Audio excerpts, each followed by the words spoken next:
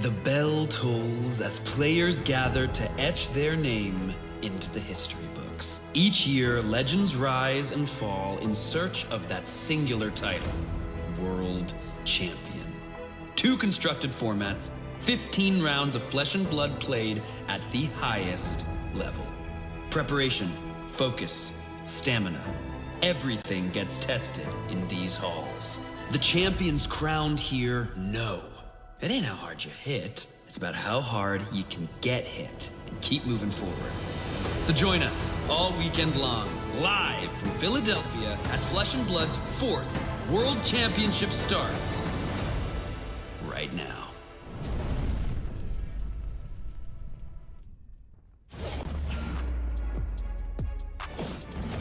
Welcome to the 2025 World Championship of Flesh and Blood. I am Brian Gottlieb, that is Pankaj Bhajwani, and we are so excited to be here with you this weekend, bringing our incredible 2025 season to a close. And we have a lot of milestones to talk about this weekend, Brian. First, we are back in the US for the World Championships. We have done a full round around the globe. We had San Jose to start with, into Barcelona, into Osaka. Now we're back in the US where it started. We also have, for the first time ever, a Player of the Year to be crowned this weekend. I mean, talk about milestones, Brian. Yeah, not only an overall Player of the Year, a title that is still, at this moment, hotly contested, but also some individual region Player of the Year to be decided as well. Of course, that APAC region completely up for grabs. Anyone's race right now.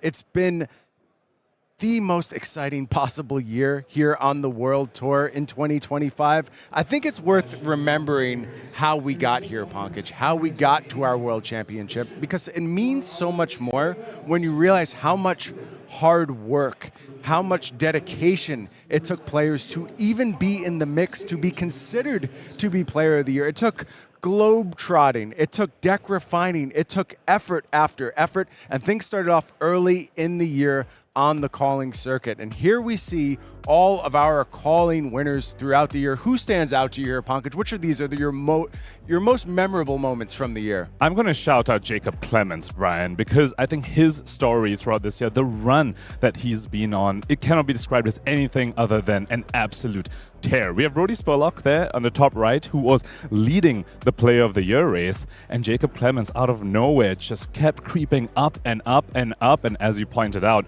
hotly contested now who the Player of the Year is going to be between those two players. Yeah, so many superstars on this first page of calling winners here. I, of course, have a very fond memory of Simon Nielsen showing up in Prague and just teaching the world how to draft the hunted on the fly.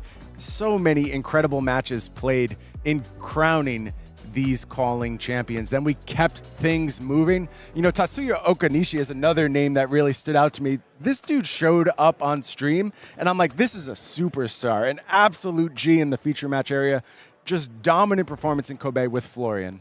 Speaking of superstars, Brian, I want to call out Evan Tangai. He's another player that has just been a little bit of a sleeper. He's just slowly been racking up these results again and again, and a lot of the top teams have noted this player as one to watch for. Yeah, you know, Evan Tanguy was there in Taipei. That was, of course, the High Seas World premiere that he took down, and I saw him in my feature match area, and I immediately walked over to my friend Arthur Trehay, and I'm like, tell me about this dude. And he's like, this dude's real. Like, this is a legit player. You're going to get to know Evan very well, and we certainly have throughout the year. Also gotten to know Tommaso Viscido very well, having another huge year. Of course, that pushing to living legend of new in Tommaso's hands. And we talk about momentous occasions this year, Brian. I want to shout out Carlos Eduardo over there, calling Sao Paulo, the first ever calling in Brazil, to be won by a local of that region as well. I still remember the cheers from the community when Carlos got the fist bumped and won the title in his home region. It was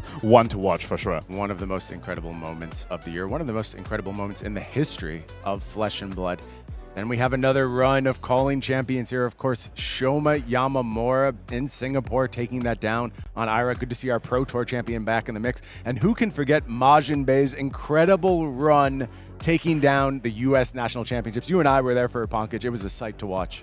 And what was definitely a sight to watch, and I'm sorry, Margin, for calling you out like this, but you remember that sink below that he just lost to that Conqueror? Yep. And he sure still do. takes it down. We still make fun of him to this day for that. Well deserved, I believe. See several of our national champions there. Folks like OO, who won in Taiwan. Jordan Jalbert-Ross, who also had a massive year on the World Tour, becoming the national champion of Canada. Then we have a couple more calling winners we see down in that double calling weekend in Auckland. CYK Lionel making the trip. Still a long shot, by the way, to take down that APAC Player of the Year title. And here we have even more calling champions over here. Arthur Trahe, of course, Pro Tour LA winner there, winning calling Hamburg on Verdance this time. A hero that he's taken quite a liking to. We'll have to see whether he's chosen to bring that to this weekend as well. Yeah, so many performances that stand out, but I have to give a shout out to Evan Herndon on Gravy Bones. It's been a little bit quiet for the former U.S. national champion over the year, but shows when he's got the tools he needs, the deck he loves, still very, very willing to go ahead and take down one of these events. And then I'm going to call out Gordon Koh as well. Came through with a clutch win late in the season and now is right there in the thick of that Player of the Year race. I'm so glad you brought him up, Brian. As a fellow Singaporean, I'm going to shout him out as well, winning the last calling before the World Championships. And there is a level of momentum you get from that coming to this weekend. I've got my eye on him for sure. Of course, a giant year for Singapore on the World Tour. Who can forget Shiroi Wu's absolutely dominant performance on Gravy Bones? Showed the world exactly what this deck was capable of. It gave me Arthur Trahe vibes from Pro Tour LA, where we saw that Dromai pilot, and I came away feeling this is the best Dromai pilot we've ever seen. Shiroi Wu, with that Gravy Bones performance, gave me that same feeling as well. But of course, Pablo Pintor, earlier this year in April in London, clutched his second Pro Tour win, a feat that no other Flesh and Blood player has ever achieved. The first ever two-time Pro Tour champion. But this weekend, Pankaj, do you think we have a chance of crowning the first ever two-time world champion? You know Michael Hamilton is itching for that for sure. Yeah, I think he's got to be on everyone's mind coming into this event. Has been there right in the mix of the Player of the Year race. Started off really strong. Michael didn't have that same globe-trotting mentality. He's a family man. You can't just abandon your kids, head around the world. You got to go ahead and do your time at home. And Hamilton didn't take on that really, really rugged travel schedule, but is still this late in the game in the mix. That just tells you how good he is. Absolutely wild performance from him as well. And as you say, yeah, it hasn't been as flashy as we've seen in the past from him. I mean, that 1 year where he won Nationals and World Champions as well. But despite the 2 calling wins to his name this year, that is still very incredibly impressive. Yeah, of course, that potential title of two-time World Champion on the line. But there's a lot more on the line this weekend. There's a lot of cash on the line, Pankaj. Of course, $100,000 USD to first place. And remember, folks, we have 2 constructed formats this weekend. We will be playing Classic Constructed and Living Legend. So that Champion's prize card in that third column, the winning player is going to get 2 of them. One for the LL hero and the CC hero. Unless, Pankaj, you've chosen to show up with the same deck in both formats. And I will tell you, some very big names have chosen to play the same deck in both formats. I saw several double Dash IOs. I also saw some double Gravy Bones, Pankaj. People believing the undead can rise in LL as well. Moving down to the rest of the top 8 over here. No slouch when it comes to prize money there as well. Second place walking home with 25,000 USD. Third and fourth, 16,500. And fifth or eighth, 7,500 USD for those players. Yeah, can't be unhappy with any of those payouts. Of course, those World Tour points are on the line as well. You mentioned these Champions prize cards. We've seen these 2 heroes over the past 2 World Championships take it down. 5, of course, in the hands of Alexandro Sajiryu, and then Enigma in the hands of Grzegorz Kowalski. Our last 2 World Champions took home some great Champions prize cards with them. And we saw Enigma win again at Pro Tour London in hands of Pablo Pintor. The only prize card where we actually have 2 of the same heroes so far. Yeah, 32 World Tour points also on the line here, Pankaj, and those will almost certainly play a role in determining Player of the Year. If either Jacob or Brody puts in a sizable claim to any of those 32 points, things get real interesting. Basically, Jacob has to finish in the top 24 in this event. As soon as he does that, things get wild. Brody could answer potentially, but if Jacob is able to go ahead and get himself into top 24 contention, he will have a chance at Player of the Year. All eyes on Jacob here for sure. He needs to make that top 24, but he also needs Brody to not make it that far so that he can actually take over. And the two of them, we're describing this as if they're really against each other, but they have a very beautiful, friendly rivalry, I would say. They shared a room together in Sydney when they both played that calling, and, Brody congratulated Jacobs on his good performance in Sydney. Jacob got more points than Brody did that weekend. Their rivalry, while it's intense and fiery, underneath it, there's a friendship that runs beneath it, and it's just beautiful. The best rivalries, Pankaj, are always built on respect. And these two respect each other. They respect their skills. And how could you not? Incredible stuff from those guys throughout the year in 2025.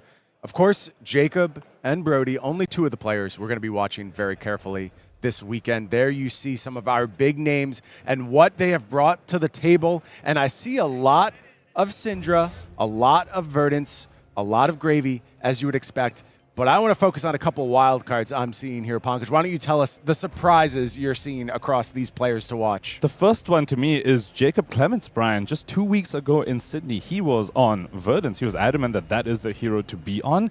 And pivoting all the way to Arachne Marinette, not even Gravy Bones, which we have seen him pilot very effectively before as well. Not even Cindra, say what Michael Hamilton pivoted to. Arachne Marinette, I'm sure you're a big fan of that as an assassin star. I'm a fan of all Arachnes, of course.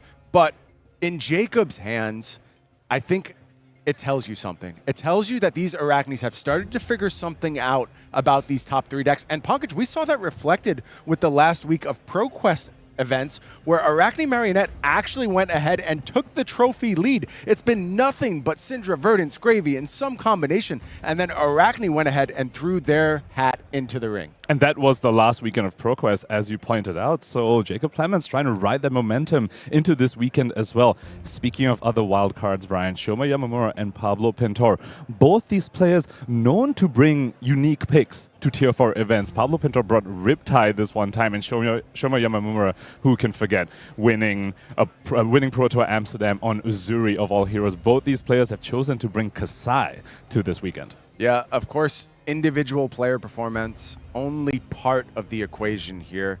Also, these players work in teams, and we love highlighting some of our top teams across Flesh and Blood. And we'll start with the Snapdragons here. You see some big names on this team looking for big performances and a nice spread of heroes amongst this team. No real consensus reached, it looks like. And I love this. When a team brings so many different heroes, I think it speaks to, one, a very healthy metagame and a lot of support within the team as well. They all get to give each other all these different reps at a very, very high level. Speaking of notable players on this list, I want to shout out fellow local of mine, Jude Cornett from the PNW region, has had some very strong performances, some calling top 8s as well, showing up on Gravy Bones. He is a menace on that hero. Yeah, a young cat as well. Definitely one to watch as the game evolves. Big things in the future for Jude Cornett, and I'm sure many members of the Snapdragons. It's been big things in the past and probably the future as well for Team PCG Invasion. They had a huge performance across Pro Tours this year. They've picked up some new members, teams getting bigger, getting stronger,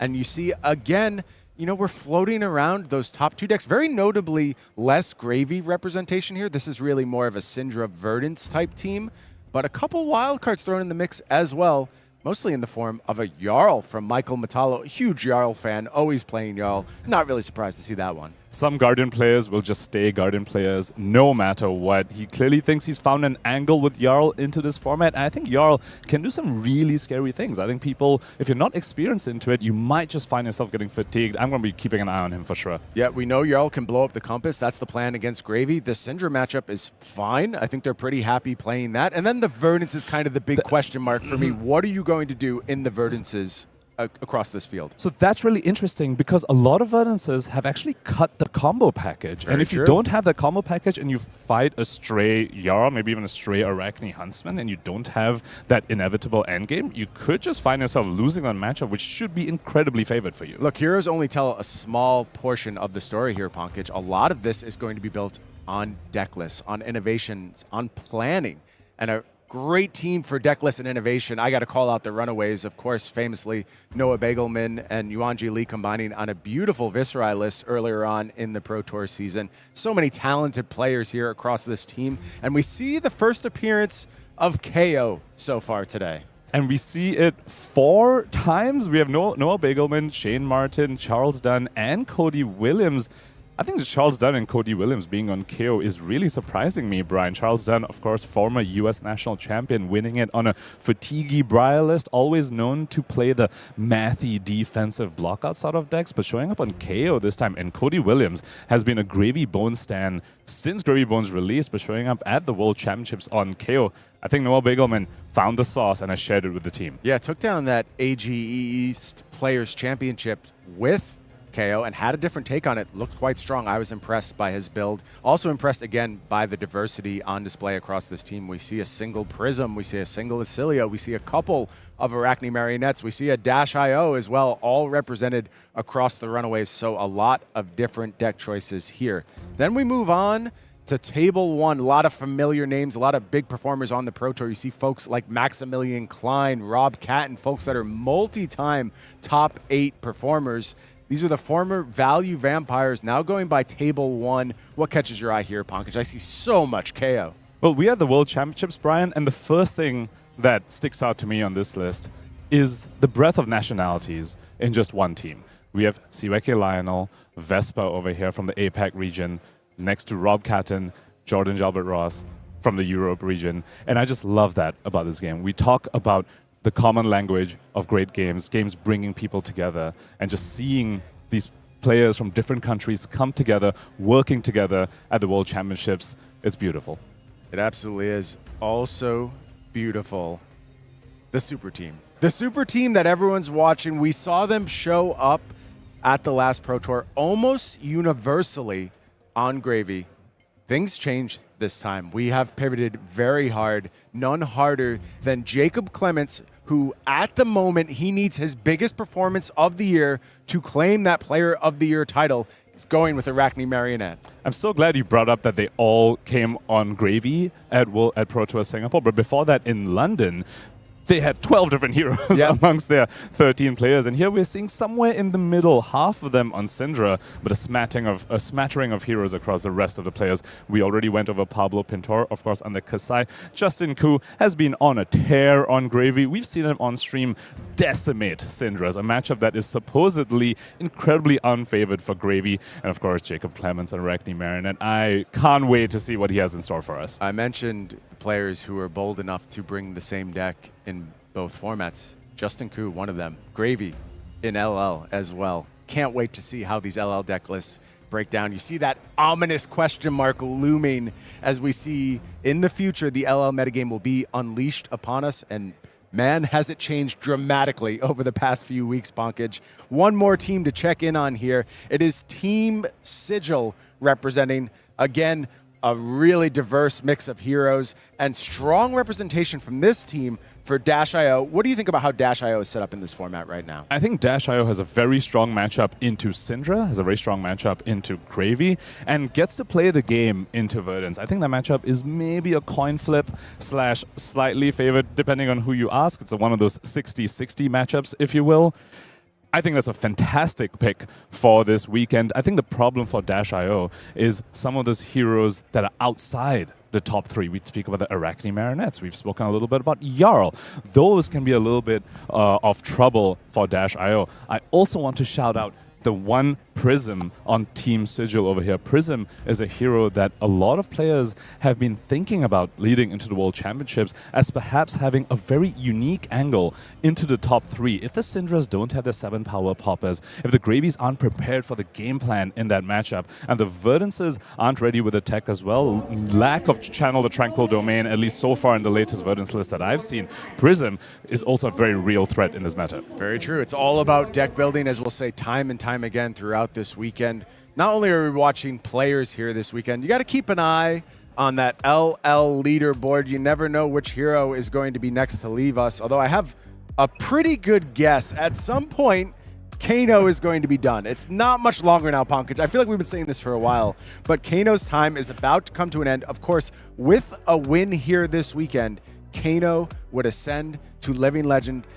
the only hero who is in range of that ascension this weekend. I'm sure a lot of players would be happy to see the Jokai of Aether leave. It's been a thorn in the backside, if you will, for a lot of players' deck lists, demanding that they dedicate 3 to 4 sideboard slots to AB and Spellvoid to not just auto-lose this matchup, sitting there at 984 points, and of course, in that 1.5 times multiplier as well. Yeah, not only the Living Legend leaderboard that we need to pay attention to this weekend. We've mentioned it already, Pankaj. This Player of the Year race, it is so tight for our 2 players at the very top. We know they're going to be trying to go ahead and take a part of this $1.5 million prize pool as they claim the Player of the Year title. As we've mentioned, players have been competing all throughout 2025 to go ahead and try and claim this title. There are the regional champions as well. We know Brody Spurlock will be the America's regional champion. Still second and third place on the line, yet to be decided here this weekend, Pankaj. I'd like to take a moment, Brian, and talk about the Play of the Year system as a whole. This is a new thing for Flesh and Blood. It just started in the year 2025, the 2025 competitive season, and to see it culminate at the World Championships, something that was announced at last year's World Championships, to culminate with a neck-and-neck race at the top for the Player of the Year overall and for the second place in Americas, and of course the whole APAC region, all 5 players competing for that title, has, I think, just speaks to the success of the Player of the Year initiative that we now have in the game, and it's going to be a fixture for years to come. You say 5 players in APAC, Pankaj. If you go deep and you start talking about someone from APAC winning Worlds, there's so many players that are actually in the mix of going ahead and claiming their regional championship. Like we see, 32 points on the line here at the World Championships, the final event here in the Player of the Year race. That is so many points on the line, but not enough for Michael Fung and Hamilton to catch up to Brody Spurlock. Even if they win this weekend, Brody Spurlock, one of those Globetrotters that we've spoken about, leading the pack in the US region at 141 World Tour points. Yeah, but folks like Jimmy Niro Demir is really the only one who can play spoiler to that train of Michaels currently tied for second place. An interesting story in and of itself. Which of these former Pro Tour champions can go ahead and finish better at this particular World Tour event to claim the second place prize of 10,000 USD? And of course, whichever Michael doesn't make second is almost assuredly third, unless, of course, someone like Jimmy or even Sean Dhaliwal goes ahead and wins the entire thing. No, Sean is actually a little bit out of range. Too far. Jimmy, Yeah, yep, Jimmy. It's just Jimmy who has the opportunity to play spoiler to the Michaels here this weekend. Then over in the European region, nobody's catching Jacob Clements. But when you get down into the mix here for that second and third placing, sure, Tommaso has a sizable lead right now. It's his title to claim, but there's so many folks here who are in striking distance. And if I am holding a precarious second place and Pablo Pintor is one of the names that can possibly catch me, I don't feel comfortable at all. Speaking of names that could possibly catch you, Arthur Trehay there at 66, sitting third in the Europe leaderboard as well. I would not be very comfortable at 76 points. Yeah, so still a lot to determine in this Player of the Year race as far as second and third place go. But this is the wild card, Pankaj. This is the one where absolutely anything can happen. Unfortunately, some of these players at the top unable to join us this weekend. Pudding Tam not here at the World Championships. Shiroi Wu not here at the World Championships. And that means for Justin Koo, Gordon Ko, Nick Butcher, and even all the way down to Michael Collins, CYK Lionel, and Shoma Yamamura, former Pro Tour champion,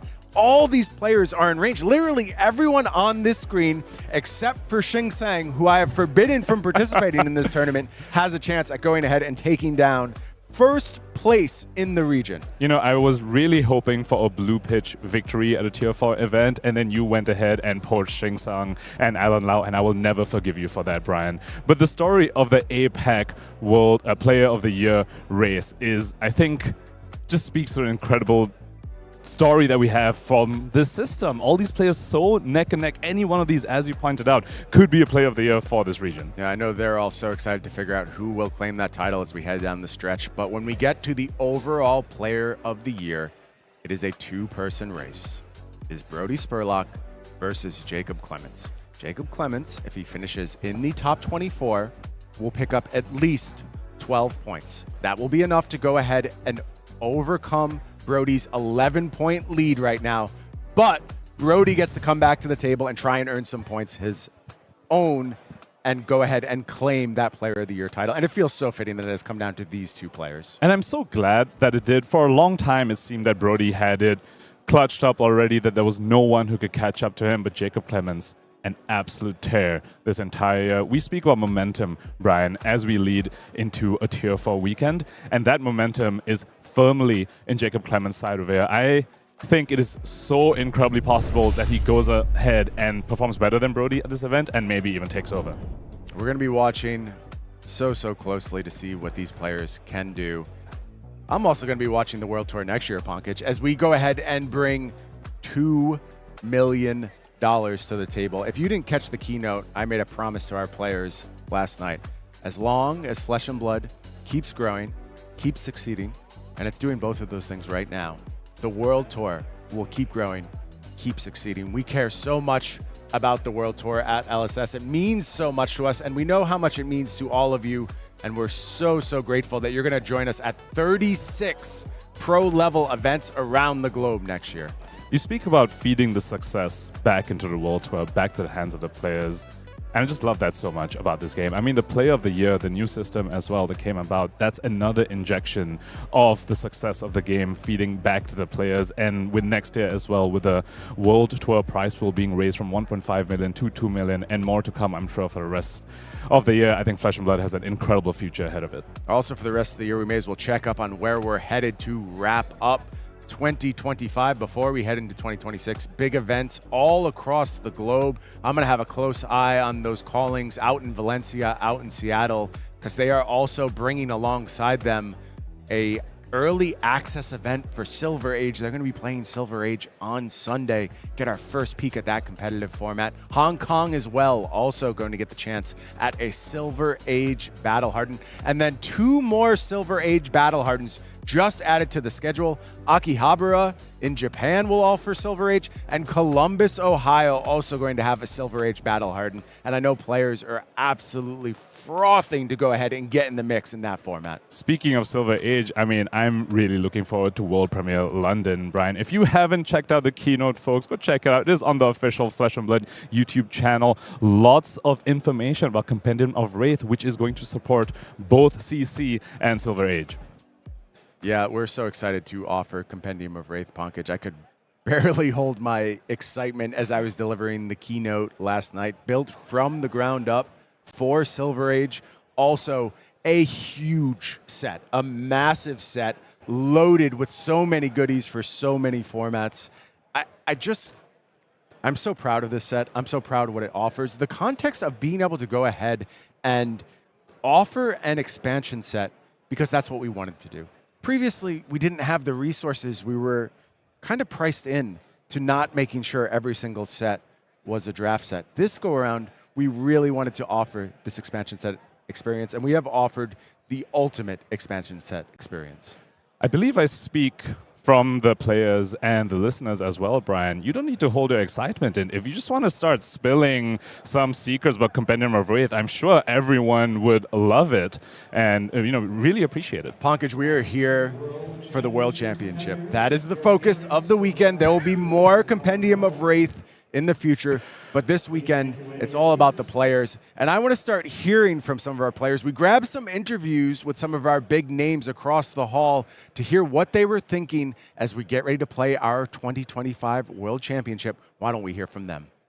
I'm joined by Gordon Cole, fresh off the back of a Calling Sydney win. Gordon, how are you feeling about this weekend? I'm excited for this weekend, and I'm looking forward to playing great games of Flesh and Blood. So you are in the running for Player of the Year in your region, which is the Asia Pacific region. What would it mean to you to walk away this weekend being Player of the Year for your region? I think it will really mean a lot for the efforts that I put in, and I'm really thankful to my friends and teammates who have supported me all along the way. But if I don't, I think I've given the best players in the region a run for their money, and I'm just looking to play my best this weekend. You definitely have lots of strong players at Sydney, and you did take the entire tournament down. Now, yep. As they always say, you just need to be lucky. That's all you need to be. Yeah, such humility, Gordon. Now, you're also fighting to be world champion this weekend. What would that mean to you?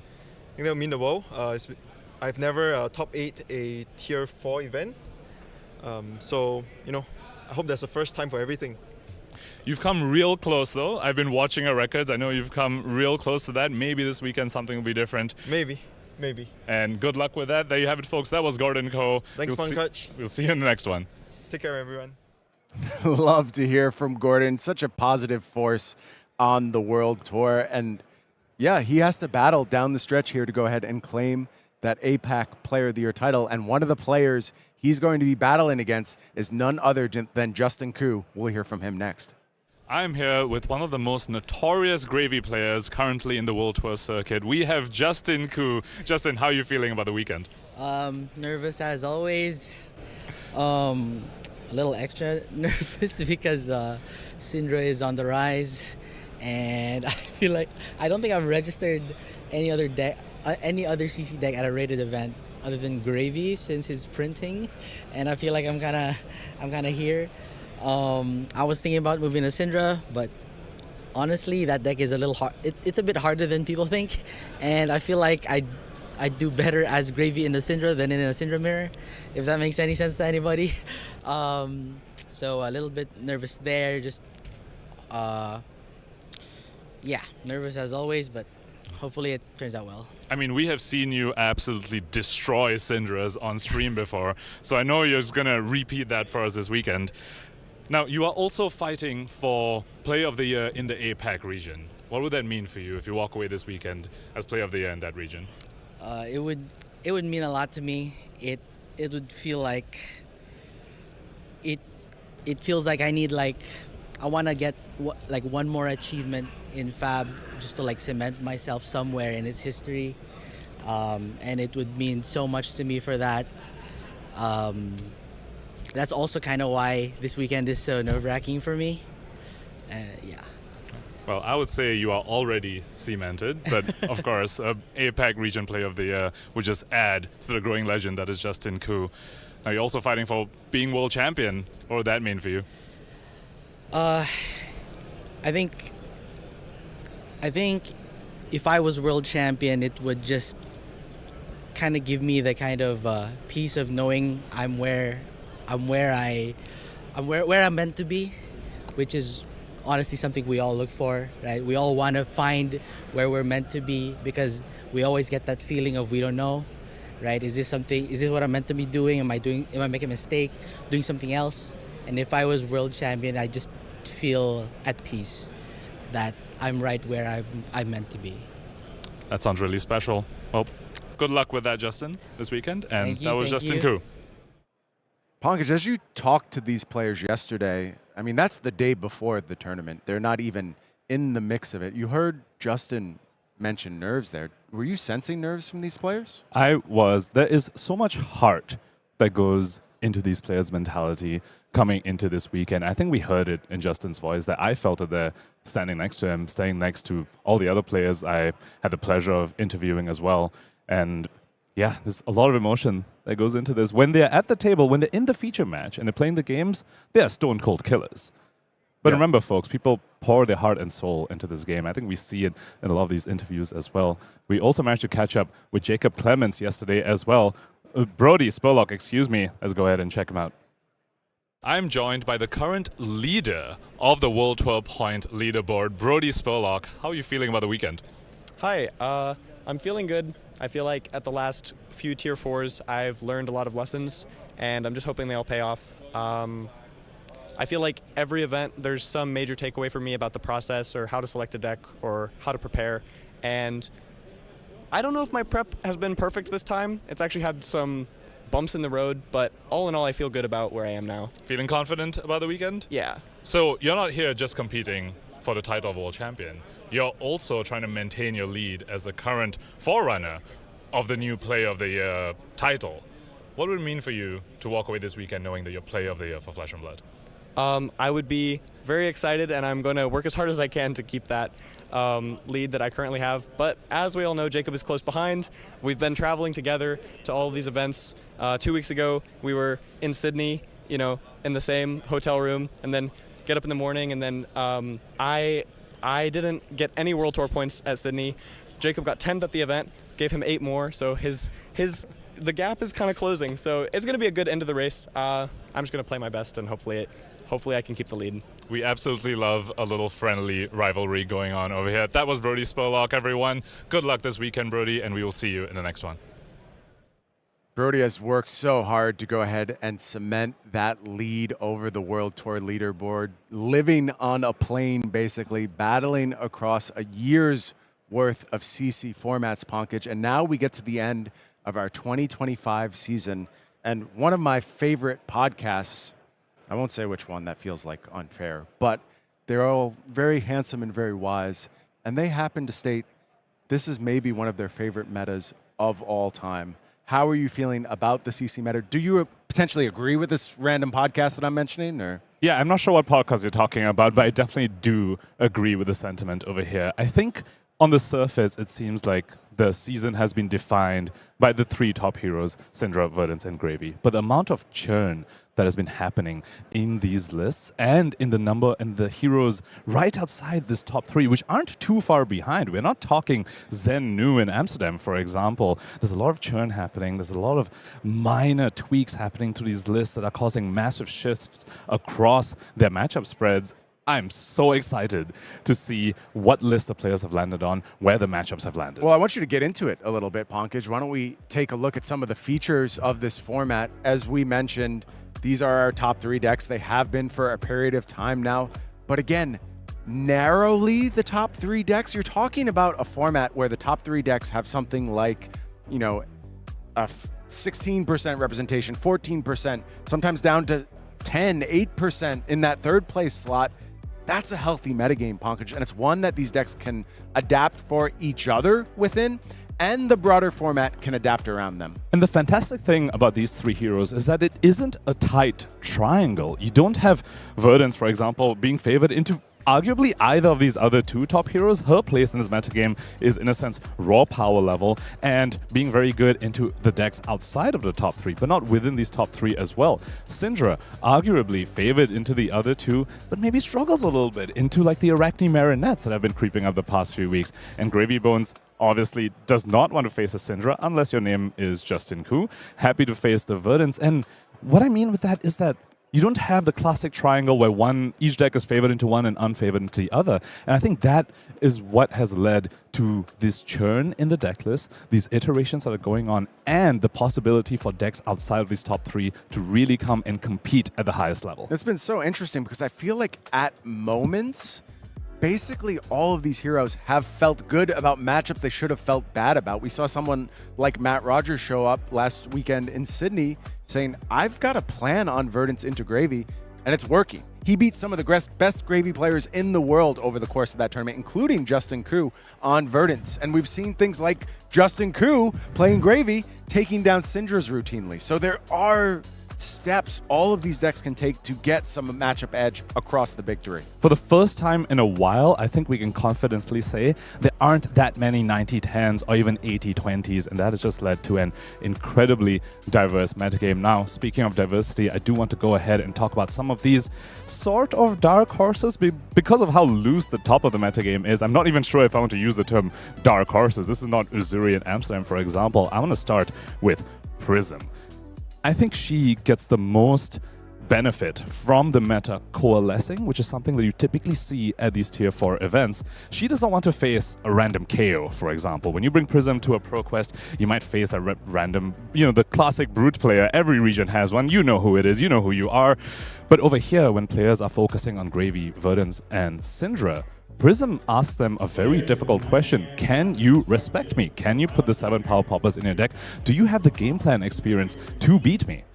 And that's changed throughout this format, Pankaj. Are those poppers going to be present? A few weeks ago, I would have said no. Word got out, though. And I feel like deck lists have started to adapt around Prism. Maybe Prism a week too late to show up into this metagame, or is this just the perfect time? This could very well be the perfect time. We look at Gordon Coe's deck list from Calling Sydney, for example, which he took down on Cindra. No 7 power poppers on that list. Has he changed it for this weekend? I don't know. I mean, he just won a calling with it. Maybe he just brought the same thing. Maybe other players have looked at his list and been inspired by it and just copied it one for one. And that list I would say doesn't really respect Prism very much. It does have the defense reactions, but you do need the poppers, otherwise you will just get ground out by Herald Value. I also want to take a moment to talk about Dash.io, another unique angle into this metagame. Favored into Cindra, favored into Gravy Bones, because it asks them to block, and those decks don't really want to block. And coin flip into Verdance. Yeah, it sounds like a completely fine place to be. Similar positioning for Acilio, I would assume? I would say so. I think Acilio, very strong into Verdance, struggles a little bit into Cindra, but also good into Gravy. So I think what's similar about both these heroes is that they're very strong into 2 points of the loose triangle, if you will, but maybe not so good into the 3rd point of the triangle. But that is still a perfectly fine place to be for this metagame. And finally, Brian, Arachne Marinette. I know this hero is in your heart. It's the, there's 7 of them in this one hero over here. Another extremely unique angle. I think the only one that is a true Cindra Predator. Yeah, Cindra, just a very consistent, very good aggro deck, and it's hard to find Predators for that. That has previously been a role filled by assassins like Arachne slip through the cracks. Of course, took that Bonds ban on, saw its metagame share decrease pretty dramatically, and it's taken some time for Arachne Marionette to really step into that role. But I have to say, I think Arachne Marionette offers something really, really good here. It offers the disruption that is necessary to go ahead and slow down a Cindra, but Arachne Marionette's clock is impressive. When this deck rolls, it does a lot of damage very quickly, and in the late game, it offers unpreventable damage, and I think decks in this format can punish you if you give them too much time. Arachne Marionette does a nice job of both offering the disruption and closing the time windows. I've been very impressed with Marinette's matchup into Verdance and how that has evolved. I think when it began, Arachne Marinette was very unfavored into Verdance, but I think they started to realize when they play around the daggers a little bit more, play around that evasive damage a little bit more, and really put a pressure on Verdance's defense reactions and prevention effects, they can actually get through. I want to take a moment and speak about how these deck lists have evolved over the past few weeks. And let's start with Verdance over here, which was, I think, maybe one of the bigger mainstays coming into this weekend. I think it has changed in the past week, as recent as that. But the first thing I want to talk about regarding Verdance deck lists, Pulsing Aether Life, once thought to be a card that you could never cut in this list, has now been disappearing from Verdance lists. Yeah, moving towards more of a battle mage type approach and leaning into the physical side of things. We're seeing a bunch of those big 3-for-7s now hit the deck, and just finding that to be the more consistent output against Cindra, I'm assuming. The main thing is Cindra because of Claw of Vincerakai. When you pitch a blue for Pulsing Aether Waning Moon into Cindra, you are only leaking 5. But when you pitch a blue for Red Autumn's Touch, for example, you're leaking 7, because Cindra isn't really going to block you. And then you also get some added equity into Prism, because of course Autumn's Touch is a 7-power popper. I also want to talk about healing potions, Brian. This is a card that Verdance players are contentious on. Do you need this to win the mirror? We saw Matt Rogers at Calling Sydney, 0 healing potions in his list, but still managed to take down quite a few Verdances on his way to the top 8 over there. Some Verdances are finding with just Channel the Millennium Tree, they're fine enough to win the mirror. We have to see how that plays out this weekend. And finally, I also want to talk about the Scar for a Scar. That is the gravy tech. Often the dynamic of that matchup is that Verdance needs to end up taking some damage from the allies because she needs to send cards back at them, which means that she usually ends up lower in life. Not typically where the Earth Wizard wants to be, but in that matchup, you have to take damage, and you're sending damage at allies instead of the Gravy Bones. Scar for a Scar often has Go Again, often has the added juice that you need to keep the board clear and pressure the Gravy Bones life total. We've also seen things like Pursuit of Knowledge show up to pressure allies as well. There's so many angles for Verdance to take. I think the healing potion question is a huge one going into this weekend. I feel like if you know the field has moved away from the combo, you can exploit that. And there's always going to be this guessing game that players are going to have to play as they sit down across from a Verdance. I think my main worry about the lack of healing potions is the random fatigue deck that's going to show up. That happens every Tier 4 event. Is going to be that Jarl. We saw some Jarls when we were looking through the players and the teams. If you play against a Jarl and you don't have this inevitable combo, that matchup suddenly goes from really favored to almost unwinnable because the Jarl has such a good defensive package. Let's move on to Cindra over here, and I want to start with pain in the backside. And we speak about churn in this card. I feel like this card came in as a very strong starter for Cindra, but in just 1 week has almost made its way back out as well because other players adapted. They just said, okay, you have another 0-for-4 starter. I'm not going to bother blocking this. And that just, the evolution of these decks has been so fascinating to witness. Yeah, Cindra in particular, you'd say, oh, this is a straightforward aggro deck, just play your 0-for-4s. Absolutely not. This deck has evolved on a week-to-week basis, and I will say this, Pankaj, I think this version of Cindra that we have arrived at this moment, the strongest version we have seen thus far, the most resilient version, the one that is asking some really challenging questions of its opponents. And the most consistent as well. I want to go ahead and talk about Oath of Loyalty for that point. This card is being cut from a lot of Cindra lists because of the inconsistency. If you draw this and you draw it alongside your Ravenous Rebels or you're playing the backside, suddenly your hand becomes really, really clunky. And that's how you lose a bunch of these matchups which are supposed to be favored in. If you brick against a Verdance, suddenly you are on the back foot, and that's not where this hero wants to be. So Oath of Loyalty taking the axe in a lot of places because it asks you to have a bunch of fealty or have a bunch of Brand with Cinderclaws. And in the end, it's just a 0-for-4 starter, and Cindra needs to make sure she has consistency over just an extra 0-for-4 starter. But what happens, Pankaj, when Cindra starts building for consistency as opposed to output? Does that mean decks that previously just kind of fall under her onslaught, things like, say, Dash.io, Acilio, maybe they get some more percentage points as Cindra tries to get more and more consistent, and now they get to enter the metagame? I fully agree with that. I think the Acilio-Cindra matchup has gotten a little bit better for Acilio. I would still give the edge to Cindra simply because even if your mask triggers are just on 2-3 power attacks instead of 4s because you've gone for consistency over output, that is still quite tough for an Acilio to deal with. But to your point, the Acilio has a little bit more time to set up that incredible combo. I'll take a moment to talk about Our Dragon's Scale, a card, a tech piece, if you will, that has never been stronger than in this metagame because it is very strong in the mirror. When you blow up the opposing Cindra's Flick Knives, you've effectively blown up 3 pieces of equipment. Mask Momentum gets so much worse without Flick Knives. The chest piece gets so much worse without Flick Knives. You can't get it on-demand resource. And you've also blown up the Flick Knives. So Our Dragon Scale, incredible in that matchup, also incredible into Verdance. The Verdance matchup is about overloading on hits. Verdance can block you well on Chain Link 3 and Chain Link 4. But if you can add another on hit on Chain Link 5, that's when you take away the chance to felling you or plow you, and then slowly you're just leaking a bunch of Flick Knives damage and the early Chain Links as well. Of course, one more member of this big 3.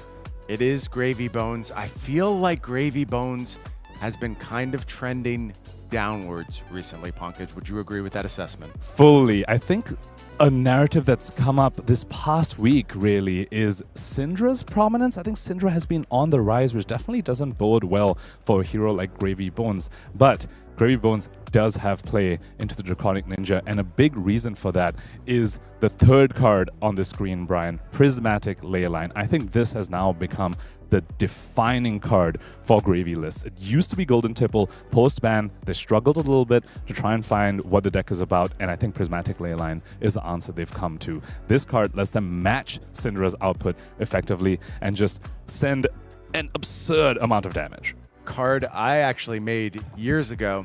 I sure wish James let me know Gravy Bones was coming down the pipeline, because we maybe could have done a little bit more to keep this one out of the hands of the undead Necromancer. But he has absolutely taken full control of this card. It feels like a signature Gravy Bones card. And what makes it a little bit scarier is the second card on our screen over here, Scuba Salty Sea Dog. I think after the loss of Tipples and the loss of Gold Generation, a lot of players thought maybe Gravy's a lot more fatigable now. Maybe it's a little bit more inconsistent. It is inconsistent, but because of Scuba, it's not very fatigable, because that dog is just going to tuck the Prismatic Leyline and generate a gold in the process as well, give them a free hook activation as well. And if you face a Gravy Bones that resolves 4 to 5 Prismatic Leylines in a game, you are not fatiguing that deck. What do you think about the state of allies right now? How important is an ally like, say, Whaler into this metagame? What allies have risen in stock? What have fallen in stock? I think Whaler still remains in the Gravy Bones list because the loss of Tipples did introduce a lower power level compared to what it had with the Tipples, and Whaler just gives you that insurance, if you will, almost similar to like the potions have in Verdance, where if you just have them and you play against a Yar or Fatigue Florin, you just have the insurance to get there. It's the same thing with Whaler. Now, whether it's 1 or 2 copies, I believe Gravies are contentious on that front, but I do believe it is a necessary part of their toolbox just for those fringe matchups. And sometimes the Verdance matchup even goes to Fatigue, and if you just have that plan, you put the pressure on the Verdance. So many of these decisions, Pankaj, come down to what you expected the metagame to be here this weekend. And that puzzle has been solved. Why don't we go ahead and take a look at our CC metagame, and there you see it is Cindra and Verdance leading the way, as everyone expected. But man, does that drop-off come quick, Pankaj. You want to talk about a hero that has dramatically plummeted in representation. It's got to be Gravy Bones here. Only 32 Gravy Bones making the trip here to the World Championships. And we've seen some top players. I mean, Jacob Clements was on Gravy Bones a few weeks ago, pivoted to Verdance, pivoted to Cindra. I know a lot of top players were actually even on Verdance, and a lot of them have moved on to Cindra, which really explains her extremely high play rate. Not something that is common at Tier 4 events. You do typically expect the aggro deck to be most represented, but by this margin, when there are very skill-expressive decks in the form of Verdance and Gravy Bones as options as well, to see Cindra leading the way over here by this much is definitely a little bit surprising and speaks to the churn that's been happening the past few weeks. Cindra representing just over 20% of this field, Verdance representing just below 20% of the field, but after that, it's all sub 10% heroes all the way down, and a diverse run of heroes across our World Championship competitors here. We see 27 unique heroes showing up to battle for the World Championship here this weekend, Pankaj. And that just fills me with so much joy. We've been speaking time and time again, I mean, just in the past 15 minutes, about how wide this metagame really is. And we just see it on the screen over here, Brian. 27 unique heroes. Let's go ahead and talk about the 4th most represented over here, Prism. This is the hero that players start to get an eye on. One of the reasons Verdance has started moving towards the 7 power poppers. That deck is scary, has an angle as the meta starts to coalesce. The question's going to be, have these Cindra players packed their poppers? Have they respected the Awakener of Soul? Yeah, I'm looking at about a 6-hero package here, which I feel really represents that tier 1.5 of this metagame. It is Prism, it is Kassai, it is Kayo, Dash.io, Acilio, and Arachne Marionette, all representing that next step down. But any one of these heroes can go ahead and claim that World Championship prize card here this weekend.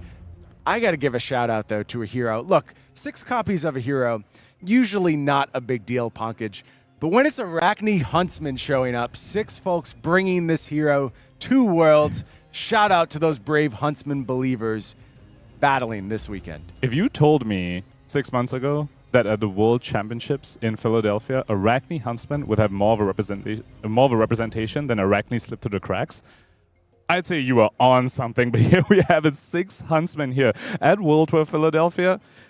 In my opinion, place in the metagames is a little bit suspect, but clearly these players think they have found the sauce, so to speak. We'll have to see what they can do with this hero. Look, if I want to make an argument for Huntsman, Assassins are good into aggro decks, and I look at that second package of, tier 1.5 heroes, I'm seeing a lot of mid-range there.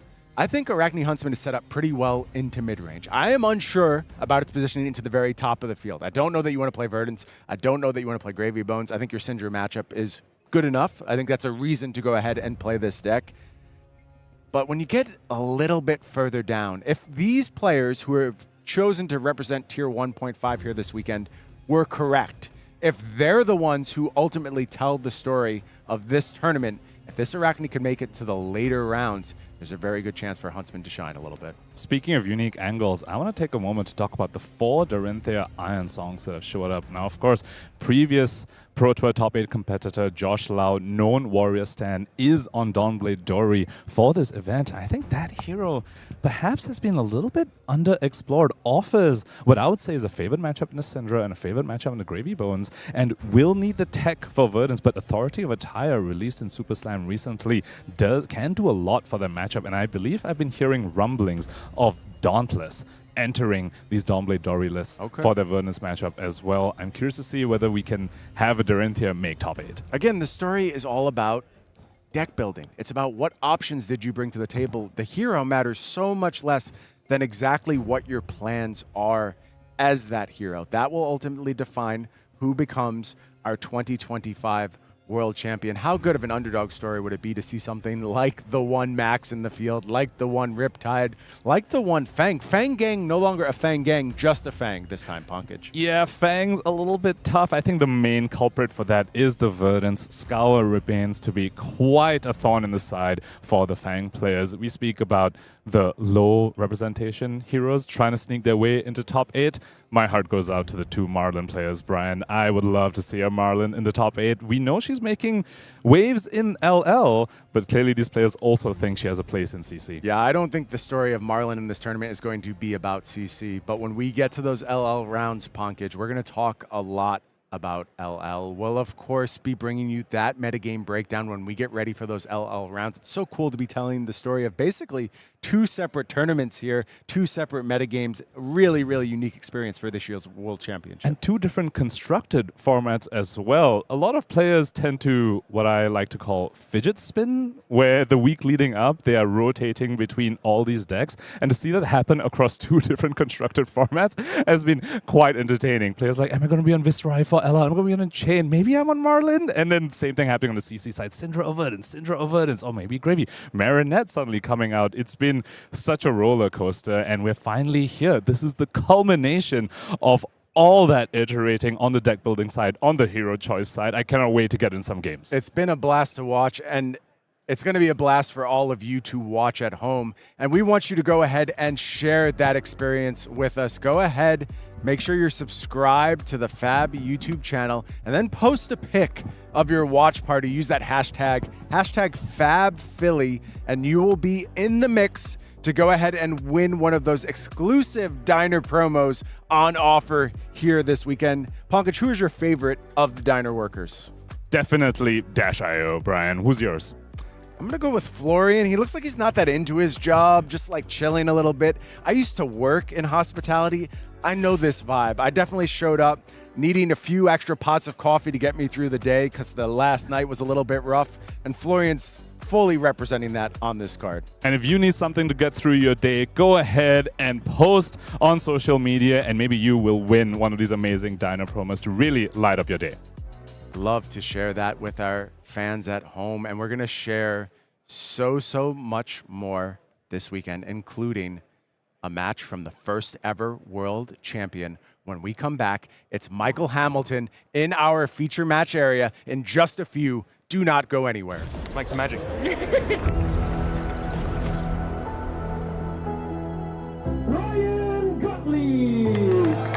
Welcome to the 2025 World Championships of Flesh and Blood.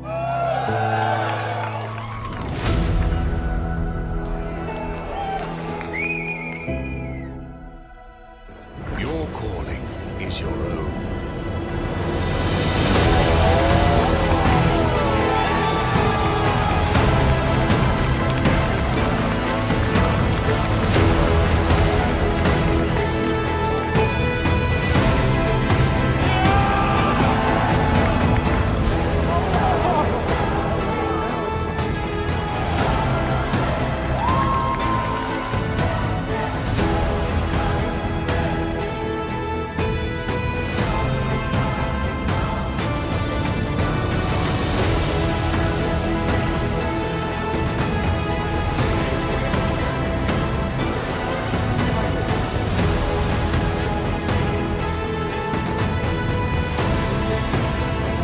In the city of brotherly love.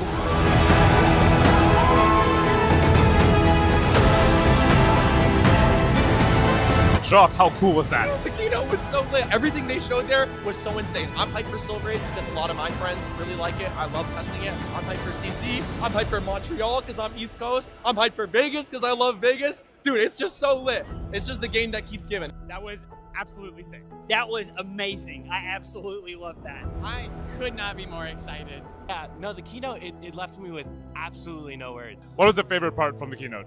Levia, of course. I am so pumped to play Sage and like Jarl and Sage. It's what I'm like, it's what my gut's telling me. I'm pumped for it. truly, I think the coolest part of the keynote was the repeated demonstration that LSS is willing to change the game and try new stuff to make the game experience better. That was really cool to see. Good job, LSS. All right, my other favorite part, though, is when they revealed the new Teklo-Vossen. Honestly, I'm super hyped about Armory Deck Color. I like the return of the expansion sets. But man, honestly, like the entirety of that set is so exciting. You got Fabled, you got like new borders on beautiful iconic cards. I need that pirate art for Shelter from the... Did you see that? Did you see that pirate art? I did see it. Pirates are in flesh and blood, folks. The new Balance of Justice. I'm really excited. I'm going to run it back. I'm going to cosplay that. It's going to be really fun. What was the thing that surprised you the most? Hala, that hero reveal. The reveal of the new hero. Hala's insane. Just seeing more of the lore kind of being brought to us. The hero that protected Dory, protected, yeah, all of them. That's amazing. Hala! No one can stop me. I'm unstoppable. Let's make some magic. Man, that is the absolute highlight of my job, Punkage. Seeing folks react to that keynote yesterday, just so much energy in the room. I looked out, I saw the smiling faces, I saw people having a blast, and I saw people lose their freaking minds. Just absolutely over the moon, so hyped for a Compendium of Rathe. I love going around and just getting live reactions from the ground, getting to interview a lot of the casual player base as well. A lot of these players not playing in the World Championships this weekend, but here to celebrate what Flesh and Blood has to offer, what has been offering for the past year, and what it is going to continue to offer the next few years to come as well. But speaking of getting thoughts from players on the ground, we had a chance to catch up with Michael Hamilton yesterday. Let's go ahead and see what he had to say. I'm here with Michael Hamilton, the first ever world champion in Flesh and Blood. Michael, how are you feeling about the weekend? I'm excited, I'm nervous, just a lot going on. So you've been here before, you've taken down a world championship before. What would it mean to you to be a repeat world champion? I don't actually know how to answer that. It would mean a lot to me. It'd be really, really amazing. You feel prepared? I think I'm a person that's never super confident in the preparation I've done. I've been here in Philadelphia for a week and a half practicing, playing tens of games every day. I would say hundreds, but I don't think you can play 100 games in a day reasonably. But basically living, eating, breathing Flesh and Blood. So I'm as prepared as you can reasonably be. Right. Well, there you have it, folks. Michael, good luck this coming weekend, and back to the booth. A prepared Michael Hamilton is a scary thing for this field to have to face, putting in those games in the testing house with that Armory team, the super team, and has landed on Cindra this weekend. Does it surprise you to see Michael Hamilton playing Cindra?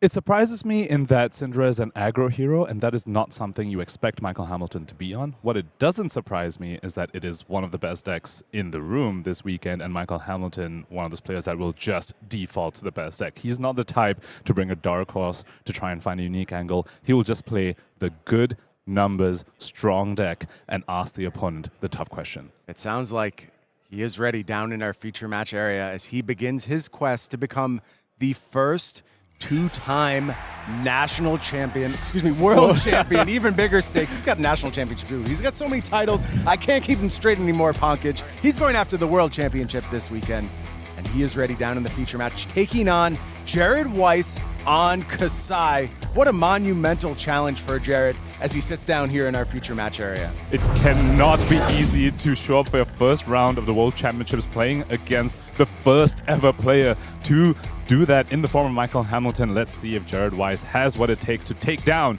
the ex-world champion.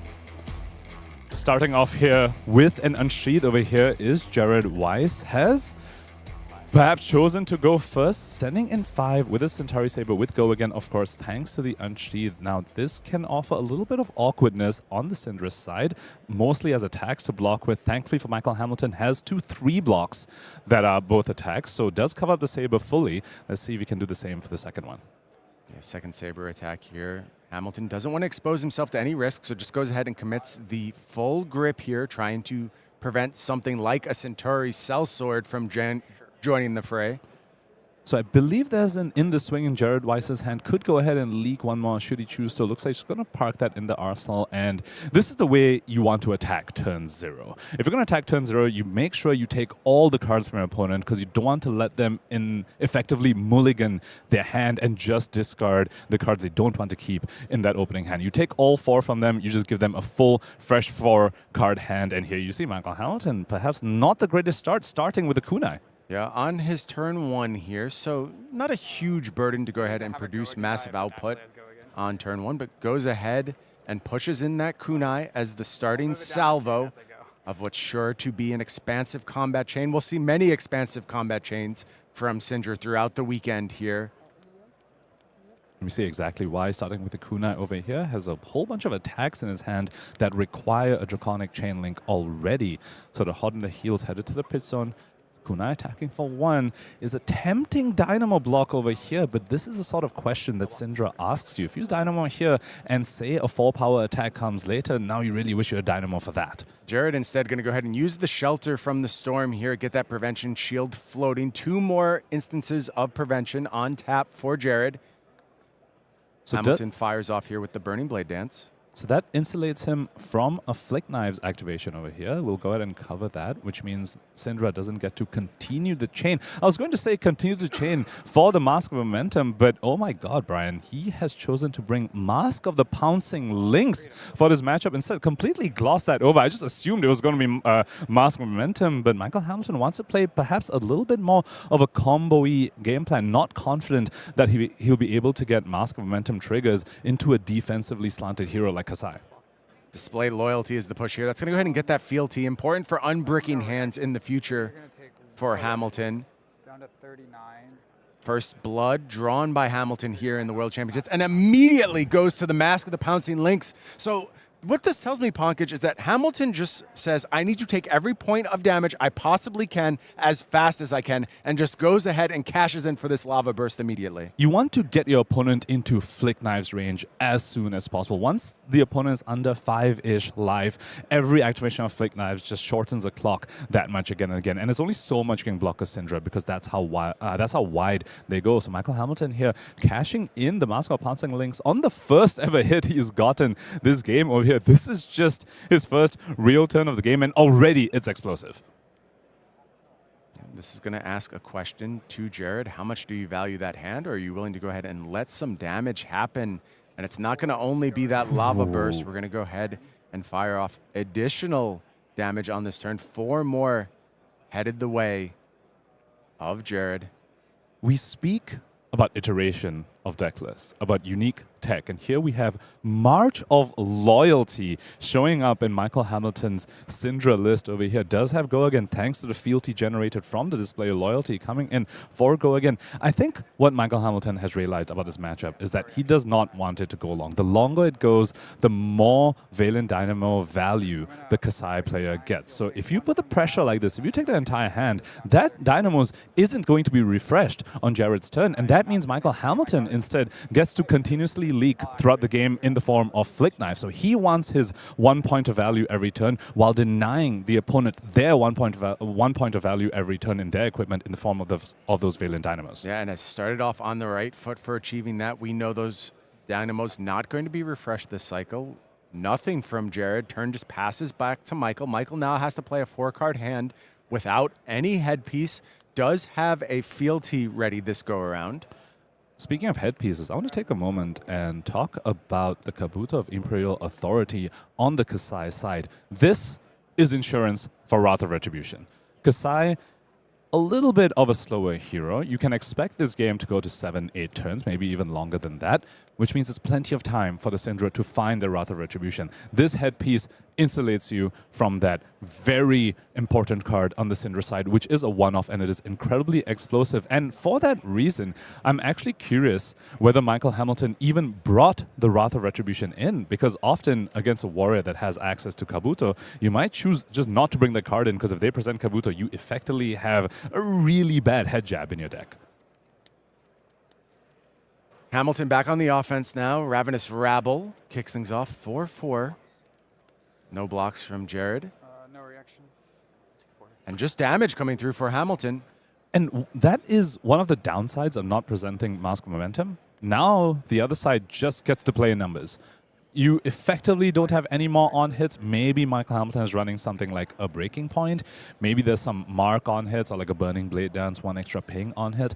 But there's no more real threatening on hits on the Cindra side because of the mask choice. He did get a free 5 damage from it, but let's see whether that's enough to overcome the numbers that Kassai can present. Well, Hamilton surely knows things shift in that direction once you've cashed in here. He must believe he's favored in the numbers game. And if you ask me what player in the history of Flesh and Blood do you not want to play a numbers game against, it is Michael Hamilton. I promise you he has done the math here and believes that the setup he has now put to the test is one in which he is favored.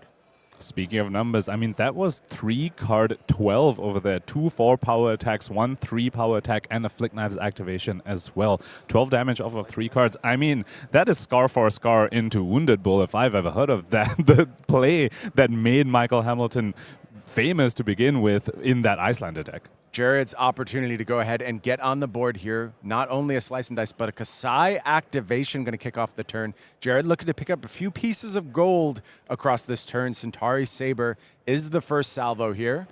And this is the value that Kassai gets to present over here. If you can't stop her gold generation, then she gets her version of Mask of Momentum, so to speak, where you pitch a card into your gold, you draw a card, and now your sabers are free as well. So you go up 1 card every time you pop a gold token on the Kassai side, and that can overwhelm a Cindra, especially a Cindra that does not have a Mask of Momentum on their own for their card advantage. Another benefit for Kassai in this matchup is that these Centauri Sabers are incredibly difficult to block. Note, Jared Wyce has not chosen to present Saber plus Hot Streak, has chosen for 2 Sabers. Hamilton needs to block out both of these Sabers to prevent this gold. That is not easy for Cindra to do because they block with attacks, and that will mean these Sabers get +1. Hamilton already taking a check of the bin, wondering what options are available for Jared to go ahead and extend the turn here, make sure those dynamos get cleared. How does he have to defend? Warriors, they try to put you to the test every turn. Make the right decision or get punished. Currently, the Saber does not have Go Again. Correct. Very important to note that. So Michael Hamilton needs to play around perhaps a Glint, a Quicksilver. You don't want to give the opponent that sort of value. But of course, it's a value branch here, Pankaj. Should he not defend, gold generated for Kassai. One thing that this 1 floating represents is that it is very likely that Jared's Go Again source in hand is a 0 cost, so probably something like the Glint, the Quicksilver. Could also be a Blood Follows Blade, but if it's Blood Follows Blade, you don't have the resources to attack with the Sellsword and the remaining Saber. Hamilton invests in denying, but it is just going to be the Blood Follows Blade here. Should be coming in for 4, I believe, thanks to the yellow slice and dice that was played earlier this turn. See if the players catch it. Yes, they do. Thank you, Jared. It is coming in for 4, still threatening that gold on hit. Remember, the Kassai hero ability is active for the entire turn. Basically requires Michael Hamilton to block with 2 cards if he wants to deny this, unless he's running some defense reactions. Hamilton got that first block right for sure, Pankaj. Lined up perfectly with the Blood Follows Blade. You mentioned the vulnerability to Glint the Quicksilver. Made the right read, puts 4 in front, and just takes 4 here, does Hamilton. That's going to yield big dividends for Jared Wyce. Not only picking up a gold token, but the dynamos should be refreshed as well. And we're starting to see how Kassai can combat Cindra in the value game. Valen Dynamo almost 1-for-1 trading for the Flick Knives value that Cindra generates over the course of the game, but that gold, Brian, going to offer quite a bit of card advantage for Jared should he be able to continue that train going. Pain in the backside leading off here. Now Pain in the backside looking a little bit weaker when we're presenting something like Mask of the Pouncing Lynx. Very easy block here for Jared. Hamilton looking for it one more time. The common awkwardness of Pain in the backside when the Cindra presents Mask of Momentum is that you don't want to block early in the chain because you want to block on chain links 3 and 4. But without Mask of Momentum, you're pretty happy to just put 3 blocks in front of this. And as a warrior, as a Kassai, you have plenty of those in your deck. Thus far, I feel like Jared has known the pace of this matchup very well. Doesn't appear to be rattled playing against former world champion Michael Hamilton. Very composed. And you choose Kassai for this tournament, Pankaj. surely you think you have game into Cindra, you have a plan into Cindra. You just can't bring a deck where you're not ready to compete against Cindra. We speak about value a little bit. This time for Michael Hamilton, a little bit lower on the value side of things. Excuse me, this is 3-card 9, no flick knives because there is a lack of draconic chain links over here, so we wouldn't be able to buy back the dagger, and you don't really want to go to 0 daggers. That opens you up to bricking. So here we see, yep, no flick knives activation over here. Wants to keep that 1 kunai, 3-card 9. So far, that turn cycle at least, quite in favor of Jared Wyce, I would say. I would agree with you. Kicks things off with a draw swords here. Going to get a refresh on card in hand, but also the Kassai ability turned on. Centauri Sabers costing 1 less for this turn cycle and getting a little bigger. That was a fresh draw off the top.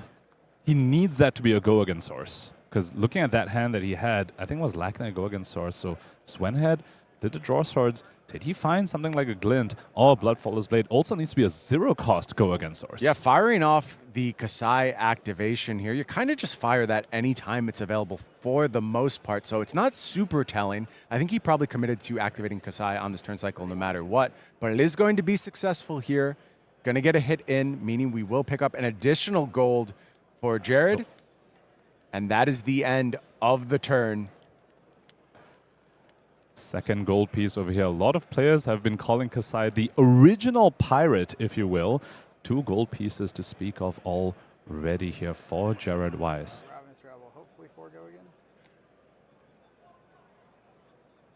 Hamilton looking to play a slightly bigger hand this go around. No Valiant Dynamo refresh on the last cycle for Wyce.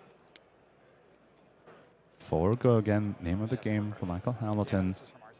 Also important to note, no Valiant Dynamo refresh for Jared Wyce on that previous turn. It was just a draw swords into Saber, create a gold. Still represents quite a bit of value, but is missing out twice so far in this game. Those Dynamo 1 extra hit point. No reactions. Jared's going to take damage one more time, falls down to 25. Pankaj, your life total always lower than it feels against a Cindra because of those flick knives. You really do want to keep some healthy padding as you head into the late game. Otherwise, your decisions start getting forced. And that's the worst spot to be in against an aggro deck in Flesh and Blood. You cannot let them dictate what you have to do on a turn-by-turn basis. That way lies death. You want to retain control, be able to go ahead and assert your Centauri Sabers on the game when it makes sense for you to do so. If they get to tell you when you get to attack, you're in desperate straits. I love the Fate Foreseen over here from the Kassai side. There's only so many defense reactions you can play. Sink Below, Shelter from the Storm. We've already seen one of the shelters. I wouldn't be surprised if Jared Wyce has opted for Fate Foreseen instead of Sink Below because of how powerful opting is in this deck. That gold token is going to draw what you see off the top. If you need that opt to be a go again or something, Fate Foreseen is what guarantees you that, not something like a Sink Below. I think that is some very innovative deck building showing up here from Jared Wyce. Hamilton looks to throw dagger here, gets an additional point of value, also picks up a fresh draw here, and that means the action will continue, and it's going to continue with a cut through here. 0 for 4s all over the place from Hamilton, getting massive output and showing why Cindra is perhaps the top deck in the metagame right now. These are big-time numbers, Pankaj. Now this is a turn cycle to be a part of. Every card so far has been a 4, except for this Lava Burst to close out the chain, which is now coming in for 5, and is the 3rd Draconic Chain Link that he needed to activate Cindra and buy back both those kunais, which are both currently sitting in the grave. Had exactly what he needed on this turn to reach the Cindra ceiling, and the damage is coming fast and furious now from Hamilton. Very quickly starting to put Jared Wyce in a blender, trying to get him into that squeeze space where Hamilton will get to dictate the rest of this game to Jared. That was 23 damage. 4 4-power attacks, 1 5-power attack, and a throw dagger plus a flick knives. That was so much damage from just the random 4 cards off the top, effectively, for Michael Hamilton. Still sitting on a fealty token, still has 1 kunai up right now. Blood Spattered Vest, 0 counters on it so far. He is firmly in the driver's seat. Let's see what Jared Wyce has to say about that. Nourishing Emptiness, a nice way to get back into the mix here. Going to offer 6 dominate the way of Hamilton. Of course, that powerful on hit as well. Going to get Jared some extra defensive options on the next turn cycle and still allow him to hopefully refresh those dynamos, because that's what he's really got to do to go ahead and get back into this game. Be able to defend equally, not get into the danger zone, keep those dynamos up, and then when he finds the big spike turn, convert hard. The window is closing rapidly for Jared. I was just going to bring up those dynamos, Brian, with the Nourishing Emptiness. While, of course, very, very strong play. Once again, that's another turn cycle gone by where those dynamos still have the -1 counter. Are still 2 gold on the side of Kassai. If you want to take stock of what you're rooting for on the Kassai side, there's still good resources available. Time is running out, though. You have those gold tokens, but you don't want to be ending the game with gold on the field. That's just value that you never got to realize. Jared needs to find the space to go ahead and activate those gold tokens, actually put some pressure back onto Michael Hamilton. This is a good start. Going to draw 5 cards here, thanks to a Nourishing Emptiness on hit, and drew a blocking card from Michael Hamilton as well. He just has 3 cards now to work with. Going to be a bit of a smaller offense on his side. Can Jared Wyce make his way back into this game out of this opening? Strong defensive options here from Jared. Shelter drawn. Has a blue, has a go again. The sharpened senses here, depending on what that arsenal card is, we know that is not a go again swords. That was the card he drew off the draw swords and parked into the arsenal. It's been sitting there the entire time. We can tell it's not a 0-cost go again, at least. Oh my god. Look at this from Hamilton. It's a Warmonger's Diplomacy coming down. This could be backbreaking for Jared Wyce. A lot of the Warrior Go again these days is actually from non-attack actions. Stuff like Unsheath that we already saw. They also want to play stuff like Draw Swords, stuff like Sharpen Senses. Jared needs to have a go again in the form of an attack reaction over here to have a good turn, but thankfully for him, he does have it in the form of the Bloodfaller's Blade. Still can form a decent turn with this hand. Definitely stifled a little bit from the Warmonger's Diplomacy from Michael Hamilton over here, but not fully stymied. Yeah, I think a bigger problem for Jared is you're fully into IP territory. You'd really love to go ahead and park that shelter in Arsenal, but it really depends what's in Arsenal already.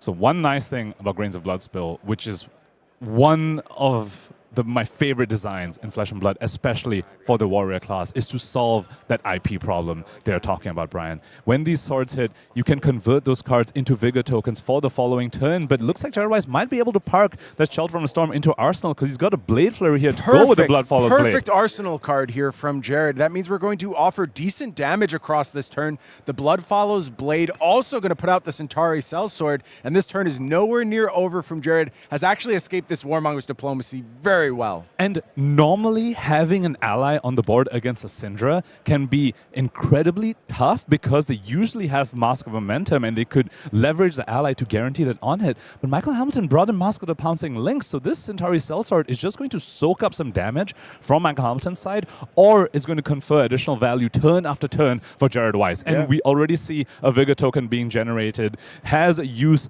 for the non-attack in his hand, which he couldn't deploy because of Warmonger's Diplomacy, able to convert them for Vigor tokens. Jared Wyce, I think, found that opening from the Nourishing Emptiness. We are starting to see a comeback from the Kassai. Perfect response to this Warmonger's Diplomacy turn. Getting out the second Saber attack as well. Going to be buffed by that Blade Flurry from earlier in the combat chain. And the Dynamos are going to refresh.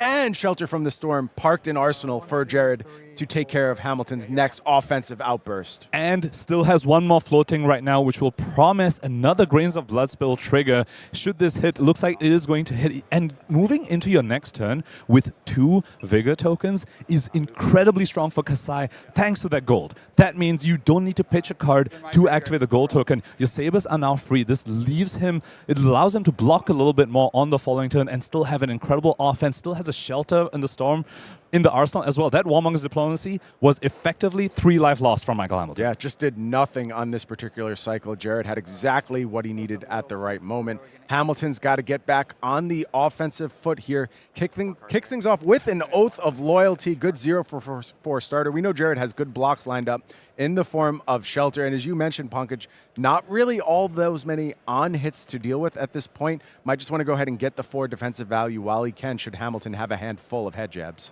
Looking at this board state from Jared Wyce's side, I have to give the edge firmly to him. Just 1 turn cycle ago, Michael Hamilton firmly on the front foot. That Warmonger's Diplomacy didn't do what it needed for him. Would have been better as an extra 3 block. Right now, though, Jared Wyce sitting with 2 Vigor tokens, free gold activation, sitting with a Centauri Sellsword as well, promises to soak up some damage from Michael Hamilton's side unless he wants to let Jared continue getting value from that card over here. Has a Shelter Park, still has a bunch of armor up as well. Another warrior fantasy, if we will want the advantages of this class. Jared Wyce, driver's seat right now. Patient on that Oath of Loyalty, did not fire the 4 block from Arsenal, just wants to take a little bit more time, learn a little bit more about Hamilton's hand. Falling down now to what looks to be 12 after this Flick Knives activation. 12.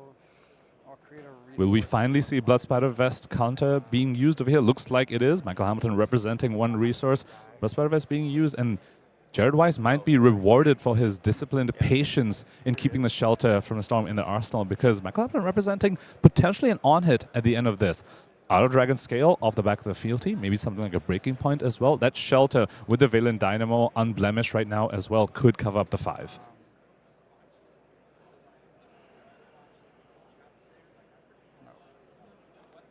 Hamilton working through the options here. Was almost posturing a Cindra activation over there while just having 3 Draconic Chain Links. Ooh, okay, so we spoke about Mask of Momentum not being an on-hit that can be threatened from the Cindra side right now, but Rising Resentment, though, can. Still going to give Michael Hamilton the discount over here, but still has the 1 floating as well. Does he potentially have 2 1-cost finishes in his hand? Oh. Looks like just going to get kunai value here from the resource. And I really like that. The game is closing soon. You want to make sure you get a Blood Spattered Vest counters. Ideally, they're used for the 1-cost 5 power attacks, but at this point, if you're just cashing them for 1 extra damage, that's better. That's better than ending the game with no counters on that card. 100% Pankaj. 5 damage in the form of Hunt the Hunter on the end of the chain here. So Dynamo plus Shelter can cover this up to deny another fealty, although the difference between 2 and 3 fealty, not that much. One nice thing for Jared Wyce over here, though, this is likely the last on-hit. Of course, Hamilton could go for a flight path into something like a Snatch, for example, which would be another on-hit after this. But without the 1 floating anymore, he knows that that on-hit wouldn't be too threatening, something like an R Dragon Scale or a Breaking Point. Hamilton just going to move to Arsenal here. Looks to play 1 more 5-card hand. If you're in Jared's seat, you would love to find a way to offer 17 damage on this turn, force some response from Hamilton. That's a huge ask for a Kassai deck, but a good way to get things rolling is a completely free gold activation. No card from hand use to go ahead and pick up an additional card. I have to point out a little bit of a risky move from Jared Wyce's side. They're not using the Shelter, but going into his turn, drawing a random card off the top. If that is another defense reaction, that's what you want to park in Arsenal, but you still have the Shelter that you didn't use on the previous turn. So a little bit of a risky move to keep that there. There's a lot of equity to keeping a defense reaction in your arsenal as you get to these lower life totals. You might tempt Michael Hamilton into taking a riskier move himself. We have to see whether that risk is going to pay off for Jared Wyce. We don't know what the top card is so far. Right now, though, starting off with a free Centauri Saber attack. I think that's a great thing to track as this match plays out, Pankaj. There was an opportunity for Jared to just go ahead and take numbers from that D-React in Arsenals. Hamilton kicked things off with a 4-power attack. That, of course, brings into play the risk of on-hits. All of these things, Flesh and Blood players at the World Championships at the highest level are figuring out on the fly. They are near impossible decisions, but the best of all time, the folks like Michael Hamilton, perhaps the folks like Jared Wyce, maybe this is the start of Jared Wyce's journey into notoriety. They will make the right decisions time and time again on minimal information. And he was rewarded. It looks like Brian has a Glint the Quicksilver and 2 Blade Flurries in this hand. Will be able to convert this hand completely. Michael Hamilton posturing a block on this as well. Will that Glint the Quicksilver draw yet another card for Jared Wyce? Looks like the answer here, Pankaj, is yes. Glint going to go ahead and find a buff. Warmongers does dodge the Centauri Saber buff here, but Blade Flurry ×2 comes through. Pushes this one up to 6. Yeah, I'll take 3. This time, the random card draw for Jared Wyce, not that strong. It's a yellow draw swords. Does not have any pitch card to go ahead and resolve that card. But this happened in the previous turn cycle as well. Can just cash that in to Grains of Bloodspill. Also can go ahead and look to draw off gold again, but it is just going to be the Vigor token here. He has a decision over here to activate Brave Forge Braces and then swing the Saber, or just swing the Saber with 1 floating left up to threaten another Vigor token generated, and I like this a lot. The difference between 1 Vigor and 2 Vigor is a whole card. It's a gold activation. It's that's a full card. What seals this for me. But Hamilton says it's time to get defensive and puts 2 Ancestral Empowerments in front of it. And what a blocking hand from Michael Hamilton here. We saw Jared Wyce have the perfect response to a Warmonger's turn. I kind of feel like Hamilton had a great hand to play defense in this scenario, was able to dodge those Centauri Saber triggers all over the place. And that 1 floating then went to waste. Could have been a Brave Forge Braces activation for 1 more damage. Another Warmonger's coming for Michael Hamilton. Can Jared Wyce dodge this once again?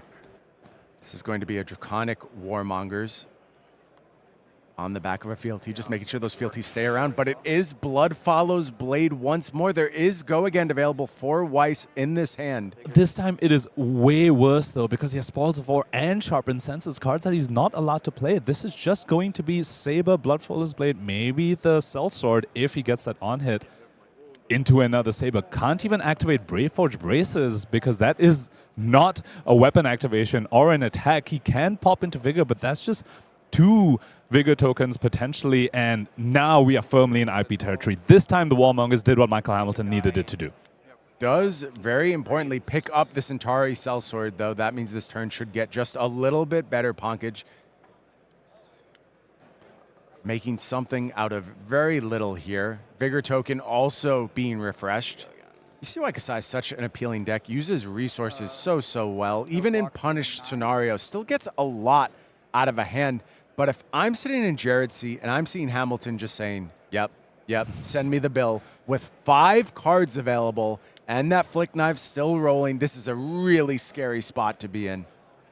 We are in for a nail-biter of a finish here, folks. I do want to point out for Jared, still 2 damage coming in, threatening the second Vigor token over here. Still is defensively set up very well for Michael Hamilton's offensive salvo. Has a shelter and arsenal, still has pieces of armor on the warrior side as well. And Michael Hamilton at 7, we speak about the evasiveness of Cindra in the form of these Flick Knives. Kassai has her own form of evasion as well in the form of these attack reactions. We've seen Blade Flurries already, but in the swing, very much a card that can suddenly close out a game out of nowhere. And so far, we have not seen a single defense reaction from Michael Hamilton's Cindra list. Hamilton does know, though, we're out of Blade Flurries at this point, a very important reaction to track. And Hamilton starts things off with a 0 for 4. It's going to be Oath of Loyalty, getting the party rolling here. And I think this is just the start of fireworks for Hamilton.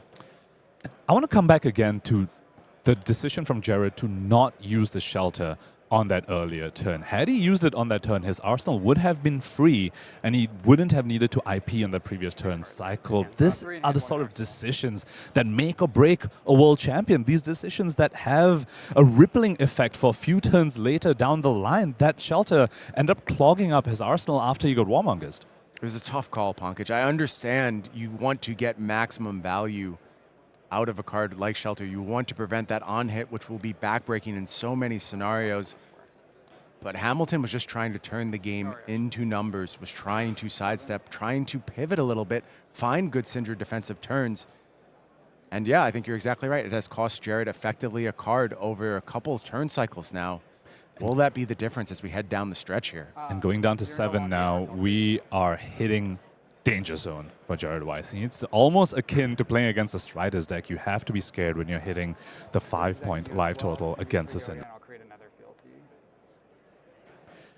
And on Michael Hamilton's side, I'm very curious to see whether he's going to clear the Centauri's Sellsword at this live total. It could very well be the case that you're just supposed to go face and not give your opponent the space to attack with a card, because remember, you can only attack with a sellsword if you've already attacked with a weapon this turn. It depends what the output is, Pankaj. Like, how much value can you get out of this hand? How much damage are you offering? And I think we see Hamilton maybe pause a little bit here as we reach 2 cards in hand, because this feels like the branching point where he decides whether he goes after sellsword or whether he goes face. We check the hand. We see a throw dagger in hand. I mean, we speak about rippling effects. This could very well be a rippling effect, whether you clear the sellsword on this turn or not. Yep, I'm taking 1. Okay. Throw dagger being used over here. Throw dagger, and then vest trigger I'm going to think about. Draws the card first and says he's going to think about the vest trigger over here. Jared Wyce now down to 6. Flick Knife's not been activated yet, so effectively at 5 is Jared Wyce. Another thing about clearing the sellsword at this point is that Jared hasn't blocked with his Dynamo yet. You could potentially punish that decision by just not letting him block with it, by clearing the sellsword and moving to your end step. Hamilton picked up an Art of the Dragon Blood as well as a Pain in the backside here. Has options, does Hamilton. Can also look to refresh these daggers via the Cindra ability. There's something wrong. Looks like, had a judge call, yep, I believe he had to use a fealty for that throw dagger because he did start this turn with an Oath of Loyalty. So they will sort this out. They will figure out where this leaves us right now. I think we're going to have to rewind there because you just simply can't make that play should you not spend the fealty. Yeah, but some information technically has been gained because he did draw the card. We're going to leave it to the judges to sort this out. Shout out to Against the Nerves, which we saw during our pre-match interviews, are present for the best of the best. They just simply do not go away when you get to an event, the stakes of which are as high as they are at the World Championship. I love that you called out Jared Wyce over here, because remember, folks, a consistent narrative, a consistent through line throughout all these World Championships is that they make new names come up. Maybe Jared Wyce is of that caliber to be the next big name of Flesh and Blood. I mean, Gregor's last year, before the Worlds Osaka, not too many people knew about him. Now a mainstay name. Players like Jared Wyce, we see the composure that they're pointing out, playing against Michael Hamilton, ex-world champion, in a round 1 on feature, being able to play as well as he is. I have been so impressed. I have to say, like, I've been in this position before where I succeed in a tournament as a relative unknown. And obviously it's still early rounds. We haven't really seen the success yet. But you show up on camera at a tournament and you're an unknown factor amongst the fans of a game. And I think the best players are hungry for that chance. They want to show they can hang. They're not intimidated. They've done this maybe behind the scenes. Maybe they've done it in their locals. They've taken down former Pro Tour champions. Maybe they've had small calling success. And they're saying, this is the time I just show everyone on the global stage that I belong here. I am able to compete with the best of the best. And who better to test yourself against than somebody like Michael Hamilton? And especially when you show up on a deck like Kassai, not one of the big 3 that's shaping our metagame, not even something like the Prism or the Arachne Marionettes that have been showing up in ProQuest, that have been the talk of the town amongst the top players. Kassai just shows the conviction and the confidence, to your point, Brian, that Jared has showing up here and then playing on feature round 1. Just what an incredible story. I am, despite, no matter what the outcome of this game is, I do want to keep an eye on Jared Wyce. He's impressed me so far with his demeanor, his composure being on stream. Sounds like our players are ready back down in the feature match area. Let's head down as we get to the exciting conclusion of this match. So looks like a rewind happened. The fealty was ticked down for that throw dagger. And we are continuing on from there. Michael Hamilton, just to reset the stage, people, is facing down a Centauri Sellsword on the other side, facing down some armor, and he doesn't know that Jared Wyce does have a defense reaction parked in the arsenal over there. What is the choice he's going to make here? He's working with 2 cards in hand. The first one is this Pain in the backside, and you see a bit of hesitation here from Hamilton. He's not sure exactly where this attack is supposed to go right now. One other aspect of a judge call happening in the middle, and it is a little bit meta of a sense, but it can sometimes disrupt your focus and disrupt your concentration. Obviously, he was thinking already before that whether he's going to clear the cell sword or not. Judge call happens. Now he needs to rethink that entire thing again. I'm going to be honest here, it can sometimes be a little bit frazzling, but a player like Michael Hamilton, I'm sure can deal with it. And he does ultimately clear the cell swords. And now Cindra activation.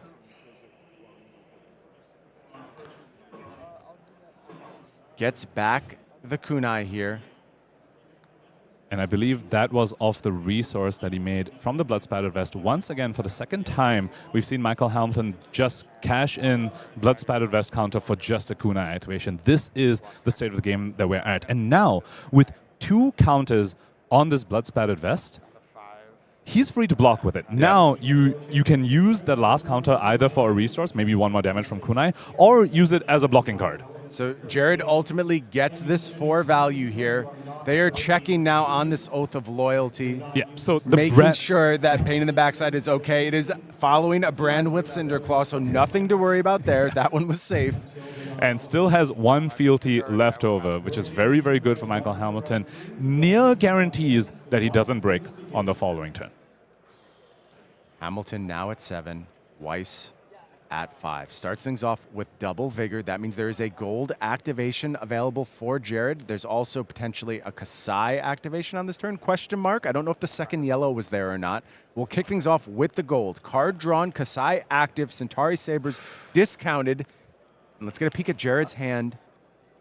Not the greatest offensive hands. Your sabers are already free thanks to a gold activation, and you're holding 2 blues. You know what, Brian? We might be able to save the game where he just cashes in the other gold. I'm going back to find the something well. better. I'm going back to the well if I'm Jared. I think it's so important that you offer significant damage on this turn, especially because Hamilton does have access to that Blood Spattered Vest, as you said. And here is Jared going back one more time, picks up a fresh card, and it's a blood on her hands with no copper out there in the arena. It's just another resource card here. And he's flush with resources here. He's got 5 extra resources with nothing to do with what he can do. Activate Kassai. If you get the on-hit on the first sword, cash in the gold immediately. Try and find something better. If you can find something like an in the swing off the top maybe and suddenly clinch the game out of nowhere, that could be very big for him. But this hand currently isn't presenting too much for Jared Wyce. And that's one of the downsides. We've seen how Kassai can match the value against the Cindra, but something that the Warriors do struggle with a little bit is just sheer consistency, and we're seeing that a little bit here. Sometimes they don't have that. Look here, Pankaj. There was only 1 yellow in the bin for Jared, and that means has to play the blood in her hands empty to go ahead and get the Kassai activation. That is going to allow Unsheathed to come through. Centauri Sabers will be buffed up here and get go again, offering 5 right now. And Michael Hamilton knows no more Blade Flurries. So this cannot be lethal. Well, I mean, Kassais aren't really running a lot of the attack reactions that can be played on the first. Could theoretically. Unlikely, though. So Michael Hamilton perhaps can rest a little bit easy on this. But unknown card in Jared Wyce's hand. Centauri Saber is free. That second one could very well be backed up and in the swing from Michael Hamilton's side. And this is a danger zone for both players. 5 life on Jared Wyce's side. Throw daggers and flick knives could suddenly shrink that to 0. Michael Hamilton's side, these attack reactions, like in the swing, could suddenly close out the game out of nowhere. And when you're running no defense reactions, when a lot of your attacks block for 2 and you're facing down Centauri Sabers, that is a very nerve-wracking position to be in. I want to put myself in Michael Hamilton's shoes right now. What I need to do is unpack the story of this turn. And I'm asking myself, why was Jared Wyce so confident that he could just throw away that blood on her hands to get this Kassai activation? What does it mean? If you're a player of Hamilton's caliber, you know his hand is loaded with resources. That's the only thing that makes sense here. And there is another piece of the puzzle as well. You saw Jared Wyce activate that second gold token. His sabers were already free. He went fishing. You saw that happen. You know he needs his gold to perhaps get something better on this turn. Michael Hamilton respects it. Puts 3 2-blacks in front of that. And I totally agree. Deny gold here. Now Wyce is just off gold for future turn cycles, and you get to reset a little bit. Play again. There's no vigors now on Jared Wyce's side. So Hamilton basically traded his entire turn to face down Jared Wyce's 4-card hand with no no setup. And he says, what's the worst you can do to me in this scenario? And amazing call from Michael Hamilton's side over there. Jared Wyce has drawn a defense reaction, not something you want to see when you're full tempo. Starting the turn, pitching 2 cards for this draw swords. Does draw a go against swords. Did he arsenal a go against swords? I think he might have. If he can pull off a turn where he goes Saber into Nourishing Emptiness, that could be an incredible turn cycle for Jared Wyce here. Yeah, it's going to be Trot Along getting the go again for this particular Saber. So we're looking at 5 from Saber into a 6 dominate from Wyce. And Hamilton throws his head back. That is an awkward combination of output that Hamilton has to account for here, sitting only at 7 life. Does have some defensive options available, but they're thin ones, and says no blocks, Ponkage, and that means that Wyce is going to go ahead and come through now. Make a Vigor first. You have a spare resource. Make the Vigor. And we speak about evasion, Brian. You know what is the most OG form of evasion? Dominate. It is Dominate, and Nourishing Emptiness offers 6 Dominate. That's going to demand a 3 block from Hamilton's hand, and looks like 2 pieces of equipment, and they are big pieces, Ponkage. It is the Flick Knives and the Blood Spattered Vest, and Flick Knives being not present in this endgame changes absolutely everything. Especially when Jared Wyce will draw an extra card from this Nourishing Emptiness, will have the defenses he needs to block out Michael Hamilton's remaining cards and still come back with some offensive output. Hamilton felt he had the tools he needed to close the game, was willing to take damage early on, but Wyce had the perfect follow-up and wins both pieces of equipment here as Hamilton moves to the defense. And just 3 cards remaining for Michael Hamilton now without Flick Knives. Gonna need to play an honest game of flesh and blood to get through the last 5 points of Jared Wyce's life total, but Kabuto's still there. Valiant Dynamo's still there. 5 cards in hand, Ponkage. It just feels like Wyce is so in the driver's seat at this moment in time, and it's going to depend a lot on the texture of the hand that Wyce puts together. This and is it amazing. Looks damn This good, Ponkage. looks so good. Damn good.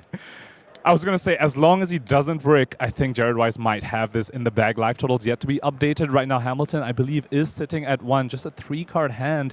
I believe is holding on to this Ignite as well, which against a Kabuto doesn't even do that much.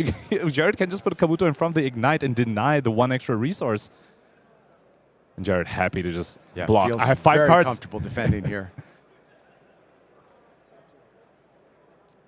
Are we going to see the Kabuto just shoved in front of this? Now, of course, Hamilton is threatening perhaps not just a kunai over here. Could be a 1 cost in hand. Just goes ahead. I totally agree, Confident. Jared. And 5 life. 5 life. You're sitting so comfortable if you're on Jared Wyce's side. Hamilton says, I need you to have bricked. I need you to not be able to convert that hand. I think he's in for a little bit of a sorry time here, Brian. Yeah, I've got bad news if you're a fan of Michael Hamilton. Jared Wyce found the goods in that 5-card hand, also has the vigor to get things rolling here.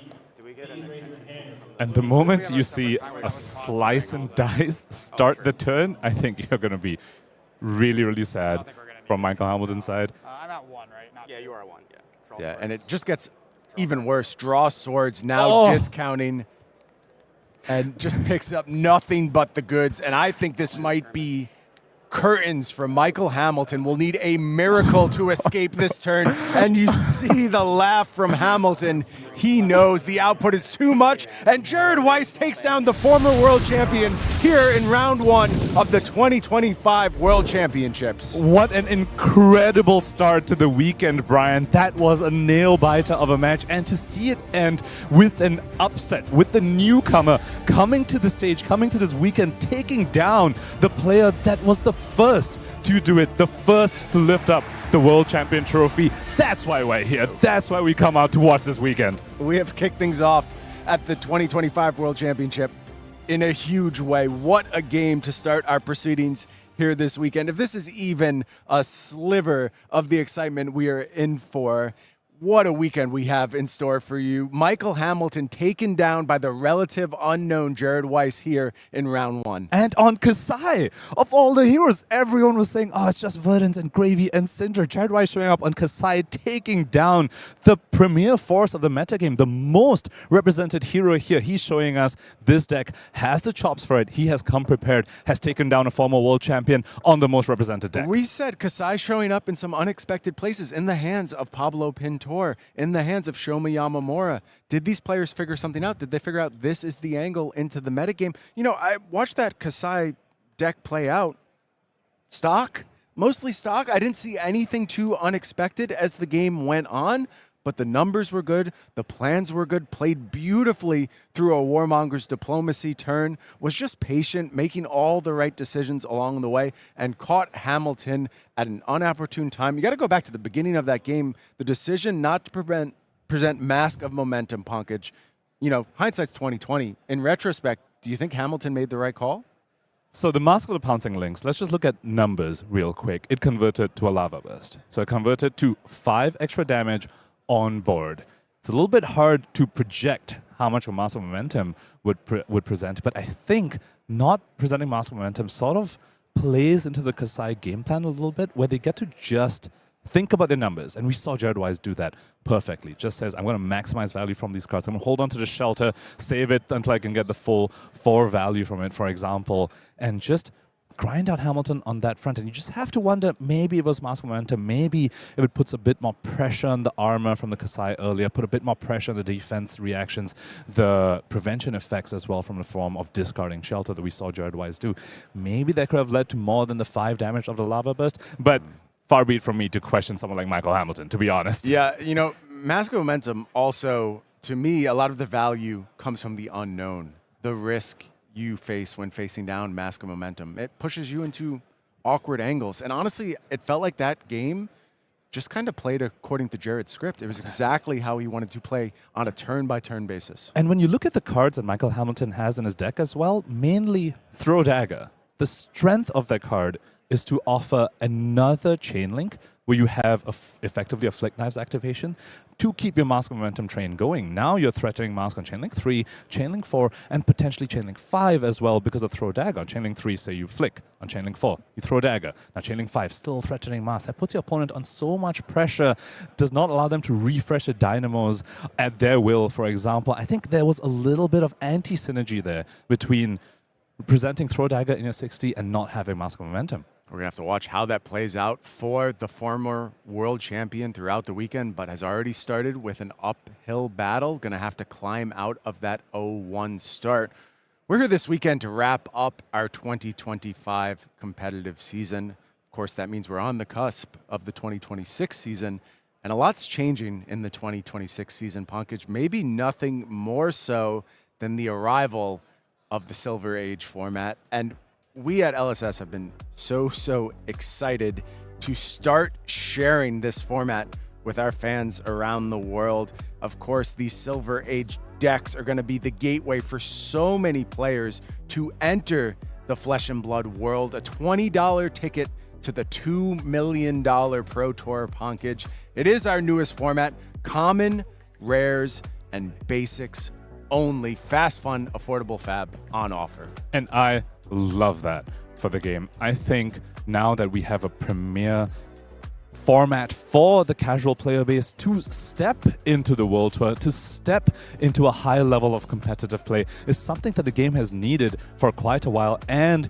we have that now with Silver Age. Is also going to be present at a lot of World Tour events next year thanks to the new showdowns that are replacing Battle Hardens for 2026. Silver Age, you'll have the opportunity to compete, and as you pointed out, Brian, $20 ticket to the $2 million World Tour. If that isn't a tagline, I don't know what is. And we're going to roll things out even before then when it comes to Silver Age. We've got these early access events going on in Valencia, Seattle, Hong Kong. You're going to be the first to play Silver Age on the World Tour in those Sunday events. I can't wait to see what the metagame develops like coming out of that. But we've just added 2 more events to this early access schedule. Akihabara going to offer a Silver Age event, as well as Columbus, Ohio. So fans all around the globe getting the opportunity to play Silver Age. And Silver Age has caught on like wildfire in Japan, Pankaj. Those folks are absolutely loving this new mode of playing Flesh and Blood. And if you haven't made it out to one of these World Tour weekends,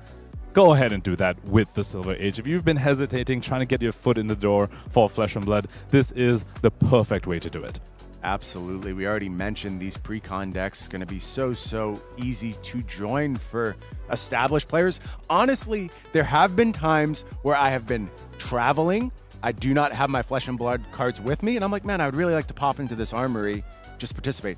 You're damn right I'm going to show up, buy a $20 Silver Age deck, and just be able to compete for a night of fun with my new friends from around the world. I am so sure these are going to be such a hit with our player base. And remember, these are tuned deck lists. They are designed not to get a couple wins at an armory, which is a fine entry point. The armory decks have been very successful at integrating people into CC in that fashion and giving them room to build on their deck. But these are designed to compete right away, Pankaj, making sure you're getting full access to the competitive experience, which is so core to the identity of Flesh and Blood. Of course, some new cards just hit the ban list in Silver Age as well. Anything surprising here, Pankaj, when you heard the news? Fiddler's Green, the red version being actually not the red. Okay, I can see it for value, maybe a little bit much. The yellows and the blues as well. What is happening? That's just Splash 8, Pankaj. It's all about the red one here, and it's just easier to keep this clean. We're so far not going down the route of color-centric bans, just going ahead and cleaning up the entire set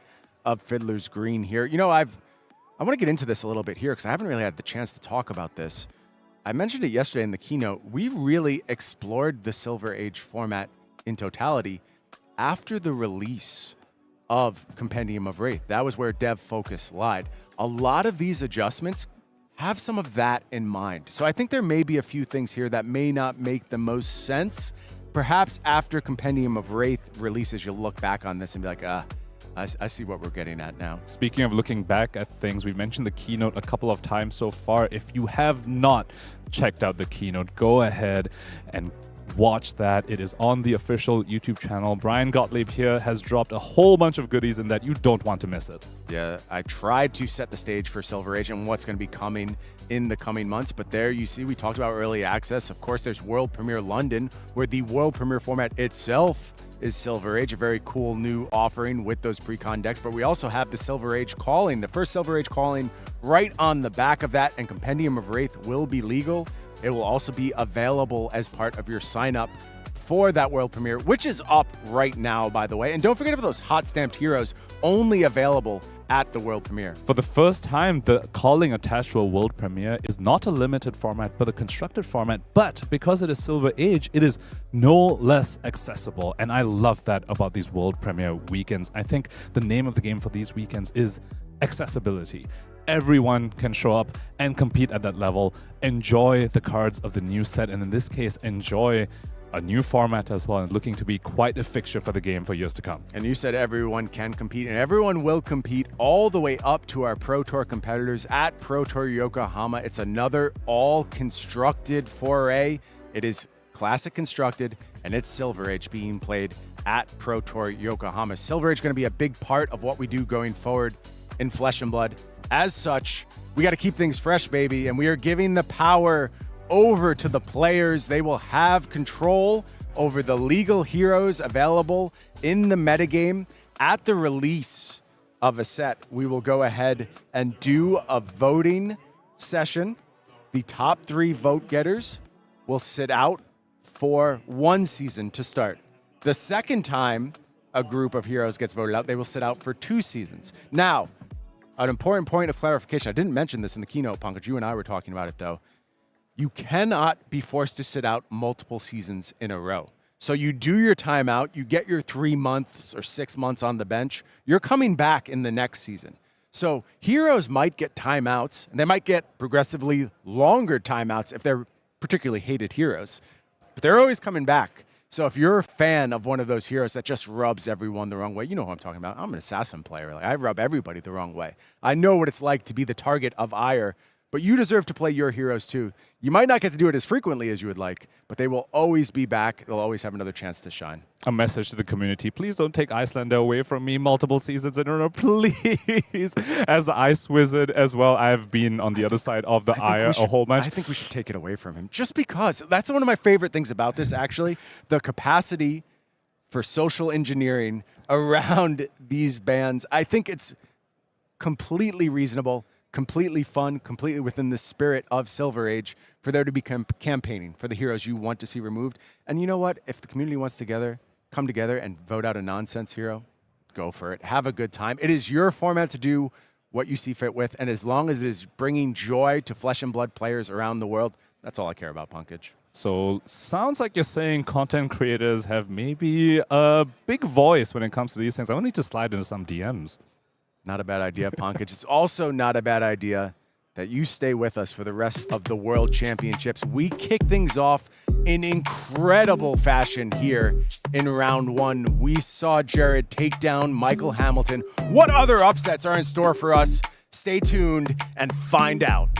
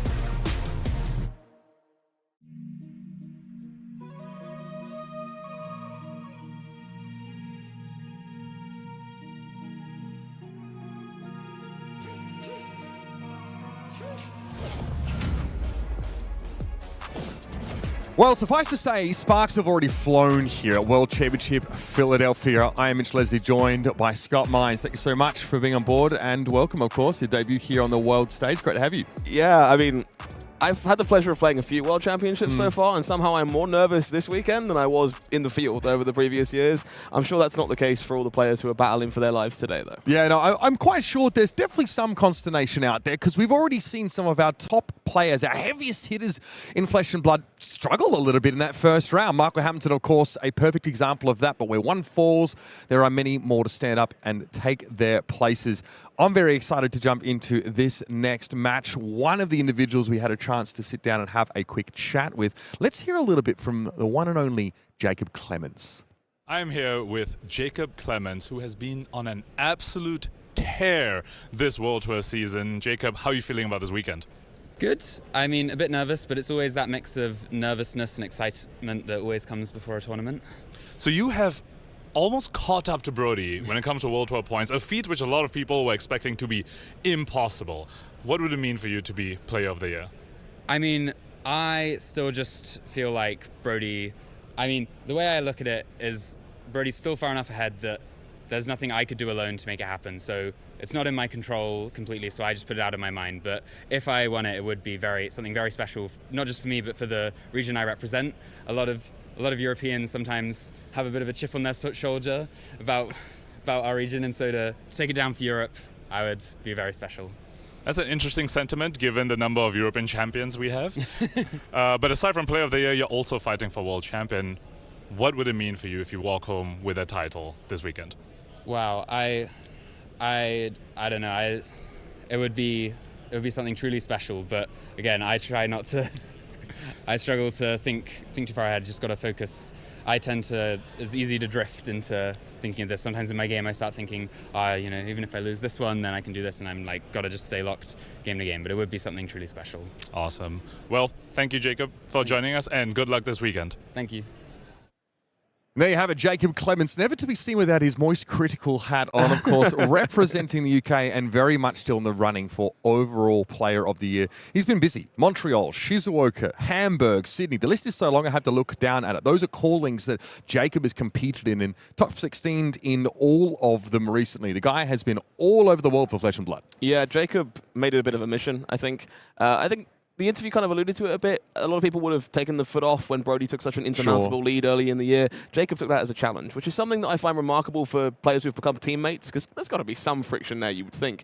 But it's been remarkable to see Jacob prioritizing Flesh and Blood, making sure it's a life focus, putting in more work than most players you will ever meet, and I'm hoping they're rewarded for that this weekend. Now, as we talked a little bit about off camera, there's some conditions that sort of had to be met for Jacob Clements in order to take that spot. Now, we'll be tracking this maybe in the background over the course of the weekend, but kind of one of the main things that's required is that Brody doesn't top 32, which for Brody Spurlock is, that's not likely to happen. The guy is a true competitor and tends to place really well at these events, but there are a couple of other things that have to be met. We'll sort of talk about them a little bit later if they become relevant, but for now, we're headed down to the feature match area, Mr. Minds. That's right. We have Jacob Clements representing the United Kingdom going up against seasoned veteran from America. It's Jacob Baugh.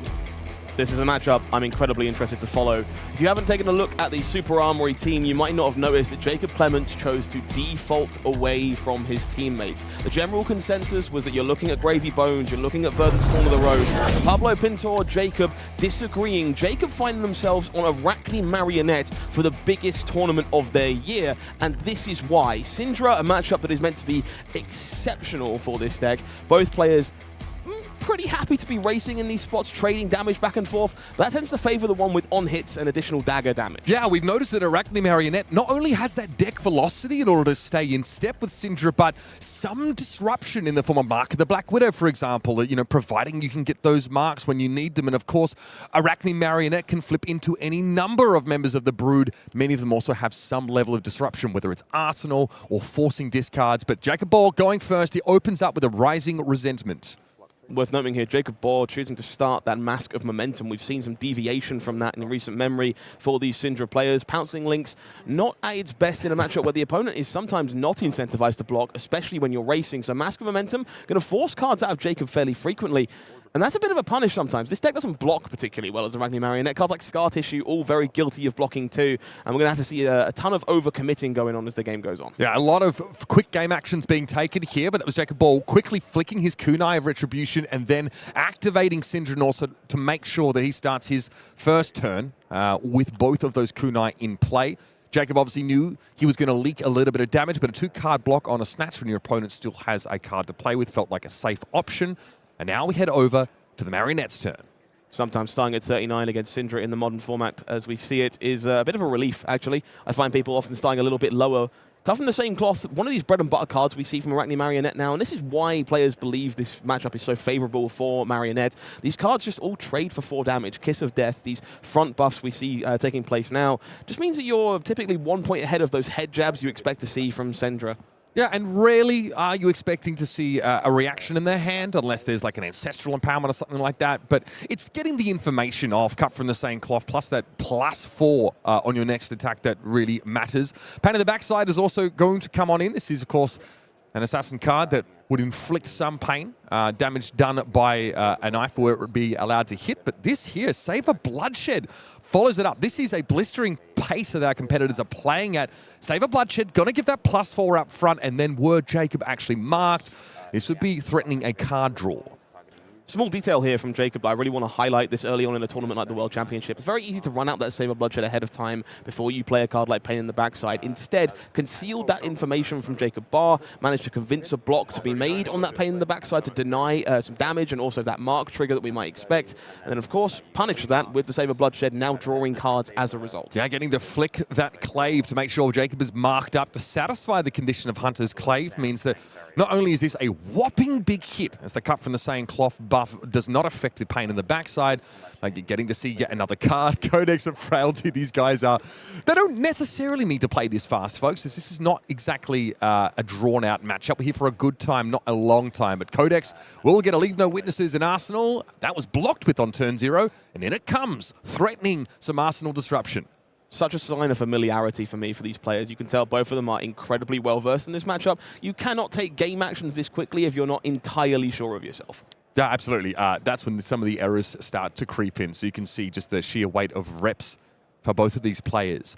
Jacob sent a fair bit of damage this turn. Now, though, the threat of disruption gives Jacob Baugh some pause for thought. Now, Dragon Scale Flight Path will give him a 1 block. He knows that Clements is pretty face up, but instead it's going to be Devotion and Loyalty of 2 different flavors put in front to prevent this on-hit. Jacob here, obviously very interested in keeping the card pulled back into their arsenal courtesy of that Codex. We're going to see our first transformation. Black Widow is at a premium here. The interaction provided by these agents of chaos is all pretty great for Jacob Clements in this matchup, but Black Widow ripping cards directly out of the hand is going to deny Cindra these powerful 4 and 5 card hands you need for this hero to operate, and most importantly, threaten that mask of momentum. Yeah, it really makes it harder for Cindra just to let Jesus take the wheel and run with it when now there's 2 turns back-to-back where some form of disruption is being leveraged in the direction of the American. Jacob opens up with an Ignite, which is an ideal chain starter, but having offered 2 cards to Jacob on the previous turn cycle means that you can't really threaten a large turn, and without a full grip, it's also hard to threaten a Mask of Momentum trigger. I'm very interested to see Jacob Clements' hand here. Typically, these Marionette decks have evolved to flick a dagger early, utilize Mask of Deceit very early to turn into Orb Weaver and create that Graphene Chelicera. They need that dagger for their deck to operate and all the cards to kind of function. But when you roll Black Widow, it's a really premium option to have to disrupt the opponent on the following turn. So we see Jacob here, happy to hold on to that Mask for another time, find a Chelicera somewhere down the line. Yeah, there's Orb Weaver Spinneret in the deck here, which can generate one of those Chelicerae for you and give you that stealth printed on one of your knife attacks, which is pretty crucial. Redback Shroud getting in front there. Jacob, of course, blinged out his deck with some alternate language cards. And there it is, just as we mentioned it. Orb Weaver Spinneret is going to confer a small buff to the next attack, but crucially, give Jacob access to a Graphene Chelicera. Big fan of seeing Jacob Baugh there throwing that snatch. Only for 3, but understands the dynamic of this matchup. Black Widow available means that the cards need to be expended in order to interact with Cindra. So instead, forcing a block with that snatch, taking away those resources, and hopefully blunting how much damage this turn can do. Here it is, though, the Chelicerae coming in. This is now for 2. Obviously, Go Again printed here, and Stealth is the most important aspect of this card. Arachne Black Widow promises Jacob the opportunity to discard a card to give +3. And also to threaten a banish trigger from a card on Jacob's hand if he lets it go through. We do see a hand here that blocks surprisingly well for Jacob Baugh. One of the small upsides in this matchup as players begin to race. If you do find these clunkier hands that both heroes are somewhat guilty of at times, block 3 cards mean a world of difference for a deck like Cindra. And we're going to see 2 of them committed here to mitigate the potential of this Black Widow activation. Yeah, Ancestral Empowerment, one of the few 3 blocks available to Cindra, and this is a good spot for it here. Jacob preempting a potential +3 pump from his opponent, also known as Jacob. I need to make sure we use full names in this head-to-head. Jacob Clements, obviously mindful of this, knows his player is of the caliber to work around a pretty face-up prospect. And so another pain in the backside comes in. Very quick block here, and happy to see that last card not expended. Jacob, of course, could use that activation to threaten damage. Choosing to keep that card in the arsenal instead is very intriguing to me. Not worried about the last card from Jacob Baugh's hand. Instead thinks there's more value in the card they chose to keep in their arsenal. Okay, so this is a Ravenous Rabble, which almost always is going to represent 4 damage with Go again. In many cases, it's a decent non-draconic starter for the Cindra. But Jacob says here, I'm just going to convert my arsenal to 4 value. I don't know, every time I play a Ravenous Rabble, there is a Throw Dagger on top of my deck. It's definitely the side of the equation I fall on. Happy for Jacob Baugh. Cindra should be punished for playing Warmonger's Diplomacy, personally. So, you know what? I don't get too upset when I see that get flipped from Ravenous Rabble. But this time, no punish. Just 4 honest damage. Jacob Baugh in the feature match area for a reason does know how to find a red card on top of the deck, because unlike some of us. On the other side, Jacob Clements here in a bit of a pickle. This is a weird spot for Mario to be in. Jacob's done a lot of the things you want to be doing so far in this game, has successfully provided both interaction and damage, is ahead in the race, will still be ahead if they take this Ravenous Rabble, but it's not always easy to convert every card for Jacob when he's not in an alternate Agent of Chaos form. If he finds himself with some resource cards, maybe you would rather spend them on defense here, as opposed to relying on the Hunter's Clave or the Chelicera. However, we're going to see this Mask block here, and this is a very different use than you might expect of this card in the matchup. This shows us something that Jacob understands about the dynamic here that maybe most players might not. Didn't need to rely on that Orb Weaver to find a Chelicera, thanks to finding Orb Weaver Spinneret. Instead, just wants to keep threatening to rip cards out of Jacob Baugh's hand. And of course, Mask gives a seat. Normally, when you block with it, you would have to roll a dice. You'd have to randomly select one of the Agents of Chaos. But because Jacob Baugh is marked, Jacob Clements gets to make that decision, and he opts, like you mentioned, for a little bit more of that disruption. With a blue in hand, that Spinneret going to be pitched away to send this Graphene Chelicera in. And we've got to be mindful, this is a stealth attack. Arachne Black Widow still live for some disruption. One of my favorite parts about this deck is the ability to turn these defensive cards into aggressive tools if you are an Agent of Chaos. We see a Den of the Spider in the hand here for Jacob Clements. Could have used that on defense against that Ravenous Rabble. Instead decided that we're going to discard it here on this Graphene Chelicera, turn it into interaction alongside this to the point. This is a pretty serious amount of damage, and we're taking cards away from Cindra in the process. Yeah, I guess, you know, that Den of the Black Widow represents a redundant source of mark, given that Jacob's already affected by it, so better is an outlet here, to the point, of course, turns into a 0-for-4 attack reaction. That is numbers that many warriors pre-Blade Flurry could only have dreamed of. This is exactly what you're looking for to convert your hand as well as possible. Hunter's Clave, of course, the follow-up here. This does threaten a mark on Jacob Baugh. Big part of this matchup is making sure these effects that we just saw, like to the point, are online and active when you draw them in the hand. So taking a little bit of heat sometimes to keep resources to send Hunter's Clave, pretty big deal. Cindra not going to want to block that dagger. Armor not best aligned to block it either, given the piercing on the other side. Keeping Cindra marked, big part of the game plan here. However, leave no witnesses following up here on an arsenal-less target. Means that Jacob is still looking for turn extenders, still looking for sort of sources of damage. And for Arachne Marionette, hitting a marked hero definitely works when you've got, you know, cards like Saber Bloodshed that could give you cards drawn off of it. But when you send a more standard attack here and detonate the mark, it doesn't actually do much for you. Clements happy, though, to go to Arsenal after chunking Jacob Baugh down to 17. Jacob, of course, losing Bram with Cinderclaw, does find themselves with some interesting cards in hand, though. Ignites, just kind of bread and butter play we're used to from Cindra at this point, facilitates a kunai for free. But it looks like, if I'm not mistaken, we have... I thought we had a Spreading Flames in hand, but I might be wrong. All these various shades of red do tend to blend together for these like Cindra players. Cindra is basically the Baskin Robbins of head jabs. You know, you got whichever flavor you want. They all have slightly different effects. We'll see what Jacob Baugh obviously was happy to take a bunch of damage in that previous turn cycle to facilitate. This is a pretty appealing situation for Jacob Clements. This is very much why players are bringing Arachne Marionette this weekend. You just get to win the race against Cindra. We've seen such a large life disparity because these cards have been worth 4 damage. We've seen that time and again the interaction is lined up with these Black Widows, and instead we see Jacob Baugh here just relying on kunai, relying on display loyalty, Bram with Cinderclaw, these kind of vanilla Baskin-Robin head jabs, as you want to put it, that don't quite feel as appealing as these interactive pieces from Marionette. The block of the Black Tech Whisperers necessitates a flick knife there just to keep the chain links with hits alive. And so display loyalty comes on in here. Ignite and Kunai of Retribution, of course, are draconic chain links. So this generates a fealty token. And again, it's just another flavor for you. It is a 0 for 3, crucially with go again, because that condition has been met. Does, of course, earn that card from Jacob Clements due to Mask of Momentum. Don't want Jacob Baugh drawing additional cards here and continuing this turn. But I'm kind of impressed by how Clements has navigated this matchup so far. I think it's very easy to overcommit to Mask of Momentum in a lot of these spots, but by being proactive, especially with Arachne Black Widow, Jacob's managed to not have to care about Mask of Momentum. There's no draw being threatened on the majority of these turns, and as a result, we're seeing 4- and 5-card hands converted time and again into raw, unadulterated damage. And frankly, this is a 15 life lead that Jacob has been able to maintain. This is huge. Dragon Scaler Flight Path now finds its purpose, so Jacob Baugh potentially eyeing off some non-go-again cards that he wants to try and confer that ability to trade it in for the block straight away. Here's a flick, though, of the Hunter's Clay. That is the last one heading into the bin, but crucially, again, it's a mark inflicted by Jacob Clements. Worth knowing as well. Oh my! That is filthy.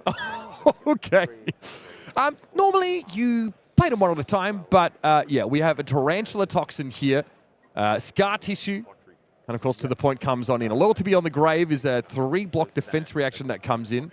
Oh, second Tarantula Toxin!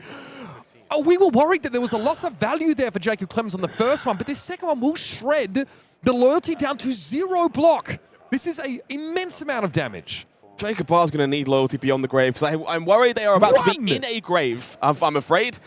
Oh, yeah, no, that's fine. Arachne Trapdoor is also fine. You know what we'll do after putting our opponent's life total firmly in the ground? We'll grab a defensive tool to keep ourselves nice and healthy and keep that hand available to continue the pressure. This has been pretty much a pitch-perfect game of Arachne Marionette into the Cindra matchup. If you were looking for rationale as to why players have been bringing in this deck this weekend, this is why. We are digging, of course. There are 2 to 3 traps normally in the deck. We've already seen Den of the Spider. There are, of course, a number of other options here for Jacob Clements, and he has found his pick of the litter.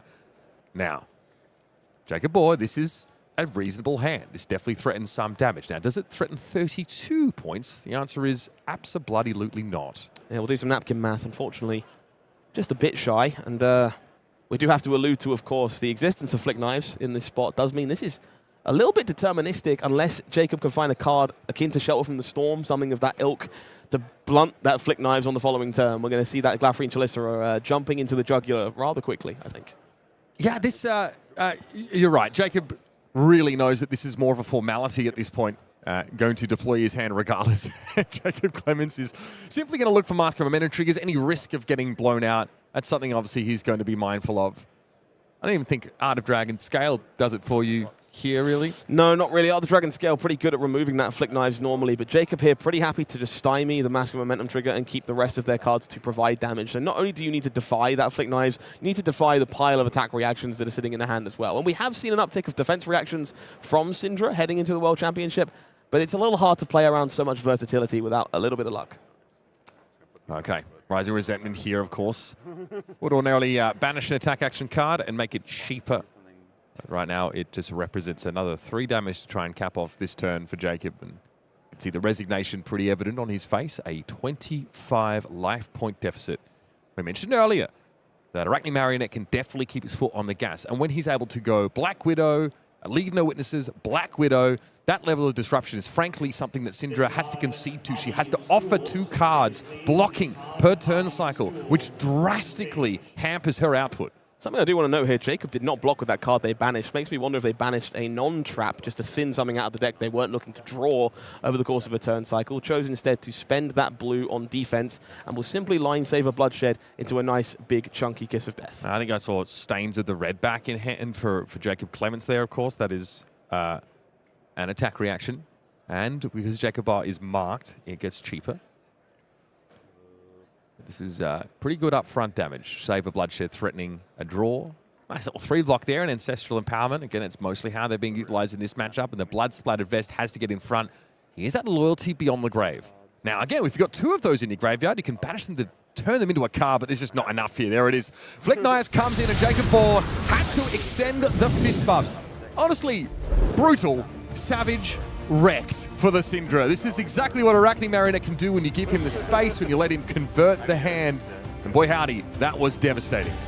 Devastating is one word for it. If you're a Cindra enjoyer, I'm going to go with the word impressive. I am a big fan of Arachne Marionette. I think a lot of people have been under-respecting what that deck is capable of. The Verdance matchup, not as bad as some players think it is. And when you're looking at a field to be very full of Cindra, which is evidently quite favorable for you, and a Verdance matchup that is winnable, if you can dodge those gravy bones who are lurking under the midst, it seems like a pretty good choice to me. Yeah, absolutely. If you listen to our friend Dan Rakowski from the Runaways, Arachne Marionette, always the best deck in the room. I know he's piloting that list himself this weekend, and we've seen a number of players bring that into the field. Already starting to see some evidence as to why. We've seen a fair bit of Cindra action so far, and she's definitely been the talk of the town. She's the most represented deck, I think, coming into this weekend, but we've seen where she can stumble, and it's not just an isolated matchup. There are definitely some predators lurking out there.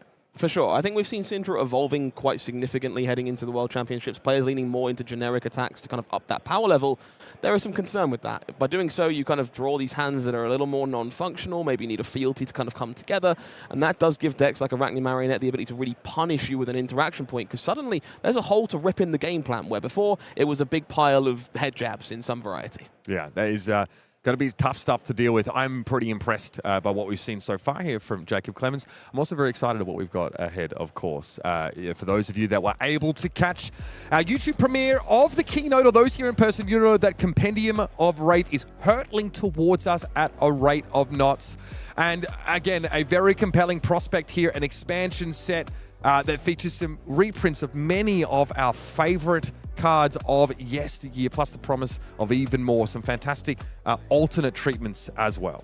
Yeah, I'm going to be very honest. When I saw this set revealed at the keynote, I had a variety of feelings. The first one was confusion, the next was concern, and then the next was awe, I think, as many of our favorite characters made their way back onto the screen. It's been a very long time since we've had what we'll call a supplemental set that affects these classes in some capacity. We haven't had one since Dusk Till Dawn, and the game has changed significantly since that point. I don't expect this set to kind of play out the same way you would expect Dusk Till Dawn, maybe Everfest to have done so, because the game isn't the same game we were playing back then, which leaves there's a lot of mysteries to be discovered in this. Yeah, absolutely. And I think many people, if you kind of saw, the video intro, many of your favorite heroes have been represented there. The promise, of course, of new tools for a lot of those mainstays. So especially if you're, you love your Welcome to Rathe heroes, or some of those, heroes yet to hit Living Legend, but have been in the game for quite some time. You can expect to see some more tools being added to those particular kits.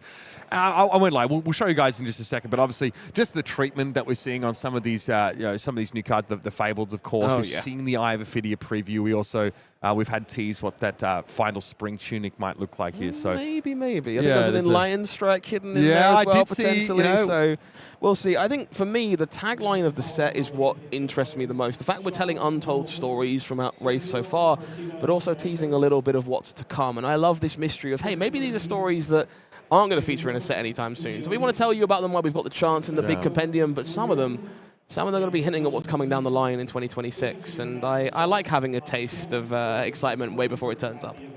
Yeah, I mean, again, and I'm very excited as well for the Silver Age support that also promised alongside Compendium of Rathe, so that's going to be fantastic. That aside, though, we have another match for you here, of course, at World Championship. More action from round 2 is just around the corner. We'll be jumping down into that game in just a moment. You've seen a little bit of the field so far. We are definitely curious about this matchup, because I see we have Bravo Showstopper registered here. Oh, yeah. I mean, you're going to have to walk me through this, because it can't be the Bravo of old. I'm almost certain of it, Scott. No. I had to call in a favor on this one. I did a little walk of the floor during round 1 while the other commentary team in. And of course, there's only one Bravo star of the show in the room. So I stopped, I watched, I checked things out, and I saw some suspense auras from Super Slam hitting the table. And that's pretty good. I've always wanted Aura Bravo to have some legs. And then there was a crippling crush for 23 with Dominate on the table. And I realized that maybe my life choices to this point have been questionable. And I want some of that. So I'm hoping to see a little bit more of it as we make our way down to the feature. Again, like obviously imposing visage is pretty important in that kind of game plan to really give you access to whatever aura you might like. But what we saw in Super Slam was a number of Guardian heroes printed with this idea in mind of there being a lot of setup of these auras, right? Make sure you set up a pretty, not to abuse the pun, imposing board state. You might have these off turns where you set up, but then you're on turns, you're hitting for huge amounts of damage. It's something that we kind of witnessed in the little bit of Limited. Oh, yeah. We got to play for Super Slam. A lot of these games look really swingy, really big hits were coming in. But Bravo has access to that onboard disruption. He doesn't need to be cheered in the same way that Pleiades would be. He can get that more powerful version of Overpower. Dominate. It's printed on his hero card just for the low cost of 2 resources. So it seems to jive pretty well. Whole lot of appeal there. I'm also very interested in the other side of the table here. Ilias, Karamanis of Table 1 fame. These guys have been working pretty relentlessly on Kayo heading into the event. They believe it's a massively underappreciated deck, and Verdance is a profitable matchup for them, which is a bit of a controversial take as far as I'm concerned. One of those 90-90 matchups we've been hearing of course. about. Yeah, we love those. But KO typically, Guardian is a good situation for you. You're pressing too much damage to kind of break through the wall. It's hard for them to retort. But Bravo's got these gigantic on-hits, and these auras might change the equation. Suddenly, there is cards in hand for Scowling Fleshbag, but they might be instant speed cards. They might be pummels. Who knows? So I feel like we're going to learn a lot about new dynamics here as this game kind of plays out. Let's jump down to the feature match area and get into this one, because I'm very curious how the ebb and flow of the Guardian game plan now operates with Bravo Showstopper at the helm. Ilias Karamanis taking on Budnik here. That'll be Germany versus the United States in our round 2 matches as they continue. Kayo armed and dangerous. Bravo Showstopper fronting up here. And yeah, we saw Kayo, get a lot of hype with Super Slam. Some great options available to the Brute class. Really felt like it took them to the next level. But it seemed to fizzle a little bit as time went on. People feeling that Kayo maybe still didn't quite have the gas to keep up in those very fast, those aggressive matchups. But as time's gone on and people started to reach back to Prism a little bit, Kayo's always been good in that kind of head-to-head. We're already seeing an aura of suspense in play. We are. Edge of their seats blue. I guess this is one of the perks of playing Bravo in this spot. There's a lot of very appealing turn 1 plays. Sometimes you can hit that dominate button. Sometimes you can build a board full of auras nearly free of charge without the opponent threatening your life total in any meaningful way. We'll see our way made over to Ilias afterwards. Another edge of the seats in the hand here alongside Terra Sunder. So the game plan pretty obvious here for our Bravo player, and I guess I'm kind of happy about that. You've got to be rather brave to bring a deck like this to a World Championship, very certain of yourself, and it certainly looked it in the first couple of turns of this game as those cards have come together. Now, obviously, Bravo Showstopper doesn't have any method of manipulating those suspense counters, so for Ilias, it's pretty face-up as to, when he's going to have to be facing the music, so to speak, when these big buffs start to come to play. There's still a lot to be looking at here on the field. You notice that Iron Fist Revelation here in the arm slot.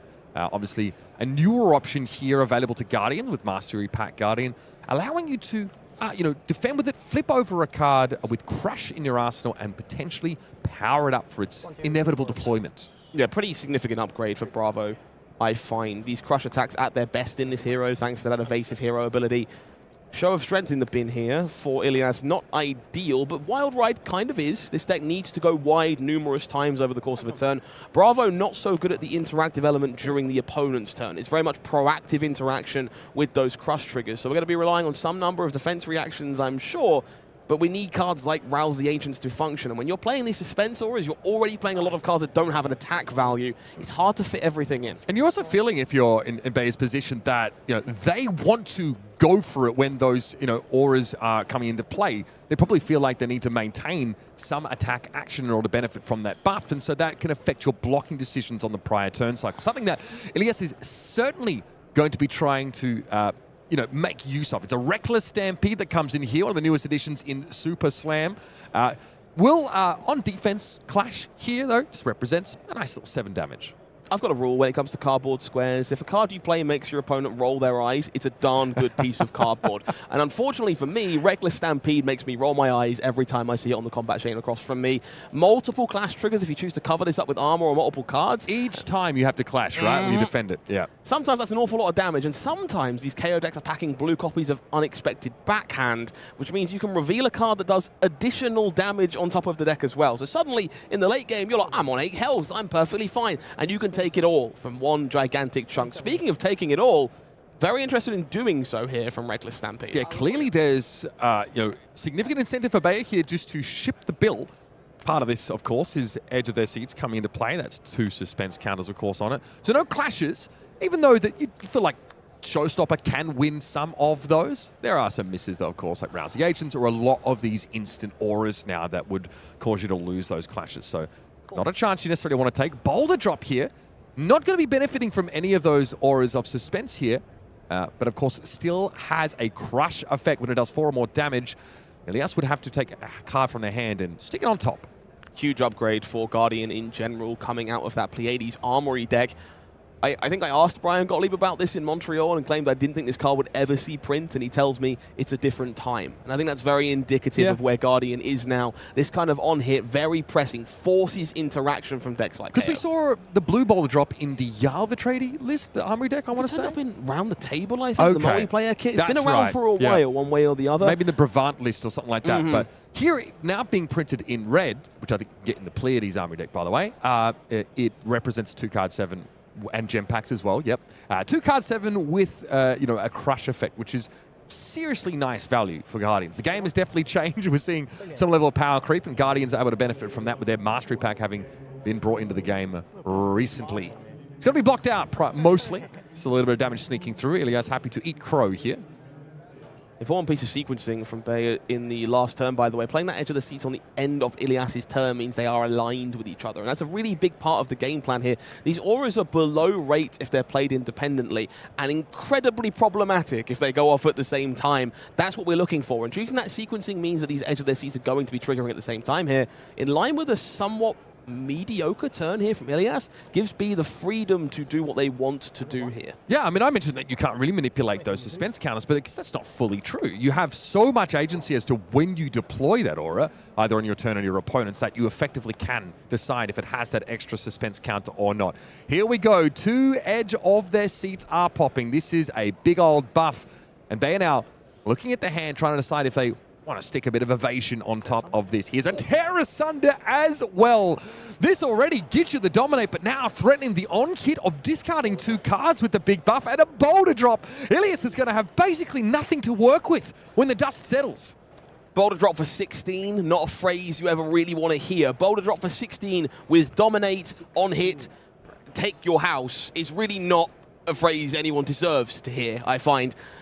Ilias not going to be happy about this, somewhat unsurprisingly, and I'm sure this life total disparity we find early from the pressure from Ilias is about to close pretty significantly. Yeah, but not fully representing the amount of damage Boulder Drop is presenting, given that maybe there's not enough dice in the vicinity to adequately do so. But that is a whopping large amount of damage. Tear Asunder means that no Bravo activation is required. And now Ilias basically deciding, well, I mean, what card do I want to block with and what card do I want to put on top of my deck is almost the decision here. Really interesting card in hand here for Ilias. We do see Blood Rush Bellow available. One of these was pitched during that first turn to facilitate their play. This is the second copy we've seen here. If they're careful, they can get it back on top of their deck, courtesy of this Boulder Drop. Try again once the evasion is through. If they're not, things could get a little bit worse. Yeah, Ilias actually has a ton of agency here. He gets to decide what cards get discarded, what card gets blocked with, and what card goes on top of the deck. Not exactly how you'd want to play Flesh and Blood, because there's still an absurd amount of damage being taken. But this virtually time walks Ilias, I think. I love the mental damage here from Ilias. How would you like to order your triggers? For reference, that's entirely irrelevant. It changes nothing whatsoever. But for just a moment, you saw the pause from our Bravo and go, hang on a second. Does that matter? The illusion of choice is very important for Ilias Karamanis. So, all right, we see the cards being thrown away. That was the show of strength ending up on top of the graveyard here. And we have clean, squeaky clean empty hands. Ilias getting ready to Wave the turn back to Budnik. And here we go. Now, with only 3 life separating these two players, that is a crippling crush in their hand. But is this deployable? A little bit awkward to find the sink below here mixed in with the aggression while you have all the tempo. Technically speaking, Crippling Crush can be played here, but no Dominate available if that's the name of the game. Of course, a menagerie of equipment still available here for Ilias, and we know that Blood Rush Bellow is available in hand if they put it back on top of the deck. So if they want to stymie this on hit, they can do it. Okay, well, Crippling Crush is going to be sent out. It looks like there was 2 reds, of course, in the hand for Baugh. So Sink Below, Cranial, Disable, all getting pitched away. So I believe that is a second Crippling. Is it the Arsenal Crippling it was here? from the Arsenal. Okay. So this promises back-to-back turns of disruption here from our Bravo Showstopper player. 11. See if we can peek at what Ilias is working with here as well. We're going to see that unexpected backhand, the Blood Rush Bellow we know about. High-pitched Howl, a really cool inclusion in this deck to generate additional Vigor tokens, make those 2-cost attacks chain together more often. And Buckwild, so plenty of variety available here. Can go wide, can set up a big Blood Rush turn, but it's going to demand the entire suite if we want to keep the hand together. Okay, wow. So Savage Sash, Gauntlets, Tyrannical Rex, the Crown of Providence, and a Scab Skin Leather is being put out here. Crown of Providence trigger will be taken, so that's the Arsenal being sent away. And we'll have the draw up. Okay, well, Crush trigger averted. Ilias can still play the game. More importantly, not just playing the game, but playing the game with a very potent hand here. That Arsenal converted into an additional card makes up for the defense that was required. And we're going to see a rather potent Blood Rush Bellow making its way onto the combat chain pretty soon, I'm sure.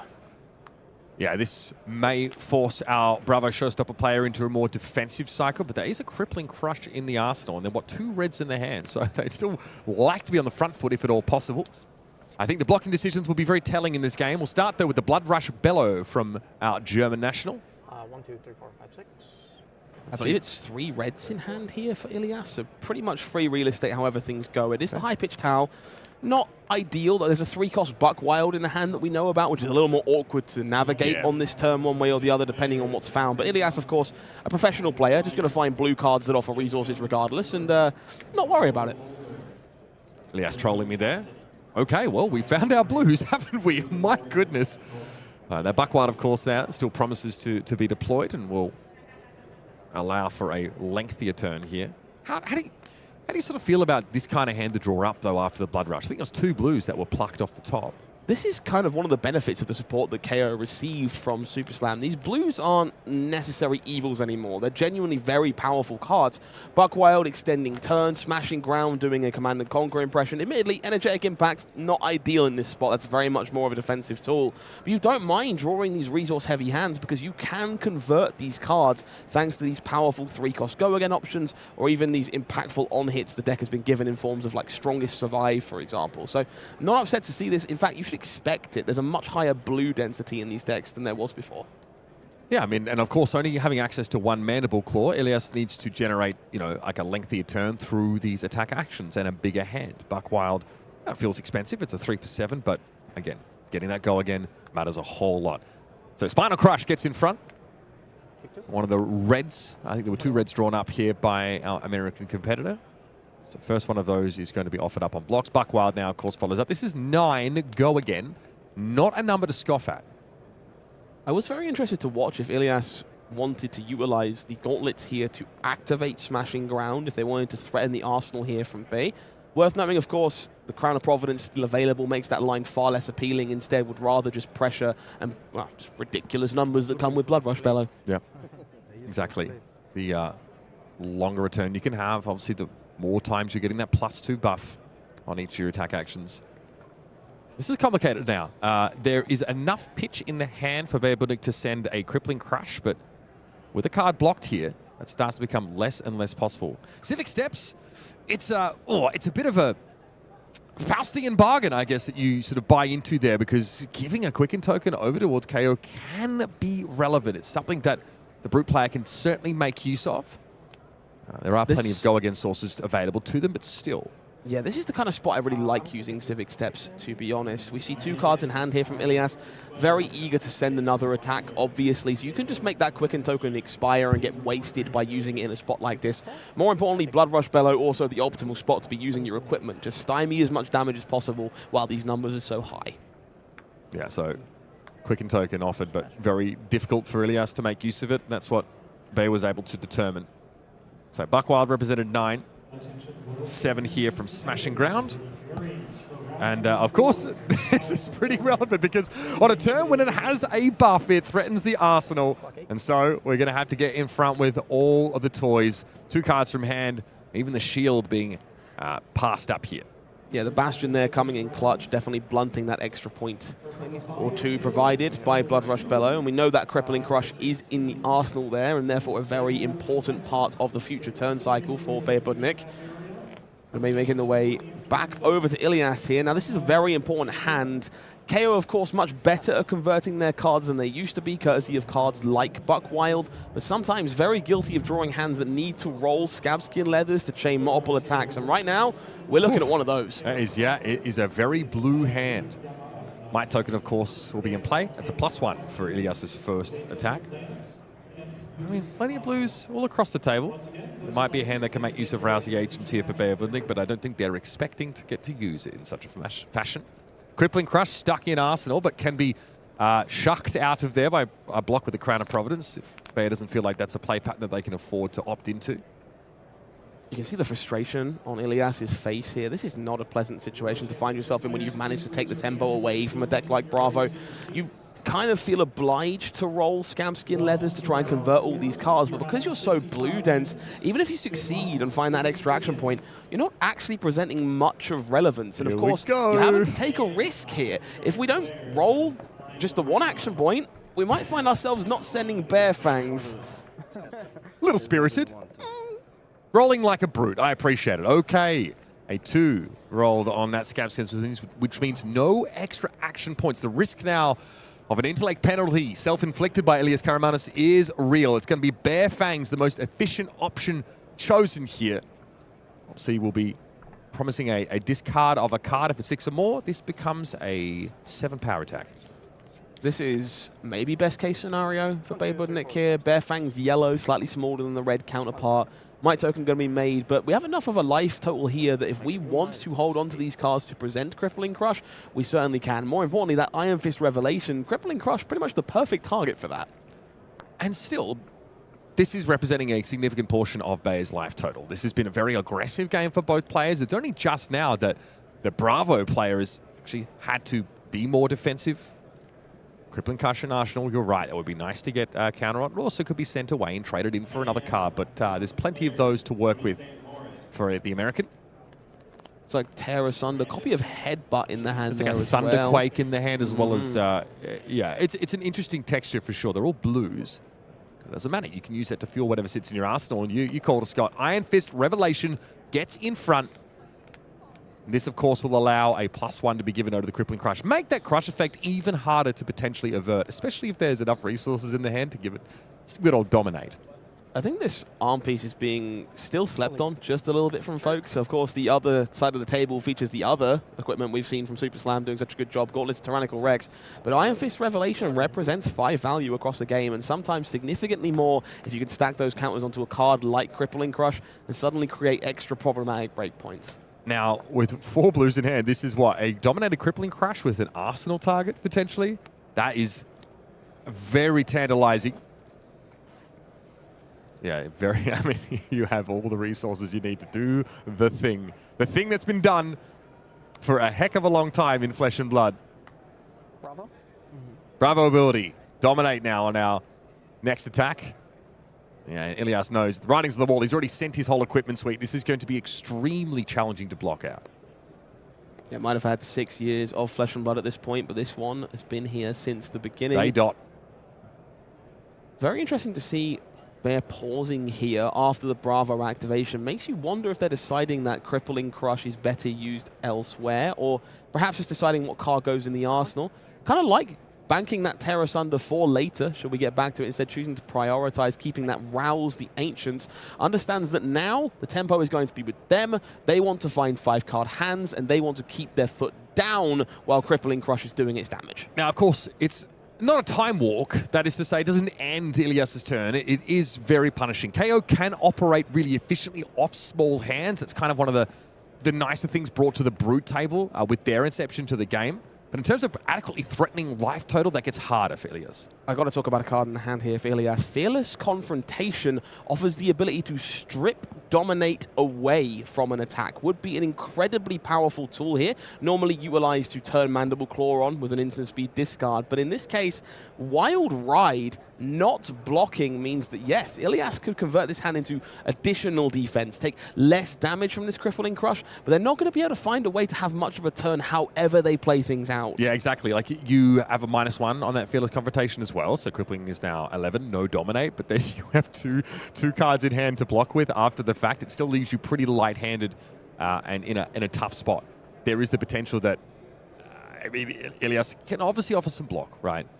Gauntlets of Tyrannical Rex is an option. I think you can get in there with the leathers, excuse me, as well. But this is some rather complicated calculus. As much as we talk about Kayo doing a lot of small hands, when Wild Ride is involved, it becomes less easy. We're talking like Swing Big or Bare Fangs, those sort of small hand plays. But that's not always how your hands draw up here as a brute.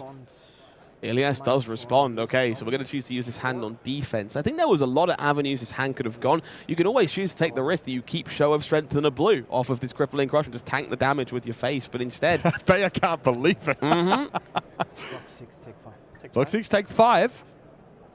Now, if my math is correct, that's still a crush effect. It is. Being triggered. I really like this choice from Ilias. I think it's very easy to try and get greedy, for lack of a better phrase. Keep that Show of Strength around, try and get a bit lucky on the Crippling discard. I don't think that's how you actually win the game. You need Baugh as a deck that, like Guardian, that struggles to convert these 5-card hands always to find a hand that doesn't quite come together and buy yourself some breathing room again. We've seen both players do this over the course of the game. However, we are seeing a few attacks, and more importantly, tear asunder here, that rouse the Ancients we know about in the arsenal, to hopefully allow Baugh to continue converting these cards and maybe punish Ilias just a little bit for buying that space. Tear Asunder's turned on based on the hand here for Baugh, right? Just a bit, You've got plenty to reveal.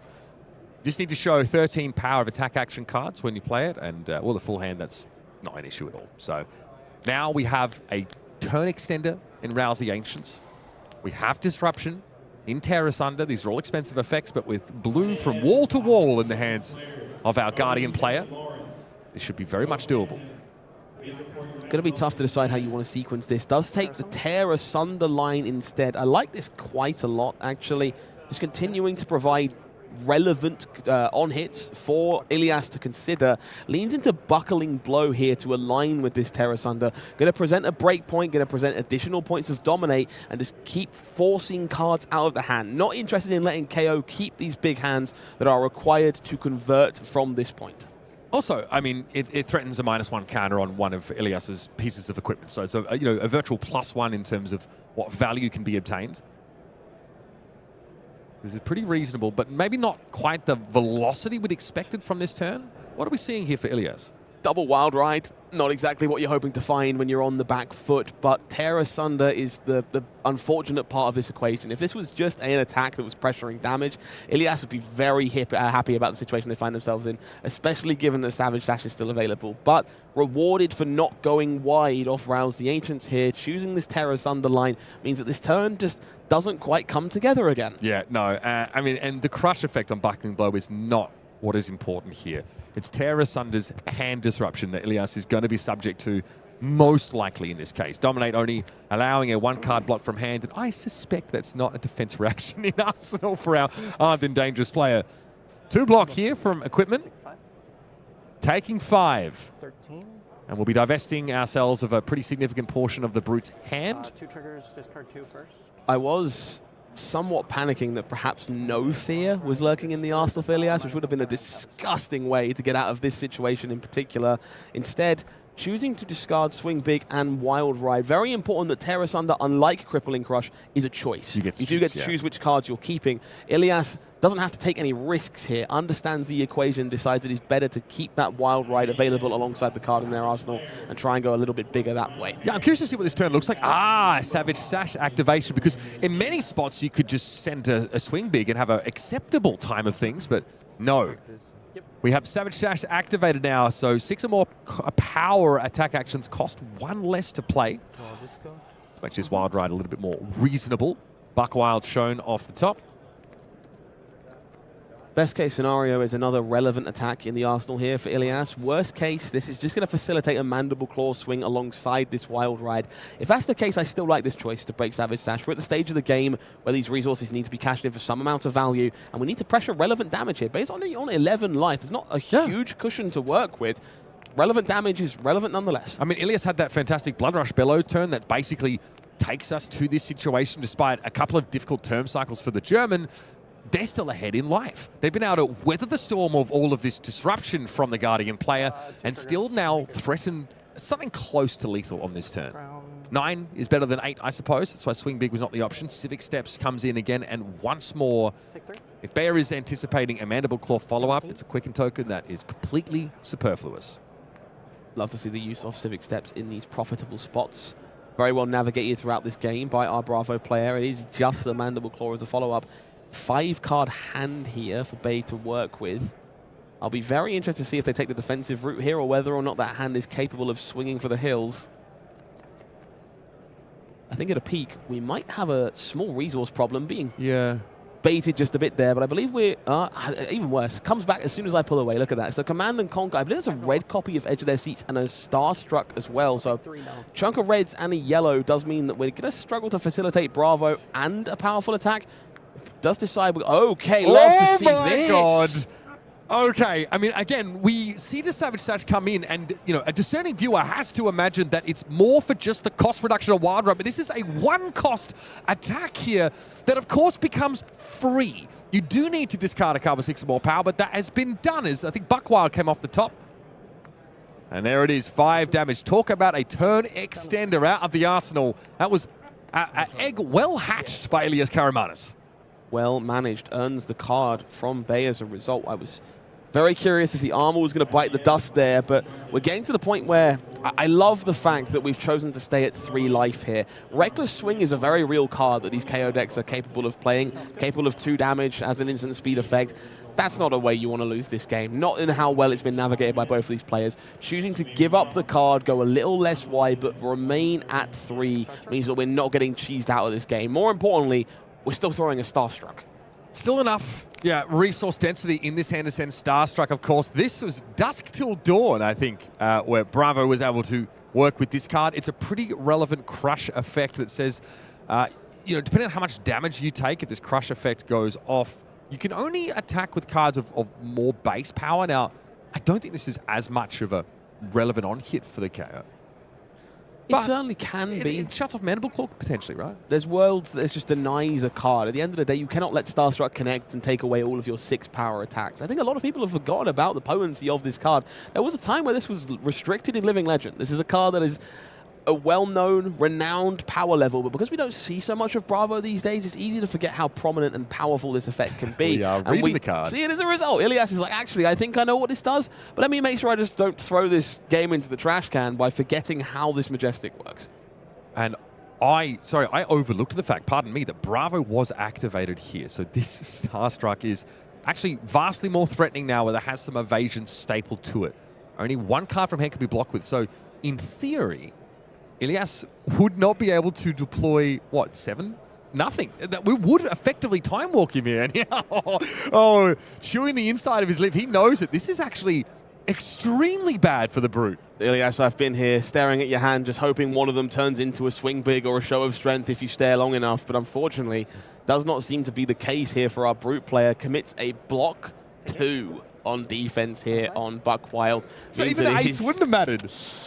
Going to be pretty much the worst case scenario, falling all the way down to 5 and going to struggle to convert any of those cards in a meaningful way. Starstruck showing you just why it's so good. Got any 9s, brother? Go fish? No? Okay, we'll ship the turn back, most likely. Now, I need to emphasize how painful this situation is. If you haven't seen Ilias's hand, I believe it is Bare Fangs, Wild Ride, Wild Ride. Now, you can get one of those. I love the Scab Skins roll.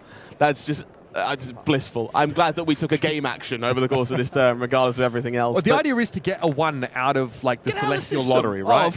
Of course. But no, having to Arsenal one of those 0 blocks is fine. Evasion, a very important part of Bravo. But even if there is a hand here that can't put Dominate together, Ilias is stuck with multiple pearls. That is a pummel in the hand. Holy. Now, you can't send this Starstruck. So it gets a little bit tricky, and obviously Smash Good Time, edge of their seats aren't exactly the ideal vessels for this. Now, Pummel, of course, can be used on a weapon attack, on a hammer attack specifically, but it is such a rare use case for it. Still an option. There's some cool things going on here. The blue copies are smashing Good Time. Clearly just a resource card in this matchup, but really good against those various potions you might find across the field from Verdance, Dawn of the Rose. This is a very curious spot. You can just send that Starstruck, send raw damage, force the issue again, or you can spend 4 cards and just send a Titan's Fist. If your opponent chooses to respect Pummel, great. I'll play edge of their seats. Yeah. I'll play my Suspense Aura. Yeah. I'll carry on building an advantage. And if they don't, you might just take their head off as a result. I mean, Ilias has to be very, very suspicious if he sees a naked Titan's Fist thrown off a full hand when he is obviously not at lethal damage from what's being presented. Nothing puts the fear of Rathe into you than your opponent looking at a 4-card hand, tanking, considering their options, and swinging Titan's Fist. What are you supposed to take away from that situation? Well, I just think that the addition of these Auras of Suspense now actually allows Guardians to do something with 4 cards when their opponent just passes back to them. In the past, it was pretty mopey. You'd send like a... Now, with Bravo less so, because he's got an outlet for his extra resources in terms of that Dominate. We just empty the hand and go for another Starstruck here. We say, all right, I want to keep my opponent very quiet. I want to come back around to maybe a hand that's more threatening here. Oh, no! Block, block, block, block. Oh, no! The no box! Oh, the humanity of it all! And again, the dichotomy of brutehood strikes. And Budnik will advance to round 3 at 2-0. Bravo Showstopper wins it out, as that is a hand chock full of cards that do not block. If I am starstruck by anyone right now, it is Budnik, who brought Bravo Showstopper to the World Championship and is 2-0 because of it. Curveball choice, next metagame defining deck? Only one way to find out. Just how far can they go? Because that is a legitimate metagame contender that was handled in the form of that Kayo, armed and dangerous. And Ilias Karamanis, a seasoned competitor. No pushover by any stretch of the imagination. Our sole Bravo player is now up to 2-0. And there are so many axes upon which this deck can play. The traditional Guardian style is available to you, but then you have instants in your hand you can deploy on either your opponent's turn or yours. You can convert a full hand. You can manipulate those suspense counters to some degree, not Pleiades level, but kind of get things to line up and still have a symphony of your own, even if it ends up being a racket to Brute fans out there. I was very impressed by that deck. I think typically Guardians were previously unfavored into a deck like Kayo, and that wasn't a game where Kayo found no Blood Rush Bellows. They found that option available. They pitched one away earlier on to facilitate a go-wide turn. None of it mattered. We successfully sequenced those auras, found our ways to hit relevant on-hits, and when those Starstrucks landed, they did everything you could possibly hope that card could do. Ilias being punished for all of those powerful go-again attacks that don't have a block value. Having a relevant hero ability, pretty darn good we in love flesh and blood. Okay, we need a cleanup over at the feature match area, as that was a grisly affair. But when we return, it's all going down here at World Championship Philadelphia. Round 3 promises more explosive flesh and blood action right after this.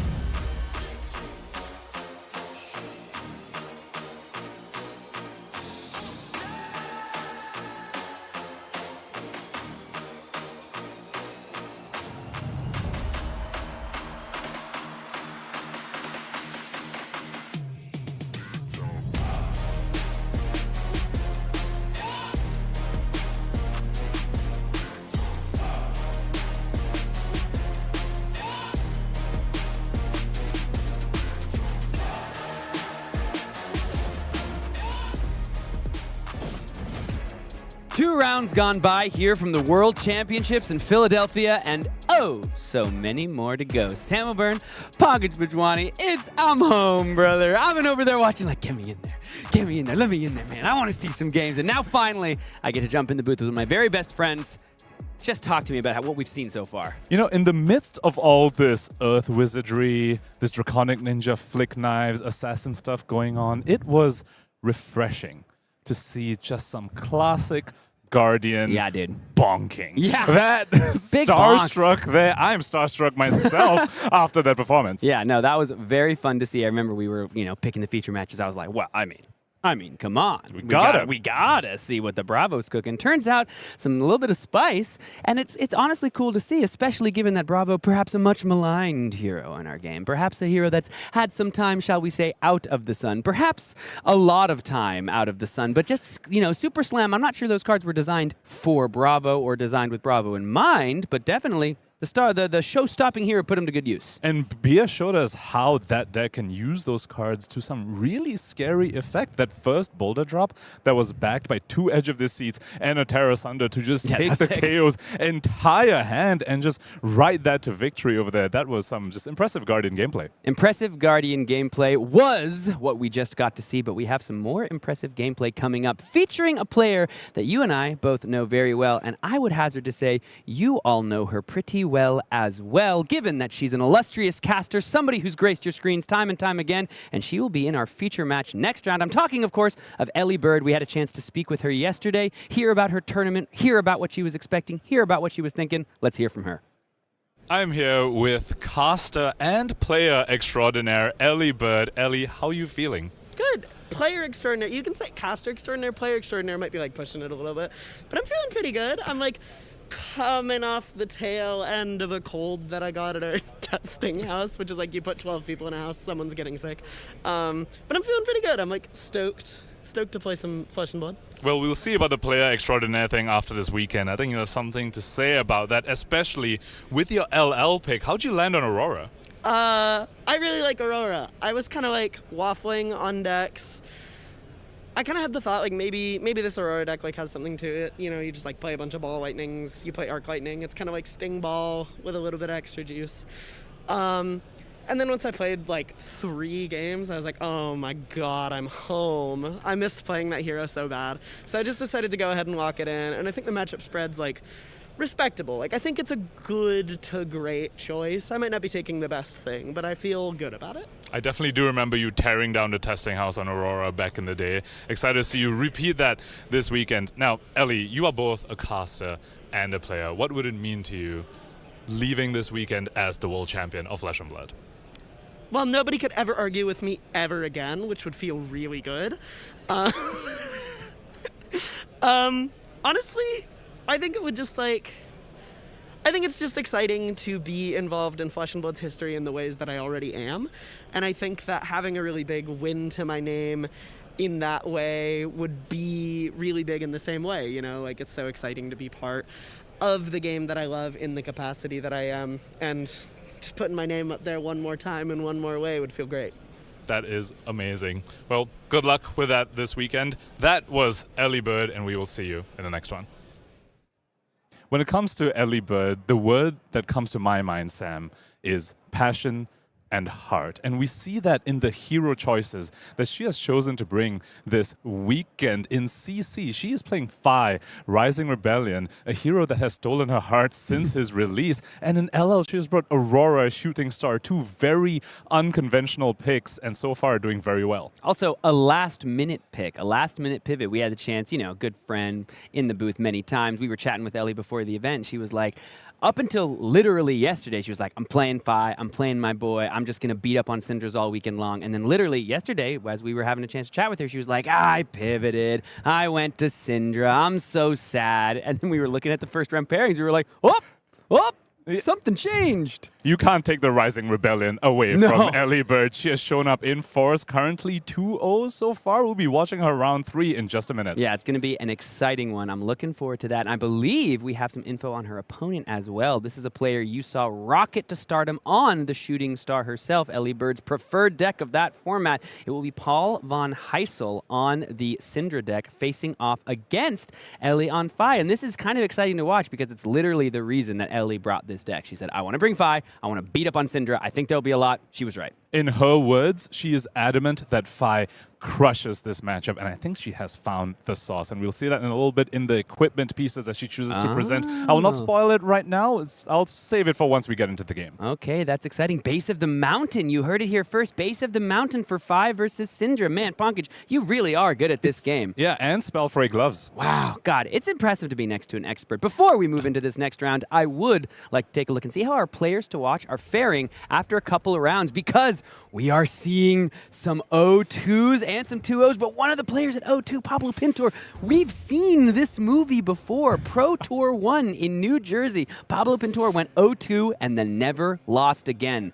I'll have to see if he can do it again to add to an already sterling resume, but walk me through the rest of our player spotlight list. Two-time Pro Tour champion Pablo Pintor starting 0-2. As you pointed out, the other player that sticks out to me immediately, our previous World Tour, world champion here to defend his title, Grzegorz Kowalski, currently 0-2 on Verdance. Yeah, it's going to be an uphill battle for those two players, but let's take a look at the middle and higher echelon of our player spotlights and see some 1-1s from our first world champion, Michael Hamilton, including our leading player of the year candidate in Brody Spurlock. But Jacob Clements defied his team perhaps to take the Mario deck, rewarded so far at 2-0. Shoma, Arthur, Fung, all 1-1. Get down to the bottom of the list, you see Yuki Lee Bender and Justin Koo on a couple of the meta forces, and a couple true forces are they as players as well. Justin Koo, of course, still championing the gravy. One of the few players at the top level who still believes in this hero despite the massive spike in Cindra popularity that's been happening the past few weeks. Justin Koo has shown us time and time again he knows how to pilot the Pirate Necromancer to victory over the Draconic Ninja. And for Justin, Brody, Jacob, that Player of the Year race comes down to this event. No calling, no battle hardened this weekend affects the Player of the Year. It's the World Championship and the World Champion only, as it damn well should be. Let's move on and take a look at our third round here today for you folks. We've spoken about it. I want to be about it. Let's get down into the feature match and see the battle of the Draconic Ninjas. We've got Elly Bird, my friend and yours, left side of your screen, facing off against Paul von Gijssel. Top 8 at the Pro Tour in London, taking Cindra, a different aggressive, slanted hero. But let's see if Elly really did snipe the metagame and can cut across it with that Searing Ember Blade. Let's go ahead and start with Elly Bird's equipment loadout. The main thing that sticks out here, Sam, is the Blazing Yoroi. One way that Cindra can overcome her aggro opponents is with cards like Breaking Point, a chain ender at the end of the chain that offers a devastating on-hit. But Elly Bird has the answer in the form of the Blazing Yoroi, which will fully blank the first Breaking Point or the first threatening on-hit that Paul von Gijssel might choose to send. And he can break the chain to go ahead and deny Elly the Blazing Yoroi value, but then that effectively stops his own Mask of Momentum as well. So Elly Bird perhaps found the tech over here, is forced to go first here, though not where she wants to be in this matchup, but she's confident that this matchup is so favored for her that she'll still take it down even with the disadvantage of going first. And we're seeing the Searing Ember Blade draw first blood, and I think it's only right, given that that equipment piece is such an important part of, I believe, the way Elly Bird is going to utilize her strategy to win this game. The just 2 for 3 go again. The consistent power that the blue provides in the pitch zone, getting you not only the Phoenix Flame out of the graveyard, but a Lava Burst here. We've already seen 1 2 block put on the combat chain. There's a 2 block and another. Is Rising Resentment 2 or 3? Rising Moment's 2, blocks 2. Yeah, so two blocks. So 3 damage leaked for Elly Bird over here, and she still gets the Arsenal at the end of this. You know, we spoke about the Bravo game just now being quite refreshing, seeing an OG Guardian. What about this Fi, Sam? Shuko being triggered? I haven't said that in quite a while. Dude, Fi right. Inject some Fi gaming right into my veins. Let me tell you something. I love this hero. First hero I ever played at a calling was Fi Rising Rebellion, and at the first World Championships. I played in that calling in San Jose, had a great game.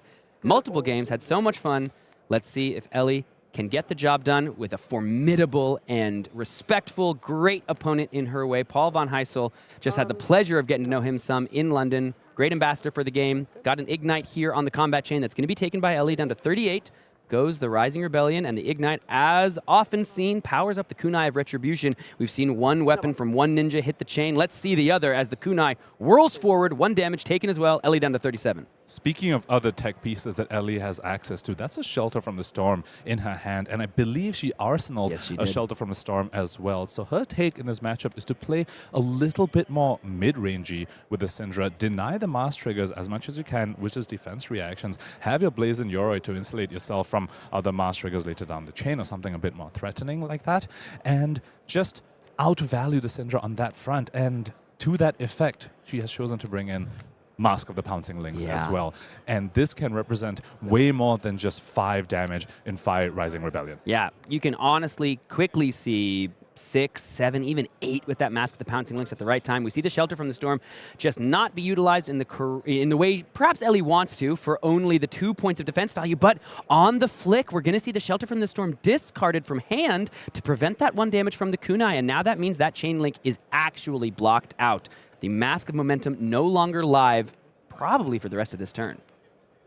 Only 2 cards remaining in Paul van Gijssel's hand, so yeah, unlikely to be able to threaten Mask once again, but he is holding on to a Snatch, so still will have the opportunity to present an on-hit over here, but because of the Blazing Yoroi, needs to close the chain before he sends that Snatch. Or also, Elly can just go ahead and throw a 3-block in front of the Snatch, given that she's got 2 prevention floating from the Shelter. She takes 1 here, loses 1 prevention on the Shelter.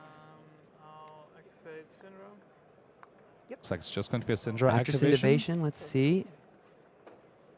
Close the chain and put out the Snatch because of the Blazing Yoroi. Elly has to think about this, but because of that Shelter from the Storm, can give the 2-block from hand plus the Dragon Scalar Flight Path to cover up the Snatch in its entirety, leaving Elly with still multiple cards to work with thanks to the defense reaction first coming from Arsenal.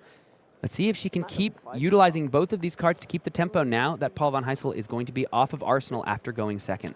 Looks like it's just going to be a 0 for 3 from Elly here. Mounting Anger, the remaining card in her hand. So a bit of an unfortunate hand for her over there. It was all reds and 2 1 costs in that hand as well. There were 2 Mounting Angers in that hand. Oh, excuse me. Rising Resentment in her hand over here. So does get the value from the Fire Tenant Strike first. So still following back with a 2-card 7 over here after Paul van Gijssel's pretty impressive turn and being able to block out the Mask as well. The fact that she can follow up, this is what makes Fi a force to be reckoned with in this matchup.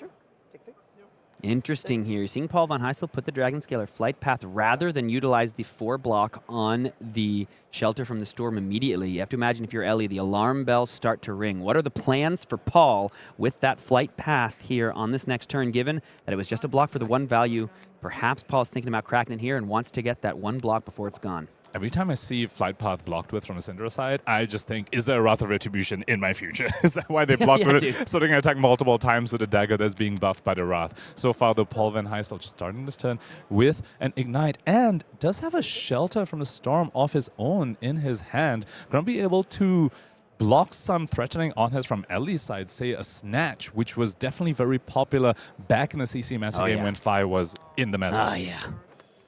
Nothing I liked more than ending my chain with a gosh darn Snatch, my friend. We're going to see the blood-splattered vest here activated upon the damage from the Kunai as we see the Rising Resentment come in as well. No box. To go ahead and 3 damage over. Looks like Paul just wanting to make sure he gets the value from the vest as this game might not go very long, or was just expecting to draw a card and wanted to insulate himself from the potential of drawing a 1-cost. Demonstrate Devotion, Hunt the Hunted. Hunt the Hunter, right? Some of these cards that absolutely need that 1 pitch from the vest to really be at their most powerful potential. Plan with Cinder Claw coming down. Elly taking it. She's got no arsenal. She ain't got a care in the world. 1 resource going into the Kunai. So the blood-spattered vest resource just used to swing a Kunai the old-fashioned way and going to flick as well. So it ends up in the yard for the Cindra activation. And does have a Lava Burst to end this as well. And here we see Elly just switching to an offensive stance. That hand doesn't block very well. This one does. She doesn't have access to 2 defense reactions this time. Doesn't even attempt to block the Mask of Momentum. Just says, all right, you got it. Draw your head jab off the top. I'm going to have something offensive to say on my own turn. Lava Burst here. This time the chain can't be closed. We'll have to see if Elly reaches over for the Yoroi. If Paul von Gijssel closed the chain, the Lava Burst wouldn't get the rupture effect. And here comes the Blazing Yoroi. One piece of equipment. Carrion Husk, eat your heart out. As we see that just getting completely taken care of by that, one block equipment that truly is much more than that. As we see the kunai hit the graveyard as well. Only one can be brought back with Cindra after the flick knives. Paul's going to go ahead and draw back up. One shelter from the storm in the arsenal, another one in the hand. As Elly took a lot of damage to present what she has to, I have to imagine, will be a pretty big salvo of her own.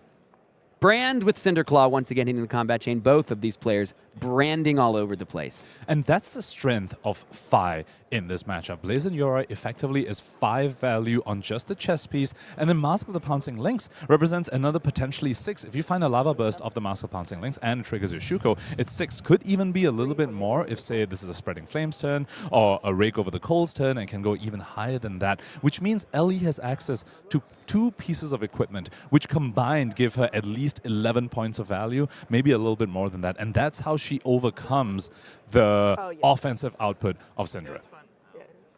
On hit from the Hot on her heels. Paul von Gijssel is marked. Blue Mounting Anger hits the pitch zone.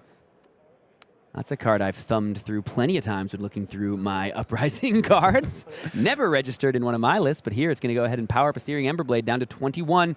Here comes the Phoenix Flame, activating 5 from the graveyard. One more damage here, down to 20 goes Paul. And you have to wonder, is this going to be a Mask of the Pouncing Lynx turn? I believe with this Lava Burst, she already gets a Shuko activation, so could find something like Assault the Wound, which, if this Lava Burst hits, would come in for a whopping 7. I think Paul van Gijssel may be covering it up. Is he going to use a second shelter? No, he does not.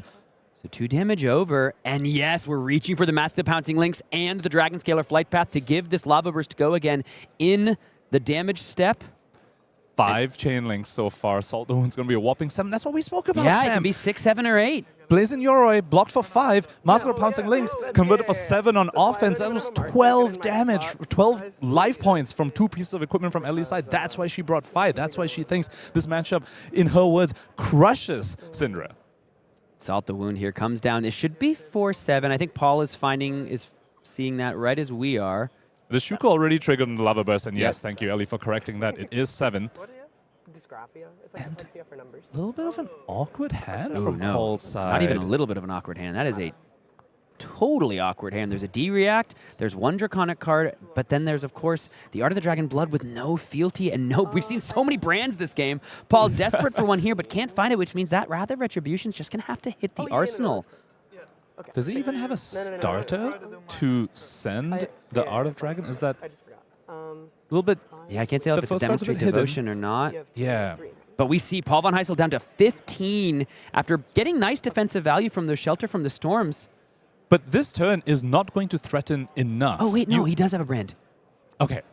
So you can't... You're unlikely to threaten cards from Elly from just this output, which means Elly can choose to just send back her whole hand on offense if she wants to. So this is interesting. Now the Art of the Dragon Blood comes in for 4. It will discount the next Draconic card, so the Wrath of Retribution gets to come forth here. It will be free thanks to the Art of Dragon Blood effect. Elly here just saving her block for the 3rd attack, because that'll be what will trigger Mask of Momentum. I think Paul von Gijssel is thinking about a flick here, just to be able to get that damage in, bring the dagger back, and then play the Wrath to be able to come in for the 2 and 2 afterwards. Yeah, it looks like he is reaching for the flick knives. Flicks at 1 damage over, yeah. With 1 kunai already in the grave to start this turn off, that's not where you want to be when you do a Wrath of Retribution. You want both your kunais on the board so you can send them a total of 4 times. Crazy. By sending the 2 on board, flicking 1, buying it back, sending that, and Dragon Scalar Flight Pathing as well. But because it was already in the yard, looks like he'll at most get 3 more kunai swings after this, buying them back, sending 2, and then Flight Pathing the other one. And this is face up now. So Elly can do the entire math for how much damage Paul's going to send, and she can make her blocks accordingly. Also remember, this is Threatening Mask. Yeah, and The Flick Knives was already used to get the value. Paul knows that there's no other attack action cards following this, so was probably just conceding the mask draw here. And Elly draws a defensive piece. We've seen her happy to use a 4-block on a 2-attack before. You have to imagine she might be comfortable using it, but no, in reaction, she goes ahead and hits the Shelter from the Storm. Paul reached for that life pad, probably excited to imagine another head jab style effect off the top, but no, it's just going to be the kunais following up the Wrath of Retribution for 2 and 2. As this Draconic Ninja Showdown starts to get into the red zone, if you will, Ponkage. Starts to get into the red zone, you know what I'm saying? Because not only is it getting towards the end of the game, but they're Draconic heroes, so their cards and, color palettes are red. So I would imagine they're kind of getting into the red zone, Ponkage. Sorry, what a color was red that again? zone we have for ourselves. What color was that again? Red? Welcome to the red zone, Ponkage. I'm back, baby. So despite that Wrath of Retribution turn, I still feel like Elly is in the driver's seat over here, because now Paul Van Gijssel is headed into this turn with 0 kunais, and this is what can happen when you have no kunais. You can't use one of them as a starter, and he's drawn a hand that has no natural starter of its own, has no bricked in this aggro mirror. This is a complete and utter brick, Ponkage. Not only do these cards not block very well, except for, I think, the Burning Blade Dance. Maybe the Hot Iron Heroes also blocks 3. So Burning Blade Dance blocking here. But it's just going to be the display loyalty to make a fealty. Coming in for 4. The Ignite discount, a little bit wasted here from Elly's side, but did need to start the turn with it. And then display loyalty coming for 5. Does have a fealty now. And unfortunately doesn't have 3 Draconic Chain Links to activate 5 for free. Yeah, so this, let's see, because there's only 2 chain links, this one would be costing 1. I don't think... Maybe there was a fealty on the Fire Tenant Strike first that we maybe missed. Here's the thing is, Elly definitely should have had a fealty on this turn, because got marked... Paul got marked the turn before, and I kind of heard them. I kind of heard them say like, oh yeah, I definitely have a fealty. So she should have a fealty. Yep. And cashing in that fealty for 2 value there, thanks to the Shuko trigger as well on the Phoenix Flame, with Ignite being the first 2-power attack on that turn. And yeah, we see Paul's turn. Anemic is the word that comes to mind here, Sam, and still not buying the daggers back on this turn and arseling a cut through. That card pretty bad when you don't have daggers. Way better with daggers. I definitely know I wasn't blocking. That's like that's the calculus there, right?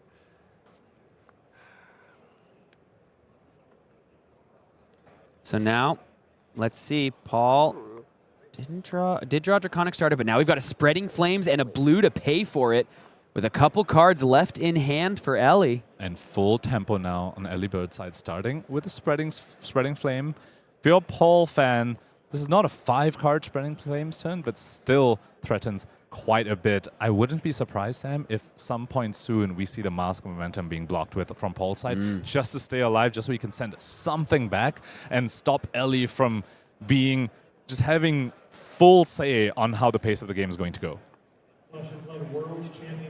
Paul reaching for a cut through to block with. And those are all 2 blocks in that hand.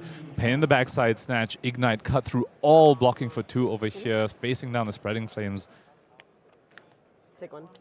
Sorry. Take 1 over the top. Down to 9 goes Paul. There we go. Both players here, no stranger to the feature match. My hands have been so cold today that like electronics aren't registering them because the Elly Bird ruminating on the human condition. Like, I have to take a shower. Human condition of being chilly. And now I'm just a little bit of lore in the Airbnb this morning, actually. They ran out of hot water. What? Actually, so a lot of them took cold showers this morning. But she's showing up on a Draconic hero. That's heating her right back up. Yeah, absolutely. Ronin Renegade going to connect here. So Paul down to 6.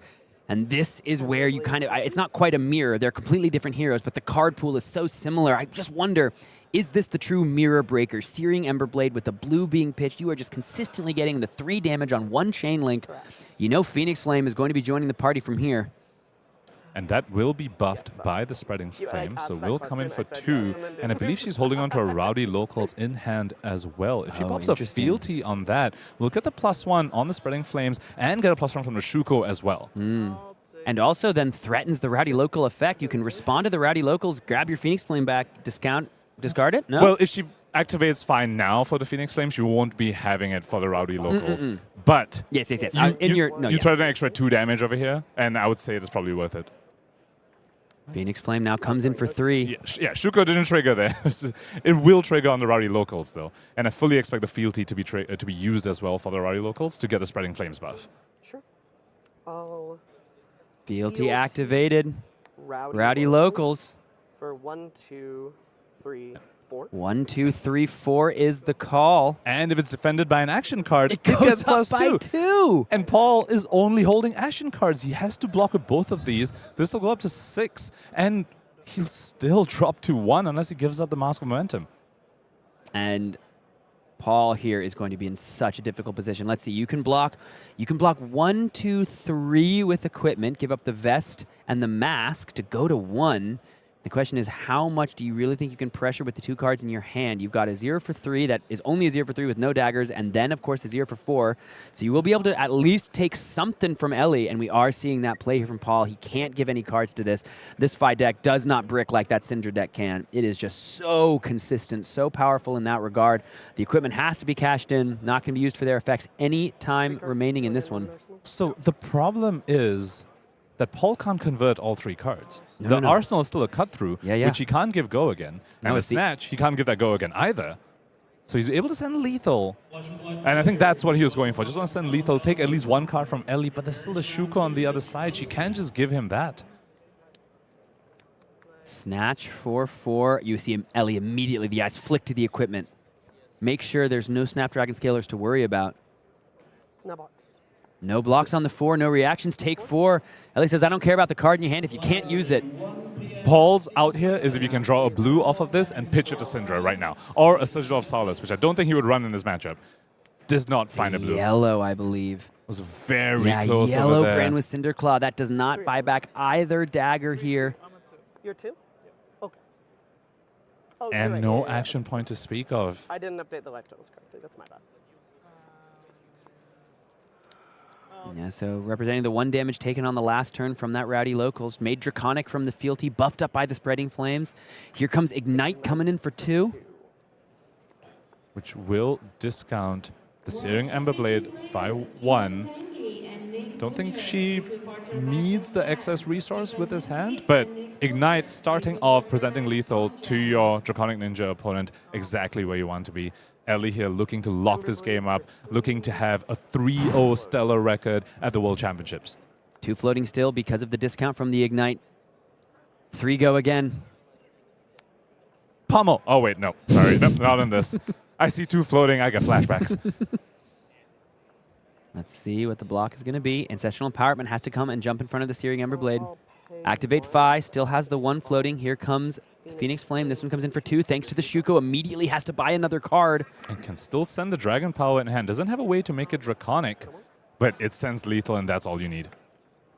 Oh, Blaze Headlong. It's a Blaze Headlong. Yes.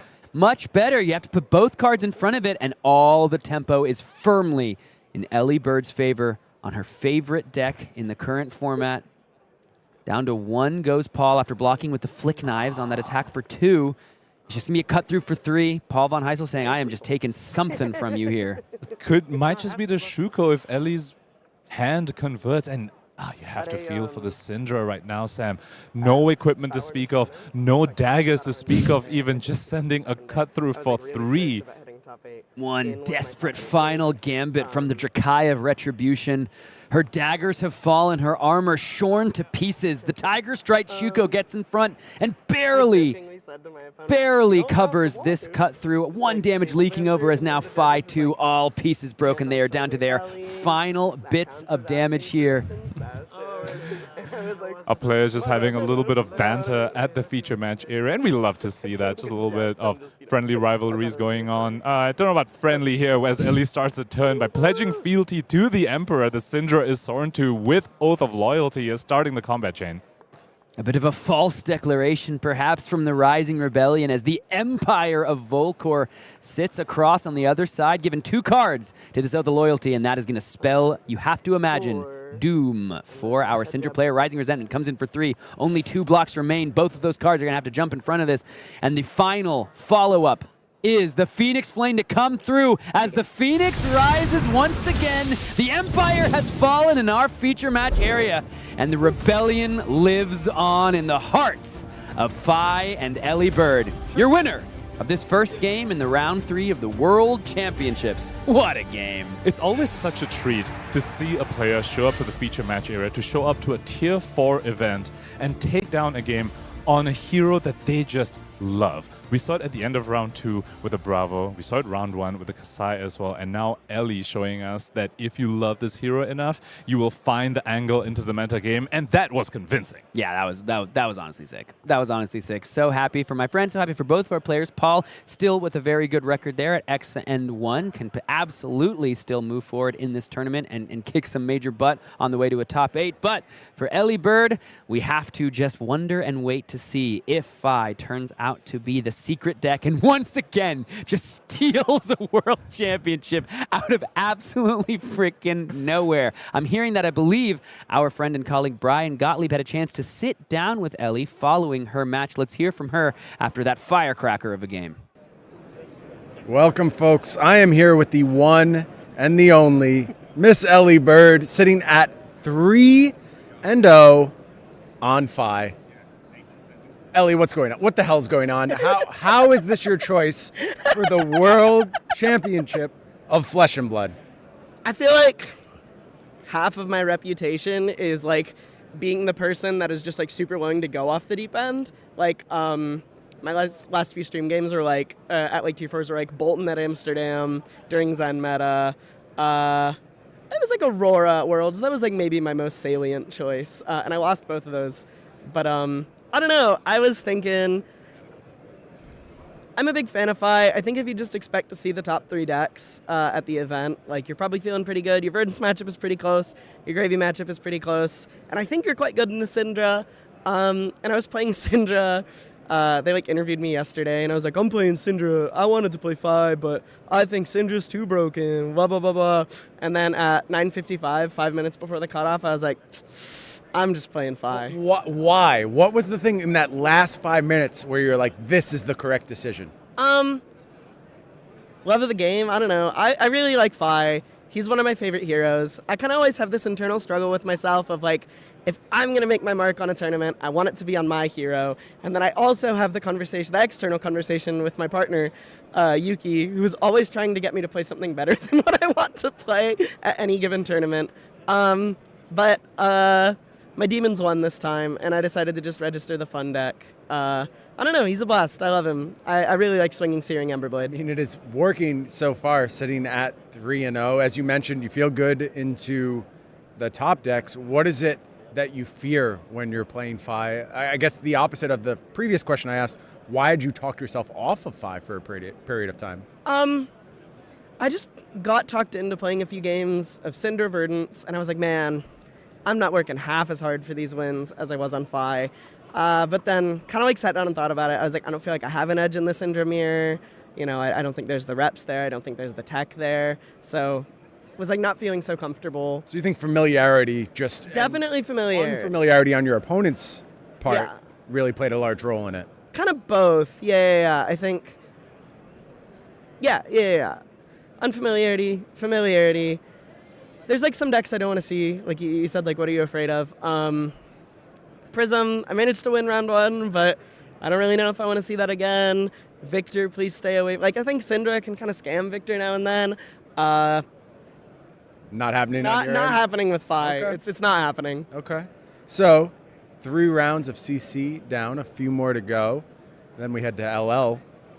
Spicy pick in LL as well? I'm playing Aurora. It's like, I think it's like moderately spicy. We're like a jalapeno there, not a habanero. Yeah. But I don't know. She's fun. I think she does like kind of a broken thing, which is what you need to do in that format to kind of hang. I love that format, by the way. I've been testing a whole bunch of that format this week, and I kind of went in with low expectations, and the more I played it, the more I was like, this format's really sick. It's really fun. But the big thing is that, like, when she's being fair, I think her floor is the highest of any of the Runeblades, and Runeblade is my favorite class, so I was just kind of like, I don't know, played like 3 games on the deck, and I was like, I'm home! I'm home! Sometimes you just have to go with what feels good, and thus far, Elly Bird feeling real good at 3-0, plenty more from her to come. Well, great to hear from Elly as she came home to her Draconic hero. That was a fun match to watch. I'm looking forward to seeing what else she's got cooking for the rest of the day. The rebellious demons in her won and brought her to the Rising Rebellion himself. A little more rebellion going on all over Elly's picks for this weekend. Yes, well, we've got plenty more to come here from the World Championships, but I do want to take a moment and let you know about how you can get involved at home and on the World Tour itself as we take a look at some of the upcoming events coming up on the World Tour.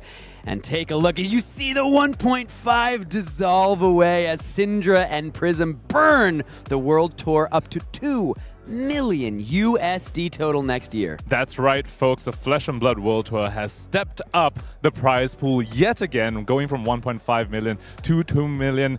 Hear more about it at the keynote. Mr. Brian Gottlieb himself dropped a whole bunch of goodies in that. If you haven't watched it yet, check out the YouTube channel. It is published there. All-timer of a keynote. All-timer of a keynote, and we are gearing up for an all-timer of a year, folks, as we see the next slate of upcoming events, see a number of greatness on the horizon as we see a number of callings, number of battle hardens, and then bottom right of your screen. I don't know you guys have been talking about Compendium of Rathe, but that's just looking kind of crazy. World premiere coming to London in February. All through the rest of this year's competitive season, we have a little bit of early access for Silver Age, and it's going to culminate at the world premiere of London, which the calling attached to that features Silver Age at a tier 3 level event where Compendium of Rathe will be legal as well. If you can make it out, folks, I highly encourage that you make it out there. It's going to be an event to remember. Yeah, that will be an extra special one. Given how much we can tell Silver Age is fixing to be a significant part of Legend Story Studios and Flesh and Blood moving forward. To win the first Silver Age calling, you will be enshrined to a level we have not seen too often. It's going to be a fun one. We do, of course, have some events coming up that are going to be covered here on the Fab TCG channel. These are the upcoming streams that will be featured coming up very shortly. We've got Valencia in just a couple weeks, and then an awesome back-to-back weekend where our producer, Ethan, is going to be flying all over the world, Seattle to Hong Kong, baby, in just about a week's time. And we've got an all-star crew bringing you the action for those 3 weeks. Of course, World Tour Valencia going to be covered by Carlota, Gabe, and Scott Mines himself, who is also featured this weekend here at the World Championships. And for World Tour Seattle and Hong Kong, we've got Bryce Plass and Michael Feng, ex-Pro Tour champion, showing up in the booth. Gotta love his insight. Dude, so exciting. I'm so excited to see Carlota Fernandez get into the booth as well. She's an exalted cosplayer, but someone she's top 8 at some Pro Quest. She's been playing this game for a long time. I've seen her do some community streams in the past, and she's got some great insight and great things to say. She'll be partnered up with Gabe, who I know they've worked together in the past. Gabe, who I think is X&O currently in this World Championships on Verdance at this time. So cool to see him. And then, of course, Bryce and Michael bringing you the back-to-back Seattle and Hong Kong. I'm excited. They're going to get almost like a 2-week narrative they get to shape over both of those streams. So that will be a fun one. 2 all-stars of the game, 2 all-stars in the booth. It's going to be a great couple weeks here on the Fab TCG YouTube channel, and it's going to be a great game next because we have got someone who we've been talking about quite a bit against a hero that like dog. If Justin Koo can beat a 2-0 Katsu on Gravy Bones, then I don't know, maybe we just hand him the trophy now because clearly the dude can beat anything on anybody. So let's go ahead and dive into the feature match to see if that will come to pass. It's going to be Justin Koo on his signature Gravy Bones deck, Player of the Year finalist, versus Younghyun on Katsu 2-0. And you have to imagine that this Katsu deck is supposed to beat up a Gravy Bones deck. We'll have to wait and see. Justin Koo has succeeded so far against the Draconic Ninja of the format, or rather the more popular Draconic Ninja, if you will, in the form of Cindra. We've seen him do that time and time again on stream. Katsu, though, I think is a whole different beast, Sam. If you let an on-hit from Katsu go through, this isn't just a mask draw as it is in Cindra. This is potentially a Dishonor coming down the line. And if you manage to land a Dishonor on Gravy Bones, they just cannot play the game anymore. No more watery grave cards can be played from the graveyard at that point, rendering those allies almost functionally useless because you can only play them from hand. Can Younghyun go ahead and resolve that card against Justin Koo? We're going to have to wait and see as he starts off this turn with a Harmonized Kodachi coming in. Talk about nostalgia, Sam. Yeah, no, this is cool as we see the Harmonized Kodachis hit the combat chain 1 and go again, of course. It's classic. It's coming for Justin. Justin's got an arsenal, down 1 life already. Got a Swabby to think about and a Mask of Momentum that will be doing some major work into these allies. I'm so glad you brought that up, Sam. That's an interesting headpiece choice for Katsu's these days. Katsu's these days typically favoring Mask of the Pouncing Lynx to go along with a Heart and Cross Trap and just go for a massive combo turn, something like a double Bonds of Ancestry, for example. But Younghyun choosing instead to present Mask of Momentum here wants to leverage those free on hits that allies like Swabby confer over to this Katsu. You have to imagine it's just too enticing. Just too enticing for Younghyun here to just imagine the amount of mask draws you can get into these allies. And it's why Justin is reaching for the gold-bladed hook immediately, because that interrupts the second chain link. And now the Swabby is free from just the terror of taking a head jab style effect to the face. That card hits the graveyard face down, and Katsu gets to draw a card. Speaking of enticing, that was a very easy block from Justin Koo's side, because unlike Cindra, Katsu isn't able to keep the Mask of Momentum train live. So you just block the second chain link, you're effectively free from Mask of Momentum for the rest of the turn. And Younghyun over here just sending him again. She release again, another very interesting inclusion in Katsu list. A lot of them have chosen to discard this card from their 80s, not needing the anti-fatigue insurance that it normally gives you. We're seeing that head to the bin over here after clearing a Swabby. And Justin Koo gets away from that turn with just giving 1 card up on blocks. Sorry, just a hook on blocks, excuse me. Yeah. Gravy going to get activated here. We've seen the top with the compass. Let's put a chum to the graveyard as the allies begin to slowly rise from the watery depths. Blanche, a nice inclusion there. Cool tech piece. You have to imagine Justin likes the colors of the cards in his deck, exemplified perfectly by the prismatic ley line on the combat chain. Can be a 0 for 6 in these Gravy Bones decks and just do some nasty, nasty things. Gravy Bones deck lists now are defined by this card. Prismatic ley line is now the name of the game ever since the Golden Tipple ban. Gravies have moved to this card to overcome matchups like Cindra, overcome these aggro decks like Katsu, and Younghyun's hand right now not looking too stellar. You speak about colors of the various cards. This Blanche doesn't have a blue to go along with it. No, it does not. I didn't catch what Katsu was able to arsenal last turn. Okay. Call to the grave here. Justin can grab anything he wants. Rigor Mortis over here not as threatening against a Katsu as it is against, say, something like a Verdance or something like a Kayo even, who often needs to spend a whole claw swing into their 1 health ally. Into Katsu, though, a simple Kodachi swing will go ahead and take it out. So Justin Koo instead opts to resolve this chum. Friendly first mate. Now that can be a little bit more awkward. It does offer free Katsu triggers, potentially a free Mask Momentum trigger, but 6 life is still quite a bit to go ahead and expend into that Pirate Necro ally. Let's hear, or let's see what the beginning of the turn is going to be from Katsu. Going to be that Harmonized Kodachi coming in once again. I swear, is that a gold Kodachi dog? I think it is. The right one yeah. is. Bruh. We have a Katsu stan over here if you couldn't already piece that together from him playing Katsu at the World Championships right now. Looks like Kodachi's going to his chum, and there are 100 wins as well. Has the Ancestral to back this up and guarantee the mask draw.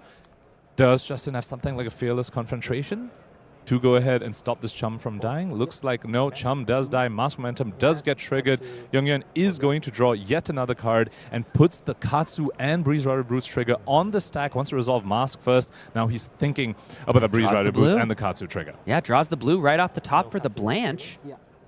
And honestly, you can see basically for Younghyun here, he was able to go ahead and put the 2 Kodachis and just 1 card from hand and immediately replace itself.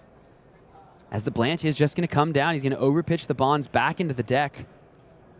Have to point out, Justin Koo has chosen to bring Balance of Justice into this matchup, and it is currently live on this turn. 2 cards have been drawn, 1 from Ancestral Empowerment, 1 from Mask Momentum. Are we going to see that card just being brought out and really activated?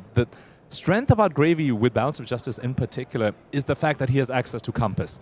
Justin knows exactly what he's going to draw. He can draw it and plan out his turn perfectly, unlike some other decks that don't know what they're going to draw off the Balance of Justice. Balance of Justice immediately going to get activated here. That's right, yeah. So no on-hit from the Blanche and replacement of a card for Justin. And once again, it feels like Justin got away from that turn with just needing to give up one card effectively because he drew one right back up from the Balance of Justice. And he's on the front foot right now in terms of life total and just creates a gold off of Portside Exchange as well. Looking to be in a firm commanding position over here, but against Katsu, that can flip on a dime. Portside Exchange going to go ahead and throw Sawbones underneath the depths into the graveyard. Another gold drawn, another gold, created for Gravy Bones as the treasure hoard begins to grow again. Justin has a think, takes a look, looks like maybe blood in the water, saw briefly, or an angry, jittery, or burly Bones in the arsenal there. Slowly, though, the armor pieces from Justin Koo being chipped away here. Gold-baited hook no longer available to block. Balance of Justice used already. Effectively just has quick dodge flexes left all the way until the end of the game when he's okay to give up the dead threads. For now, though, front foot on his side, but there's only so long you can depend on that armor to stop the on-hits from this Katsu. Both chums just pitched into the Sawbones here for the cost and the attack.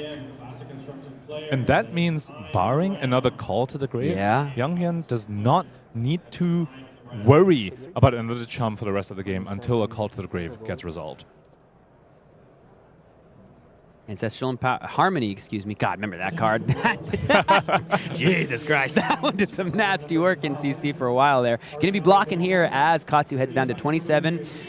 100 wins, 0 for 3 into the Sawbones. No prevention effects will be mattering on this turn, but saves Justin 3 life. He's still at 39 against this Katsu deck. Here comes the Kodachi for one as the Warmonger's Diplomacy gets pitched away. 38. So glad you brought that up, Sam. Warmonger's Diplomacy, a card that we've started to see Cindra lists favor for the Gravy matchup because it denies them from being able to play an ally and attack with it in the same turn. Heading to the pit zone here from Younghyun, but Justin Koo definitely taking note of that card. You can fall into traps against a ninja opponent where you take their onslaught and then they just warmongers you at the end of it and your entire turn is bricked. So far though, Weakest Link coming in, threatening the Swabby. Does have the Gravy Bones activation to go ahead and get rid of the Swabby if the top card is a blocking card, which we didn't quite catch so far. But given that Justin Koo hasn't fully snapped that off, you have to wonder, is that just another ally on top? 32. Weakest Link here going to go ahead and connect because honestly, Justin's like, I don't care. You can put my Swabby in the graveyard. You can draw a card. You don't have go again. That's actually so funny. I mean, listen, Katsu gets the information. Katsu gets to know what the cards in the hand are. But this Weakest Link trigger, actually, because the arsenal's already filled up, is not that threatening at all for Justin. He is happy. He's like, dude, you're doing my work for me. I appreciate the help, Katsu. As the Swabby's going to hit the graveyard, the card off the top for Katsu is not going to do much whatsoever here. As the Loot the Hold now comes in, and the Swabby that hit the graveyard from the Weakest Link's effect, Justin didn't even have to use any of his own cards to get that in there. Now 7 on-hit discard? That's honestly brutal. And the confidence with which he just snapped that off, Sam. This is a man that knows how he's going to get that in this matchup. He says, Younghyun, you've tried to disrupt me 2 turns in a row. You sent a Blanche at me. You sent a Weakest Link at me. Here's disruption of my own. Here's a Loot the Hold. You cannot keep a 5-card hand against me right now. And you have to deal with the Swabby. Once again, Justin Koo showing us how to get ahead against the Ninja. Loot the Holds, Prismatic Ley Lines, get the life lead, get some disruption going. That's how you keep your foot on the gas.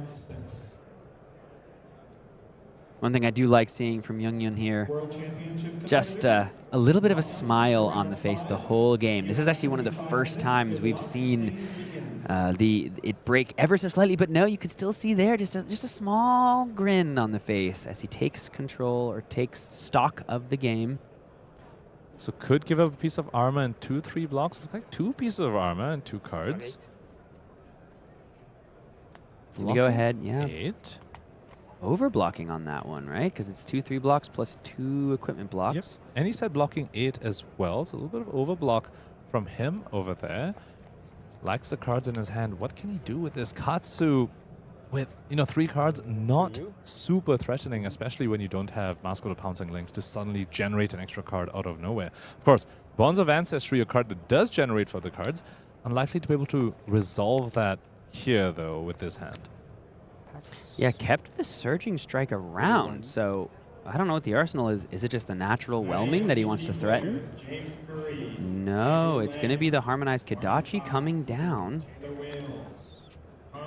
So this Kodachi does represent a bit of a threat for Justin Koo because he has a Swabi on the field. If this Kodachi hits, that would be the second chain link in a row to hit. Younghyun could go ahead and send an attack at the Swabi and draw off the Mask of Momentum. So Justin Koo having a little bit of a think here. He had the easy gold-baited hook block earlier in this game to stop the second Kodachi. Does have access to it once again here, and we spoke about this. Slowly that armor gets chipped away and puts Justin in a little bit of a tough spot over here. While he's in the driver's seat, game's not in the bag yet. Katsu can absolutely have a massive turn out of nowhere, especially off the back of that hardened cross trap, effectively giving Younghyun a pitchless turn. If Justin Koo doesn't disrupt Younghyun on a turn, he could suddenly be facing effectively a 6-card hand thanks to a hardened cross trap. And Justin has to give this Kodachi a real think here. A goodly think. Does this Kodachi require? They might even buy a whole card from hand. I don't blame Justin for it. A card from your hand and it stops an extra card on the opponent's side who scales very well off of many cards. I think Younghyun wanted to see that. I think he just wants to clear the Swabi and pass and just set up for a future turn. Yeah, Mugenchi release just going to come through, clear the Swabi. Actually, a bit of a bluff that Younghyun was able to execute. Bought a card from hand and now gets that Surging in the arsenal to power up what should be a powerful turn. Murderous Rabble going to show the back alley break line. Does he have a way to get that in the pit zone? Something like a Saltwater Swell, perhaps, to just get an extra action point as well? Play this Lone Shark up to 4 Lone Shark up to 4 gold. Sawbones, hook 6. Sawbones and hook 6 asks for yet another gold on hit. As Sawbones has hit the combat chain once again, crawling up from the depths. One slobbery hand after the other climbing up the hull until the dock hand is ready to enact its fell work. When it comes to board state, Gravy Bones, of course, has all these allies that are very, very threatening. But I also want to point out those 4 pieces of gold there on the Gravy side. That represents just a massive turn sometime down the future. We speak about the 6 damage prismatic leyline turns. They're typically fueled by a whole bunch of gold pieces. I make a gold. Make the gold on hit from the hook. Lone Shark sticks around. We'll be checking every turn to see, hey, you're going to pay my loan? Hey, you're going to pay it back? I want either 2 life or a card from your hand. 2 innocent human lives? No, just 2 life. Well, I'm not a monster. Oh, that's fine then. That's okay. Oh, I can discard a Watery Grave card? I want to do that. Younghyun needs something big here, Sam. He is down 13 life. There's a Sawbones on the field. Quick dodge flexes on the Gravy Bone side as well. And 5 pieces of gold. Hardened cross trap coming in. We need to see something big from this Katsu to get back into this game. And I think we're gonna. The cross trap activated always heralds some fireworks. The Dishonor in hand as well. And the natural gust wave and the retrace the past as well. Surging Strike in arsenal off the hardened cross trap and the double strike as well to discard to Katsu. This is looking like a very big turn which threatens a Dishonor at the end. If Justin Koo isn't prepared for the Dishonor, we could just see effectively the end of the game right here. Let's see what he's working with. That is 1 no block in the hand over there. Riches of Tropoldani, little proxy. Does have remaining blocking cards though, as well as a defense reaction with the Blood in the Water. Justin Koo, a comfortable lead at the moment, but we might be preparing to watch that deficit shrink and shrink, as it is time for the Wanderer to put forth the true offensive salvo that he is capable of. Harness the wind, bring it to his side, and see if the gusts can carry him forward. Clear out these allies, cast them aside with those pounding gales, and finish this game with a flourish. Justin Koo wants to see an ally on top there to power up this Blood in the Water, making it block for 6. Not sure if we quite saw it. Could also effectively change the top card of the deck with the Gravy Bones activation. Maybe swap out this Riches of Tropaldani for a blocking card, because you know this turn you need some good blocks. The opponent has a full 5-card hand, activated Cross Trap, start with a Surging Strike. This is the start to a very terrifying Katsu turn. Pitch into the quick dodge flexors, pitch away Ripples of Tropaldani. Floating, I make a gold. 6. Make a gold up to 6. Yeah. Yep. 28. Okay, no Blood in the Water look at over here, this. saving it for later on. Katsu trigger. Breeze Rider Boots trigger Gets as well. rid of Katsu the discards Dishonor. Dishonor. So maybe planning to utilize a Bonds of Ancestry on it later in this turn. We're seeing our first real Katsu activation of the game. Card with 0 discarded, grabbing any card with combo, and there's the Bonds of Ancestry. Folks, if you're watching at home and this is the first time you've seen Katsu activated on stream, I wouldn't blame it. It's been challenging to find the Wanderer wandering into the feature match area. This has been a hero many have been hoping to find good use for and hoping to see work, but it's been a struggle. Younghyun hoping here to go ahead and change the narrative, flip the script, and this is the first step towards that outcome. We're going to see some fireworks here, folks. I'm not sure if there's another Bonds of Ancestry in the yard, because if there is, we could potentially be seeing a double Bonds turn, depending on the Mask of Momentum draw, gives him some, like a piece that he sorely needs. So far, though, this is quite a bit of damage being represented over here. Still need to think about a Mask of Momentum draw as well. Bonds of Ancestry represents another 8 damage. That is 2 cards in 1 over here, and Younghyun's not even done. Currently, Justin Koo needs to think about this Descendant Gust Wave that is coming in for 5. 5 go again after Surging Strike. Always looks pretty good when you ain't pitched no cards to do it. Bonds of Ancestry sitting over there in the Banish Zone ready to be played. Justin Koo, his time is doing some math, folks. Doing some math, trying to figure out exactly what's to come. What can he hold back? What will he need to commit? And how can he survive the Dishonor that might be following that Bonds of Ancestry? It's staring at him from the top of the graveyard. So one positive for Justin Koo over here is that he knows what the Katsu trigger was used on already. So a little bit of mystery is taken away over there from the Katsu trigger happening there, but it's still quite a bit of damage that he's about to face down. And another part of the mystery going to be solved now with this Bonds of Ancestry coming in. Dishonor going to be the choice for Younghyun over here. That is why he discarded it from his hand, so he has access to it from his Bonds of Ancestry. It's going to come in. Breeze Rider Boots hasn't been activated yet, though, so that Dishonor currently won't have a way to get go again, and you have to wonder, maybe he's going to use it on this Bonds of Ancestry.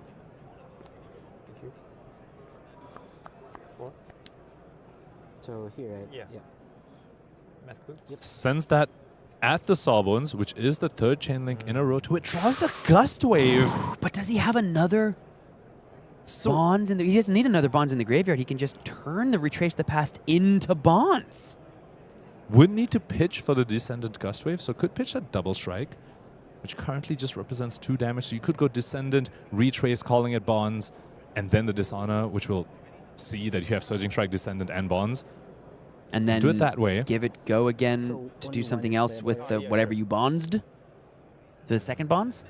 Well, the Retrace isn't a Bonds itself. You can just call it Bonds, but it won't. It doesn't do the thing? Yeah. Damn. That'd be sick. That would be awesome. It just becomes Bonds. that's probably way too good, huh? Yeah. We've probably seen a lot more of Katsu. Yeah. That's the way it worked. Again, folks, I haven't actually seen that card resolved. I'll be completely real. We are going with the Dishonor right now. Breeze Rider Boots hasn't been activated yet, though. It looks like Justin Koo is set up with 2 defense reactions, so he's definitely safe from the Breaking Skills activation. So he's going to force out the defense reaction. That was face up. Yeah, just forcing out the quick dodge flexes. Has enough Blood in the Water in the hand as well, so he's very well insulated. Oh, and that's just the end of the turn. Wow. Younghyun here had another Bonds potential. He had plenty of opportunities that turn to activate the Breeze Rider Boots. You have to wonder, was that just a little bit of a misstep here from our world's competitor? I think so, absolutely. He had 3 cards remaining on his pop-off turn, didn't use the Breeze Rider Boots. But used the Heart and Cross Trap to start that turn with the Surging Strike. You had to imagine that was the moment that Katsu was going to have to put forward the impressive salvo. I mean, listen, Younghyun is 2-0, clearly has been doing some major work, but I do believe that was just a bit of a misstep. I mean, we started that turn saying he needed something big. That had to be the big pop-off turn, because now he's facing down 13-point life deficient, Rigor Mortis on the field, and his hardened cross trap and breaking skills gone already. Sorry, I already blocked with this. Younghyun back against the wall right now. Sends a Kadachi Justin Ku's way. Kadachi at Justin again, holding on to his double strike. That will let him at least efficiently clear the Rigor Mortis and get a mask draw as well. Question is, will he be able to make something impressive happen after that? He already used his Dishonor on-hit, the only on-hit that Gravy Bones really cares about. Yeah.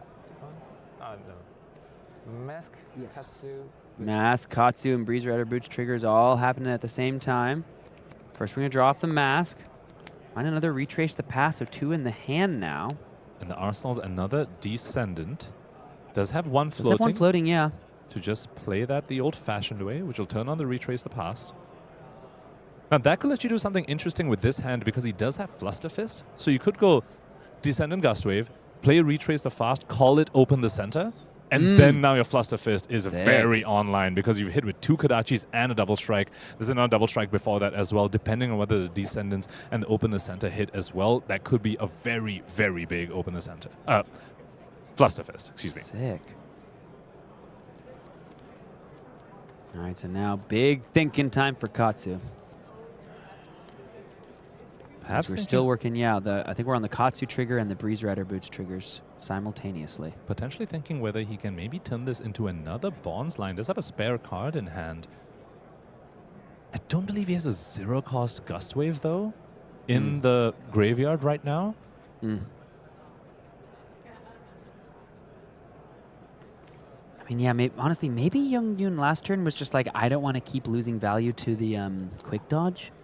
It's just like, you're just going to keep pitching to the quick dodge. I don't want to blow everything I've got. I want to kind of spread my high-powered offense out over a couple turns because that quick dodge was just continuously moving across the combat chain. Effectively letting him trade his chess piece for Justin Ku's boots piece. And important to note, on the previous turn, he did kill the Sawbones, which means his Death Threads was active, which he could just activate to get another effectively free activation of the quick dodge. That could absolutely have been the case. It, didn't break the Breeze Rider's boot, so does still have access to them for another big turn, as we do see the Retrace the Past get discarded to the Katsu ability. So could find a Bonds over here. I haven't been able to keep full track, but if he has a 0-cost Gust Wave in that graveyard over here to find off the Bonds of Ancestry, that could be incredibly, incredibly strong on this turn. Looks like he's fishing for 0-cost Gust Wave from the Katsu trigger over here. Which basically near guarantees that he's going to activate the Breeze Rider Boots, which are currently sitting on the stack, waiting to be used. Double Strike as well, going to be banished to its own effect.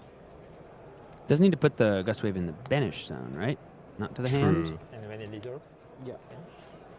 Oh, still hasn't used the Breeze Rider Boots. Does have the Go Again Gust Wave in his arsenal, though. But as you pointed out, Sam, that Whelming Gust Wave should be in the banish zone. So can't Arsenal that at the end of this turn. For 2. Gust Wave for 2 here. Pass on the Gust Wave. Yeah. 2 damage. Down to 20 goes Justin. Naming Surging Strike. Retrace the Pass becomes Surging Strike.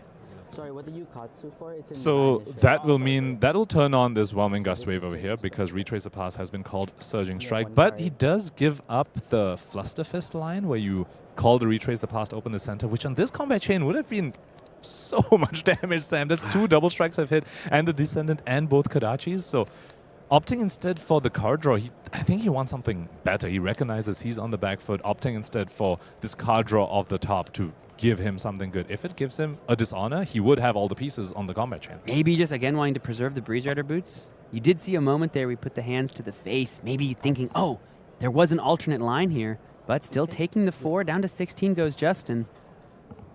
So we see the Whelming Gust Wave. I think that's going to be eaten up pretty quickly by a Sink Below from hand. Or that Blood in the Water that's been sitting there for from the previous 6 turn. months? Oh, okay. From the previous turn, he didn't need to use the second Blood in the Water. He had the Quick Dodge Flexes to cover up the Breaking Scales. So just has that here for his Whelming Gust Wave, and then his Flusterfest at the end just for 4. I mean, I don't think Justin cares about this one. I mean, let's be clear. He's taken plenty of damage. This threatens to equalize the life totals. This is a weird game. It's been a little strange this for is a sure. trippy one, man. Younghyun has been very disciplined with his Breeze Rider boots, clearly saving it for something bigger. We've seen some good spots for him so far, but he's clearly he thinks that's not good enough. Yeah.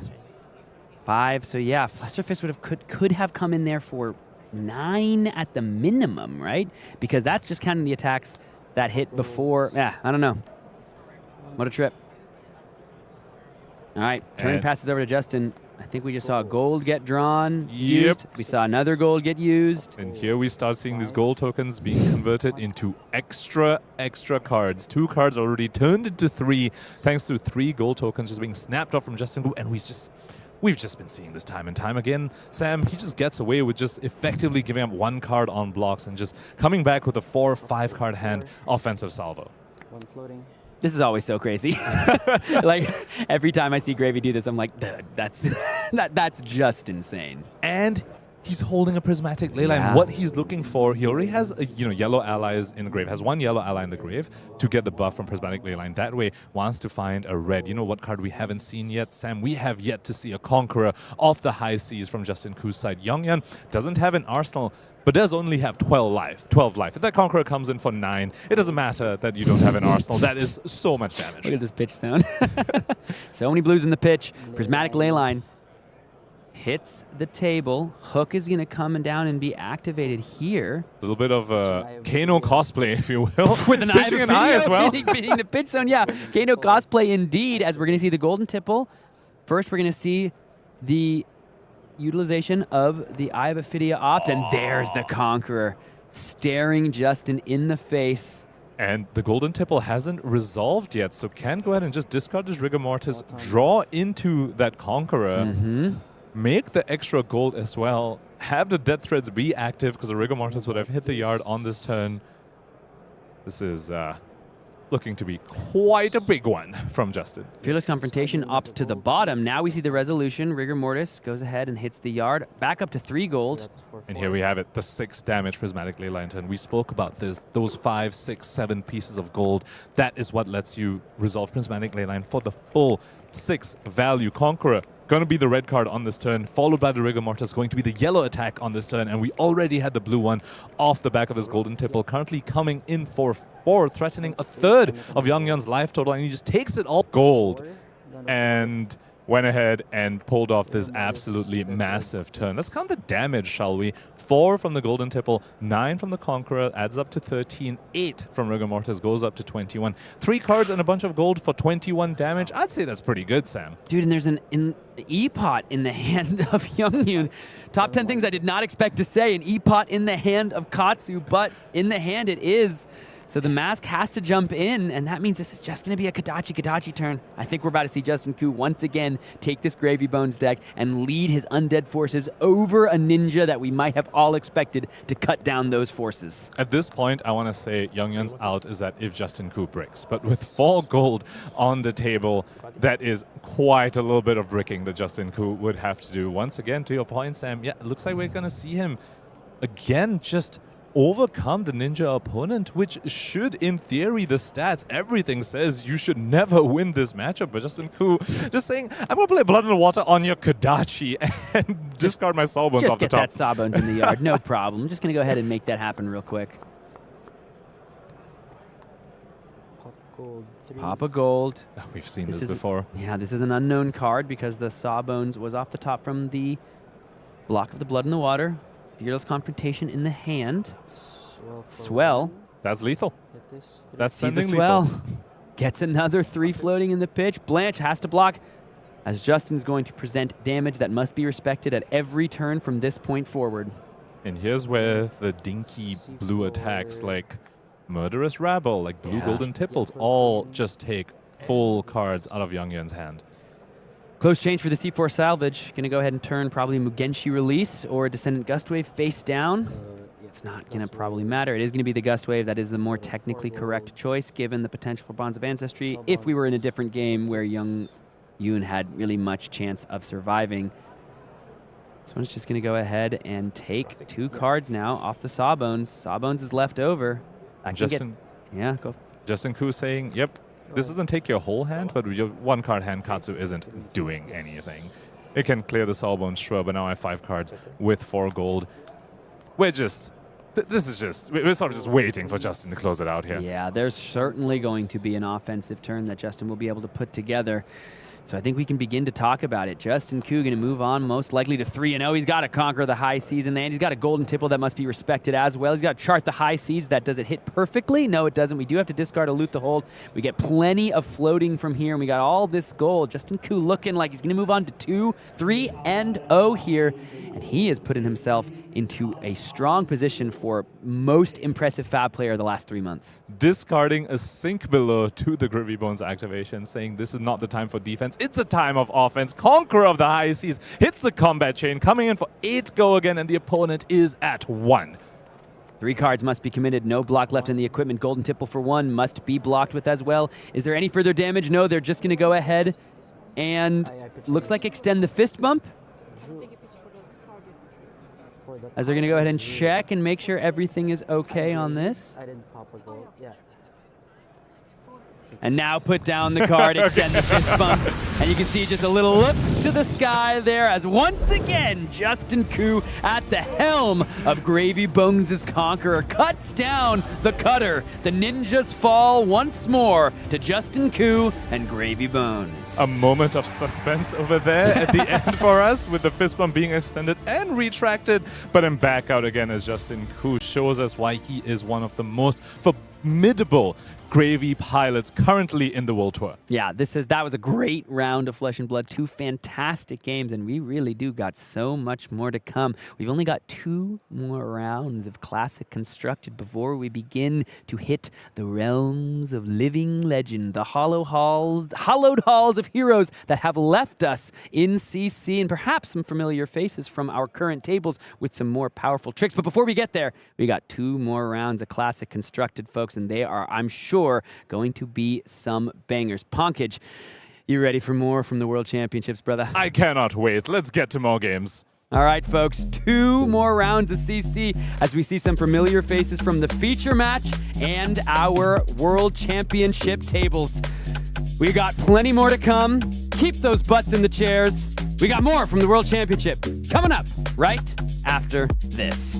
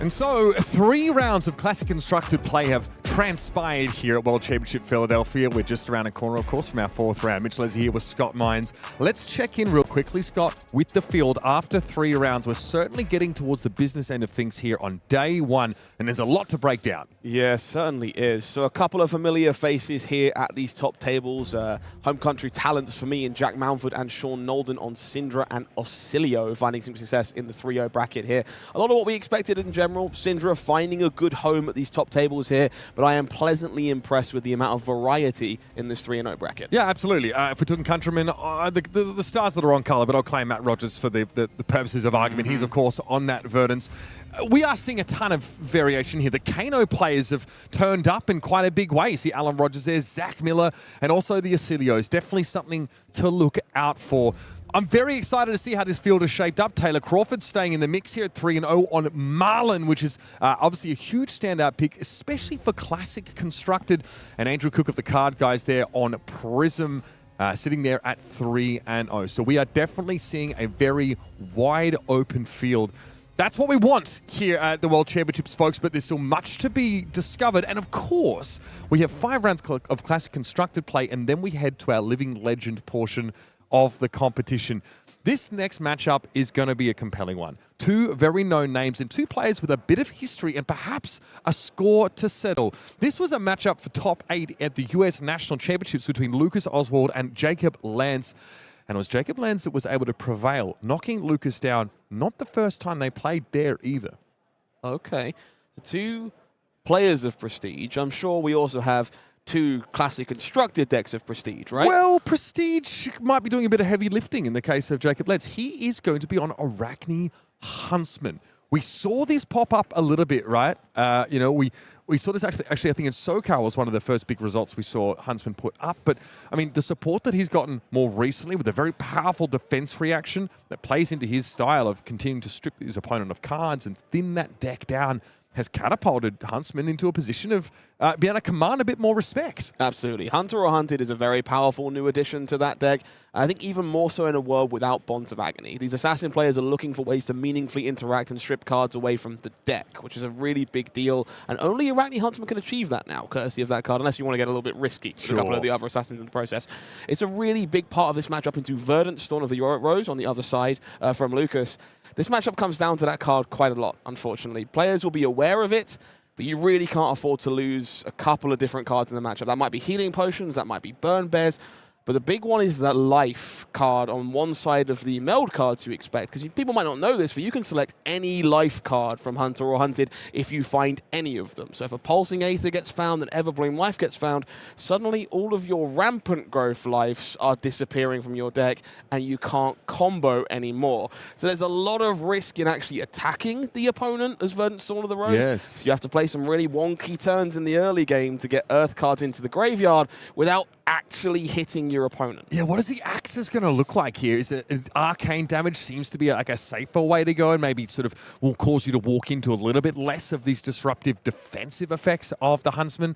We're going to head down and find out, folks. Here we go. Lucas Oswald, of course, accounting for about 70% of the airtime on the Runaways podcast, going up against Jacob Lantz, who will be on that Arachne Huntsman. It's a rematch. It's a grudge match. Everything you could ask for as it plays out now here at the World Championship. We are diving straight into it, folks.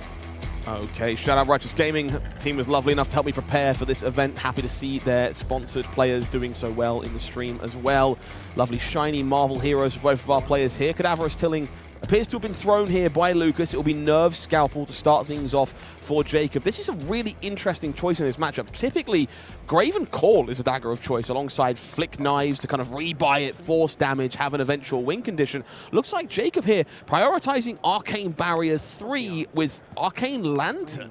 Okay, we also have Healing Potion straight away here from Lucas Oswald, so already giving us an inkling that he's angling towards a late game combo scenario. Set up Healing Potions, also, Punami Amulet, and trying to go for a big blowout. But he has to hope that he can keep the pieces to that puzzle in his deck in this matchup. This was a big part of the equation. Not all of these Verdance players are on Healing Potions anymore. It's kind of been a contentious point for this hero over the last few weeks. Happy to see Lucas has some available. Got some inside knowledge, though. I'm being informed that Lucas only has access to 2 healing potions in this spot. So we're going to have to watch them a little more carefully than we normally do. All right, this is pretty disruptive here. I've saw Shelter of the Storm discarded from Ham to prevent the next 3 sources of damage that would be experienced. One of that was accounting for the Nerve Scalpel, and then a Command and Conquer was coming in straight after the fact. Lucas, again, as Verdance, you don't want to have nothing to do on your turn, generally. You want to try and advance your game plan if you can, but it's just Arsenal pass. This is very telling about the texture of Lucas Oswald's hand here. We saw Command and Conquer coming in, only blocked for 3, 2 cards in hand, and we took the IP to Arsenal and other cards. So I have to feel like we're leaning very defense reaction heavy in the hand here for Lucas right now, which hopefully should stem some of the damage from this Annihilate the Armed. Yeah, this, of course, is a contract card that is looking to find attack action cards. Lucas lets this hit. Top card of the deck's being banished, and of course, that silver will start to be accrued if it gets through. Now, Rootbound Carapace, of course, will allow Lucas to work towards his decomposed game plan, but it doesn't cover up the entirety of this attack. Real mixed amount of circumstances here for our players. So this contract hitting might be relevant for the things it could take away from Lucas's deck, but it also... A potion's gone! Oh, no. Lucas was desperate for an Earth card to be found there. If you can find an Earth card, suddenly you're on your online. You have 4 Earth cards. Instead, they only have 2 healing potions. That second one is gone. It's banished early. Wait, this game plan he can't win online. He cannot combo out to win this game. So what is he supposed to do? Attack the Arachnid? That seems like a pretty dangerous proposition. That's the plan, though. E-Strike, Felling of the Crown, follow-up here. All of a sudden, Lucas Oswald, in the blink of an eye, has decided to switch up the gears and go aggressive. Try and get that Decompose going. Felling of the Crown effect, though, is online. There's 4 more Earth cards in Banish, so this is an 8-power attack that will force Jacob to bottom a card from their hand, but this is not how I thought this would play out. I have nothing but respect for this line from Lucas Oswald. I think it's really hard when you get an unfortunate banish from an early contract like that to reanalyze the game state in a moment's notice. He did it in seconds. But Lucas understands it. The healing potion is gone. The only option I have left is to take the aggressive route. Immediately pivots into Enlightened Strike, into Felling of the Crown. We see 6 Earth cards in the banish zone already, making our way to that hero ability. But instead finds himself staring at a hand here that can't present any offense. He's looking at playing Ring of Roses in the aftermath of that turn. These attacks also are going to cause Lucas potentially to run into these Hunter or Hunters that could strip crucial cards from this deck. Lucas needs to maintain deck density, threat density. He needs to find enough damage to actually put pressure on Jacob Lantz. But if those cards start getting taken away from him, he'll find himself really limited on ways to actually push damage. Speaking of cards to watch, we've now seen multiple copies of Coercive Tendency pitched away here by Jacob Lantz. That powerful specialization is a big part of the endgame in this matchup, stripping away usually Evergreen or other recursion-based cards that Verdance is looking to squeak out those final points of damage. You need a way to take cards away from the deck in the late game. Seeing those copies going away means they're going to be available later. That is very important. That might be something that Lucas has to hedge his bets on if his deck starts to run thin. The Evergreen, of course, going back into the deck after being used, if you meet the conditions for it, is a huge part of averting potential fatigue. And if those get taken away, there is no game plan. Sensor here. Plowunder named. Plowunder, okay. So that's incredibly informative about the context of Jacob's plan here. This Arsenal, evidently very important, worried about losing it in this space, instead staring down a Blue Autumn's Touch. So some really awkward hands here for Lucas in the wake of that early disruption. Going to see if we can see what Jacob is working with. We see Sigil of Solace. I think that might be a Coercive Tendency tucked away in the Arsenal as well. So maybe a couple of awkward tools here for both of our players.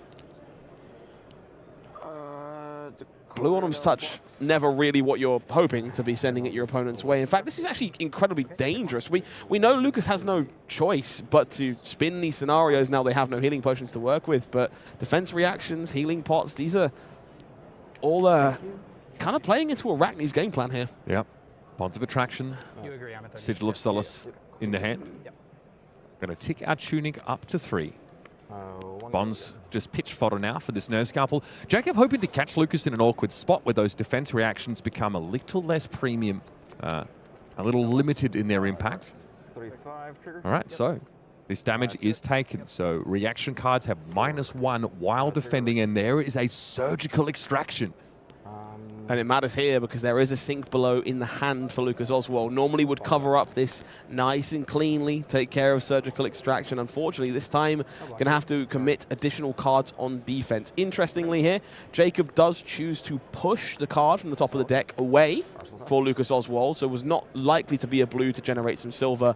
Instead, that sink below draws into the card just underneath. So Jacob denied the information you would normally have about the top card of the deck prior to that sink below. Yeah, that matters a lot, of course, because if Jacob can... Sorry, this is the top of my deck. Okay, we've just knocked our deck slightly. Lucas just adjusting that. That information about the top card is very important in a couple of spots, a couple of interactions. Here's a Burn Bear. That's the first copy of that we've seen. This obviously sends arcane damage and makes it hard for Jacob to send that particular disruptive defense reaction, Hunter or Hunted, that we mentioned earlier. Okay, so we see a Hunter or Hunted being pitched away. This is an important part of this matchup.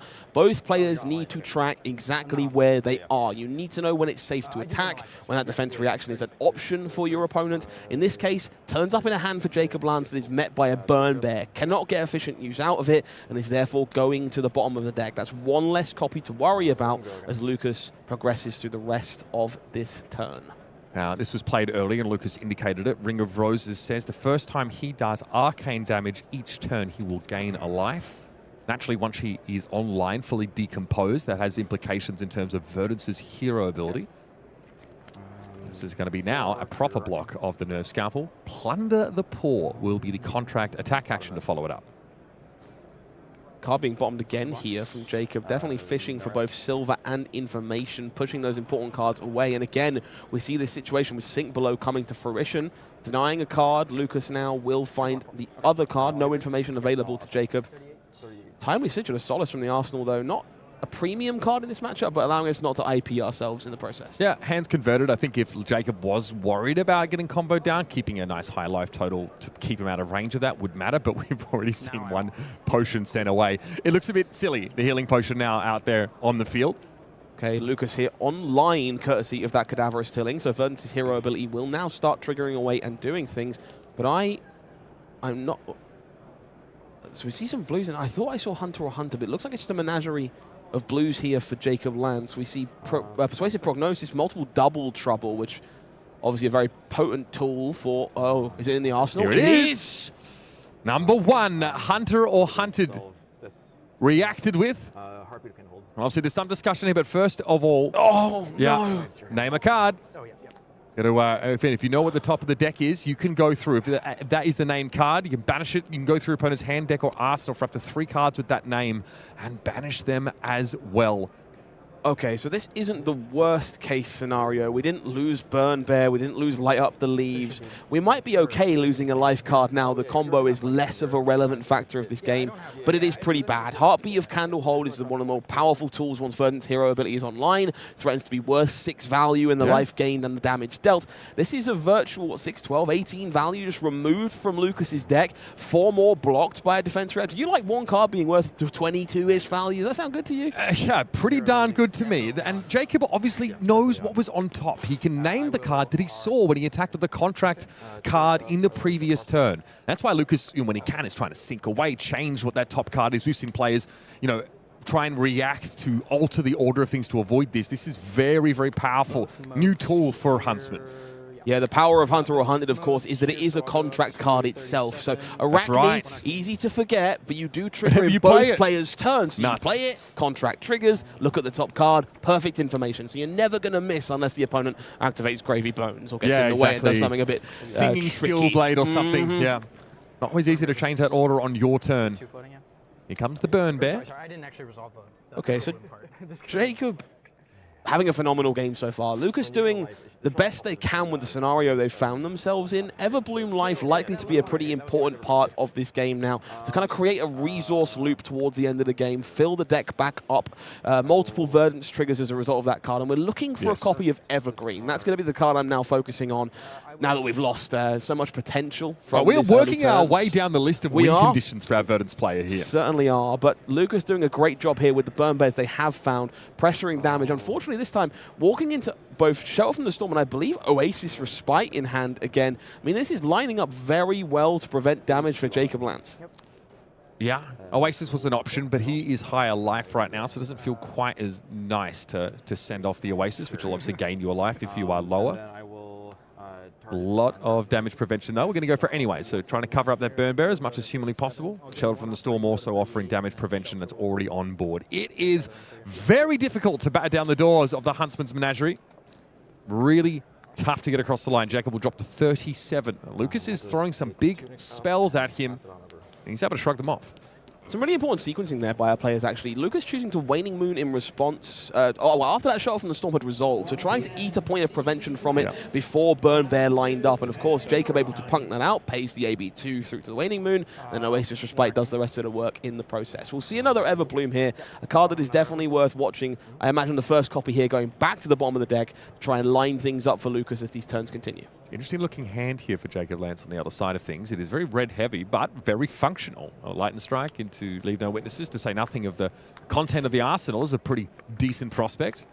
Arcane damage, definitely a bit of a pain point looking at a hand like that, though, so we will see that Waning Moon covered just a bit, making the way back to Jacob before no doubt leading on in Lightning Strike here. Going to threaten that arsenal, which is certainly becoming more of a relevant part of this game. Just resourced. Okay, I love this from Jacob. Understands that the Command and Conquer defense reaction density in a deck like Verdance is so high. We have seen a good number of them already, but there's a lot more lurking in the wings. So instead of allowing Lucas to get value from those cards within Lightning Strike, maybe even Leave No Witnesses, pitches both those reds away, denies the value from any of those cards. Yeah, much like, opening with a Nerf Scalpel, Jacob is trying to invalidate the contents of Lucas's hand as much as possible. Just make them really clunky, awkward, and prevent them from meeting the value proposition that sort of makes you want to put them in your deck in the first place. So we are checking life totals here. And again, Jacob is thinking more about, let me get cards away from my opponent. Let me disrupt them. Let me strip from their deck. Let me take away their resources, their win conditions. This is very, I think you could hear Lucas acknowledge it. I don't actually think my life total matters all that much. And I agree. I think this deck, the game, I should say, that we're playing right now is going to come down to a war of attrition. We've seen these tools stripped away so early from Lucas, courtesy of all these very powerful contract effects from Jacob. Now it's really going to come down to if we can put together some kind of mini combo with a few copies of Rampant Growth, or if there is some evergreens to work with in this deck. That Felling of the Crown will come through. And there are, looks like there should be suitable cards here to decompose away. This will, of course, be coming in for 8. I can't help but notice another hunter or hunted in the hand here, but no way to pitch for it for Jacob. So would love to line this up alongside Felling of the Crown. We're going to use the Tunic and pitch 2 reds. Okay. You can see just how much Jacob values what he does on defense here. How he blocks. Of course, gets... Oh, the Burn Bear! Oh, that hurts. Now, if I'm not mistaken, I've already seen 2 of them, so they're going to get banished away. So in terms of, like, the deck damage you're doing with this one copy, not as devastating, but you are taking away another very chunky arcane spell from your opponent, one that they won't be able to have access to. Outside of that, Light Up the Leaves is an option. But that still hurts. Look, it's not Light Up the Leaves. It could be worse. I understand, but this is dire for Lucas Oswald here. And this shows Jacob Lantz's familiarity with this matchup too. It's very easy if you just understand that deck damage is the name of the game to push that Burn Bear to the bottom, try and find a card there's still 3 of left, take away additional cards. Instead, understands that the damage cap here for Lucas does exist. If you take away Burn Bear, there's a very real chance there's not enough damage in the deck to actually win the game. Yeah, AB3. Plus you're stripping away these arcane damage spells. One hunter has been put back into the deck by pitching early. Coercive Tendency very much still in the list. We've got Surgical Extraction still floating around. A lot of ways to thin out this deck still present in Jacob's pile. Not massively surprised to see a staunch defense here. Very cool to see these copies of Sensor from Jacob's deck as well.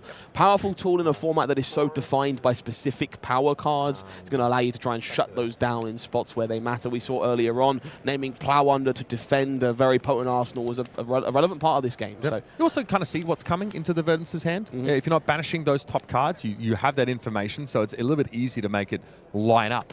Unlike our Calling Singapore final, where Sherma Yamamura was able to name Conquer of the High Seas 3 times and keep it in Michael Fung's hand. That was just a guess. In this case, Jacob has a little bit of advance notice. That's a Shelter of the Storm that will meet Leave No Witnesses and block it out. Autumn's Touch very quickly deployed from the hand, though. Lucas is trying to beat the brakes off Jacob Lantz, but that life total, it's barely budged.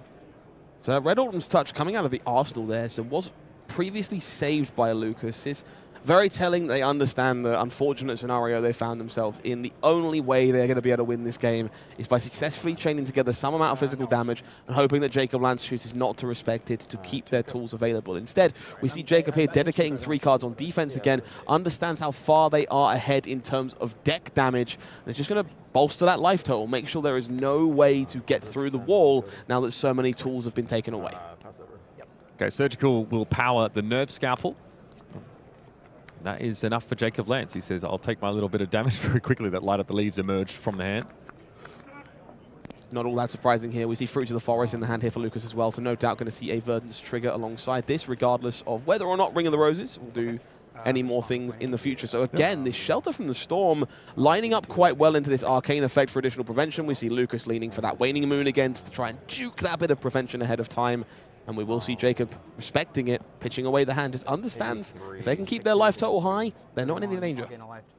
So Lucas gaining life and being able to ping damage is what Verdance offers you when she is turned on. But that deck's already looking a little on the thin side here. Okay. Jacob simply Arsenal pass. Lucas here staring at the 3rd Felling of the Crown in hand, I believe. Not exactly easy to convert that card when you have other tools to work with, if you haven't found it alongside Fruits of the Forest or other ways to gain value. Jacob, of course, passing does mean that Lucas has 5 cards to work with. Verdance sometimes a little awkward to convert all those cards in one go. Lucas has that, you know, anti-fatigue piece, Evergreen in the hand right now. Ooh. Okay, so Evergreen, if you're not familiar, does need to be in the arsenal for it to go back into the deck after it's done attacking. So we'll have to find a window to get that card into the arsenal to kind of make this come together, or pitch it away for later on. And we will see this Autumn's Touch being played out of the arsenal here, no doubt to clear space for that powerful card. And we'll see, again, Felling of the Crown and Rampant Growth pitched away here to try and set up some semblance of an endgame plan. Again, I mean, Jacob basically passed back to Lucas, so it's really a question of how well Verdance can actually convert a full hand. Fruits of the Forest helps to that effect, right? Obviously gives you some extra upside when Verdance is turned on. But like Lucas mentioned earlier, life total, not that important to him. Here comes that Leave No. Now this time, you've got to be a bit more concerned about that Arsenal disruption. Lucas does not want to be losing his Evergreens out of play. Here's a Crown, send it back into the deck, makes sense.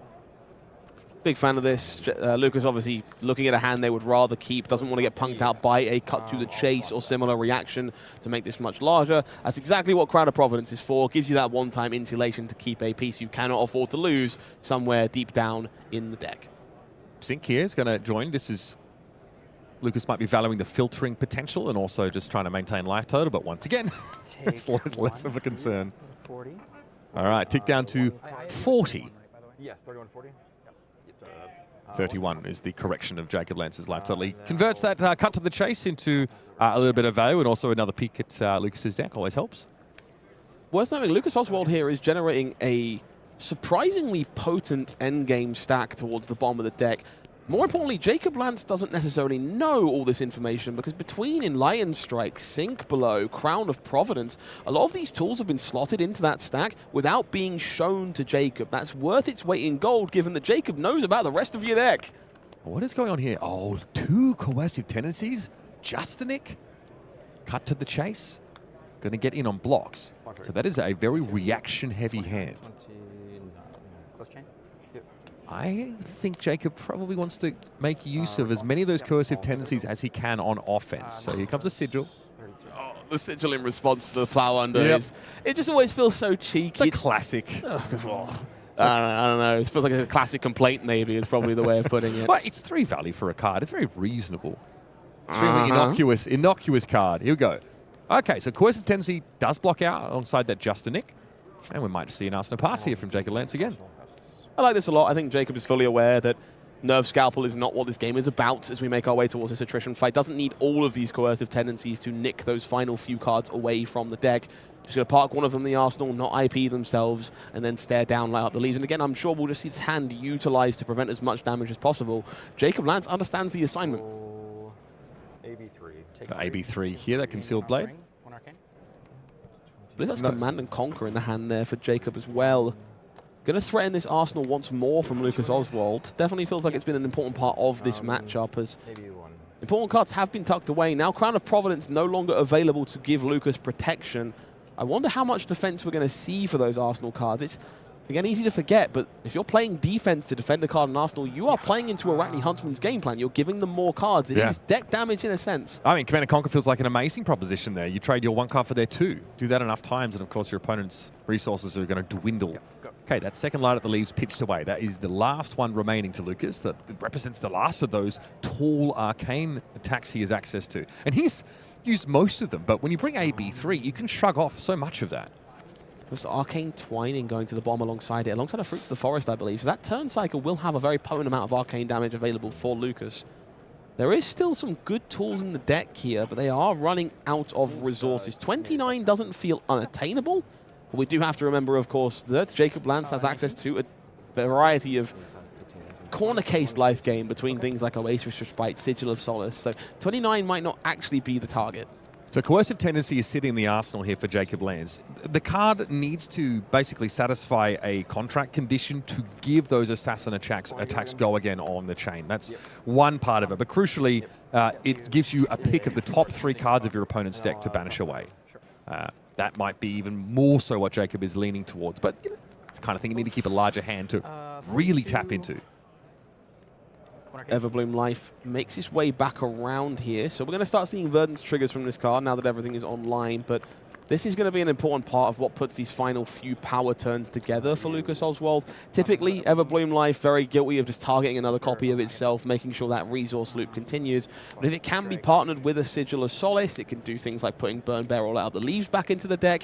In this case, Lucas understands he needs more damage in order to get through this. He's lost too many tools. So we have to give up an Everbloom Life, rebuy an Enlightened Strike to be able to just brute force our way through those final few turns. Okay, there's a pretty... It's a pretty tough deal. Lucas knows in doing so, he walks straight into the Huntsman with these attacks, but he knows he has no other option right now. Yeah, maybe we can do without the wristband for the time being.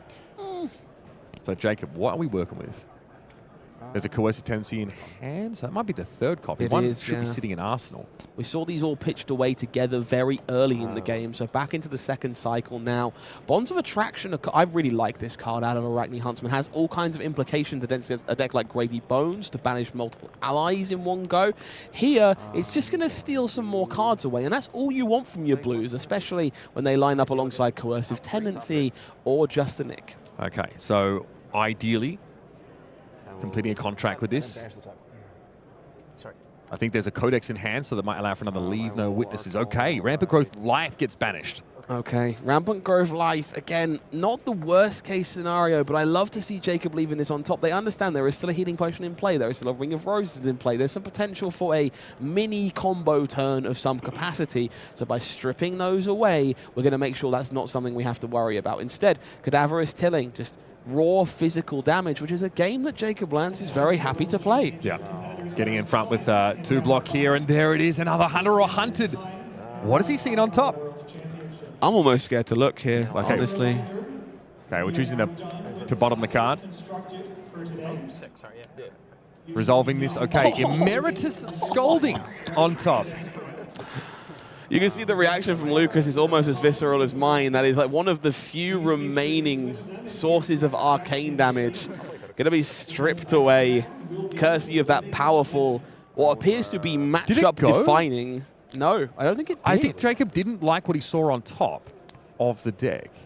No, I misunderstood. So Jacob didn't like what he saw, bottomed the card and named the card blind. And didn't hit. Interesting. So wasn't worried about the card that remained for Lucas. Could have gotten very lucky. I think he's probably trying to get 3 cards with his call, or as close to potentially. Interesting. He's really just going for as much deck damage as he can there. So he had a blind called shot, which is a little bit less common. Is my assumption, but taking a blind call on that is quite the play to make. That is that Hunter now going away. So I think that's very heads up from Jacob, honestly. We've kind of commended them multiple times over the course of this game about understanding what's important in the matchup, leaving cards like Burn Bear on top even when there was one copy. Clearly that understanding extends even further to a line of actually the one copy of this card I've seen isn't worth as much as maybe hitting 3 or 2 copies of a card I actually care about. That sure as hell wasn't an evergreen, I can tell you that much, folks. Process of elimination there. Here comes some red cards on block. It's going to be Lightning Strike and Leave No Witnesses. They get in front of the Felly on the Crown. Jacob already had to part with one of the cards from his hand, but this must be respected. Really no reason to take all this damage and try and keep a hand. You're already losing a card. And we are going to go and have a dig through each other's graveyards by the looks. Jacob's happy here. That's a whole lot of cards. Lucas's deck looking thinner than I ever have, which is not a good thing for them or me. That pile is looking emaciated. Sounds good to me. All right, here we go. I see another Cadaverous Tilling. That's damage, but Jacob lands is at 27. So I do believe the Evergreen is in the hand here for Lucas Oswald as well, so we can potentially get ourselves set back up to set it up and continue to volley it over and over against Jacob Lantz. Okay, looks like that is the prognosis parted with. Here's Tilling again. 6. 8 plus, sorry, blue Cadaverous Is that a Tilling, blue so Tilling? 6. Okay. 6 points of physical damage here. Those Earth cards are important. Even though it's a 2-block, Lucas still felt it had a home in the deck. There's a Merit of Scalding. Lucas allowed to keep those. Annihilate the Armed. Looking for attack actions. These contracts very much at a premium here. Going to rip away cards, which is all you want to do. And we see Lucas there fanning out the deck briefly to count the remaining cards. More importantly, count the sequencing of those cards. Understands what is left in their pitch stack, knows what hands are coming together, and can therefore understand how much damage this Annihilate the Arm would do. It doesn't just take away the top card, it changes the 4 cards you'll be drawing next to each other in every turn cycle going forward. You need to understand that if you're willing to lose, light up the leaves. Well, away it goes. It was the last copy of that in his deck anyway. Lucas has been leaning more on the physical plan anyway. So the loss of the line of leaves, while it's a bit frustrating, he knows his opponent most often just AB3s it. It's not a ton of damage. 5 silver here. Obviously, black text can always be bought up when Jacob... And we really only see that gear change towards the end of the game. But here is that Evergreen finally making its appearance to the table. Okay, I think this is probably the card that this remaining few turns lives and dies on. Evergreen is the last tool that Lucas Oswald has in the arsenal to prevent running out of resources. If they can find a way to continue to ferry it back into their arsenal and throw 7 damage again, they might be able to catch back up with Jacob Lantz. However, they're going to have to be very careful to dodge those coercive tendency and other similar effects and not lose that Evergreen at some point in the process. Yeah, and that's why Jacob, we saw him pitch them sort of away at the start of the game. I wonder if he's not even sitting close to one as it happens right now. Okay, silver being spent. Black text replaced. That he needs a new pair of shoes. Under 10 cards, I believe, in deck there for Lucas. So staring down Surgical Extraction. Not where you want to be. This is going to force some respect either from hand or from deck, and therefore will earn more cards from Lucas Oswald one way or the other. And here we go. Stonewall Gauntlet gets in there.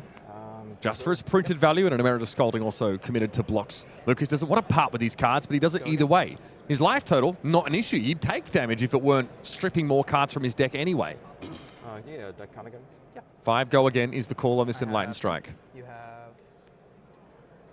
Should we do a quick count of cards there?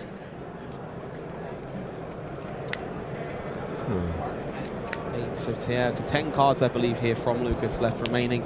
They just put a rampant growth on the bottom with that Enlightened Strike, which, of course, still has some potency alongside either Storm Striders, this Healing Potion, this Ring of Roses. There is some way to force some amount of Arcane through. And we see this is finally causing a decision point here for Jacob Lantz. Chose to pick Go again, so you have to assume something else is coming.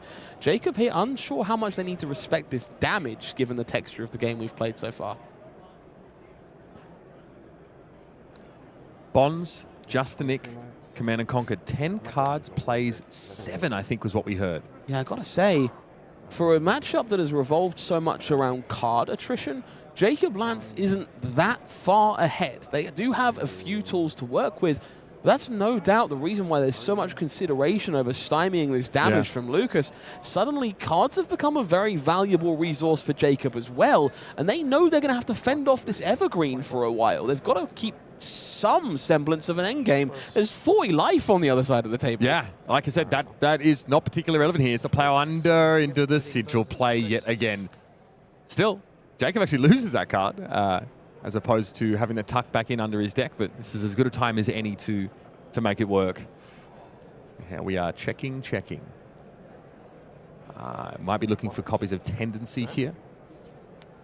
I think Coercive Tendency is the card we're going to have to watch. I think it's the best, easiest to enable way for Jacob Lantz to strip away Evergreen, which we know, I believe, is in the next hand down for Lucas Oswald. Everbloom Life. It's going to take Lucas up. It's going to tick Jacob down by way of arcane damage. Everbloom here again, creating this resource loop we've seen a few times over the course of the game. Very intriguing here to see whether or not Lucas will put another Everbloom Life back, or whether the name of the game is another Enlightened Strike or similar effect at this point. It's very possible Lucas has identified, hey, if I can present enough physical damage, maybe I can strip cards from you. Jacob Lantz has two cards in his deck. That is it. Of course, there's a full hand here for Jacob Lantz to work with, so it's not just 2 cards, but this is... There's a Coercive in there. Oh, excuse me, that's... Coercive Tendency, Prognosis also in the hand. We didn't update this. Oh, yes. You should be at 26 now. 26 now, yeah. Correct. Ring, 42. Okay, so Ring of Roses triggering here as well. Congrats to Lucas for not forgetting incidental damage. It's always the easiest way to win games at a World Championship. At some point, as the Arachne player, you have to decide, I'm just taking all this damage, especially if it is of the vanilla variety. Got to keep cards in hand. Obviously, Waning Moon wouldn't be threatening to take them out of the deck, per se. Arcane Barrier would simply have your cards pitched. We've got a line to put together here. The bloom. Oh, yeah. Yeah, we've got to be putting a card back. Okay, agreed. So this is the Emeritus? Yeah. So there should be... Got a lot of respect for this here. Lucas Oswald reaching out and saying, hey, I didn't resolve Everbloom. The last card on the bottom of my deck is Emeritus Scolding. It's the card I pitched. And Jacob Lantz says, no, I understand. Your intentions were clear. That's not how we win games at a World Championship. Resolve your card. Put a card on the bottom of the deck. Let's play this game out to its correct resolution. Love to see it. And now we are thumbing a copy of Persuasive Prognosis. And we're trying to see what remains for Lucas Oswald. Unsurprisingly, part of the fence reactions left in the bin here, with everything else being decomposed for fuel. You're banished. Yeah, of course. Can I see your banished? Is that banished pile bigger than a blitz deck at this moment in time? Significant hefty chunk of cardboard. The dangerous part for Lucas is that Jacob gets to see the majority of his deck if he resolves a Coercive Tendency. Half of the cards. The aspect of Coercive that gives go again is less important than him getting to see 3 cards in and banish one of them. Here comes Persuasive Prognosis. Looks innocuous, 1 damage, but it's the on-hit. That should strike fear into the hearts of seasoned players everywhere. We are banishing the top card of Lucas's deck and banishing a same color card from his hand if this hits. One way or another, Lucas is giving cardboard. Lucas seems to have at least 1 rampant growth in hand here as well, so block options might be a little problematic in the face. Okay, so we're going to see no blocks declared on Persuasive Prognosis, and I expect that Coercive Tendency. No! There's a Justinik in the arsenal! There's a 3rd copy in the deck for Jacob Lantz. Means that we're going to be stripping away 3 cards here from Lucas Oswald. Black Text, of course, reacted with now to give that go again, because there's much more where that came from. They require the attack to hit, of course, but that is not going to be an issue. A +5 buff conferred by Justinik. And boy, howdy, we are about to banish. Lucas doing the math himself, fanning through the banish and the yard, trying to figure out what winning this game looks like from this point. Both players acutely aware of where that Evergreen is, and I am worried it may well be disappearing into that banish zone in just a moment. Jacob has a weapon on board that he can simply swing with his card. That's what he was left with. For Lucas, it is not so simple. Waning Moon has some conditions that need to be met in order to be deployed. It's just arcane damage.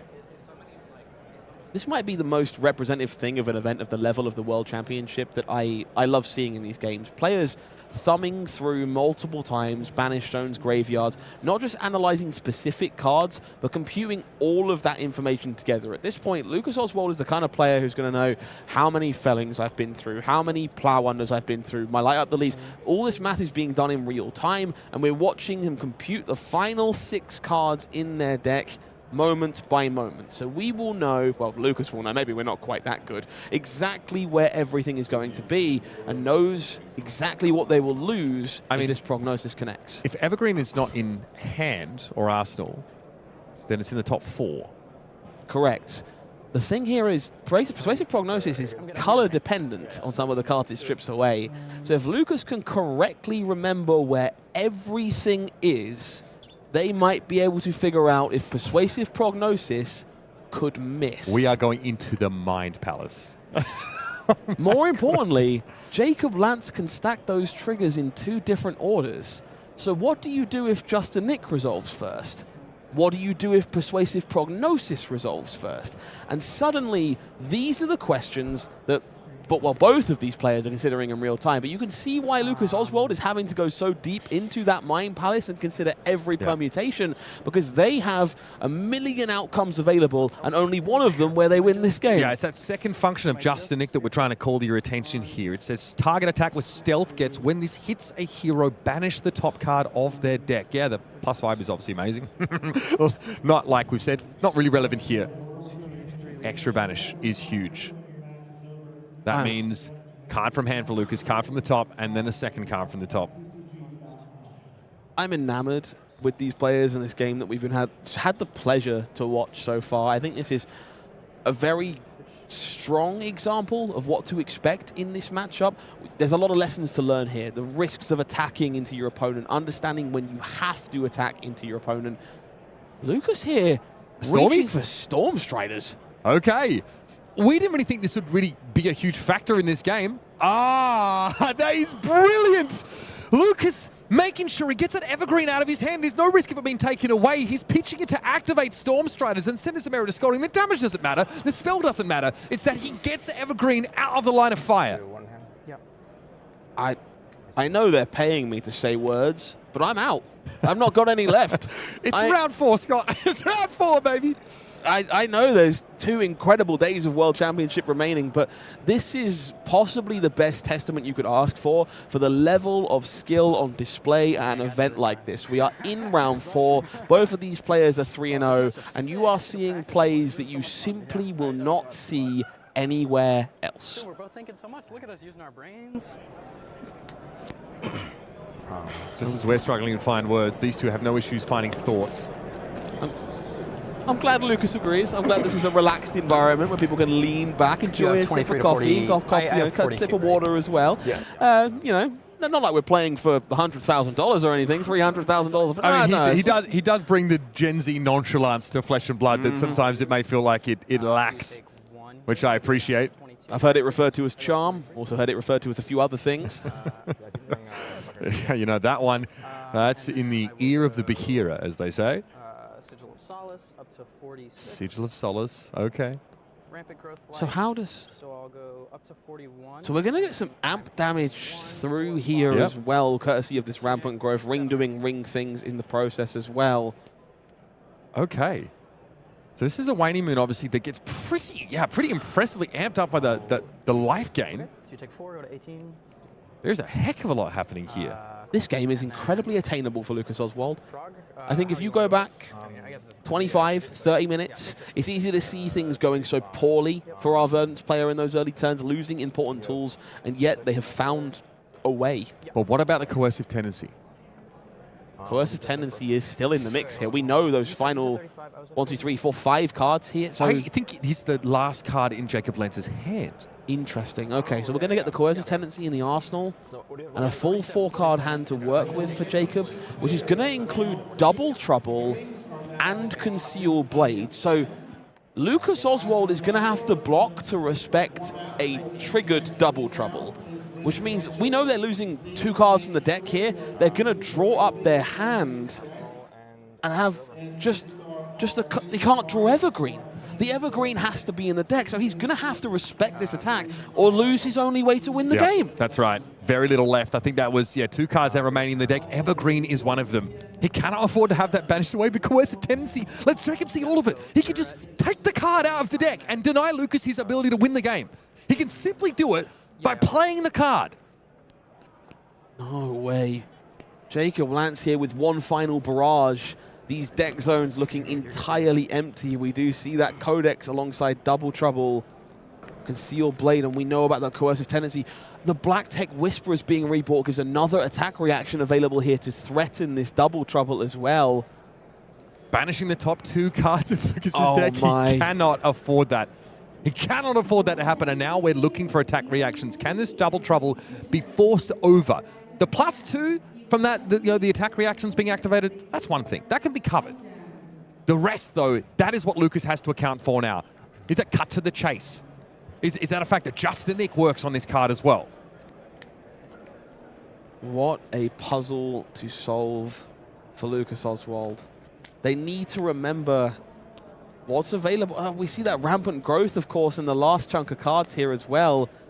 Everbloom Life, not really one you really want to lose either to keep this resource loop going to be able to fund your endeavors. Some non-blockers in the hand as well. Now, what we know, Jacob doesn't actually have an attack reaction in his hand to push this power over. But he's going to be asking from Lucas an uncomfortable amount of blocks. He may be getting 2 cards for this. And if he does, then, man, it is getting harder. And that light at the end of the tunnel is rapidly closing for our Verdance player. We have 11.5 minutes left in this game. And these 2 players are down to their last legs. I feel like a knockoff supercomputer trying to solve all the permutations. That would be a computer. Damn, you're so right. Yeah. Man, I need to go out more. Jeez, that's not my finest moment. But yeah, I mean, clearly I am a knockoff supercomputer because the pieces aren't quite working. This is so... Okay, so I love this from Lucas. The overblock to try and respect Double Trouble doing its thing, but coercive tendency doesn't much care. Unreal! Coercive tendency allows Jacob to find the last remaining win condition in Lucas Oswald's deck. And at that point, it's deterministic. Lucas cannot win the game by any metric. There is no cards left for Jacob Lantz at that point.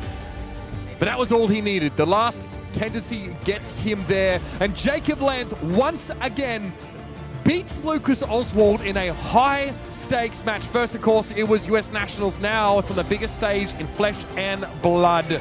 Our Righteous Gaming representative feeling pleased as punch, I'm sure, after an absolute knockdown, drag-out brawl. Look, I want to be abruptly clear about something. If I am a gambling man, I do enjoy such activities. I like opening packs too. That's what you mean, right? We agree, 100%. Look, if you had reached out to me 6 months ago, 12 months ago, a couple of years back and told me, hey, there is an Arachne Huntsman at 4-0 at the World Championship, I would... We can bleep a live broadcast, right? Yeah, let's just see what happens. Just maybe not. I did it in Singapore. I got in zero trouble for it, by the way. Yeah, that's never punished. Well, bro. look, I would say many things that I would prefer to keep my job instead of. So I'm pleasantly surprised to see this hero performing at the level it is. I think a lot of people were concerned about the Verdance matchup, given the ability to kind of go over the traditional fatigue strategies you would expect. Perfect display there of how to navigate that matchup and find a way through. I'm going to do it. I'm shout out to Taylor Morrow of the Attack Action Podcast because he was one of the players that first piloted this Huntsman deck into the spotlight, and then many people have followed suit around the world, including, of course, Jacob Lantz going to 4-0. Let's take a beat. Let's talk about some of the exciting stuff still around the corner. Not just the rest of this World Championship, but a product that I personally am pretty stoked about. We saw a new Armory deck, and the Armory deck Origin Series has been a pretty awesome one. I think we've been able to get a taste of what that was made of with Jarl Vitradi, and our Hala Bladestain of the Vow has been revealed. Very exciting time for us warrior players out there, I'm not going to lie. She's out there putting +1 counters on her weapon. It's printed on the hero. That is compelling. I'm interested. Yeah, I'm definitely appreciative of the clear homage to teaching Dorinthia everything they know with this character. So we're going to see those counters find a way onto the weapon as well. It's symbolic, it's great storytelling. I'm really excited to see what Hala can do. The idea of sharpening a weapon, obviously a brand new mechanic for us, and I'm sure there'll be some payoff for pitching a blue, using 3 resources to gain that 1 counter in a way you might not otherwise expect. Yeah, and I think the most exciting parts about playing Warriors is that their weapons are always iconic, they're unique. That has been yet to be revealed, but you can already see by the art that it's going to be an impressive piece indeed. An untalented Warrior hero, 40 life with that action costing 3. Sharpening your sword, getting counters on it. That's pretty exciting. Again, a lot of cards already out there in the Warrior pool that could already play with this, but very keen to see what other exclusives are available in Armory Deck Hala. That's something worth holding your breath for, no doubt about it. What a game. I tell you what, we have been treated to some of my favorite things in Flesh and Blood. We saw an amazing matchup there. Of course, we saw Cindra getting beaten up left, right, and center. It's been a fantastic day for me, Scott, so far. I don't know about you, but I'm loving it. A similar story, I think. More so than anything, there's some narrative story threads to follow already. We're seeing Jacob Clements lead the charge, wants to continue to hold that throne in the World Tour. We're watching former world champions fall at the first hurdle as players try and make their way through, and we're seeing Arachne Huntsman at 4-0, which is something I don't think anyone would have predicted heading into this event. Thankfully, we got one more round of Classic Constructed, and I'm sure there's some more stories to be found. That's right. That story about Arachne and more to be told as we head into our last round of Classic Constructed for the day. The Thorn of the Rose is exsanguinated, and Lucas Oswald drops to 3-1. Stick around for more explosive Classic Constructed action right after this.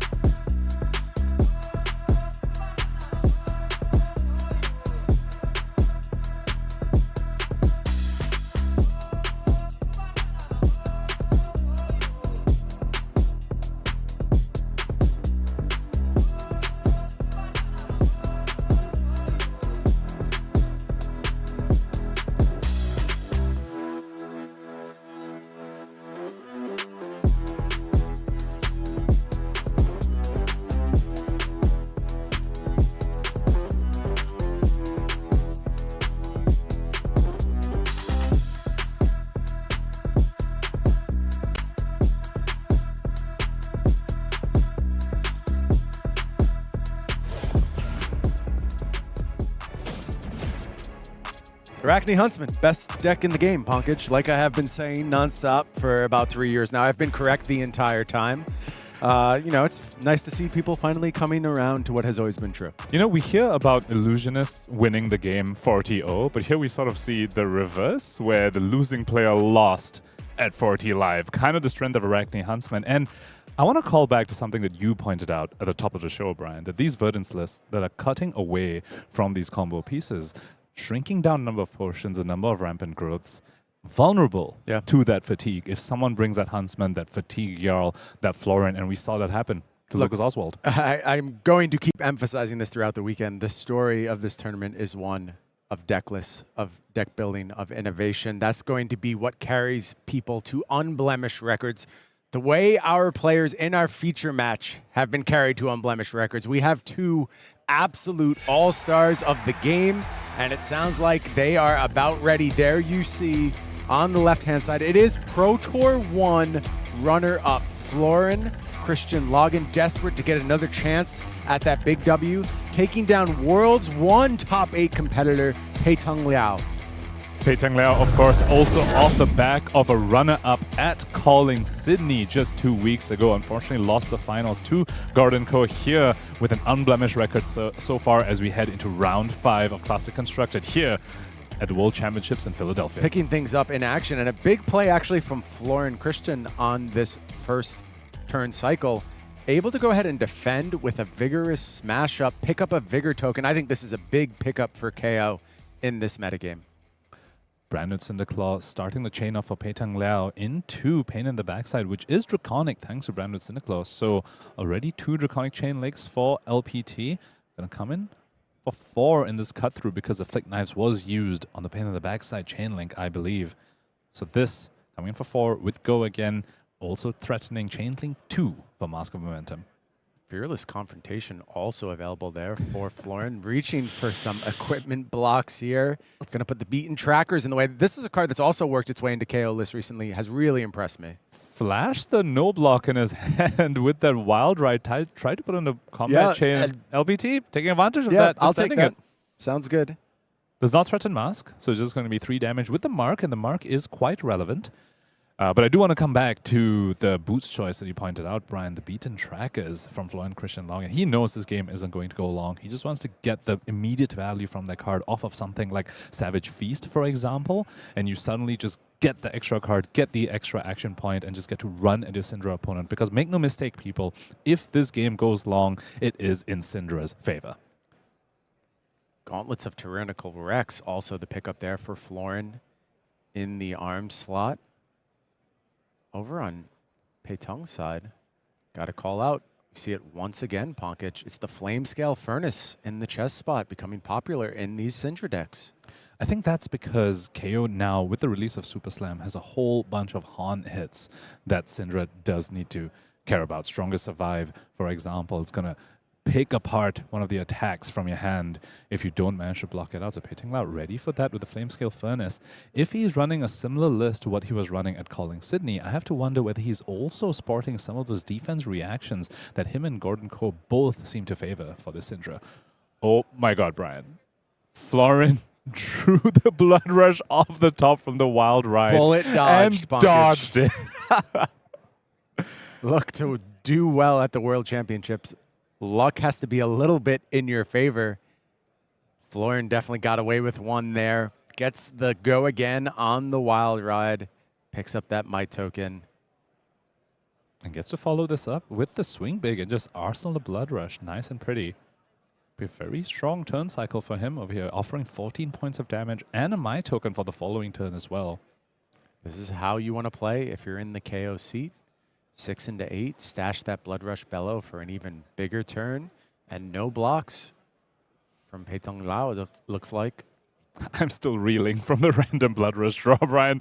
You're not built for Brute Life, Punkage. I've known you long enough. It can't work with you. You're not suited for those kind of swings. I did not choose that life, and neither did it choose me, for sure.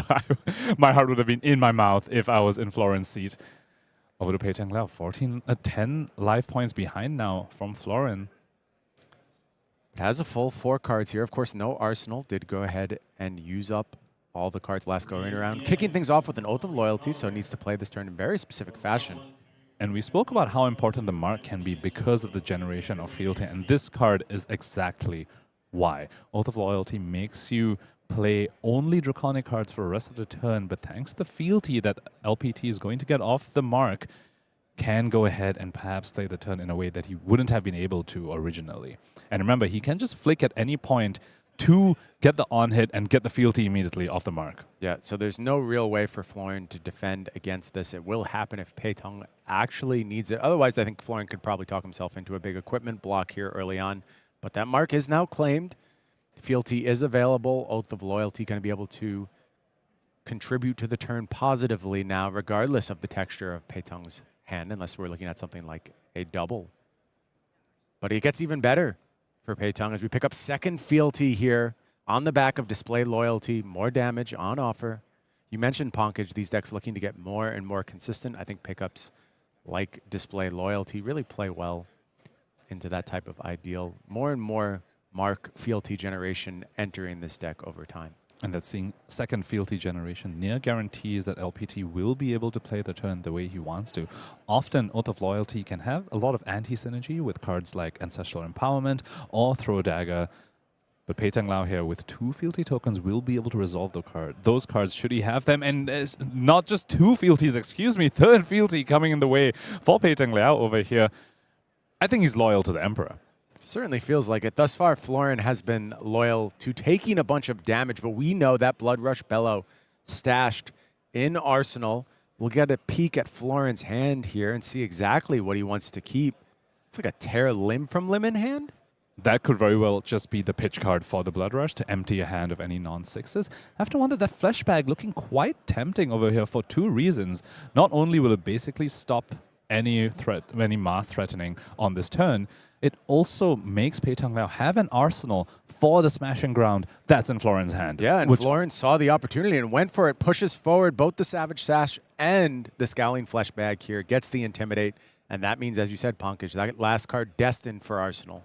We saw Pei-Tung Liao dodge the Arsenal on that first turn of the game, just sent the extra damage because of the extra on-hits that Kayo now has these days.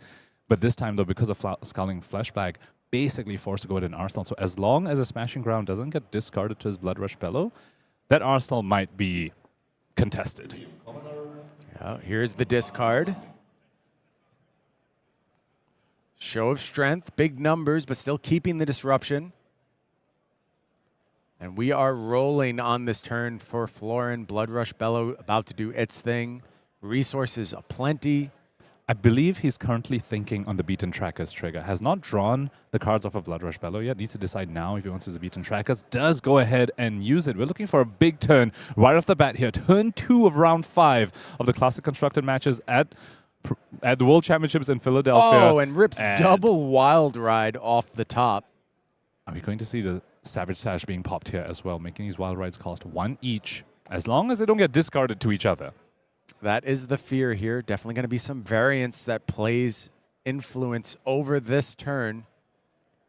How does Florin attempt to mitigate it? You see him grab those 2 Wild Rides, move them to the front.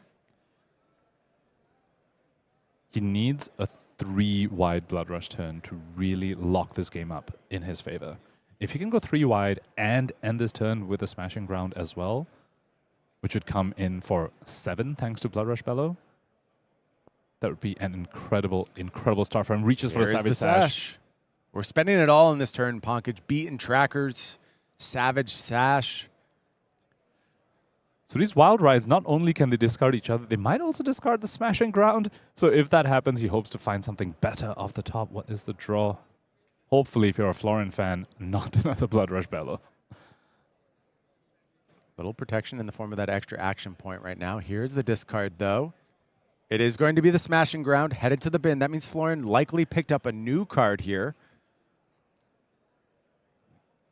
That Wild Ride coming in for 9. That was another Smashing Ground. The illusion of choice, Brian. Drew a Smashing Ground, discarded a Smashing Ground. While we're coming for 9, LPT, unlikely to see any blocks over here. This is an aggro race. He's telling Florin, make me care. Yeah, things are going to stay loose very early on in the game. Maybe as we get to these deciding turns, you start seeing a little bit more small hand play, a little bit of defense. But right now, it's just a test. You see who can offer the most damage in the early game. So 9's a lot of damage, Pankaj. Does still have 2 action points. Could just play the Smashing Ground right now and then end the turn with the last Wild Ride, so there's no risk of it being discarded. But of course, you give up on the Smashing Ground potentially being turned into something else, like a red 2 for 8, like a swing which, big, for which is example. better here, disruption or damage? And it's hard to say. It really depends on how much damage you think you're getting out of this hand, how far in the lead you think you're going to be after all is said and done across this turn cycle. Remember, Florin has given up a lot to get to this point. The equipment suite now depleted. It is going to be the Smashing Ground out of sequence, using that extra action point, going to offer 7 here. So is still holding on to the Wild Ride, which currently costs 1 thanks to Savage Sash. So this tells us perhaps he's looking to claw here and arsenal the Wild Ride instead. I could see it. Because if he's planning to Wild Ride, you might as well have activated Gauntlets on this, because this is the on-hit and you have the 1 floating anyway. Could also just be representing he might have another 3-cost attack in his hand, and Pei-Tung doesn't know any better. Yeah, and LPT has to reach for a bit of equipment here, and you see immediate dividends on that chess piece, the Flame Scale Furnace. As you mentioned, Pankaj, so many more on-hits you have to account for these days. And there we see the D-Reacts that we suspected might be in LPT's deck.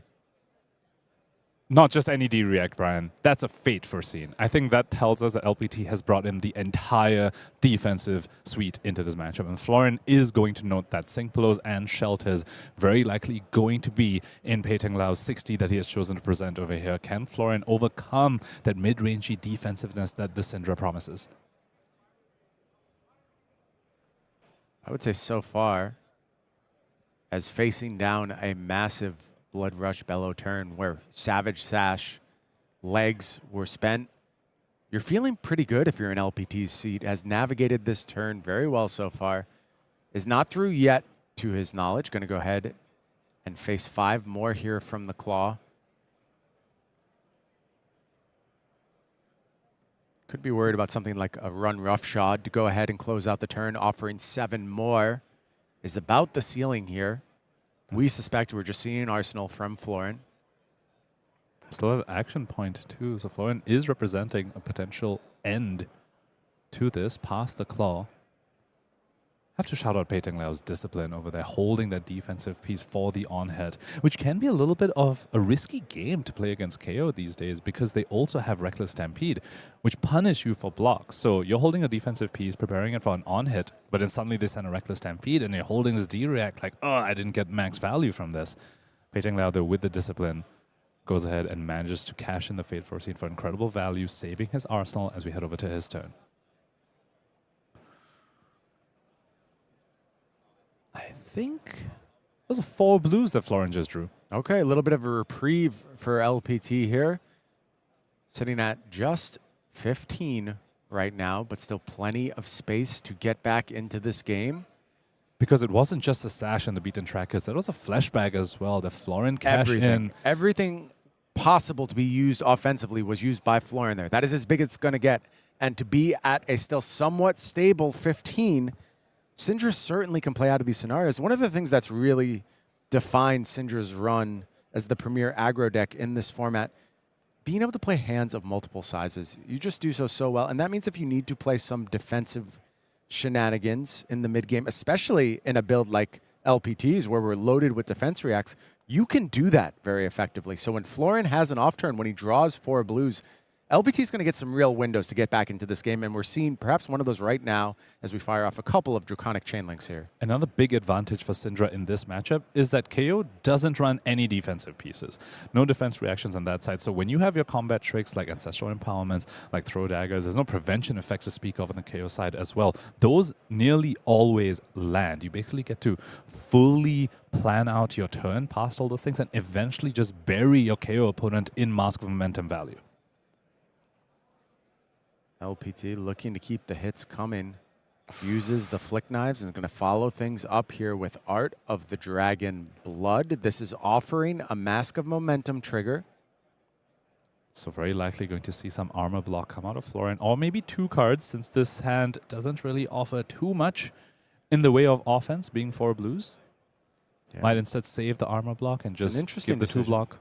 Because we do know there are some problematic 1-for-5s in the deck that you also want to cover up if you're in Florin's seat. So giving up those gauntlets here could be a lot. We know this hand not going to be capable of a whole lot. We got that Wild Ride in Arsenal, but it is going to be the Gauntlets Reach 4 combined with one other card covers up this Art of the Dragon Blood, so the threat of Mask of Momentum should be stopped on this turn.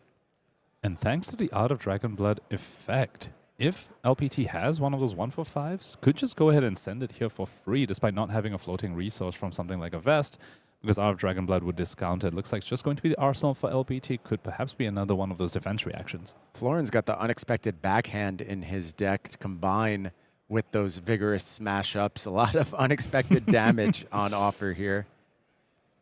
I think that has been the biggest upgrade for Kayo from Super Slam. Unexpected damage, I think, is a very good way to put it. Reckless Stampede, I think, being one of the biggest pickups for that hero from Super Slam. We're going to fire off this Wild Ride here. Looks like Florin really wants to keep that Might token available across turn cycles. We'll see what the discard is. Yeah, just an agile wind-up hitting the bin, so we're going to pick up a Might. Get Go again here. One resource still floating. That agile wind-up was in his hand when he sent this Wild Ride, which means the card remaining in his hand is a random draw off the top. If it's a run rough shot, he'll be able to send it right here. But other than that, could be Gauntlets into a Claw if it's not a card he wants to Arsenal. But so far, I mean, life totals are in Florin's favor, but I'm giving the edge to LPT, Brian. Yeah, yet more defense reactions, just getting good numbers out of his deck is LPT as he covers with a Sink Below here and kept the hand as well. We see the Gauntlet activation here from Florin, and now we just go ahead and pitch, and we're going to follow up with the Claw. Coming through for 4, and LPT takes the damage. Huge life deficit now. 19 points down. We're going to have to see some fireworks on this turn if LPT is going to get back into this game. I think he needs a Mask trigger on this turn, and he needs Florin to not find another Blood Rush. That is a risk when you go down to 5, and just as we say that... Yeah, I'm pretty sure it's the exact moment he revealed the Blood Rush. Exactly, and with a Beast within in hand as well, Florin might have a very strong turn if LPT cannot disrupt this. Yeah, you wonder if this is a spot where Florin just has to say, send me the bill. I don't think you can do 24 on this turn. Can you? Can you? Question mark? Sometimes the answer is yes. Wrath of Retribution could very well do it if LPT has found that card. A whole bunch of 4s to start out. That is a very strong start to try and get some cards out of Florin's hand. Yeah, there's still 1 block available on those Gauntlets, but it feels like if Florin was looking to get into the blocking game, maybe we would have done so a little bit earlier in the chain. It really feels like a full send here. I think more damage. We're probably just going to see Florin just give Pei-Tung Liao the mask draw. And one aspect of Ravenous Rabble that's very curious when you're playing against a Cindra is that you know exactly what they're going to draw. He knows Pei-Tung Liao is going to draw an Ignite, which represents 3 extra damage. Florin could just do the math and say, oh yeah, I do not care. Have 3 extra damage. Here's a Blood Rush, potentially discarding Beast with him. Yeah, the only thing that could potentially change about the math here is if there was a 1-cost attack in hand. Of course, Pei-Tung Liao doesn't have access to the Blood-Spattered Vest, so it doesn't really have that resource on demand. Well, Out of Dragon Blood will discount it if that 1 cost is a Draconic. Yep, very possible. And he did just use his second fealty here for the second Out of Dragon, so it doesn't have a way to turn some other 1 cost into Draconic. So if it's a 1 cost in hand, he'll need that to be Draconic. But even if that's a 1 cost for 5, I don't think he has a damage to threaten Florin's life total. The Ignite he just drew off, that comes in for 3 if you include the Kunai. And say a 1 for 5 comes in for 5, that's another 8 damage. You add a Flick Knives in there, it's 9. Can even Dragon's Clailer fight path? Nope, you can't pitch for the Kunai. So I don't know, so we're looking at like potentially 9 more damage, and Florin can just say, take it, here's a Blood Rush. Yeah, scary spot to be in. Lava Burst, pretty nice close to this turn here. Just stash that Ignite for the future. That means LPT almost certainly going to be on defense duty on this next cycle. And look, his deck can do that, Punkage. He built his deck to be able to withstand these situations. That's why we see him playing in this fashion. Should he draw the right mix of defense reactions, could be completely fine even through a Blood Rush Bellow turn, given that all the equipment has already been used. Because on Florin's side, he currently doesn't have an extender as well. If all he can do is a 2-wide Blood Rush turn, along with Pei-Tung Liao's defense reactions, and at these life totals, I fully expect Mask of Momentum to also come out for blocking duty. You're completely right, Brian. I think Pei-Tung Liao could survive this. It depends whether Florin can find something like a Wild Ride, find something like a Buck Wild to have a 3-wide Blood Rush turn.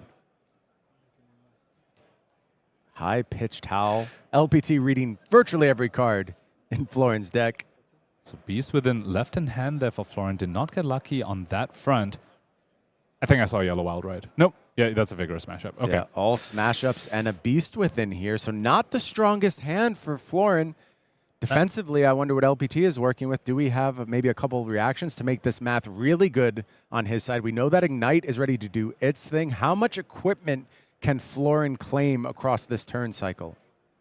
So it's just going to be a 2-wide Blood Rush for Florin, which is still quite a bit of damage. We're presenting lethal on 2 chain links. Claw is going to come in for 6 thanks to the Might token and the Blood Rush Bellow. We're just looking at 6 into 8 here. And at these life totals, Pei-Tung Liao has to be worried about Reckless Stampede. But you also need to be worried about an on-hit, like a Send Packing or something. Can you afford to go to 1 if all you do is block and Mask of Momentum? Or does he have a defense reaction to cover this up all the way back to 6? Mask is pushed forward here. Done its job, drawn a card. Now it's time to hit the bin. We start with 2 blocks here, and 4 damage comes through. LPT playing the rest of this game on a knife's edge. Just hoping that Florin didn't bring in Reckless Stampede into this matchup, which can be a bit of a tricky inclusion because Cindra typically doesn't want to block. And that's a no block in your own hand, so you'll be giving Cindra a whole bunch of mass triggers if you include that. Pei-Tung Liao taking a little bit of that risk, saying, I don't think you have that card. Show me something else. Gauntlets of Tyrannical Rex also going to get involved. And yeah, Florin's going to ship it all here to get as much damage as possible. 9 as opposed to 8 makes a lot of sense. LPT going to have to answer here.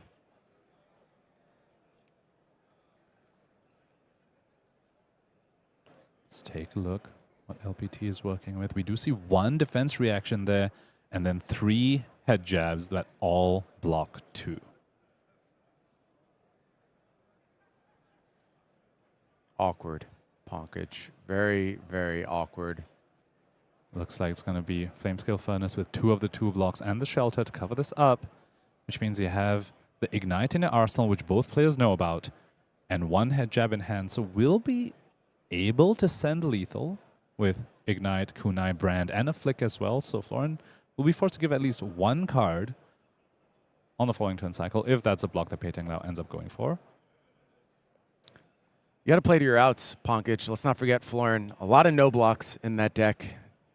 They combine in the worst ways sometimes. Maybe that's the window for LPT. Kicks things off with that Ignite we saw stashed on the last turn.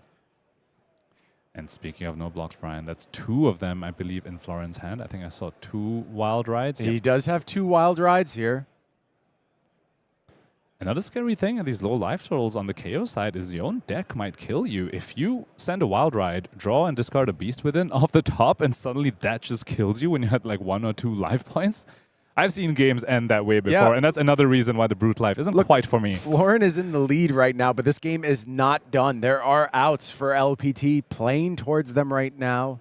You don't put together the type of record like LPT has if you're willing to give up in these scenarios. You try to find the window. You try to trap Florin with a hand that just doesn't work. Something loaded with no block. Something where Beast Within is forced to be discarded. And then you just leave your fate up to the Brute Gods and see what happens. Going to take the 2 damage here from Ignite. And Ignite at these low life totals is so threatening. Kunai after is coming for 1 when opponent's at 4. You still have Flick Knives available as well, offering even more unavoidable damage. Florin's thinking about bringing the gauntlets out to block over here.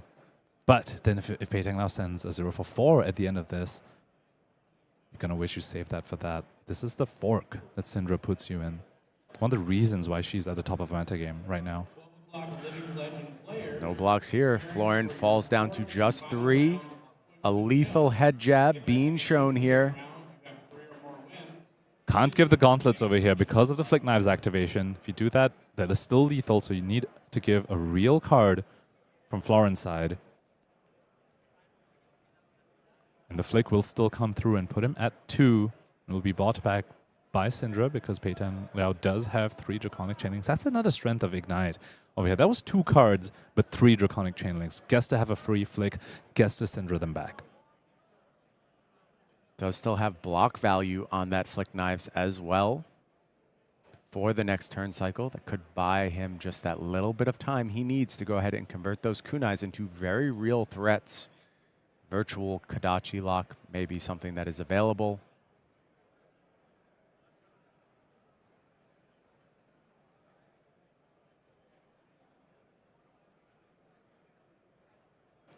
Remember, Florin also has that Might token thanks to the Blood Rush on the previous turn.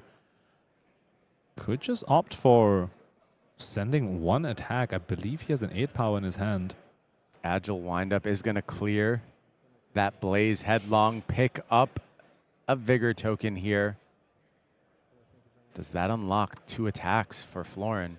Yeah, and here's where KOs need to look into the matrix, so to speak, and look through all possible combinations. If you play the Wild Ride, and depending on what you draw and discard, how does your turn change? Are you, on average, at a higher EV if you go for the Wild Ride play, or should you just go for the safe, disciplined play of sending the Show of Strength, I believe?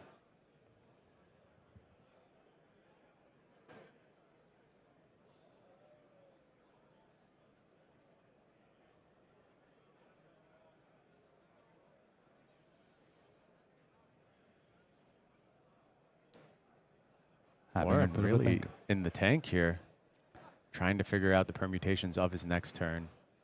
Wants to come out undefeated after the CC rounds.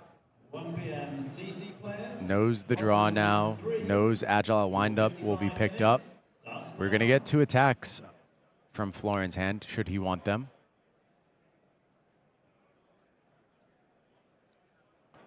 My token, Vigor token, pop. 1 floating for Florin.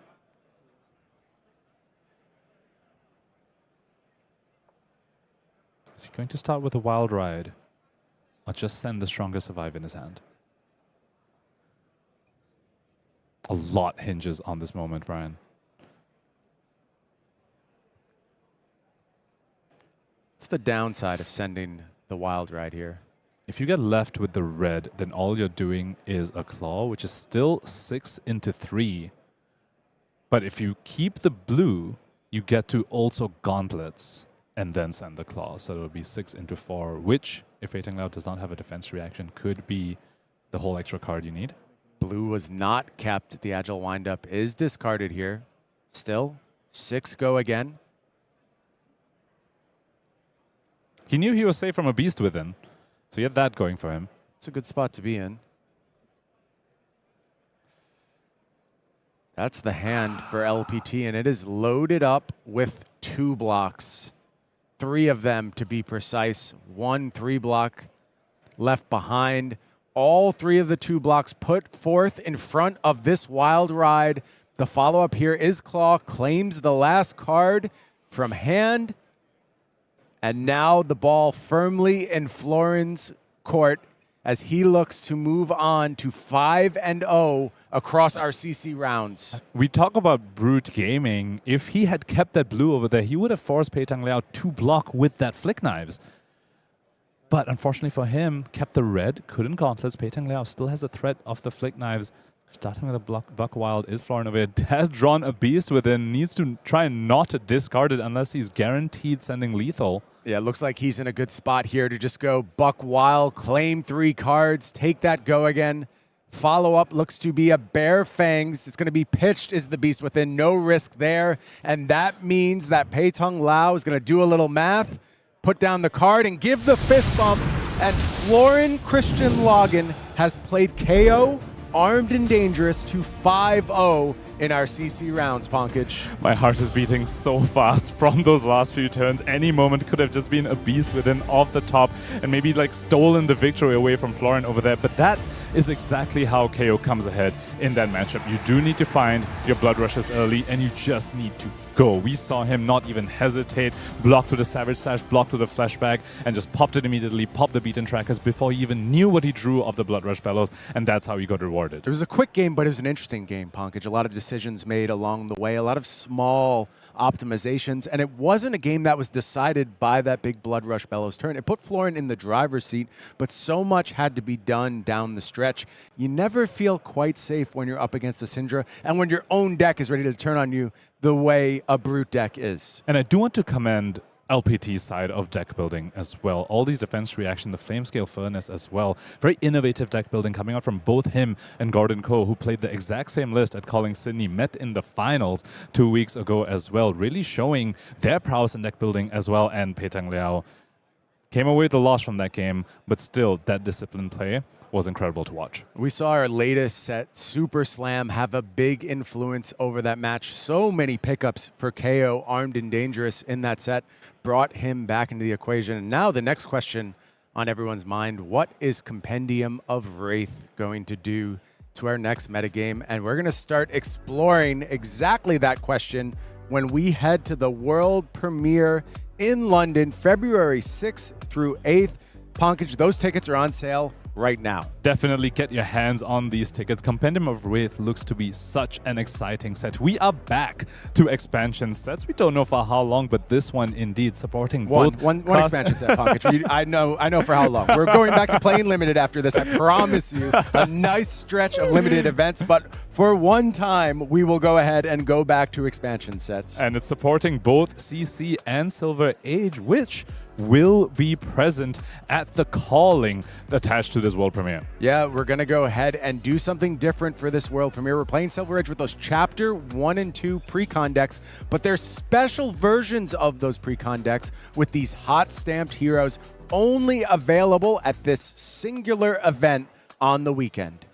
That's not all, though. Calling London, the debut of Silver Age on the big stage. Compendium of Rathe will be legal at this event. You can go ahead and pick up 1 or 2 boxes in conjunction with your world premiere package. So you can get the commons and rares you will need to go ahead and participate in Silver Age. Also, the side events on Friday going to be including some Compendium of Rathe packs with it to make sure everyone can get the cards they need at this event. This is so cool that the calling attached is this time not a limited event, but because it is Silver Age, it is still so accessible for the casual player, which is what these world premieres are about. And speaking of product that you can pick up, we have the Chapter 1 Silver Age decks available at this event. Brian, I have a question for you. Out of these Chapter 1 Silver Age decks, which are pre-cons, which one is your favorite? If I say anything other than Icelander, you won't leave me alone for the rest of the day, so I'll just say Icelander and then we can move on. We got him. I knew that's what I had to say. There was no escape from that, folks. That is what you get with your world premiere entry. Also going to be giving away one of those Antiquities pack, Pankaj. I saw your reaction in the crowd when those were revealed. What do you think about those new Antiquity borders? Those borders look absolutely incredible, but more than that, the reprints, Brian. We have the reprint of Balance of Justice, a reprint of an Alvophidia as well with that fancy border, the micro text box. I cannot be more hyped to open some of these packs. Yeah, but it's not only reprints in Compendium of Rathe. There are some exciting new cards showing off some of the elemental stuff in the set.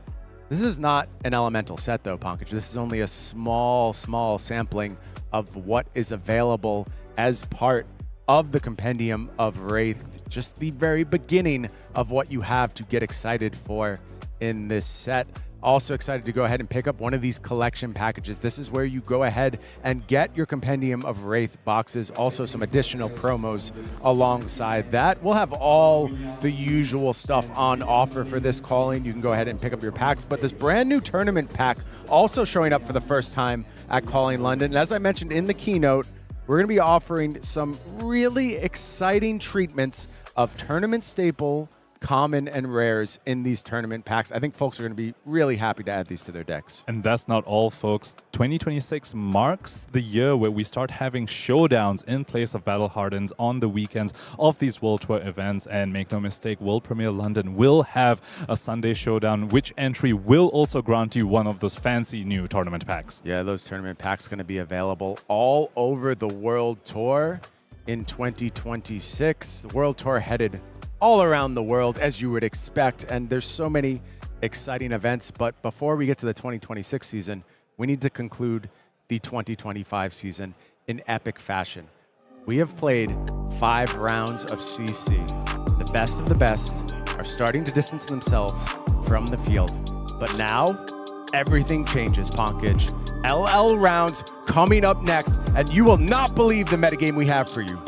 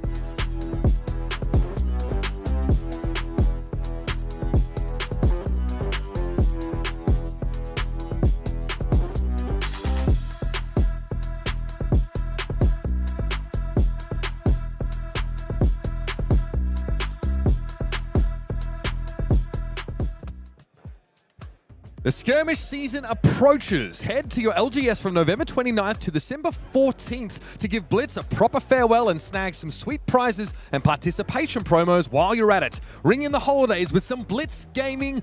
We'll see you at Skirmish. I'm hyped for that, but more importantly, we're about to take a massive spanner and jam it into the works here at the World Championship Philadelphia. I'm Mitch Leslie, joined by Scott Mines, and we are on the precipice of diving into our Living Legend format. let's recap you all at home on the tournament so far and how it is supposed to structure out. We had 5 rounds of Swiss in Classic Constructed. Now we head off to Living Legend for the last 3 rounds of the day. Tomorrow, 3 Swiss rounds of Living Legend, followed up by 4 Swiss rounds of Classic Constructed. And then day 3, our top 8 will be a best of 3, featuring both Classic Constructed and Living Legend. Now we get to dive into this format, which we have explored to some degree, but never in such a high-profile event. And folks, if you're unsure about what this is supposed to look like, let me tell you, this is the most powerful that Flesh and Blood can possibly be. Some of the most ridiculous, egregious, degenerate stuff is about to play out for you right here at the World Championship Philadelphia. And for more on that, of course, Scott Mine's going to break down a little bit what we should be expecting to see. I cannot wait for this. I think there's been a lot of questions around the Living Legend format heading into the World Championship. A lot of known quantities, a lot of unknown quantities, and a lot of I would never have considered you what is happening quantities. And I think we're going to see some of those coming out of the woodwork as players have been feverishly testing this format, and I assure you there are so many edges to gain if you're willing to put in the work and the repetitions in Living Legends. So let's take a closer look at what the metagame looked like as we made our way into the World Championship, and then we'll spend a little bit more time talking about how it has now evolved when we get to the metagame. Now, there's a few ways you can play Living Legend. You can go the route of, I would like to do the heinous, ridiculously powerful thing, and all the best things we've ever seen in Flesh and Blood, or you can choose to try and stop the other person from doing any of those heinous things. If you're not one of the decks that is presenting the most absurdly powerful turns, you need to take a hard stance with the interaction you are playing. A turn that has bad numbers can often be preferable to something that is more efficient if it forces your opponent to interact with you. That is part of the reason why we're seeing Marlin Treasure Hunter as one of the headliners of the Living Legend format. Yeah, these are our players, of course, playing with basically the entire card pool that Flesh and Blood has ever seen. That is going all the way back to Welcome to Rathe, and of course features heroes that have already rotated out after having accrued their total of 1,000 Living Legend points, and they come back with all the new goodies and tools that have been released since then. Viserai sees them, Bravo Star of the Show sees them as well. Creates some interesting questions. We're going to go through a couple of these decks in more detail for you if you're unfamiliar with how these, well, heroes came together. We'll start with Chain Bound by Shadow, a deck a lot of people assumed was done and dusted in the wake of the ban list we saw just before the World Championship. The so-called death of Chain is a pretty hotly debated topic. Some teams in the field argue the deck no longer has anything to offer over Viserai, doesn't give you anything that other very powerful Runeblade doesn't also do. Others argue that Chain's text box is just far too fundamentally powerful for you to ignore. The teams that have brought Chain to this event think that uncertainty is the most powerful part of choosing this hero. No one knows how it's supposed to be built correctly. You can find more traditional versions of Chain with Seeds of Agony and the like, or you can find that RuneGate Chain deck we got used to towards the end of the season, packing some new tools, for example. Maybe you'll see more interruption like Erase Face, things like Command and Conquer. I saw teams testing things like Reek of Corruption in this deck to try and get an edge over those Runeblade mirror matches.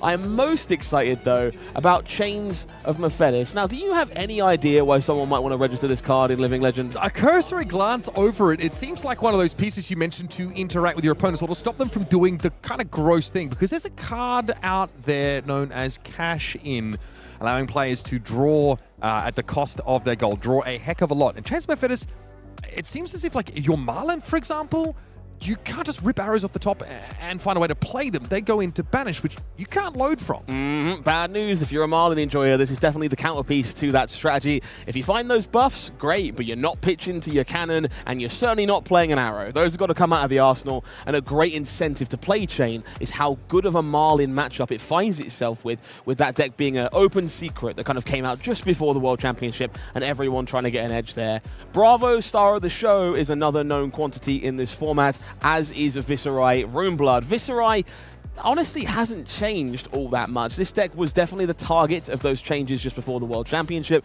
We saw Rosetta Thorn now switched out for Dustblade instead. Deadwood Dirge now at 1 tends to mean we have some Read the Runes filling those slots instead. Michael Fung's winning deck list Those were the only changes from that Battle Hardened last week from the deck he was playing beforehand.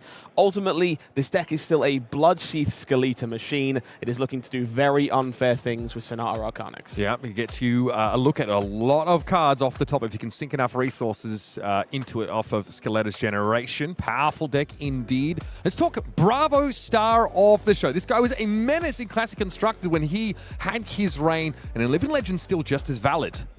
Face of the format, I think for a lot of people, has definitely been the signpost of Living Legend since the format came to fruition. This deck has changed significantly as more cards have entered the card pool. Plow Under and Winter's Bite are the biggest upticks. We're seeing more copies than ever of these cards. Again, it's about denying those 5-card hands in Living Legend. If you're trying to play a somewhat fair game, you need to stop the nonsense from happening. Bravo, star of the show, is the gatekeeper in that case, but does find itself with a bit of a Viscerai problem, which is maybe not where you want to be at the top of the format. We're seeing players attack this in numerous ways. Hypothermia, Warmonger's Diplomacy, these cards all have some game, but Smack of Reality being fused and sending that stack of rune chants straight back where they came from, it's a pretty good way of dealing with the problem. Pretty good against Soul Shackles as well, I suspect, if you can get up to that 13 or more power. Let's move along and talk about Marlin. We mentioned that, Chains of Mephetis can be disruptive for her, but there's a reason that we're seeing this rarely seen deck in CC at this early stage in her tenure pop up in a big way in Living Legend. Oh yeah, this is very much the emerging star of the Living Legend format. I had the pleasure of working with a lot of different testing teams heading into the World Championship, and it was incredible to watch them all discover Marlin in their own time, try and keep it hush-hush, make sure no one heard about it, and then it broke out at a Living Legend 2K and won at Green Tree, I believe, and suddenly everyone was willing to talk about the deck with each other.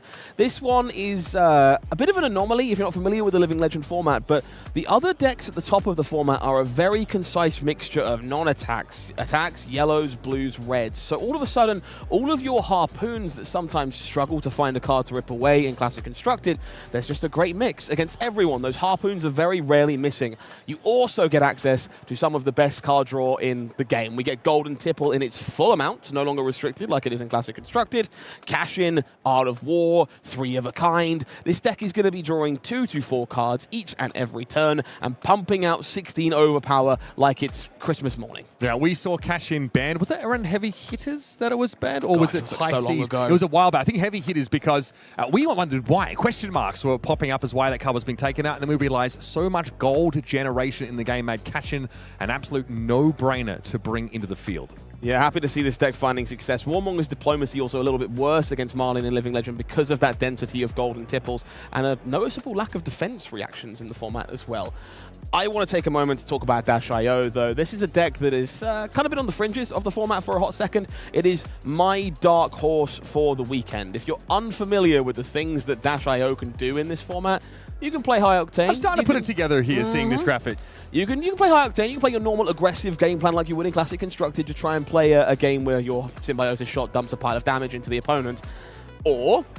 Or you can do 144 damage on the second turn of the game. I'm sorry.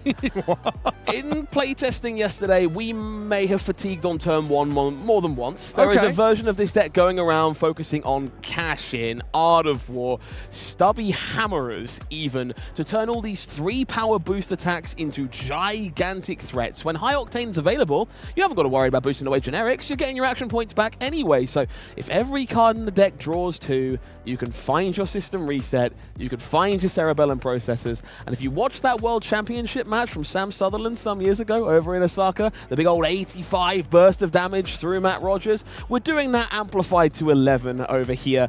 The deck gets even more tools, would you believe? A card like Stasis Cell is a really big part of what makes this deck work. You would think cards like Stalagmite would be a real problem for this deck to bust through. If you can't block with it, it's not a problem anymore. Yeah, Stasis Cell we heard was being pursued pretty doggedly here actually on the ground in Philadelphia as people realized how powerful it was to have a card like that could be so disruptive. I'm seeing System Reset here as well. This seems like a great tool to basically banish your Cerebellum processors, bring them back into play, crank them all, get the action points, draw the cards. Absolutely, reset them, get those activations once again, keep churning, drawing more and more cards. This deck is capable of absurd power. It did just take down the PQ Plus over in Edinburgh heading into the weekend with this version of the deck as well. It is the Ask the Question deck of the format. Interact with me or I will punish you for not doing so. And that is just a small slice of what you can expect here in our Living Legend competition. And we're not going to wait too much time. We're going to jump into this one very, very quickly. The feature match area promises quite the head-to-head, but first I want to give you guys an idea of what to expect out there on the floor if you're a competitor or a viewer. Here is our metagame for Living Legends. So Viscido takes a clip, right? Drops down under Bravo Star of the show, the most represented deck in the room, and there's Marlon. She makes her way into the top 3, followed by Dash and Chain, as we discussed. Dromai, the Ash Artist, makes a reappearance. Zen, Tamer of Purpose, and Nu. I'm seeing a lot of those mystic heroes starting to find their way back in. Yeah, I want to draw attention to a few things on this slide. First of all, the entire left-hand side of this page, double digits worth of players. Clearly, there was no consensus on exactly what you were supposed to be playing in this format. There are a few names and faces I want to pay attention here to as well. 11 players brought New Alluring Desire. One of those is Tommaso Viscido, the player who sent New Alluring Desire back into Living Legend where she belongs. You may also notice Gravy Bones, the Shipwreck Looter, on this slide as well. Not a deck many people expected to see in Living Legend. I can tell you, Jacob Clements is playing Gravy Bones in Living Legend. Now, we saw Gravy Bones be very powerful in Classic Constructed, and then obviously the Golden Tipples got looked at and were heavily restricted down. Gravy not able to have access to those anymore. Is that the only reason you're bringing him into Living Legend? Is there more? Oh, you get some other goodies too. We talked about cashing in Marlin. Do you know how easy it is for Gravy to generate gold? Yes. Yeah, it's pretty good there. You've also got a decent number of targets for a card like Belittle. If you're interested in generating resources, searching up a blue Minnowism suddenly turns on all your allies. Searching up a yellow Minnowism pays for your golden tipple. So there's a good number of ways to make that deck do some things it can't otherwise do in Classic Constructed.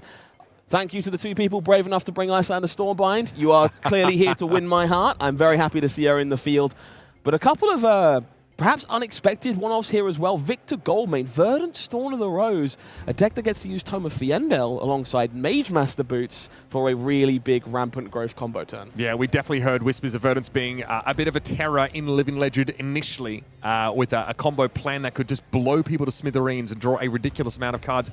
That's not strategy necessarily available to her anymore, but still, there is a player out there that believes in the Thorn's potential here to work their way into the side of many of these other decks here in Living Legend. Big breath here. That's the 10,000-foot view of what you should be expecting here. But I'm very excited to hear about Tommaso, obviously one of the players who took Nu into Living Legend, bringing her here to this tournament. We've dragged him down to the feature area for you. Get to see what Nu is capable of doing in Living Legend now. If there's anyone I want to watch playing Nu Alluring Desire, it's Tommaso Viscido. I had the pleasure of calling that game as Nu left us forever. Did I think I'd have to worry about seeing her again? No. No, have I missed her personally? Absolutely not. But it's going to create some fantastic games for us to enjoy one way or the other. Tommaso, if you're unfamiliar, has been on a pretty impressive run over in the European region for this World Tour season. They don't travel quite as much as some of our other Goliaths, the Jacob Clements of the world. But I believe they're currently 2nd, maybe 3rd in the European race. And that's off the back of a top finish at Pro Tour Singapore. It's off of that same calling they sent Nu to Living Legend.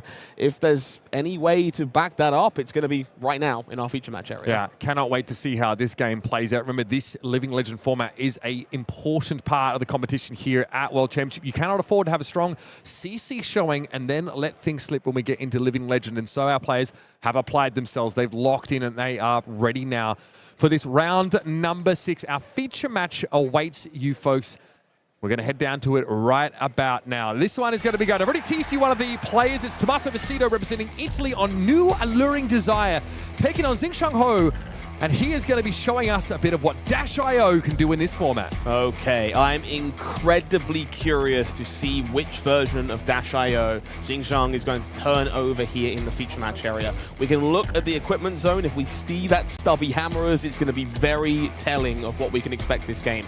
If we don't, there's a very good chance we're trying to play more of a fair game, and that's somewhat what I expect here against a deck like New Alluring Desire. It's really difficult to go big, do all these interactive pieces, and chain together these combo turns against a deck that wants to rip your hand to shreds turn after turn after turn. There are so many decks in this format, yeah, that just want to play their game. They want to play solitaire, and Nu demands respect. She demands attention. She says, you now need to deal with my disruption. Scale Peeler will join Beckoning Mistblade as the weapons of choice here for Nu.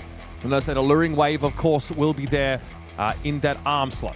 Okay, so on the side here for Xincheng, first of all, beautiful cold foils, happy to see it, but a surprising mixture here. We don't see any stubby hammers, there's a Coldworks Tinkering, but we do see the power plant on the chest piece. This would suggest to me that we are somewhere in the middle. We're going to be looking for one of those big turns here at some point to put everything together, but we want to have slightly more resilience against the interaction that a deck like Nu can throw.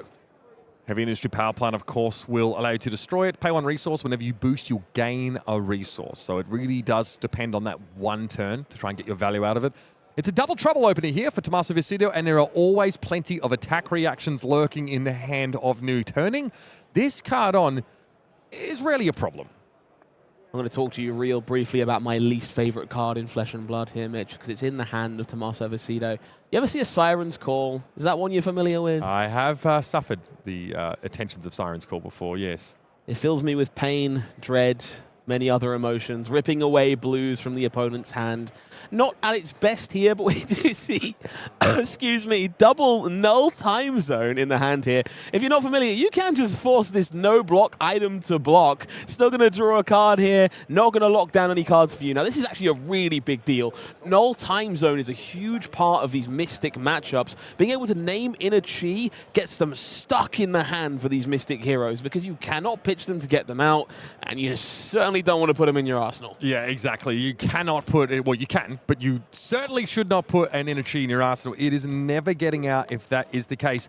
Yeah, null time zone preventing not only a card from being played, but like you said, pitched. It really hurts. And of course, we're going back to a Mystic hero for Tommaso, and that energy is a key part of the game plan. I'm looking here at the Mask of Recurring Nightmares, which will allow Tommaso as well to take cards out of Xincheng's hand by pitching, of course, one of those energy to it as an attack reaction, and also for the purposes of Bonds of Agony, it's an attack reaction. There are so many of those available to Tommaso. We just saw it. Siren's Call. That does the job as well. There's so much of it to work with. So Xincheng here was lucky enough to find themselves a boom grenade on top of the deck at the end of Tommaso's turn. Of course, Dash capable of playing on both. So we'll make our way into their first turn with a backup Protocol Red, and Tommaso taking the time to read the equipment you see less often in Classic Constructed. Make sure they're familiar with what's going on. Firewall is a heck of an interesting choice here. To me, that is so suggestive that we are looking for specific cards. Firewall going to reveal the top of the deck. If it's an Evo, it will stay there. Otherwise, it goes on the bottom. You know what that means? If it's not my system reset, if it's not the high octane I'm looking for, I can block 4, I can push it away. Here's a Spark of Genius, allowing Xincheng to search through the deck for a mech card, item card with cost X. Excuse me, it's an Optical Monocle actually being picked up. I saw this in very early builds, actually, of Dash.io in Classic Constructed. Shout out Tyler Horseball, of course. That's going to give Xincheng a bit more information as he looks to dig and try and find some nice plays off the top. Optical Monocle is a very important part of how this deck functions, with so many critical pieces that you need to access to create these never-ending strings of attacks. You need to be able to move your other cards that you still need in your deck out of the way. More importantly, sometimes you got to get closer to the cards you need to actually put this turn together. Thankfully, Optical Monocle, very happy to be reset by System Reset. Absolutely. When you go for the big combo turn. Look at more and more and more cards to tie everything together. The weakest link here going to be sent out by Tommaso. Definitely a disruptive piece. Going to be looking for non-blocks in the hand of Xincheng.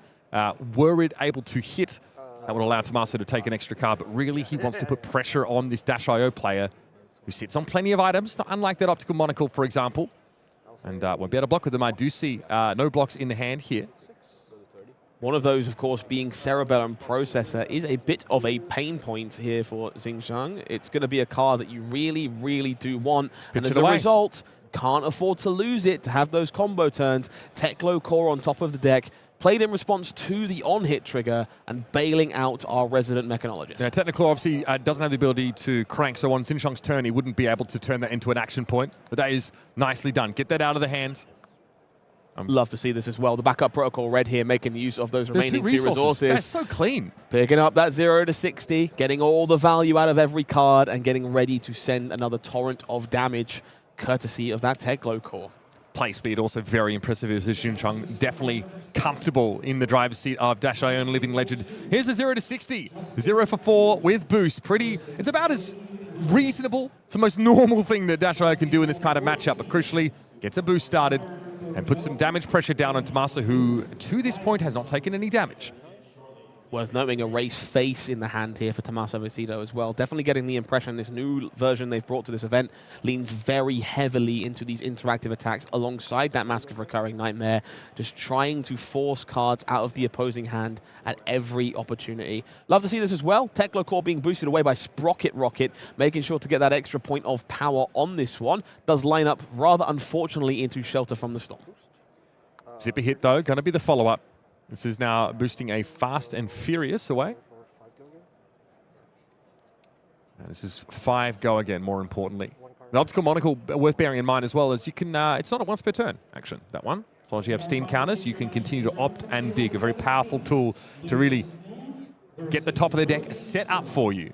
Oh yeah, when this deck gets going, sometimes you will see 14 to 15 Optical Monocle activations at the same time, just spin all the cards out of the way, and we're going to start seeing those now. Xincheng understands that this is a matchup that is full of interaction. They're going to have to protect certain cards, and more importantly, they're going to have to find certain cards to put their turn together. We're going to see Tome of Fiendel now being played from the hand here to draw the card that was seen with Optical Monocle. More importantly, taking an IP2, understands that Tome is actually problematic here and needs the cards on top of the deck in hand instead. Well, he's got them, but I'm seeing at least one non-block among them. There's a Boom Grenade in the hand, and I think you alluded earlier on to that Erase Face lurking. Being able to turn all of Xincheng's cards into non-Mechanologist cards for the purposes of boosting and such could be pretty devastating. And yeah, we are reaching, of course, for equipment already, thinking about how we can stave off the impending disruption and still have as functional a turn as possible. The more I think about it, the more I am a huge fan of this Scale Peeler in this matchup here from Tommaso. The way that you're going to be... Yep, absolutely. So we're going to be blocking 2-on-2 here. But Xincheng knows that the only way that they're going to be losing in this spot is interaction. Scale Peeler is the way to prevent the Fridge of Armor from getting in the way and denying the interaction. So if they want to stop an Erase Face, they need to also stop the Scale Peeler. So here's Erase Face. It, for Dash, is a singularly threatening on-hit. Dash requires all of her cards to be Mechanologist ones, so that's most of the value proposition of the deck. So in comes our heavy industry equipment, and likely will need to be joined by a card to cover this up. It is worth noting Erase Face, a bit of a double-edged sword in this matchup. On high-octane turns, you can sometimes just ignore it and go off regardless. You don't need your Mechanologist cards to be Mechanologist, but in this case, not where we are in the current game state. Erase Face demanding respect to play a much more fair turn instead. That Fridge, though, starting to get crumpled a little bit here for Xincheng. Doesn't have too many turns of that sort of free block power. Needs to start to make a play and put real pressure down on the new, who's happy to block with a couple of cards per turn cycle and just send these disruptive pieces just to see Xincheng squirm. See if we can get a look at what our Dash is working with. It is another Sprocket Rocket, 0 to 60 going away. You're going to see a lot of these from this deck. Again, we're looking to focus on 3 power boost attacks or higher in most cases for Stubby Hammerers to do its thing in the majority of matchups. So Sprocket Rockets, T-Bones, these are all kind of attacks you should be expecting from this deck in some capacity. The Weakest Link gets out on block duty here.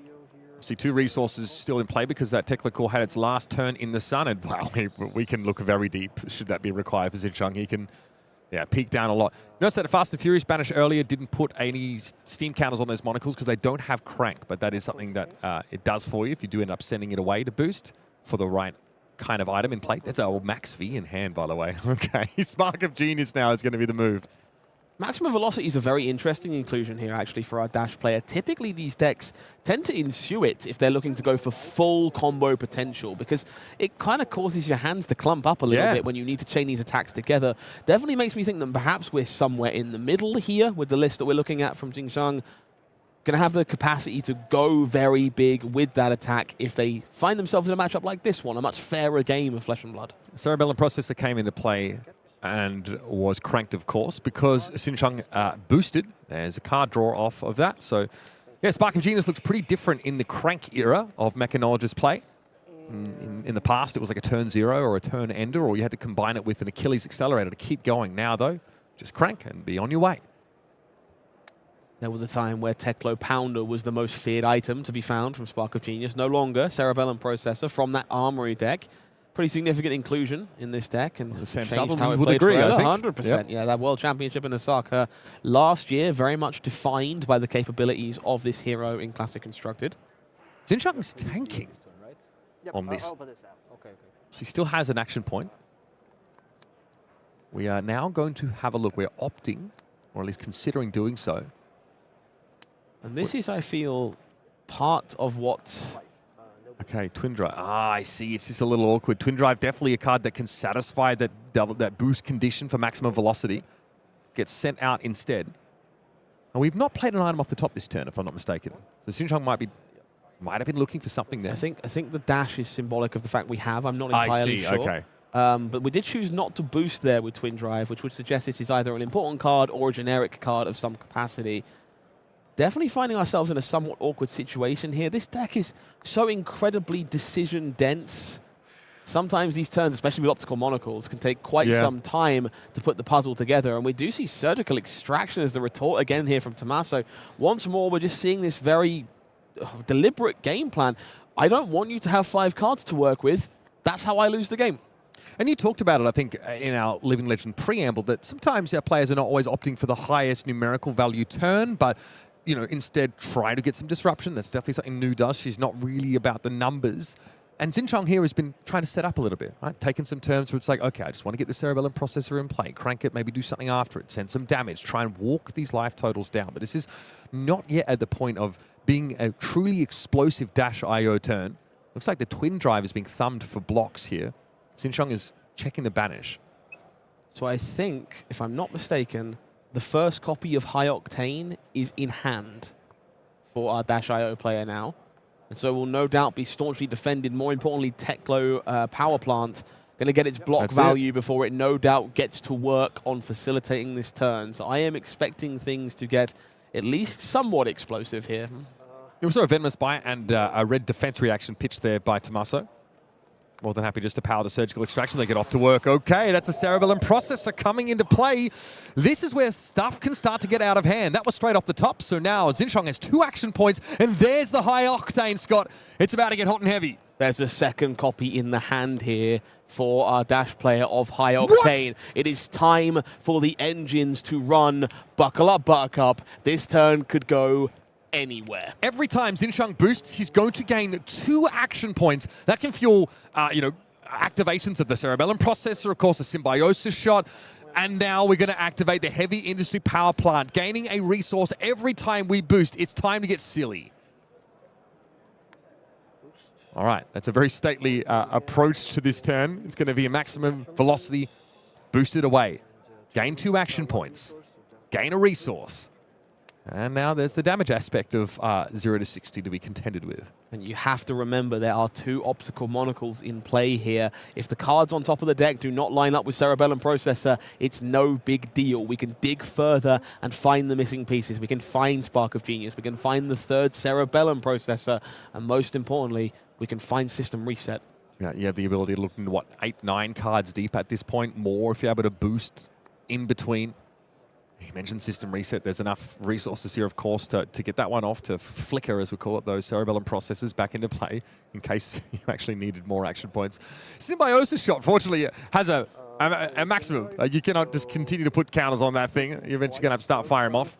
Here's a Twin Drive, so that's a lot of boosts. 2 boosts on that card means 4 action points, right? Yep. More importantly, 2 resources generated back from the chess piece as well. So this Twin Drive finding itself kind of free. All right, it's a boost card, not a boost there for the resource. Okay. Yeah. What can I say? Living Legend, I assumed everything was nonsense. Yeah, I mean, you'd be forgiven, I think, for that assumption. Regardless, we did boost twice. Checking the top. All right, chain being closed here. This tells you that there's a activation of some of these items now ahead. We're opting 1 card to the bottom. And if you were worried at home that 8 action points was not enough, don't forget that gear shift can be activated if we're desperate for a 9th. The rich get richer, man. It's an even life total game. Tommaso likely has seen something like this play out before, so Karma collected as he's at the helm of a deck that likes to go slow and steady and walk those life totals down, continue to throw disruption. But so far, Xincheng is able to play with impunity. However, we're getting deeper and deeper here. Another opt away. Still don't like what we're seeing. Yep. I'm got not two steam counters surprised left. here. This feels like we are in need of system reset to tie the room together. And after looking at what must be a quarter of the deck at this point. We're using this not for the action point, but to boost 2 cards away. Ninth action point. Equally important, though. Yep, you're right. Digging ever deeper now. We are practically spelunking into the deck. Has Xincheng found what he needs? Yep, activate monocle. No, he has not. There goes the optical monocle. What do we got? A wry grin starting to appear on the face of his opponent, Tommaso. Seeing Xincheng squirm as he's looking for an answer. That system reset may have been found. He now opts to draw a card. The second activation here of Cerebellum Processor. What are we working with? It doesn't look like much. No, I think I saw a zipper hit, but I couldn't quite. It's the High third octane? high octane. Oh, this is absurd. This is no outlet in all of Flesh and Blood for this many action points.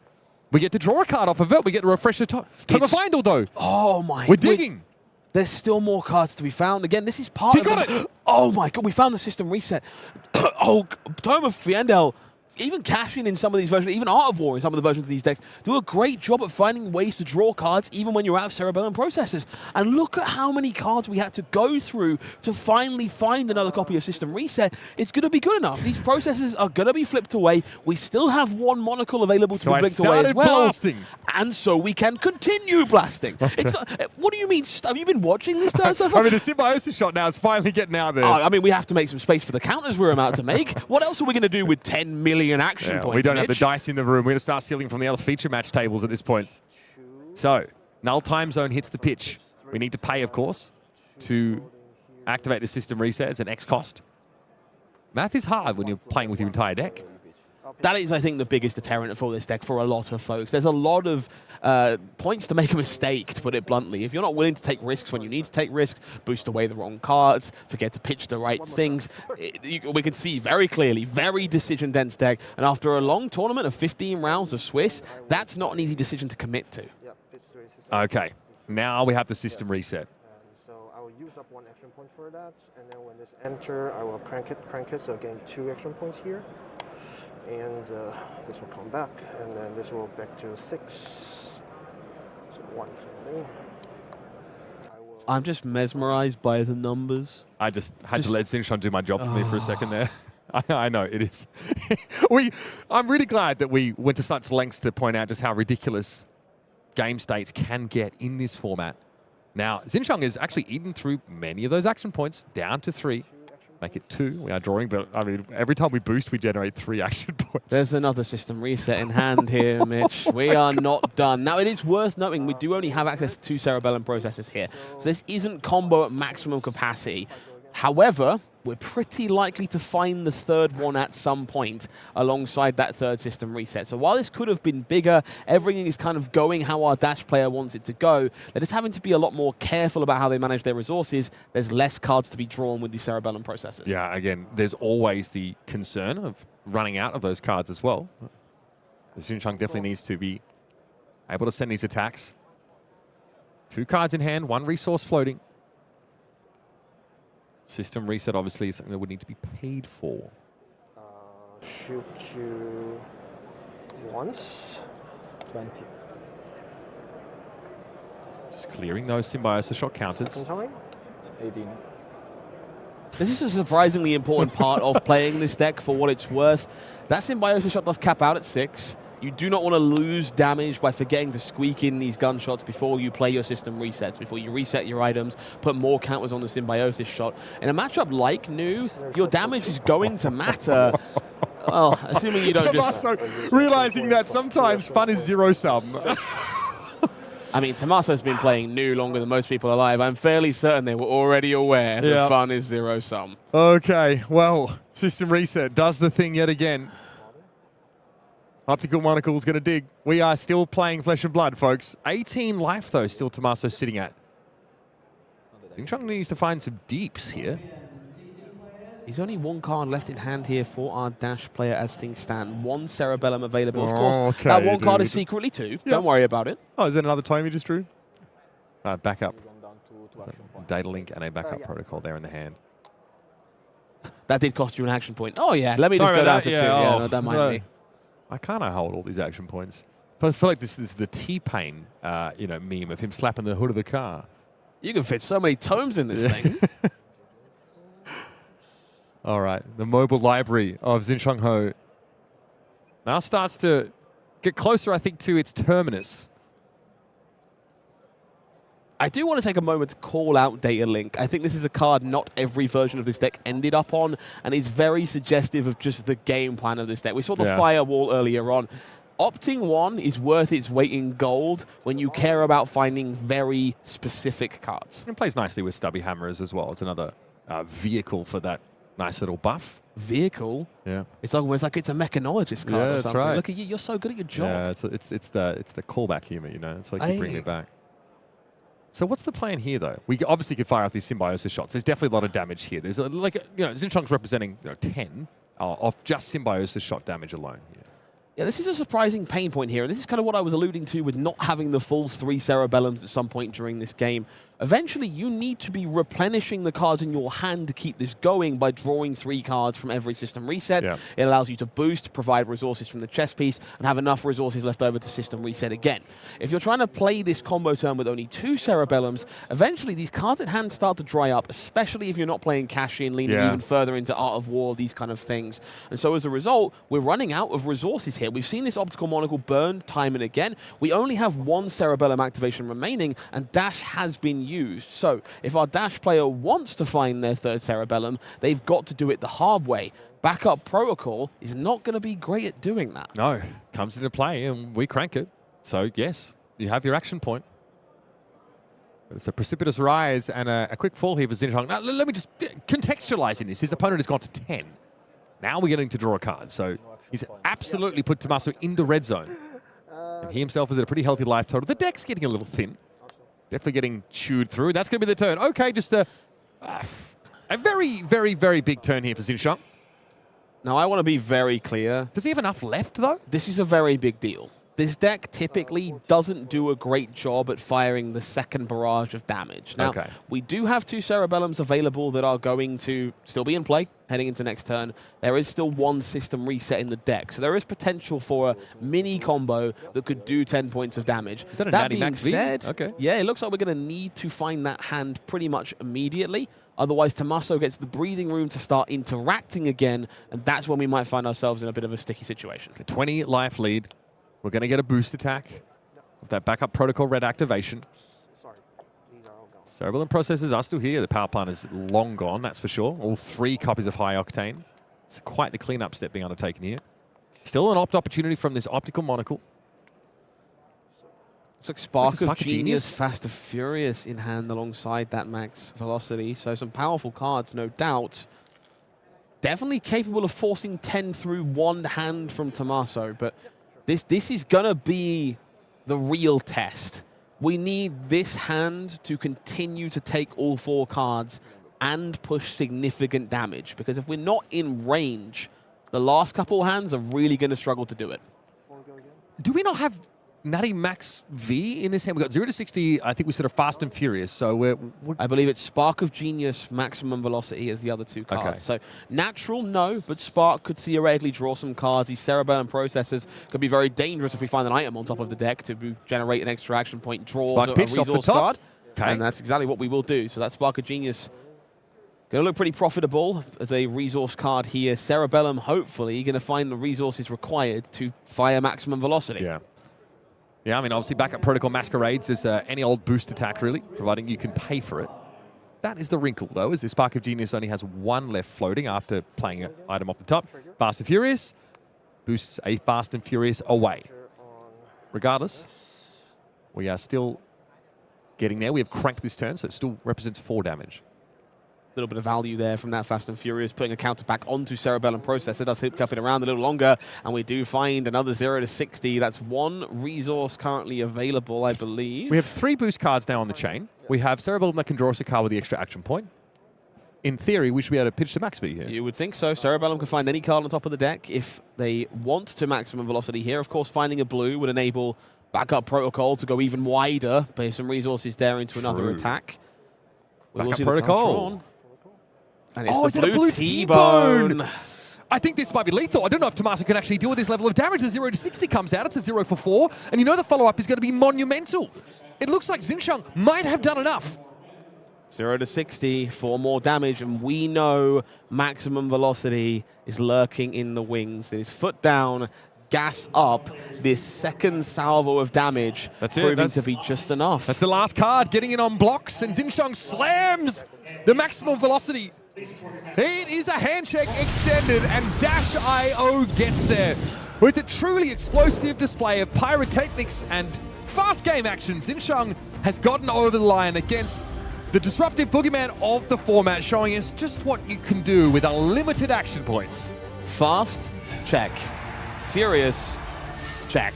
Maximum velocity, unfortunately for Tommaso Viscido, also check. Did turn up towards the end of that game. I think that's a very impressive showing of what this deck is all about, and actually shows you some of the resilience of it as well. It can buy its time to set up for the bigger turns. If you have access to extra equipment like Cogworks Tinker Rings, you don't have to go quite as big on your final pop-up turn, but it gives you the ability to play around meaningful interaction from the opponent. Sometimes you can even outweight these hypothermias, these warmongers diplomacies, because Cerebellum Processor's happy to stick around. I think that's a great first example of Dash, because it shows that in full order. Yeah, we mentioned that, right? There were some turns that looked a little mopier from Xincheng, right? Like maybe just 1 or 2 boost attacks, set up an item. There were 2 optical monocles in play. I think that should be the tip-off now to anyone who's familiar with this matchup, realizing just how deep that Xincheng will be able to look. And you mentioned it, right? It's not perfect combo. It doesn't have those 3 Cerebellum processes, but 2 is enough, especially in the follow-up where you have 2 boost attacks plus a max V. You still have that Cerebellum processor with no steam counters on it, but able to be used. You got an item off the top. Everything you could ask for. Nicely done, but there was definitely a concern about whether he'd sort of be able to get there in the end. Nu definitely has a lot of power. She's very disruptive, but as soon as she has to start giving that full grip and actually giving that space, it's hard for her to really interact. And that is very much the test of this Dash.io deck. If you interact with me, I can't do my thing, but you cannot fail to interact with me. If you finally find one of those hands that doesn't have a meaningful piece of interaction or doesn't get through the fridge of Dash.io, it's just not good enough. You've got to keep the foot down. That's a massive result for Xincheng. He obviously moves to 6-0 so far now, 1 round into Living Legend. Let's talk about some of the other players out here in Philadelphia that we have our eyes on. Now, these are players that we spotlighted coming in. Michael Hamilton, Grzegorz Kowalski, that's 2 previous world champions, have been in the doldrums. They've really struggled to find results so far. Got to look a little bit further down the list here. Our 2 remaining competitors for Player of the Year both sit at 4-1. Brody Spurlock on Dash.io makes you wonder if they're on a similar train of thought as our previous feature match. Jacob Clements on Gravy Bones in Living Legend. Now I want to talk about a few of the other names who are on Gravy Bones in Living Legend. Michael Fung, Arthur Trahay, Justin Koo. There are 6 Gravy in this field total. 4 of them were on our spotlighted player list. I mean, a lot of these Team Super Armory players clearly have cottoned on that Gravy is absolutely where it's at here in Living Legend. Very curious to see what that deck looks, of course, with all the power that he had before the bannings, plus other options available in Living Legend. Shomi Yamamura, talked to him earlier on and sort of said, where are you going to be at this time? He loves his mid-range decks. He's always been a fan. Of course, he makes a ridiculous showing in Amsterdam, of course, with that pick towards Uzuri, but he on Kassai and Marlin in Living Legend is at 4-1 after 5 rounds of play. Happy to see a Pro Tour champion picking up Marlin. Definitely suggests the deck is real if it being the 3rd most played deck didn't do that already. Yeah, out of nowhere. It's only been the last couple of weeks. Let's talk about, though, our teams to watch here in Philadelphia. I mean, this is Team Snapdragons, of course, with a lot of players still very much in contention. Thomas Bailey Galbraith saw him over towards the top tables earlier on. Jude Cornett very much in the mix here at 4-1. And all the rest of these highlighted players still at X and 3 or better. Dennis Zhang at 2 and 3, definitely teetering, but still in with a shot.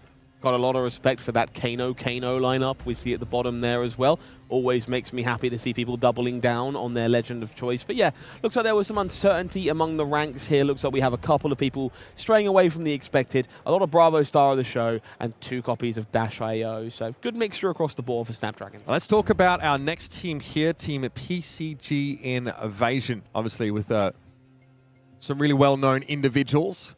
Margin Bay already, he's been out in a wheelchair. He's got I think he snapped his Achilles or something similar. So Peter Budnik has been wheeling him around, but hey, he still slings cards like the best of them, even from that seated position. It's right where he belongs. We've got Matt Rogers here at 4-1, Nia Tran as well at 4-1. A lot of really heavy hitters on this roster. This looks like a team who worked well together and came to about 3 different conclusions. Couple of curveballs here and there. Seeing Yuki Lee Bender on Viscerai, not a big surprise, but definitely strays away from the rest of the team here. We do see that one copy of Dromai from Aaron Shantz, the copy of Marlin coming through in force here, but it was definitely a story of Chain, Marlin, and Dash.io from this team. Looks like PCG Invasion found most of the answers, just couldn't decide which one was correct. Looking forward to seeing what Matthew Dilks and Evan Herden have to say in the Living Legend format. Dilks, of course, I remember he won the calling in Los Angeles on Kassai. This is basically some of the most powerful Canadians that we have in Flesh and Blood. I just want to point that out. Tarek Patel, obviously, is part of this list. So Isaac Kroot as well, a name who,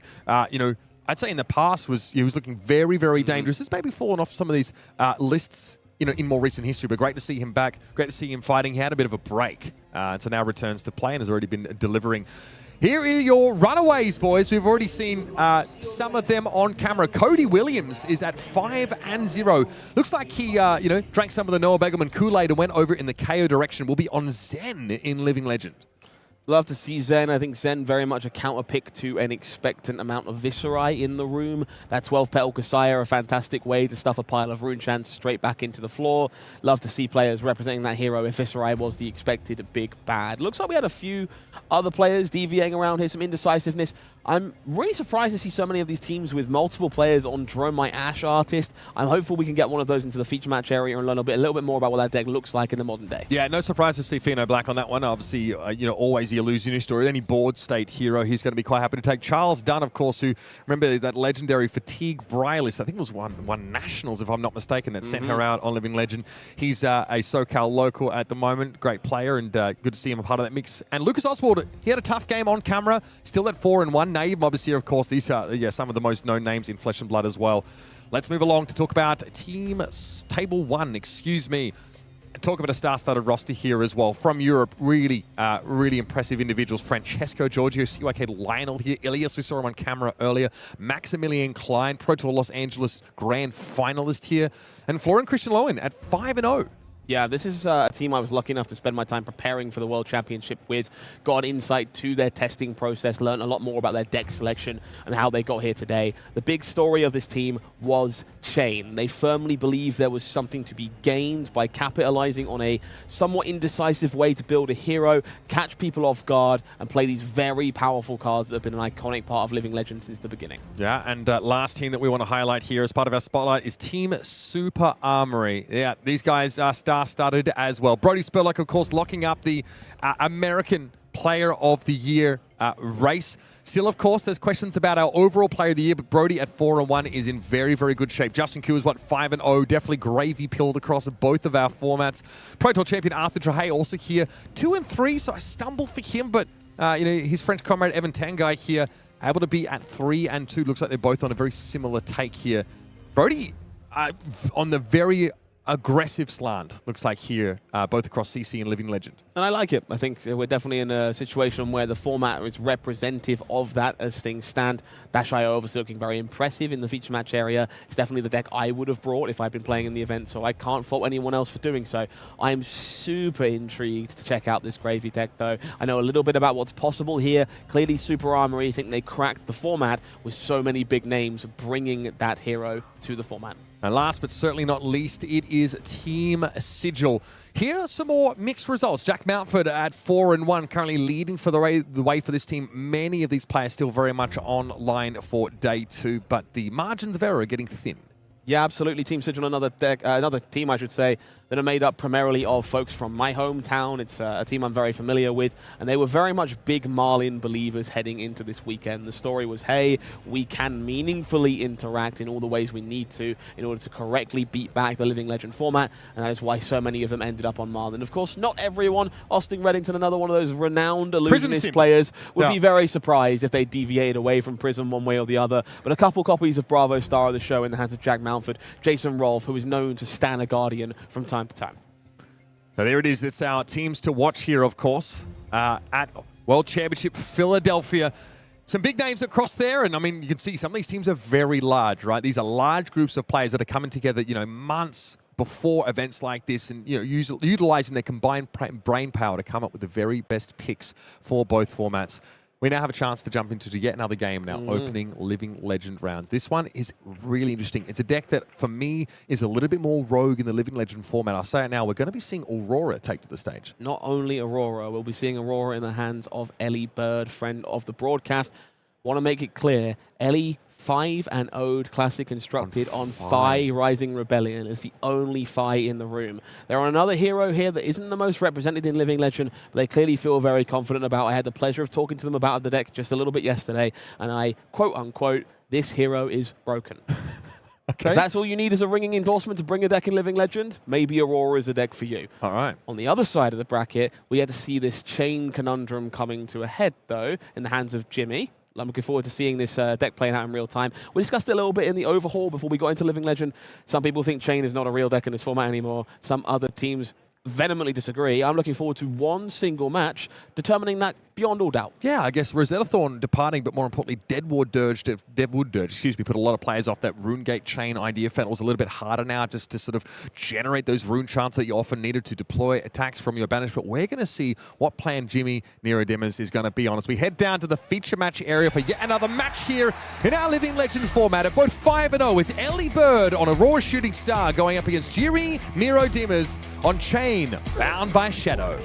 This might be my favorite part of Living Legend. So far, we've seen players representing decks they know to be big, powerful decks of the format. But we're also seeing players finding success with heroes they are infamous for playing. Elly Bird, a huge advocate for Aurora. And of course, Jimmy finding previous success, I believe at the first Living Legend calling. Back in Chicago. I think that might have been on Chain. So not the first time that we've seen Jimmy finding success with this hero as well. Looking forward to all that expertise coming to fruition as we make our way into this match. Yeah, I mean, our eyes are immediately going to be drawn as we head down to the table itself on this equipment to see if we can glean anything from it. It's a crown of dominion here for Elly Bird. More importantly, it's a shock frock in the chess piece. If you're unfamiliar with this one, it comes fresh out of Armory deck. And we're going to see it popped right in the middle there to be read by Jimmy as well. Fresh out of the Armory deck for Aurora. Destroy this, gain a resource, activate this only if you've played a lightning card this turn. It's got that battle-worn block on it. It is very much an elaborate variant of that Blossom of Spring. Goes to show you the expected pace of this matchup. Yeah, of course. And for Jimmy, we do see the Face Purgatory. The Spellbound Creepers, of course, going to be there alongside the Dyadic Carapace. Of course, offers some pretty nice block and also that Arcane Barrier. Just a great overall chess piece for Rune Blades.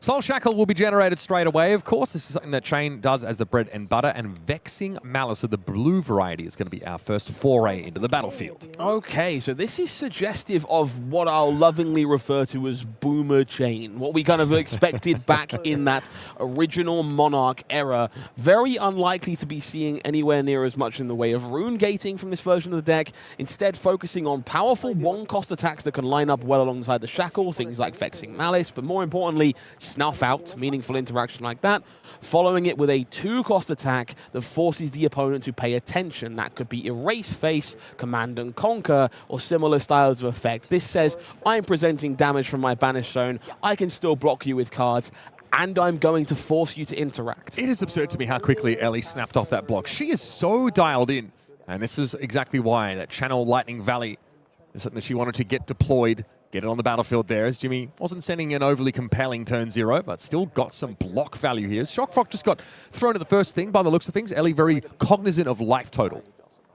Yeah, definitely suggestive that this matchup is going to be quick and punchy based on how quickly that Shockfrock value was made sure to be garnered.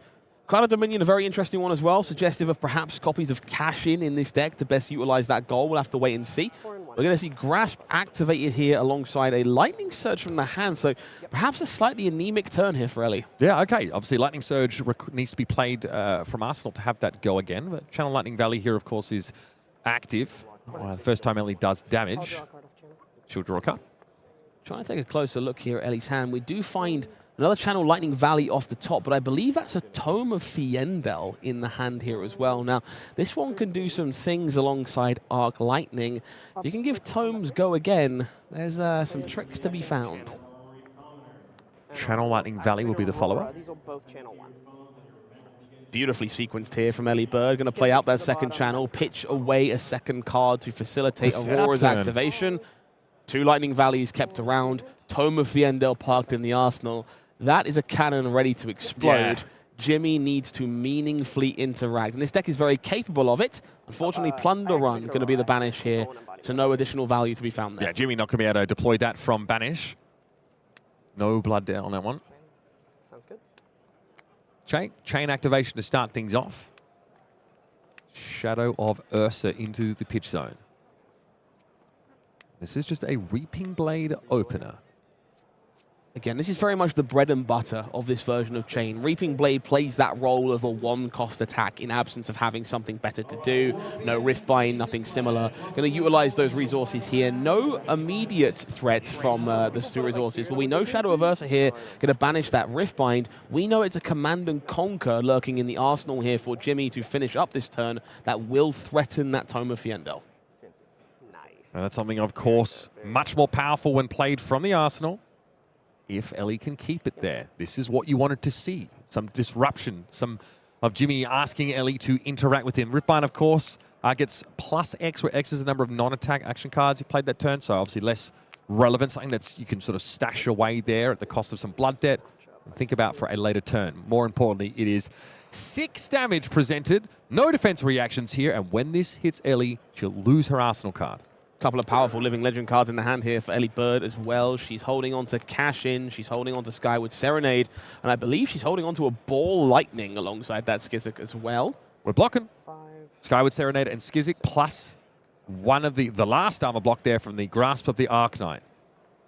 Tome of Fiendel proving too valuable, definitely going to play a big part. And more importantly, this deck is very capable of putting its hand back together because of these draw effects. You can not rely on electromagnetic somersault so much anymore. You only get 1 of those in Living Legend, but you can block with 2 cards, draw a handful of cards with Cash In or Tome, and just play your normal turn anyway. Elly's going to draw 1 million cards this turn. Yeah, Tome of Fiendel obviously important. Cash In draws 2 first of all. Channel Lightning Valleys also represent a 1-card draw each, providing Elly's able to hit. We do have to note the only Arcane Barrier available here for Jimmy is Arcane Barrier 2 on the chest from Dyadic Carapace. So single points of Arcane from those rune chants or similar effects like you'll look to love from Aurora. Going to be rather problematic to prevent, to deny those Channel Lightning Valley. We'll see the Ball Lightning blocked here by Seeds of Agony. And we will see that Grasp reached for to make that rune chant to kind of force that question. Am I allowed to draw 2 cards, or are you going to give me a yellow or a blue to try and deny that? Yeah, I mean, Ball Lightning, remember, it says whenever a lightning or elemental action card would do damage this combat chain, instead it deals that much damage +1. And that's irrespective of whether the card is blocked or not. That is an active effect. Here's the rune chant. Oh, yeah, for sure. I've been getting the dice the whole game. It's fine. Starfall, obviously, just making sure that damage is going to be represented. We will see respect given. Hit the high notes pitched away by Jimmy here to cover up that Arcane Grasp reach for. Just going to try and deny these Lightning Valleys, which I do love. And we see Photon Rush coming out of Elly Bird here. This one, if you've never seen it before, that's because it's in that first strike deck for Aurora. Did find a home in Classic Constructed at several points. Just more and more ways to find Go again and put these bigger turns together. Okay. Yeah, Photon Rush there, respected. Jimmy honestly says, this is fine. I mean, I'm sort of starting to banish cards away now, too. I'm going to take off the top. I can definitely see the threat being emanated by that particular Aurora turn. Stop those Lightning Valleys from being particularly relevant at all. Losing 2 more, hit the high notes here, so no blood deck cards found for Jimmy. Do love the inclusion of that one, though. Again, very much a one-cost attack that functions very well with the core game plan of this deck. Bread and butter blue. We do see 1 card remaining here, though, so with very little to be found, Jimmy's return is going to be, I'm going to say, somewhat disappointing. Yeah, but this is the ebb and flow of Rune Blades sometimes, right? And honestly, we see that amplified in Living Legend, right? Have an off turn, maybe block out a little bit, set up something for yourself. Now, these Soul Shackles are going to continue to add up. It's Machinations of Dominion being used to power this Reaping Blade attack that instantly buys the card from Elly. She's so quick with it. Arcanic Shockwave. One of the bigger differences between these chain decks we're going to see over the course of this event, this version of chain, the more traditional version, is very much looking to reach a critical mass of soul shackles, banish as many cards as possible, play these very large turns. Those rune gate decks, they have to find ways to control those shackles so they don't suddenly find themselves dying to blood debt. So in this case, Jimmy is the one who's going to have inevitability. They don't mind this game going longer because the shackles will give them what they're after eventually. However, Elly going to look to keep trying to provide that pressure to stop that end game from ever being reached. Yeah, Entwined Lightning says if you fuse a lightning card, reveal one from your hand, you're going to have go again on this one. So it's a less stringent restriction than we saw the Lightning Surge come out from hand, not having go again. So it's a good start. I think Skizik there will also demonstrated to make sure this go again is gained. And we are blocking out. Grasp of the Arcanite gets in there. Underworld Rights, if I'm not mistaken, and a second Entwined Lightning. Skizik just staying out, as it will be revealed yet again. Just in case you forgot. Yeah. Pop it face up on the table. We do see a very intriguing hand here from Jimmy as well. We see Art of War and that singleton copy of Cull. Not one you're allowed multiples of in the Living Legend format, but Art of War, one of the more powerful cards this deck has to offer. Jimmy here going to have to balance finding some cards from these 3 Soul Shackles and making the best use of 2 of the best cards in their deck here. Yeah, that's one of the reasons why Art of War was so valued in that yesteryear of Flesh and Blood, because banishing a card wasn't necessarily a downside for Chain, and being able to get that upside, of course, off the draw of Art of War made it even more egregious. We do see Cull doing good work here, banishes a Bounding Demigon for Jimmy, knocks that Skizik out of hand there for Elly, so no more damage to follow up. And finally, it's something is said as we find Shadow of Ursa as a somewhat menial play from the banish zone. Yeah, it does also, of course, just allow Jimmy to get into 2, give it go again, banishing card from hand. Yep. What's the call going to be? Another Soul Shackle generator, getting up to 4. Gets pretty scary once you start to hit that 6 mark on these Soul Shackles, but for now, we start off with a pretty innocuous 2 go again. Mindful, I believe that card in hand for Jimmy is that Art of War we saw. On the other side of things, that first copy of Arc Lightning has arrived for Elly Bird, one of the big combo pieces with Aurora.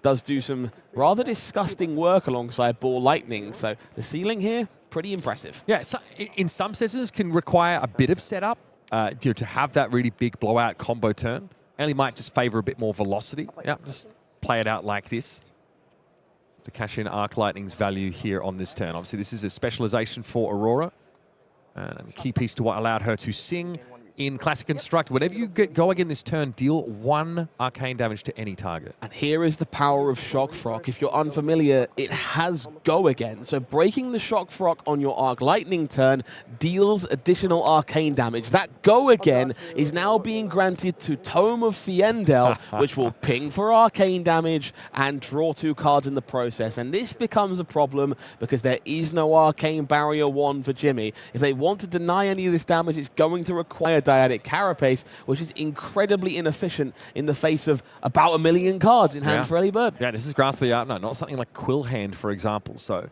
Jimmy restricts himself on Arcane Barrier option. This will be 4 1 damage and resolution. And again, we are pinging here with the second strike. Has go again. Has go again. Because damage has been dealt this turn. It's yet another flavor of a 0 before go again. Yeah, it being in resolution is so strange.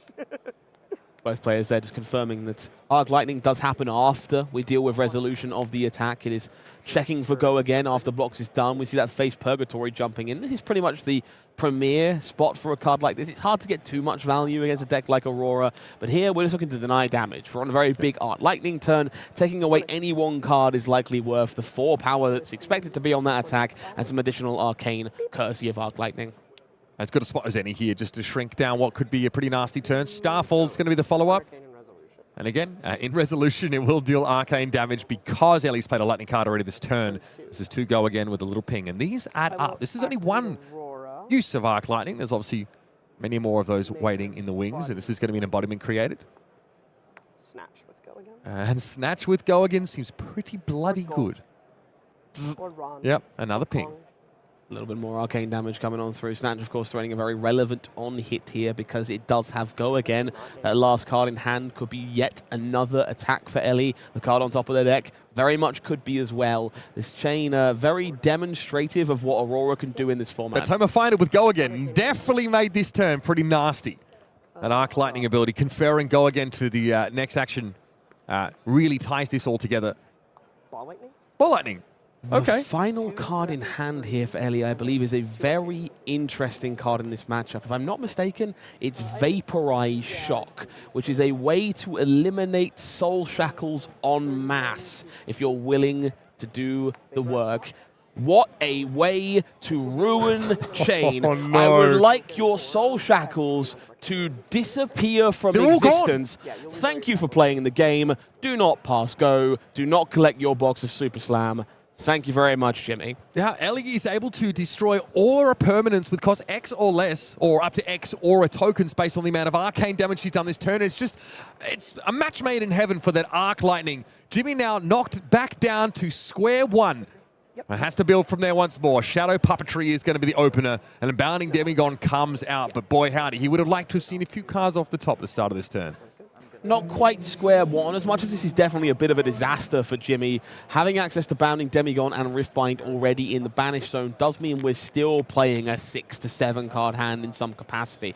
So some rebuilding will have to be done, but we know there's an Art of War in the arsenal, so a return power turn that puts equal amounts of pressure back to Elly is very much possible.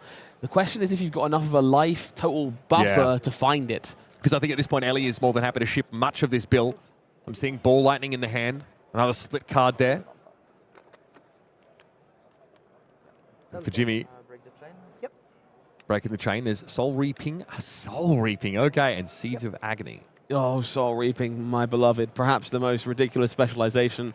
Pretty good limited, that one. Oh, my goodness. Yeah, now you can play more than one if you draft them as well, with the way things have all changed up to come together. That Seeds of Agony going to generate a resource here for Jimmy on the way through, which may or may not happen to line up very well with that Riftbind, if that's something they want to do. Alternatively, they can take a little bit more blood debt, just send the Reaping Blade, continue to pressure damage off of what was arguably a bit of a subpar situation. Still very impressive return fire. The fact that you just, as long as you banish a card from your hand, that pays for the cost of Soul Reaping, right? You have the option to put more in there, of course, because blood debt is relevant.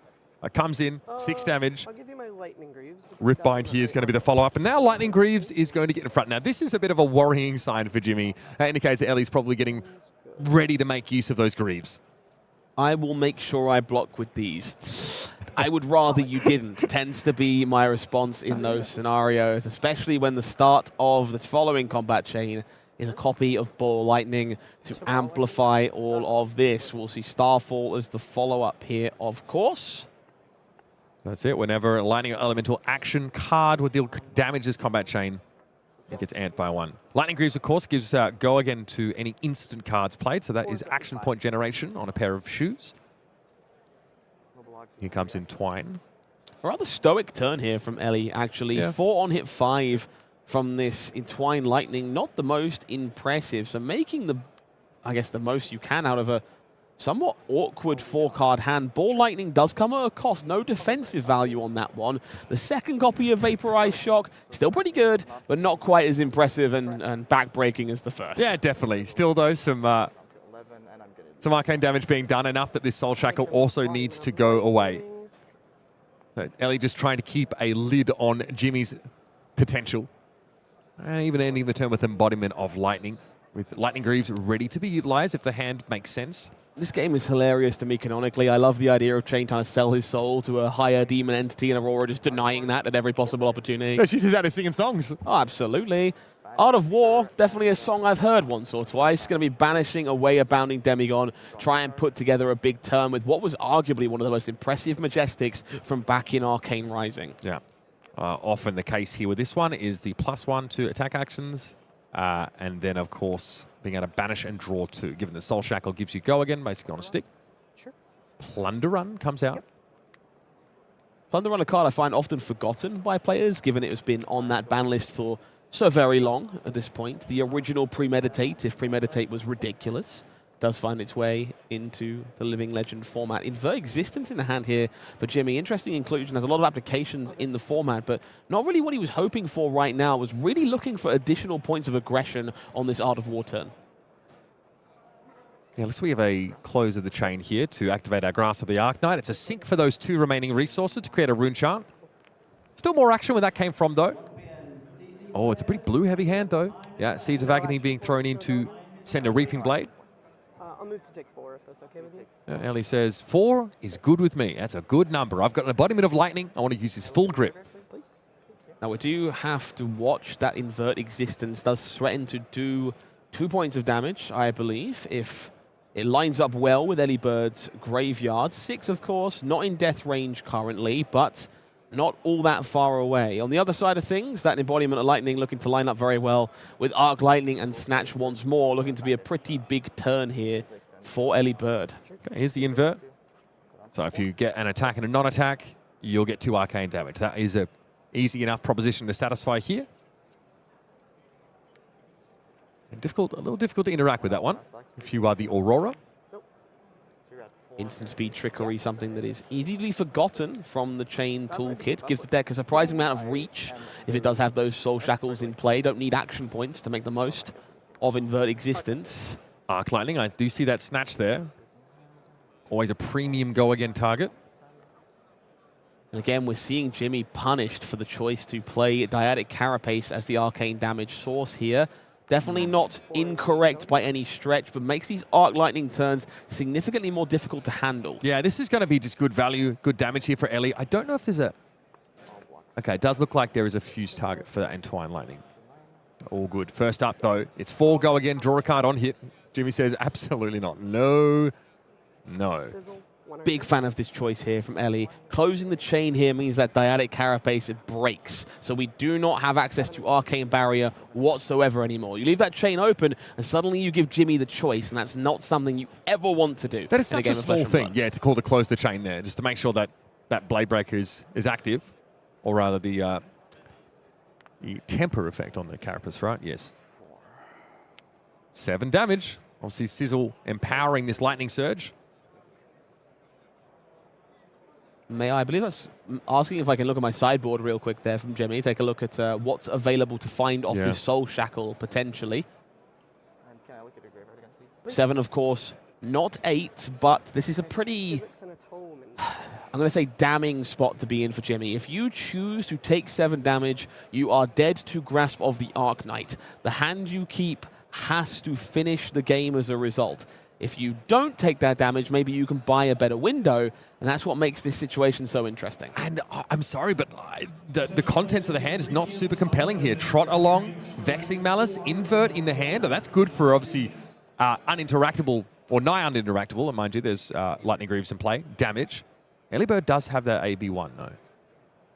What an interesting pain point. Vexing Malice plus Invert Existence, theoretically enough to do lethal damage, but there is Arcane Barrier on those Lightning Greaves. Yeah. One of the perks of playing Aurora in this format, you have that baked into your normal equipment suite, means there is far from a guarantee, if that's the line Jimmy chooses to take. Instead, has to play a staunch defense with that Trot Along and Spellbound Creepers. All right, get him out in front. That's about as good as it gets for Spellbound Creepers this game. And again, the remaining contents of the hand, the Invert and the Vexing. Oh, name a more iconic duo, Chain Players and Art of War in the Banish Zone. You hate to see it. All right, well, it's going to have to be the Reaping Blade instead. This is very demanding, at the very least, from Jimmy. We know this is going to earn a block of some capacity. Vexing Malice, of course, is theoretically 1 point of unpreventable damage because there is only Arcane Barrier 1. So if the Reaping Blade had been ignored, the game would have ended on the spot. So a very deliberate and controlled block, I'll say, from Elly Bird there. Gives him the ability to play back into this Vexing Malice. More importantly for Jimmy Niro, they are stripping away cards from Aurora, which might buy them enough room for those Soul Shackles to be the difference. Cash in, obviously, this is the best use case for it now in lieu of a gold token. I guess you could pitch to create an embodiment of Lightning, but Elly here, happy enough to get 2 block out of it. This one, though, definitely puts you in the tank. That equipment block is not there. The Lightning Greens are battle-worn 1, so they've been used up. Grasp of the Arknight has already gotten in front for 3 points of block. Crown of Dominion, really just there for decoration at this point. 1 physical point of damage causing so much pain here. It does mean we are presenting lethal and demanding respect courtesy of that ability on Vexing Malice. Of course, we've seen 2 copies of Invert Existence. Not impossible. There are 3 copies in the deck for Jimmy here as well. If one's found from a Soul Shackle. It's a card either way here. There's just not a good way to interact with this. Yeah, okay. 1 Arcane and 1 Physical being taken.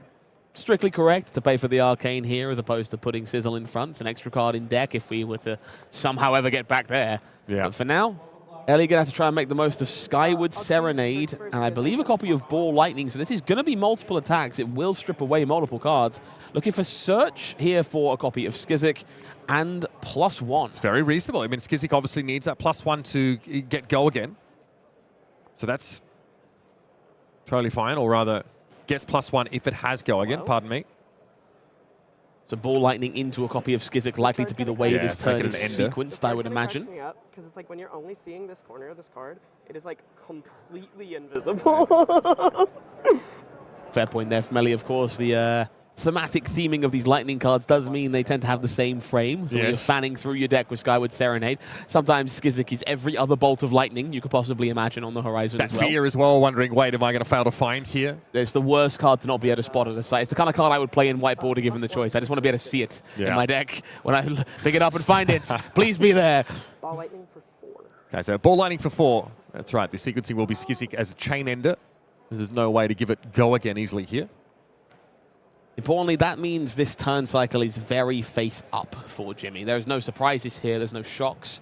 Well, there might be shocks, but there might be in Jimmy's turn. We'll have to get to that in just a minute later on. But for now, everything is known, and Jimmy can make informed blocks as a result. Bounding Demigon and Machinations alongside Snuff Out and Ghostly Visit here. Feels like it's going to be a pretty staunch defense to not take this extra damage, and then relying on a bit of luck from that Soul Shackle. Yeah, quite possibly. Obviously, the Rune Chant generated from Grasp the Arknight is something that Elly must interact with Arcane Barrier, and it's going to get a card. Ghostly Visit and Snuff Out get in on blocking duty, and so Skizik comes in for 3. Yeah, okay. We are on Hit You Die. Fair enough, yes. This means Jimmy with a blue. What is that? What, pitch to grasp and then swing? Let's see what we got at the shackles. Howl from Beyond. So the Howl here, unlikely to affect this turn, but notably is going to deal a damage. Yeah, Blood Debt is scary at this lower life total for Jimmy. And again, the fear here, you do have to earn cards from Elly or face a fate untold at the hands of Aurora, Shooting Star. Yeah, it's okay. 3 and 1 Arcane Go again. 3 and 1 Arcane. Obviously, I have to AB this, but yeah. think for a moment. Both sides of this equation have to be answered by Elly. We need a clean 3 block and a card pitch to Arcane Barrier. It'll drop it down to 2 cards. Jimmy still being at 4 or 3, I guess, if Howl from Beyond remains in the banish. That's relevant. Small detail here from Jimmy as well. Chose not to shackle this turn regardless of their attack. Understands at this point, Blood Debt probably a bit more of a liability than a help. 3 shackles going to be enough to often find things to do, but not so much you get flooded with the deal you made with the demon and pay the ultimate price. Yeah, this is where it feels pretty good as Chain, right? You block with your hand pretty liberally, providing you can afford to... Oh, he's just seen the Invert Existence in hand. That's 2 arcane damage. Elly cannot do with that. And there it is. Invert Existence comes out, and it's a fist bump immediately extended. No way to deal with 2 points of arcane damage coming in that same package. And Jimmy Niro Dimmers advances here through round 6 on Chain, bound by Shadow. It's a big dub for the Boomer Runeblade. This guy is still undefeated. We said it before, I'll say it again. The 3rd copy of Invert Existence looming somewhere in the wings. It's like Reckless Swing. It grants that level of inevitability to the end game over the Chain. game. Absolutely. Causes these horrible scenarios for decks like Aurora where you really don't want to block. You need to keep cards to pressure Chain or the situation gets worse. But if you don't keep your life total high, suddenly you find yourself getting snaked out by a very powerful Shadow instant. Yeah, and it can become hard to finish each other off at that low life total. Those Runeblade small hands can look a little bit awkward. Quite often it's pitched to your Grasp of the Arknight. Make a Rune Chant swing with your weapon. When you're demanding 2 or more cards from your opponent each turn cycle, you can get locked into that kind of game. But Chain, in the meantime, is banishing off the top of his deck, finding action, basically for free. And it felt like if Elly didn't finish him off quickly, it was going to be cooked. Now, bear in mind, Elly, she interacts with those Soul Shackles pretty extensively over the course of the game, blowing up like at least 4 of them, I want to say. Yeah, absolutely. I think it was 5 or 6 over the course of those 2 Vaporized Shocks. I think That first round of Living Legend was a surprising treat, all in all. I think we saw two of the very different ways this format can play out. A lot of people think those Runeblade matchups are all guns blazing, fire at each other, send damage. That's not what we saw at all. Although we understood that the game was going to come down to those small incidental turns of damage, that was more of a grind fiesta than I expected from those two heroes. Absolutely, yeah, both players working each other down to basically nothing. But it is Chain that advances.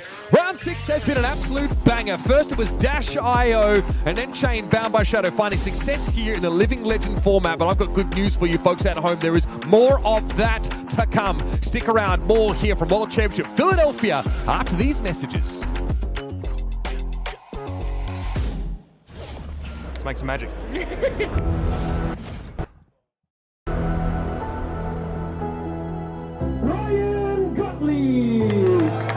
Welcome to the 2025 World Championships of Flesh and Blood.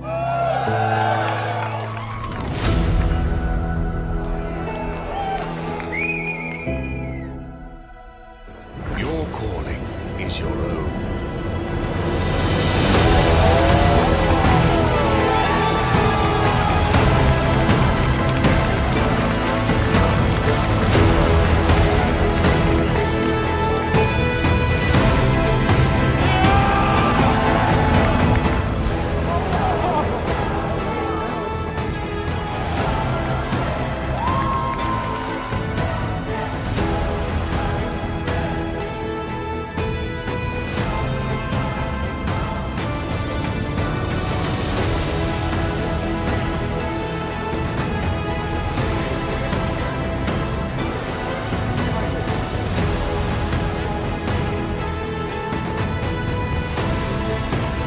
Here in the city of brotherly love.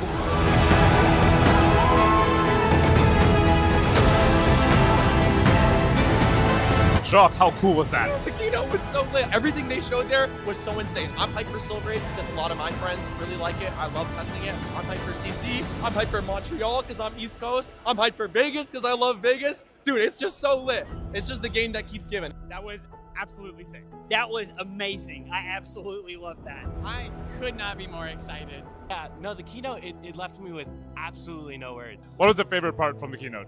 Levia, of course.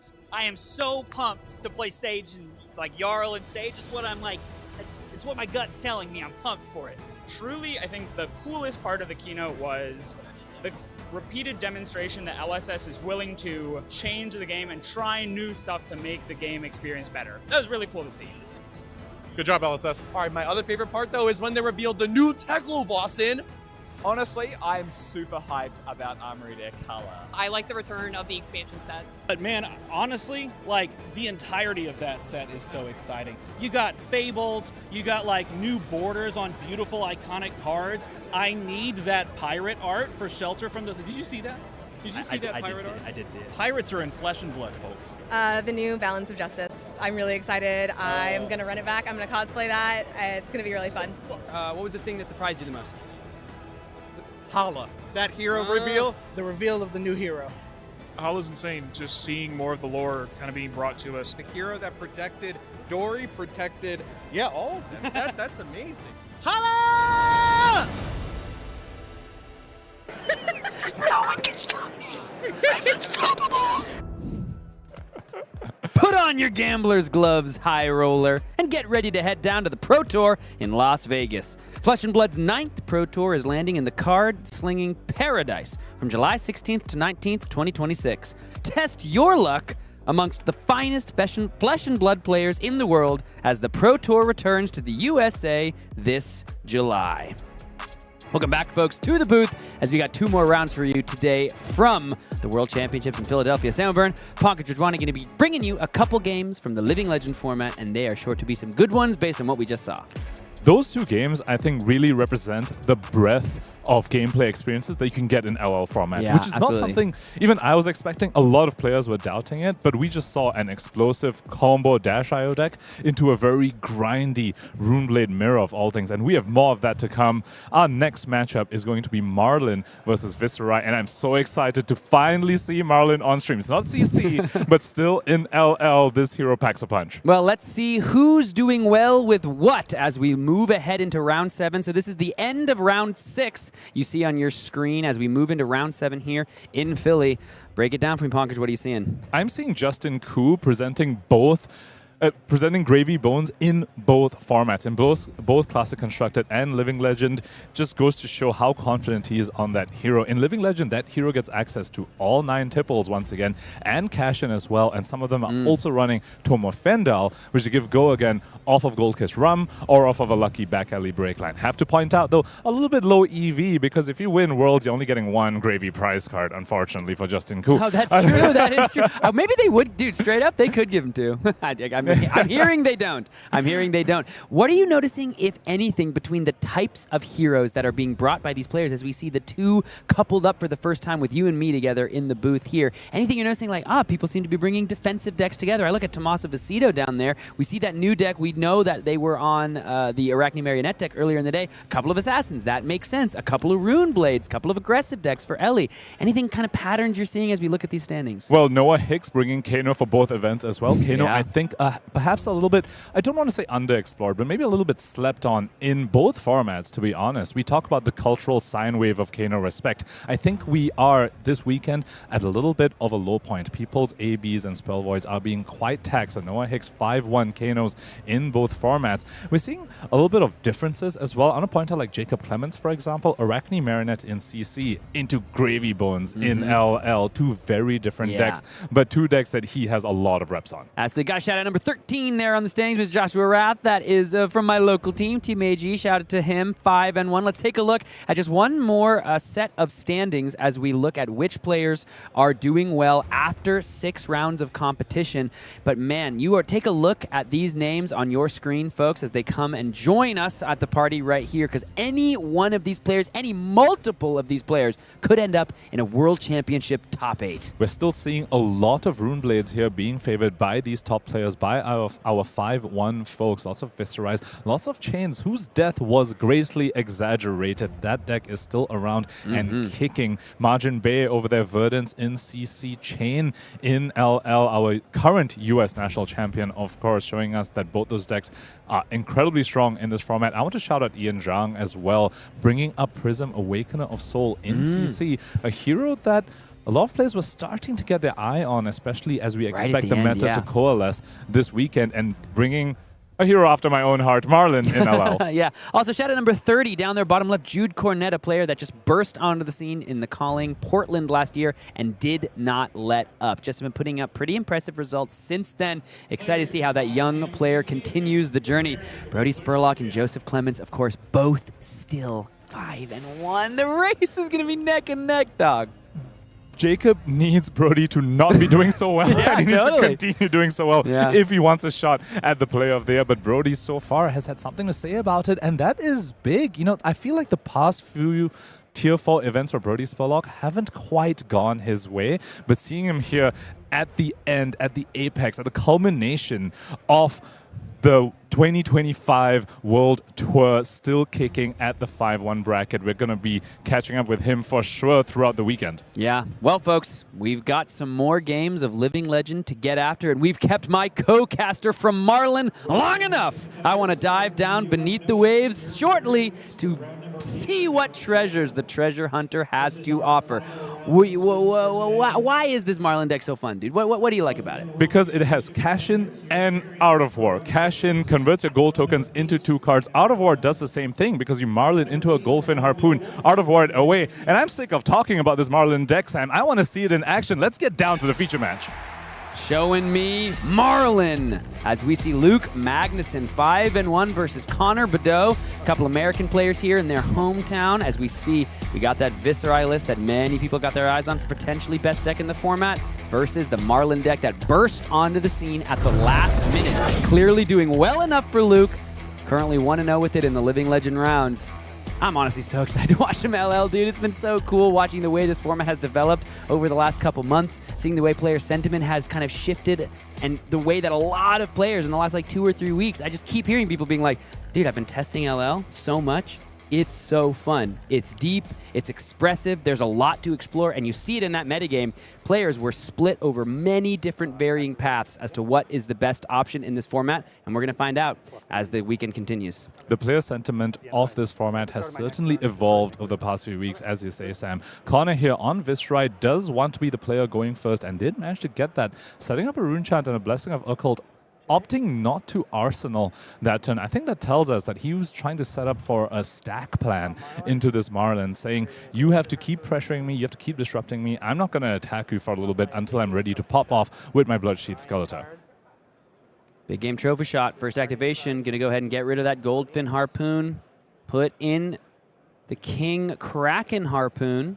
That is the harpoon that you want to find as soon as possible in this matchup. Viscerai's non-attacks are the ones that are way scarier compared to the attacks. So getting this early does two things. Not only are you disrupting Connor on this turn with this King Kraken Harpoon for 14, but now all your codexes can go ahead and grab this very important harpoon in this matchup. If you can snipe stuff like Sonata Arcanix, if you can snipe further rune chant generators, the one of Deadwood Dirge, or Read the Runes, or even the Become the Arcanite, which can go ahead and find more rune chant generators, that's how you stop Connor in his tracks from setting up the massive amount of rune chants and from stopping the juice that'll fuel the Bloodsheet Skeletor. A lot of equipment's being put in front of this. Does that mean Connor has a way to stop this and get rid of the hook for the rest of the game? That would be absolutely 1, 2, 3, 4, 5, 6, 7, 8, 9. Surely not, right? Surely we don't have Could 5. we reduce the rune chant or sync? Sync it away. Am I doing my math right? And that's 14, right? That's 14. Plus, did I do the math wrong? 1, 2, 3? Yes. 4, 5, 7 6, from 7, equipment, 3 8, from 9, the... 10, and 14! And just like that, the hook is gone. That was a very risky hook activation from Luke Magnuson. And now the Marlin side has no gold to speak of. The only way Marlin can continue to create gold in this game is if they golden tipple, ditching like an Art of War or a cash-in, maybe sunken treasures, but Connor's not attacking, so or a harpoon hits and you get the on-hit effect. Luke Magnuson actually now has his work cut out for him. Blessing of Occult can make the 3 rune chances. Connor Beddoe showing, I've done some testing for this format too, my friend. I know how important gold is to this Marlin deck. I am not going to let you have it without a fight. Read the Rune's going to come down, make 3 more, up to 7 rune chance goes this Viscerai deck. Did we just watch Luke Magnuson stumble into something that will make the rest of this game really challenging? And that can be a tricky thing about this format, Sam, is that a lot of these Viscerai lists haven't quite coalesced. There have been a lot of evolution. I've seen Viscerai lists with up to 6 defense reactions and Viscerai lists with 0 fully. If Luke is more used to the sort of Viscerai list that doesn't run any of those defense reactions, that's potentially why he felt confident to go ahead and hook that harpoon for 14, which a non-defense reaction Viscerai list can never cover up.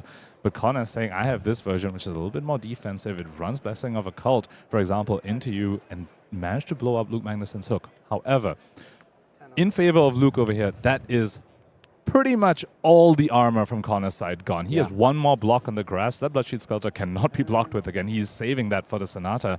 So future harpoons, such as his King Kraken harpoon now, almost guaranteed to hit unless he has multiple defense reactions. Yeah, King Kraken Harpoon now gets to come forth, and just like you described, the Codex of Frailty so much more impactful as the 10 damage gets taken. Trigger the King Kraken. And there's a Get non-attacker. rid of a Sonata, which is an important one to lose in this matchup. And very importantly, recreates the gold because the on-hit did happen and a card was discarded. Now cards like Cash-In, cards like Art of War are now back on the table. Luke Magnuson can go ahead and use them. And if he can just keep this harpoon train going, that's how he makes sure that he always has gold to fuel those powerful turns. Rune Blood Barrier. Go up. Rune Blood Barrier. How does this one work? If I would take to damage, 11.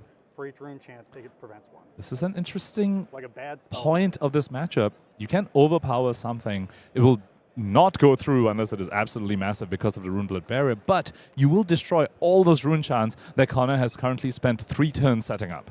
Yeah, is Luke Magnuson willing to forego some offensive pressure in terms of the life total to just try to clear out all the value that Connor put forth? You see a big sigh from Luke there. Connor was willing to forego an arsenal as well on turn 0 just to develop those 4 rune chants. And now with Overpower, Luke might be able to threaten it, but the question is, can he get an arrow into the arsenal easily this turn? can he threaten those rune chants without using a gold? Because if you use the gold and you won't make it back because your Harpoon's unlikely to hit through all those rune chants, then you go into your following turn with no gold, and that is a very tricky spot to be in. He also has the option to just pass and just let the Runeblood Barrier die, and the opponent's not attacking you very soon. Looks like he will crack that gold, though.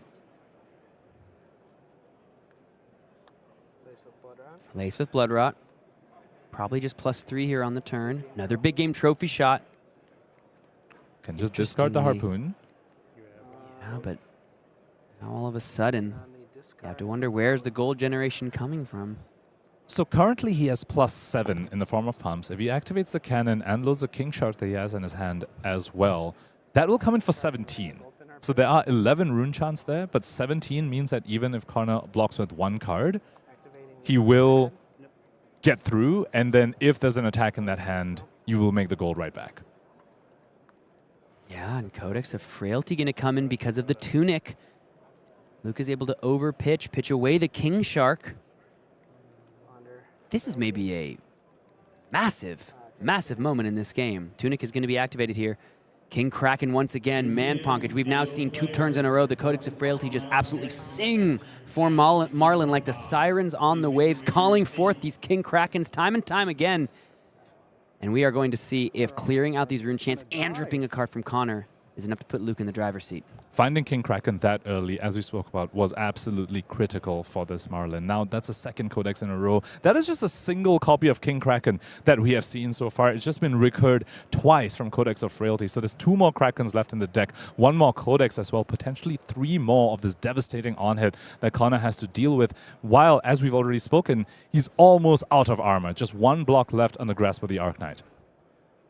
And this King Kraken Harpoon, not only is it threatening a non-attack action from hand, it is also threatening all those 11 rune chants that Connor has spent so long building up.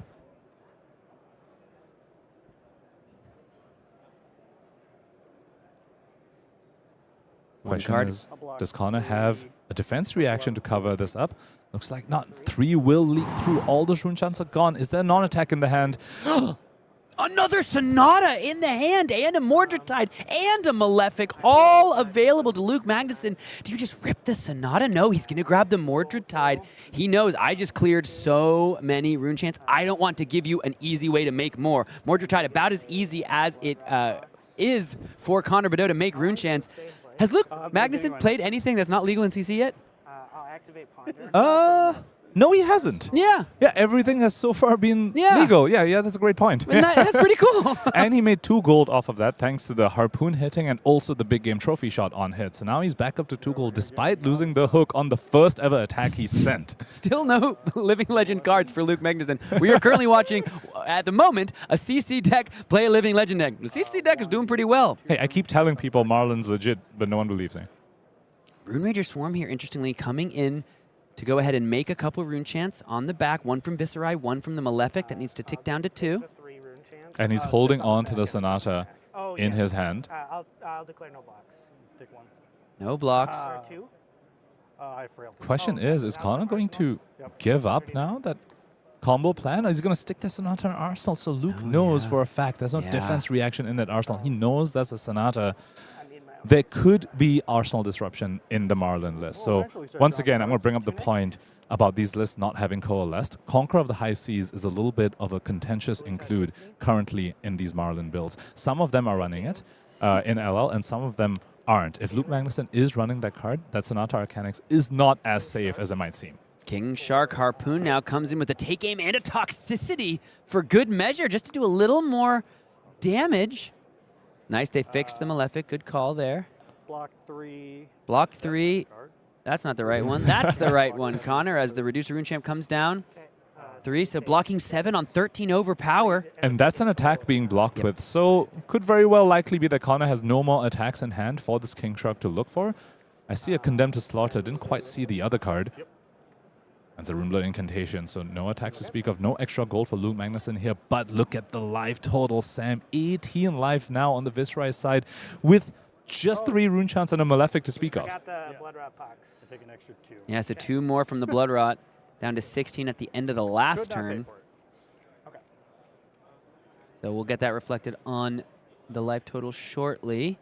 Courtside exchange, still CC only for Lukey Boy as he takes on the scourge of the Living Legend format.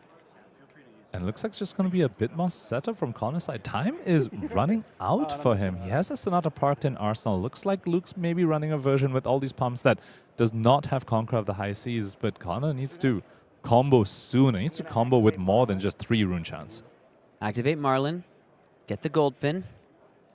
That grab of the Mordred Tide earlier is just looking better and better from Luke. We're going to go ahead and discard the gold pin, make the gold, refund the card, find a sleep dart, load bluefin harpoon. Looks like for the first turn in a while, a little bit of a weaker turn from Luke Magnuson. Although I say weaker, this is still 11 threatening a Blood Rot and threatening a blue from Connor's hand. 11 overpower Blood Rot Pox. Go for it. Only 1 blue in the hand. And that's what's going to hit the combat chain, because otherwise it's leaving no matter what. And this setup stack version of Viscerai really struggles against this, because you just give the Marlin so much space to keep doing this. You need to try and like pressure the Marlin a little bit. If they just keep getting to send all this at you, and you don't get to block with all your cards, like these attacks is what this deck wants to block with early on in the game until they're fully set up. But Overpower just says you aren't allowed to block with those. It's really putting Connor in a tough spot. Deadwood Dirge in the hand. That card restricted as of the most recent banned and restricted announcement. Beginning of my turn. Trigger. Finally, we're seeing Luke drop a Cashin and an Art of War in the hand, so we might be about to see some major fireworks. You see and 3 of a kind. Yeah, you see the eyebrows raised for Luke there.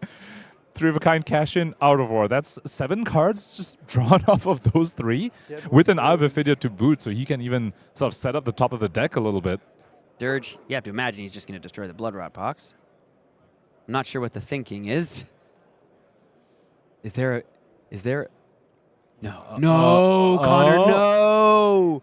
He destroys the Rune Blood incantation instead of the Blood Rot Pox. It is an aura.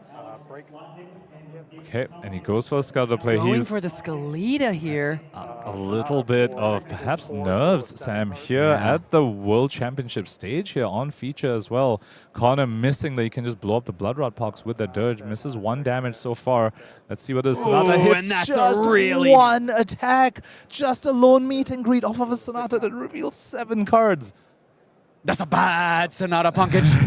That's a bad Sonata. That's not the Sonata you want to see. 1 Arcane from the Sonata Arcanix. But this game, you can see a little bit of a wry smile on Connor Badeau's face and a shake of the head. It's not going Viscerai's way. Up until now, it's been classic constructed Marlin doing the beatdown. And after this turn, which does not look like it's going to be an impressive one, we might finally see the fireworks that have caused this deck to become one of the most represented decks here at the World Championships in the Living Legend format. That's right. 3rd most represented deck is this Marlin. And Luke is showing us exactly why. His hook got blown up turn 1. True. And yet he has been able to mount this sort of offense into Connor. Less because of that. Meet and greet, so I'll have 9, and then I'll have trigger to have 2 on the back end. 2 on the back I'm gonna from the meet and greet. Take the 9 to 30. Luke is taking the 9 to 30. I imagine we're not going to see any more blocks. I have no reaction. No blocks on the meet and greet. 26. Take 4, make another one on the back. Rune chant. This goes away. And we'll attack. Connor's going to now come in. Rune Flash comes in for 3 and 4, makes another rune chant on the back, and that's the end of the turn. My next attack and non-attack. And that is just 7 more damage for Connor. Luke can just take all this and still keep the massive life lead. And all Connor has at the end of this is 1 Malefic Incantation and 1 Rune Chant for the following turn. And then I'll declare no blocks. My goodness. My goodness. I mean, this is not like Connor did 20 damage on that turn. Unfortunately, now he takes the 2 from the Blood Rot that he could have deleted when he played the Deadwood Dirge there. I want to take a moment and talk about the Rosetta Thorn ban, Sam. This Duskblade has yet to attack this entire game, and that's one of the reasons why Viscerai has continued to be a mainstay in the LL format. The Rosetta ban, that deck already so rarely swings a weapon, it doesn't quite matter. You know who else doesn't swing the weapon? It's a Marlin. They just activate the cannon. But before that, we're activating Marlin for the Goldfin Harpoon. We're going to banish away the Goldfin Harpoon for this Art of War, and we're about to see some more explosive turns, if you can believe it, people. Going to go ahead and looks like checking in perhaps about the timing of the Eye of Ophidia, the Art of War, and how that all goes down. But this has been a pretty fun game to watch. I have to wonder, I'm sitting here watching that game play out, watching the way it happens. Can you afford the Runeblood barriers into Marlin? All that setup, what it did for you, it got you the 4 rune chants, but then all that setup was put away. Like, is it worth it for the risk with the overpower? Well, when you run that many defense reactions, perhaps the hope is that you can protect it. But Connor did use all the armor to blow up the hook, which means he doesn't have the armor to protect those rune chants. And I think that's what we've seen happen. Looks like the call is over. Let's get down back to the feature match table as the game's going to progress from here. So the opt is going to happen first, I believe. 2 attacks and banish to draw 2. Yep. And then I opt. Modes are declared, and then the opt happens, and then he will go ahead and resolve the card with the banish. So can't opt and then make the chosen modes on the card. It's because when you play Art of War, you have to choose to. Then once you played it, we move forward to any triggered effects from cards like Eye of Ophidia or in response to the Art of War. You have to choose the modes before anything responds. And while Luke has a whole bunch of card draw effects right now, he lacks that harpoon, and that's what he's digging for. He bottomed 2 non-arrows to the bottom of the deck thanks to Eye of Ophidia, is digging for that arrow, found a bluefin, also found a codex. Not great, but also has a 3 of a kind if we want to dig even deeper. But if you play the 3 of a kind, any further pumps are going to be out of usageness. You won't be able to play it, folks. You won't be able to play the pumps. Would be illegal to play the pumps from your hand. I have to wonder, is he just going to play the codex? Just pitch 2 blues to the cannon, play your codex, discard one of these cards you don't care about, get to send a King Kraken, and guarantee that you can arsenal 3 of a kind for the following turn. You know what's ironic is, I mean, I understand why we're asking about the opt and the Art of War now, because if Luke had been able to see, oh, codex and this on top, maybe I'll choose go again on the Art of War, and this is why you have to make sure all the cards are resolved correctly. Could also just play the tipple that he's found off the top. It is the Get blue rid of the version, codex. but Art of War is giving it +1 as well, so you do get a little bit of extra value. Looks like, nope, he's just going to go for the cannon line. Pitch Hammerhead. +1 is going to be codex. Who could have guessed that one coming? Are we just grabbing a go again attack, another tipple of some kind? I think he's grabbed the King Kraken and comes in for 11 and offers disruption because Viscerai with no non-attacks, or if you can snipe the Mordred Tide from hand, for example, you can really stifle their turn. Hilariously, though, we've seen cash in an Art of War, and it's going to be, again, just something you can do in CC. It's going to be King Kraken Harpoon with a Hammerhead +1 from the Art of War, but that's it. You would prefer to buff there for sure. Oh yeah, would you prefer to buff? I think so. Oh okay. Although okay. I guess you sure? It dug him to the codex, so we have to count that too somehow. Yeah. King Kraken gonna be coming in for 11 over here, and this is one of the reasons why Marlin has become a terrifying force in the LL metagame. It is very strong into Viscerai, and it also has game into Starvo. If you can take away the Starvo's fuse, take away the attack that they're trying to send at you, their one threat, that's how Marlin gets ahead. And we're seeing that here. Remember, I'm still shaking from Luke losing his hook on turn 1. Yeah, and I was were sweating like, a little bit. no, is that going to be the kind of end of the game? Are we going to watch the slow, grindy death of Marlin? No, the pressure has started and it has not stopped. And he's able to just stuff Connor's turns, keep recreating gold off these harpoons. Rune Ranger. Balance of Justice going to get activated here to get another card? Yeah, going to pop the balance. 2 cards were drawn on the turn, more than 2. And that's one of the awkward things about Codex in Marlin. You sort of offer your opponent a discard to the Codex, so they see that you put a King Kraken, so Connor discarded his Malefic Incantation, blocked with his other remaining non-attack, and just nullified the Harpoon's on-hit effectively, but you did force him to lose those non-attacks, which is something Viscerai really, really needs to start triggering his hero ability, so you still get a bit of value there, but Codex, there's a bit of awkwardness, a bit of tension between how the card interplays with Marlin's on-hits. Talk about some interest in tension. We do have a Sunken Treasure in the hand. Quiver's going to go ahead and grab the Rune Chant there, getting destroyed. And we are going to use the Sunken Treasure, remake the gold for the Art of War that was drawn again. I think there's a yellow in there. I know there is. Very perfect timing for Luke Magnuson here. with that sunken treasure. No, Gonna create the gold and has the Art of War Best thing for you. to leverage that. Make the gold. Block the Rune Rager.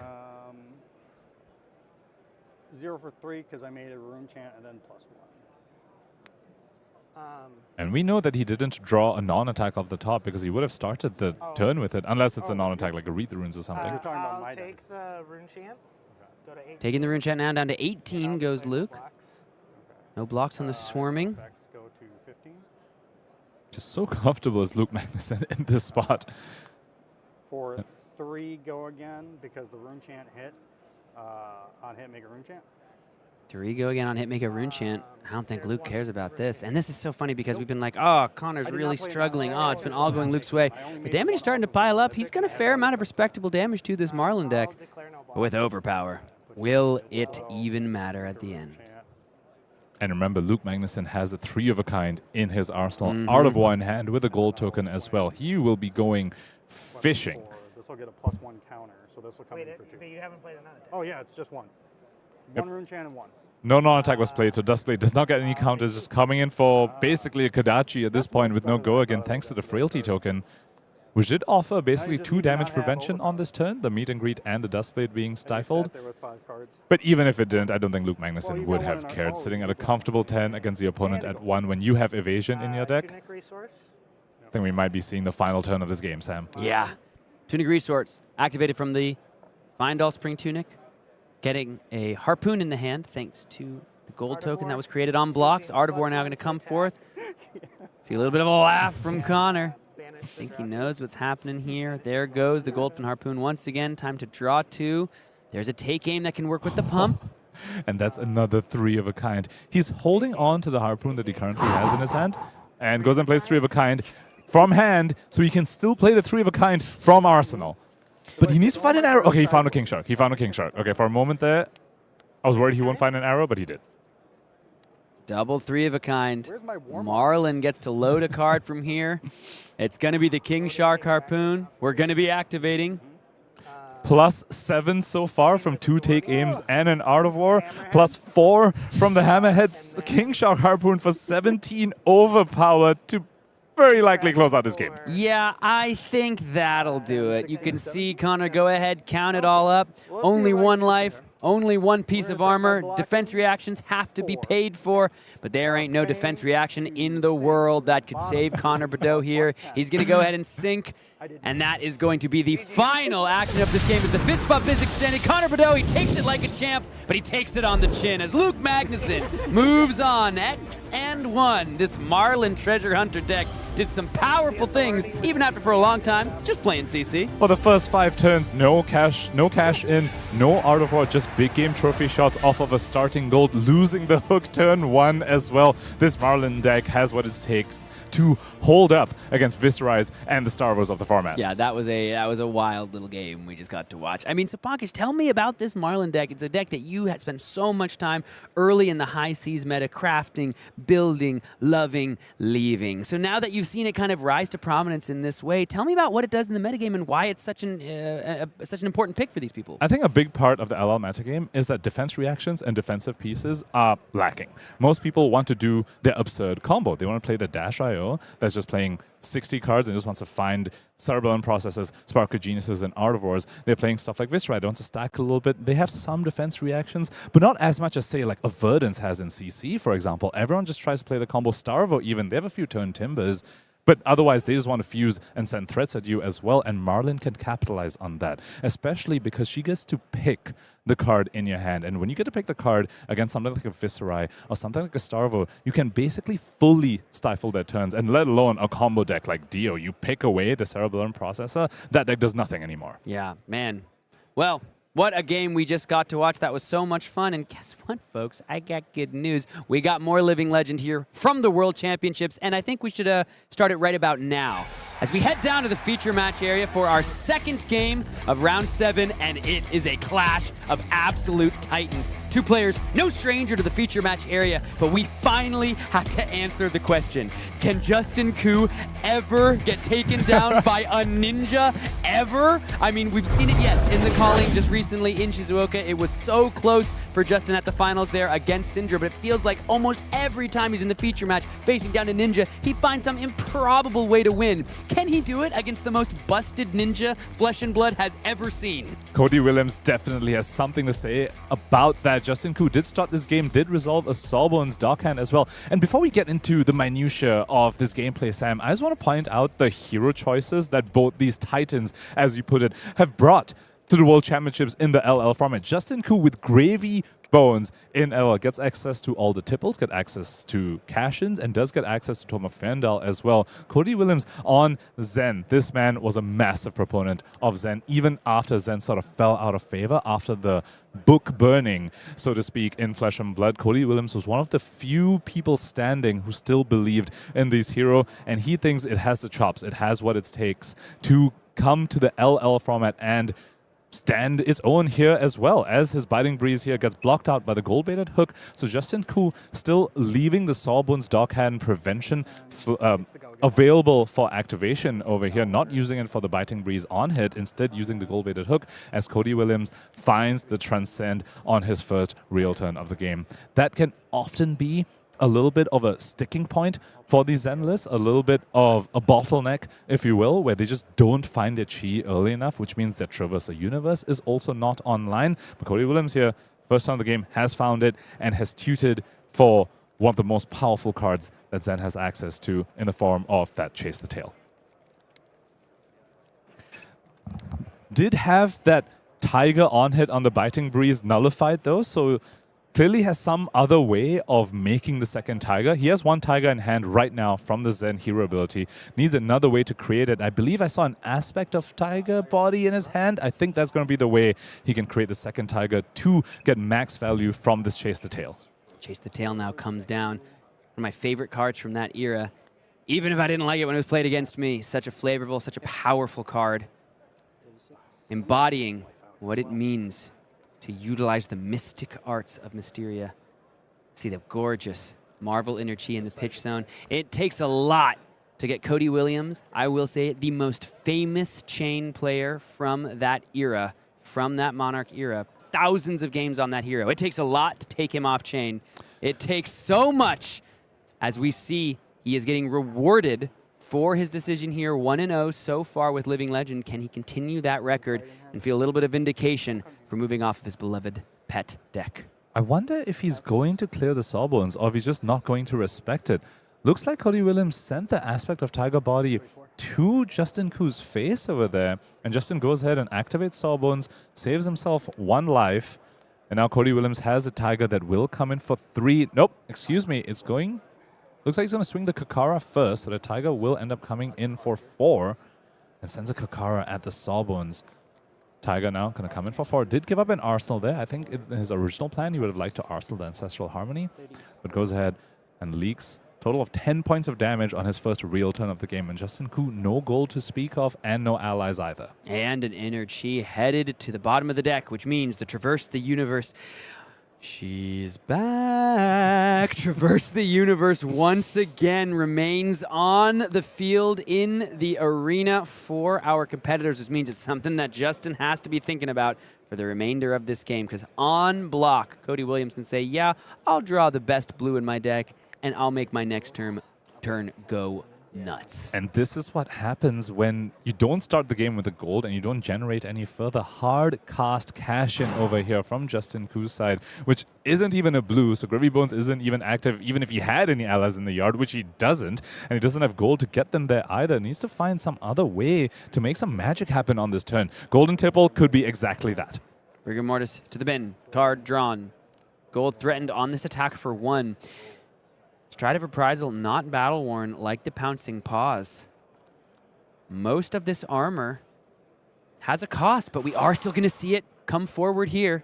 Which means he's drawn out of 4. Almost certainly that means he's drawn out of 4, and that means Justin Koo might need to be a little bit afraid of sending anything further, because if you send anything else after that, after your opponent has represented that they've already blocked a Stride of Reprisal, then probably have an out of 4, and you let them block with the Traverse afterwards, that could be doom for you. She's back! Traverse the Universe immediately thrown in front of this Golden Tipple. I don't want you to draw I don't want you to get a gold, says Cody Williams. He says, I want a chi instead. No Arsenal, no problem for Zen and Cody. He wants this game to end as soon as possible. He knows Gravy Bones can accrue a lot of value over the course of the game, off of Conquerors, off of Prismatic Ley Lines, which I'm not even sure if LL Gravy runs, but off of 3 cash-ins, off of Tipples. Cody Williams wants to end the game as soon as he can. Traverse block immediately. We've had such an explosive start already. Let's see now. Justin has to be aware of what's coming next. Just draw off the gold. 2 cards in hand. Floating 1. And with no Arsenal on Cody Williams' side, even if Justin Koo finds a Conqueror, that won't even be disruptive. He needs something like a Loot the Hold to really threaten Cody Williams' hand, because right now he has a Chi in his hand, 5 cards, including that Chi. I think he's content to just take whatever Justin has to send. Justin looked for the blue on top, didn't find it, so the Prismatic Ley Line sticks around, doesn't hit the pitch. Justin's going to draw it on the next turn. He'll have a 5-card hand to work with. Does Cody care about this attack for 6? Is he going to block with the Stride of Reprisal? Does he have that Art of War? Or perhaps just some other use for the Tiger, say another Chase the Tail? Because once again, Justin Koo with 0 gold on his side of the board. This Rigor Mortis isn't even threatening to even up the life totals, just coming in for 6, and Cody Williams has a 9-point life lead right now.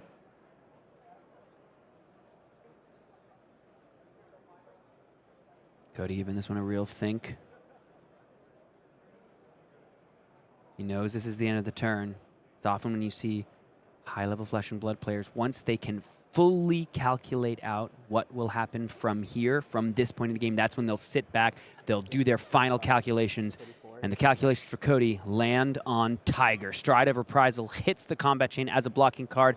That means there is a Crouching Tiger headed straight to the hand, not the Banished Zone, the hand for Cody Williams. And we might see that makes all the difference as the stubby hammers hit the combat chain. Once again, no Arsenal, no problem. Cody didn't want to do this with a 5-card hand. He wanted to do it now, damn it. Looks like no Art of War in this hand, but we see the Sacred Art over here. Shifting winds of the mist. Wait, no, that's not it. Jade Tiger Domain! Yes. And that's why he wanted the extra Tiger from the Stride of Reprisal over here. You feeling a little bit nostalgic at all, yes, Sam? I suddenly am. Stride of Reprisal and Traverse the Universe being blocked with 6 am. cards on the Zen side. This used to be CC, folks. No, this wasn't so bad. It was fine.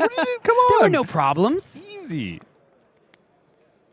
Honestly, though, this is one of my favorite parts of getting to cover Living Legend is heroes that were so powerful but now get to remain in this powerful format where what they do is balanced by all the other powerful things going on. And we do get the opportunity for players like Cody Williams, who made such a name for himself on Zen, calling top 4s, nearly a world championship top 8 last year with this very hero. It's back in his hands. He's in a good position to try to do it again. And it does get the nostalgia flowing. It's something we've talked about, something we've heard, LSS James talk about with Compendium coming up. We've reached a point in this game where nostalgia is starting to become a real factor. We have real history. We're seeing it be written before our very eyes on the back of the history of what's come before.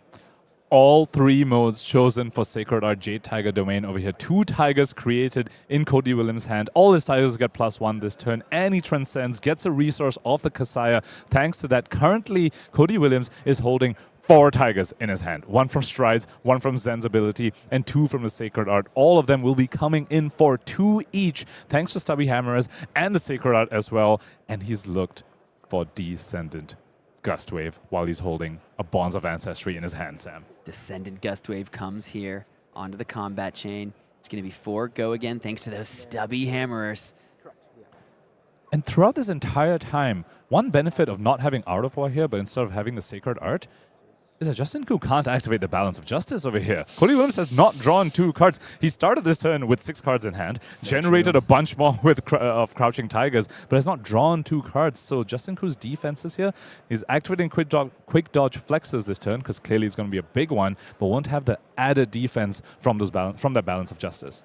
Man, something is hitting me right now, seeing Cody and Justin fighting it out here in our feature match area in the World Championships live from Philadelphia, right? You have to imagine all year, these players have been seeing each other on their streams, on their YouTube feeds, right? The Runaways podcast for Cody, the Homies TCG for Justin Koo that was just started, right? Recently, they've been watching each other all year. They've been watching their success, the rise of Justin recently. Cody, one of the OGs of this game, who's you had to imagine players were like, oh, is Cody Williams bringing Chain to this event? And now all of a sudden, in the feature match area, in the World Championships, one of them gets to walk away from this match. They look down at their phone, they see their gem. I know they each went, oh, okay. Oh, it's Justin Koo. Oh, okay. It's Cody Williams. This is going to be a cool game. Am I going to be able to be the one who walks away on top? And then on the feature match table to boot, there's nothing like a Flesh and Blood World Championships. That's why we love these Tier 4 events. I'm just walking around the room as well. You see so many of these titans from different regions showing up and clashing against each other. I saw Yuki Lee Bender play against Michael Fung, for example. Come on. More of these top players just playing their rounds in Swiss. It's not even top 8 matches, but they're worthy of them. Bonds of Ancestry. There's only one in this deck for Cody Williams, and it is going to do some major work, and perhaps we're going to see why there's only one. The Quick Dodge Flexer's joining the party because Justin Koo knows this turn's not over by a long shot. And that's going to be yet another Tiger generated for Cody Williams over here on his Sacred Art. Studby Hammerer's turns. I believe that makes it a 5th Tiger. He has 4 Tigers in his hand. Aspect of Tiger Body will create 1 more in the Banished Zone. He'll have 5 Tigers to send, which will come in for 2 each. Deck presented for a quick cut. Now let's see just how much damage these Tigers will confer as they roar down onto the chain. Pass to reactions. You have to imagine the Quick Dodge Flexer is going to go ahead and jump over. 2 damage over the top down to 26. Goes Justin Koo. Reaches for the Aspect of Tiger Body, now coming in for 4 as well. Almost an Aurora cosplay happening from Cody Williams' side. 4 into 4 into 4. Aspect of Tiger Body creates that Crouching Tiger. You see now Justin begins to do the math. All the fingers hit the table. The calculations begin. As now, hard. Yeah, both of these players at this level, they've all played against Zen. They all understand. It's also hard sometimes to just keep track of how many Tigers the Zen is holding. Yeah. Because Cody has 5 cards in hand. 4 of them are Tigers. Justin Koo needs to keep track of that. 1 from Stride, 2 from Sacred Art, 1 from the Zen Hero ability. So Justin's looking at the hand being like, okay, at least 4 more Tigers, so it'll be worth it for me to pitch a blue for this Quick Dodge Flexes, because all those Tigers come in for 2. And then the last card could be an unknown, but he needs to think about Tiger Swipe. If 5 Tigers hit the chain, and he has used all his defenses on those Tigers and doesn't leave something open for a potential Tiger Swipe, he will get absolutely destroyed. Folks, we're off the camera. We're off the feature match.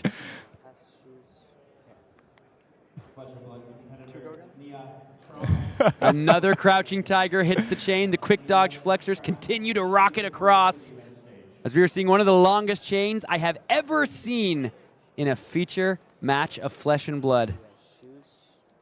And Cody Williams very, very intelligently just hiding that last card in his hand, which is a Biting Breeze, which just confer an on-hit, a quite threatening one on this turn. It's an extra 2 damage on the on-hit. But very importantly, just representing that could be a Tiger Swipe. But also for Justin Koo here, just sniffing out. I mean, it's not sniffing out too much when the Jade Tiger Domain is played, but the Quick Dodge Flexers tell me they are not putting in so much work on this turn, as once again they just hop to the next chain link. The Crouching Tiger comes through. If Justin Koo wants to pitch another card, it'll just go ahead and eat it up. Biting Breeze now comes down. This one also just for 3 because there's no Artivore. It doesn't get... Stubby Hammers. Oh, it should be up Makes for 4. Which is very different in this spot. And confers an extra 2 damage. I mean, I want to go back to the Quick Dodge Flexes that you pointed out, Sam. With 2 blues and 1 yellow, those 3 cards have blocked a total of 14 against Cody Williams. I mean, look at Justin Koo's life total. This has been a massive turn, and he's still, after this Biting Breeze, going down to 22, perhaps 20 after the last Tiger, but that was Traverse used, Stride of Reprisal used, Stubby Hammers used as well. Biting Breeze hits. Another Crouching Tiger, as we see one of the longest chains you'll ever see in Flesh and Blood get cleaned up. Down to 18 goes Justin Koo. But when all is said and done, I think that life deficit could be a whole lot higher without those quick dodge flexors. And just one card remaining from Justin Koo over here. No gold, though. What can he make happen? Chart the high seas. Is he going to get a salvation from the top of the deck? And that is the perfect split. Sawbones Darkhand hits the yard from Chart the high seas, makes him another gold, and a blue hits the pitch zone as well. Which means the gold-baited hook can be activated, potentially threatening to fill up the coffers for Gravy Bones once again, and all of a sudden, the equipment pieces for Cody William. Baron save for the Kassai. The 12 pedal, of course, the 2 block creating the Zen state. But Cody Williams wants to be on offense in this game. He's not looking to be too defensive. Justin Koo absolutely needed a break from that spot, and that Chart the high seas absolutely delivered. Could you have asked for a better one? The 3 floating resources perfectly used as well for the deployment of the Sawbones and the attack with it as well, and threatening yet another gold from the on-hit. It's always good when you have 3 floating. Only good things happen. Only good things. 6 damage now on the combat chain that Cody Williams has to think about, especially because he drew one of the copies of Art of War. An incredibly impactful card in the matchup, but a little bit of an awkward hand to go with it. It's why we're seeing at least 1 block. I wonder if the Maul will get in front of this as well. No, it's going to be just a block for 3 over the top, which means a second gold, as once again you can hear the clink clink of coins in Gravy Bones' coffers. And just like that, it feels like Justin Koo is very able to just make away from this game with a win. That's a Harmony of the Hunt that's headed to the Sawbones. Justin Koo, 2 gold, full 5-card hand right now to come back at Cody Williams with. We have an absolute game on our hands. We have a game on our hands, and we got a couple of gamers here playing as the Prismatic Leyline comes in, the golden tipple backed up by the gold-baited hook, and you can see a bit of a head in the hands for Cody. Leans back, sighs, stares down at the hand, and it's time to ask the question, is Justin Koo going to mount a comeback? Sam, 1 turn ago, Justin Koo had 0 gold. Thanks to Chart the High Seas, a timely hook activation, a tipple, and the riches of Tropoldani, he is now sitting at 5 gold out of nowhere. This is a Prismatic Leyline turn. We saw him do this in CC that gets full 6 value of the Leyline when he is sitting on a pile of gold. Are we going to see that again here in LL? Has he found the Conqueror of the High Seas, which will threaten that Art of War in Cody Williams' arsenal? Only time will tell. Blocking with an Ancestral Harmony on a turn that you could possibly Art of War as well might give us a bit of an indication as to the texture of Cody Williams' hand, given how much and the ceiling of what that card can represent in Ancestral Harmony. How does Justin Koo want to continue the turn? Looks like it's going to be a Gravy Bones activation. Rip a card off the top. Just immediately expending so much of the gold. Chains of Eminence hitting the graveyard here for Justin Koo. Sick. We haven't yet seen, I don't believe, have we seen Toma Findall for Justin Koo, which means that a couple things. We probably don't have much ways to get Gold Kiss Rum perhaps in the deck, because Gold Kiss Rum into a Toma Findall, such a nice way to continue a huge Gravy Bones turn, but we haven't seen any Gold Kiss Rum generation so far. What we are seeing is a big Swabby coming in for 9 thanks to the Prismatic Leyline, and another Ancestral Harmony hits the combat chain as a blocking card.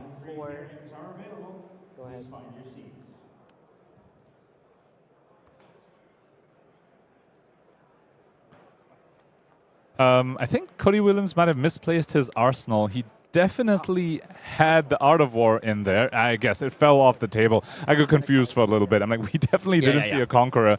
There was no loot the Arsenal played either. Cody Williams found that card. Pretty important card, I would say, Sam. Art of War in your arsenal. Cody looks down, arsenal empty, just goes, wait a second. Looks around, looks to everybody else like, hold on.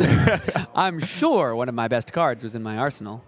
Well, you did find it in the end, and just starts a turn with the Kakara. Probably going to clear out the Swabby as well, and this is one of the downsides of Zen. This is a reason why he isn't as favored as something like a Viscerai or a Starvo. Sometimes he just has these clunky hands, these hands that don't convert. That plagued the deck in CC as well, especially once the Traverse and the Strider Reprisal are gone.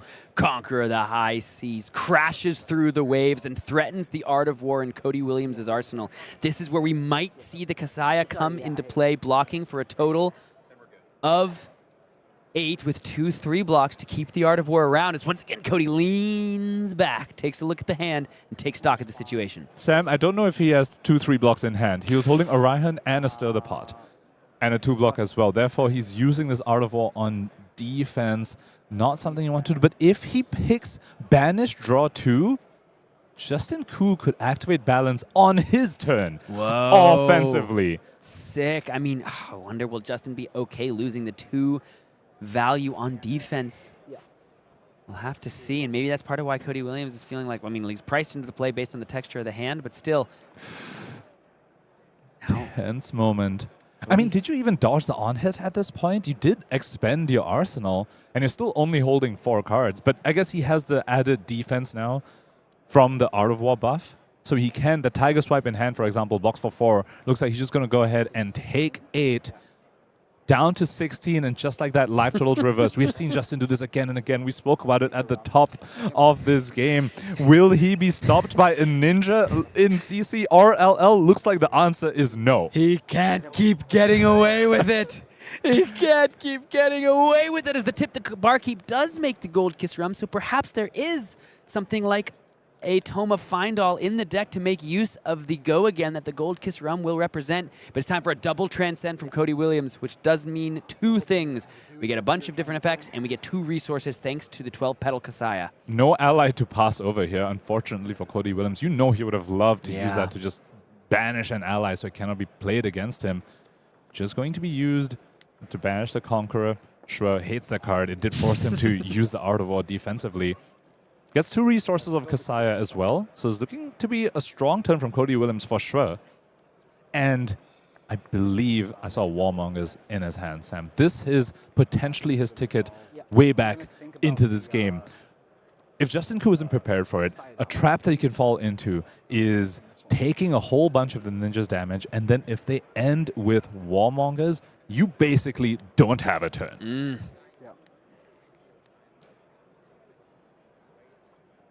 Multiple Chi, Tiger Swipe, and looks like, yeah, the Warmonger's in the hand, drawn off the top from the Art of War. 16 life, plays 18. Both of these players 6-0 in this World Championship. Cody Williams playing Justin Koo, 2 titans of this game. 32 minutes and 57 seconds remain in this 7th round of the first day of competition here from the World Championship in Philadelphia. One of my favorite days of competition in recent memory. Man, there is something to this Living Legend format at the highest level.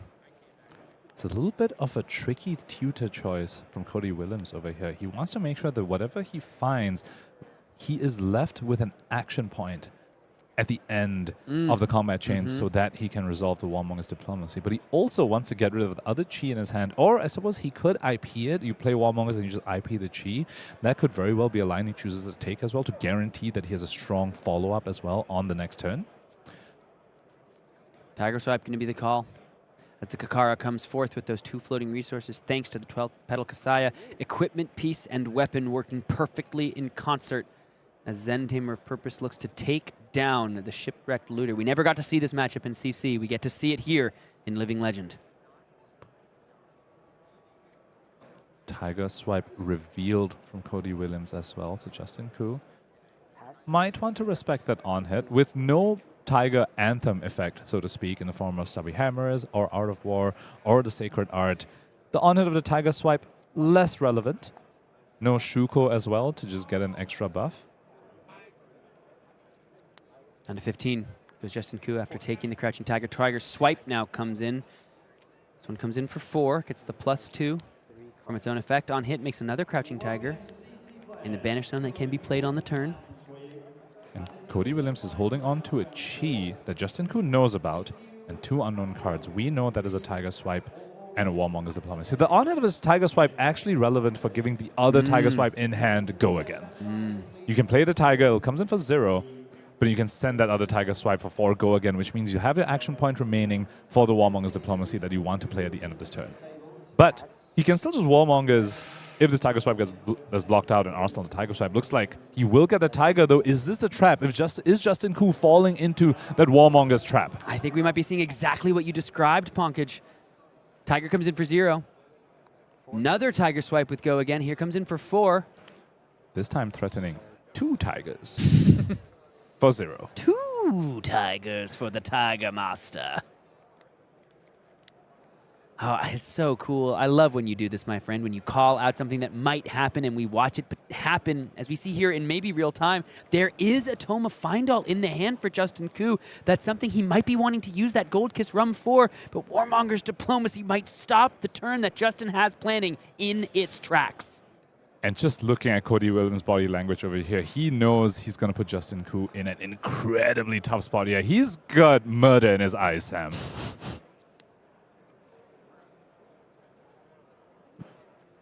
Ultimate mental damage. Play the Warmongers. Arsenal the Chi. I don't even need it. Ultimate mental damage is sending the Tigers for 0. True. I used to call that in CC every time. Send Tiger for 0 for the mental damage. And then you play the Warmongers. I mean, is there anything he can do with that Chi? Does he just IP the Chi in the hand? I think IP the Chi after you've Warmongers your opponent guarantees that you have a strong turn on the follow-up. So true. It's really strong. Justin Koo takes it all the way down to 7. We have seen Justin immaculately play Flesh and Blood over the last multiple months. As the Warmonger's Diplomacy comes down, a little bit of a head nod from Justin there. He just says war very quickly. We might be seeing one of the first times in recent memory that an opponent in a single turn cycle truly gets the better of Justin in the feature match area in these recent months, as he has just put on an absolute monstrous run. But did Cody Williams execute the perfect turn to stay sterling and undefeated so far in the World Championship of Philadelphia? A top 8 here would be so important to Cody. It eluded him by, I believe, just a win last year. I believe he was a win and in from top 8, or very close to a win and into a top 8 in Osaka last year. He is looking to come back with a vengeance here in Philadelphia. That is the ninja trap that ninjas can put their opponents into the Rune Blades, into the Gravy Bones. Now, the question is, we know that Justin Koo's only attack in the 5 cards that he had access to was his Golden Tipple in Arsenal. Did he draw another attack off the top? If he drew something like a Conqueror, he could just go ahead and send it right now and still leak a bunch of damage into Cody Williams. But other than that, he can't pop gold. He can activate Gravy, but he can't pop gold. He can't use Gold Kiss Rum. Needs to find an attack. Did he find it? Saltwater Swell is going to show a Conqueror of the High Seas. That'd be way better on this turn than on the top of the deck, and there's no further way for Justin to get it. He was one card off that extra attack. He even activated Gravy's ability, which is an instant, so can be activated under Warmongers. Try to play it to his outs, did not quite find it, and now Cody Williams with the 5-point life lead, with the Chi in hand as well, almost certainly will be able to threaten the 7 points of life that Justin Koo is sitting on. Let's be very clear. That turn for Justin Koo without that Warmonger's Diplomacy, without taking all that life, might have just ended the game. There was so much damage potential in that hand. Gold Kiss Rum, Tome of Findall, Conqueror of the High Seas on the top of the deck. We might have seen yet again Justin Koo out of nowhere steal a game from a world-class ninja opponent. But Cody Williams put together something miraculous. Now let's see if he can actually close the door.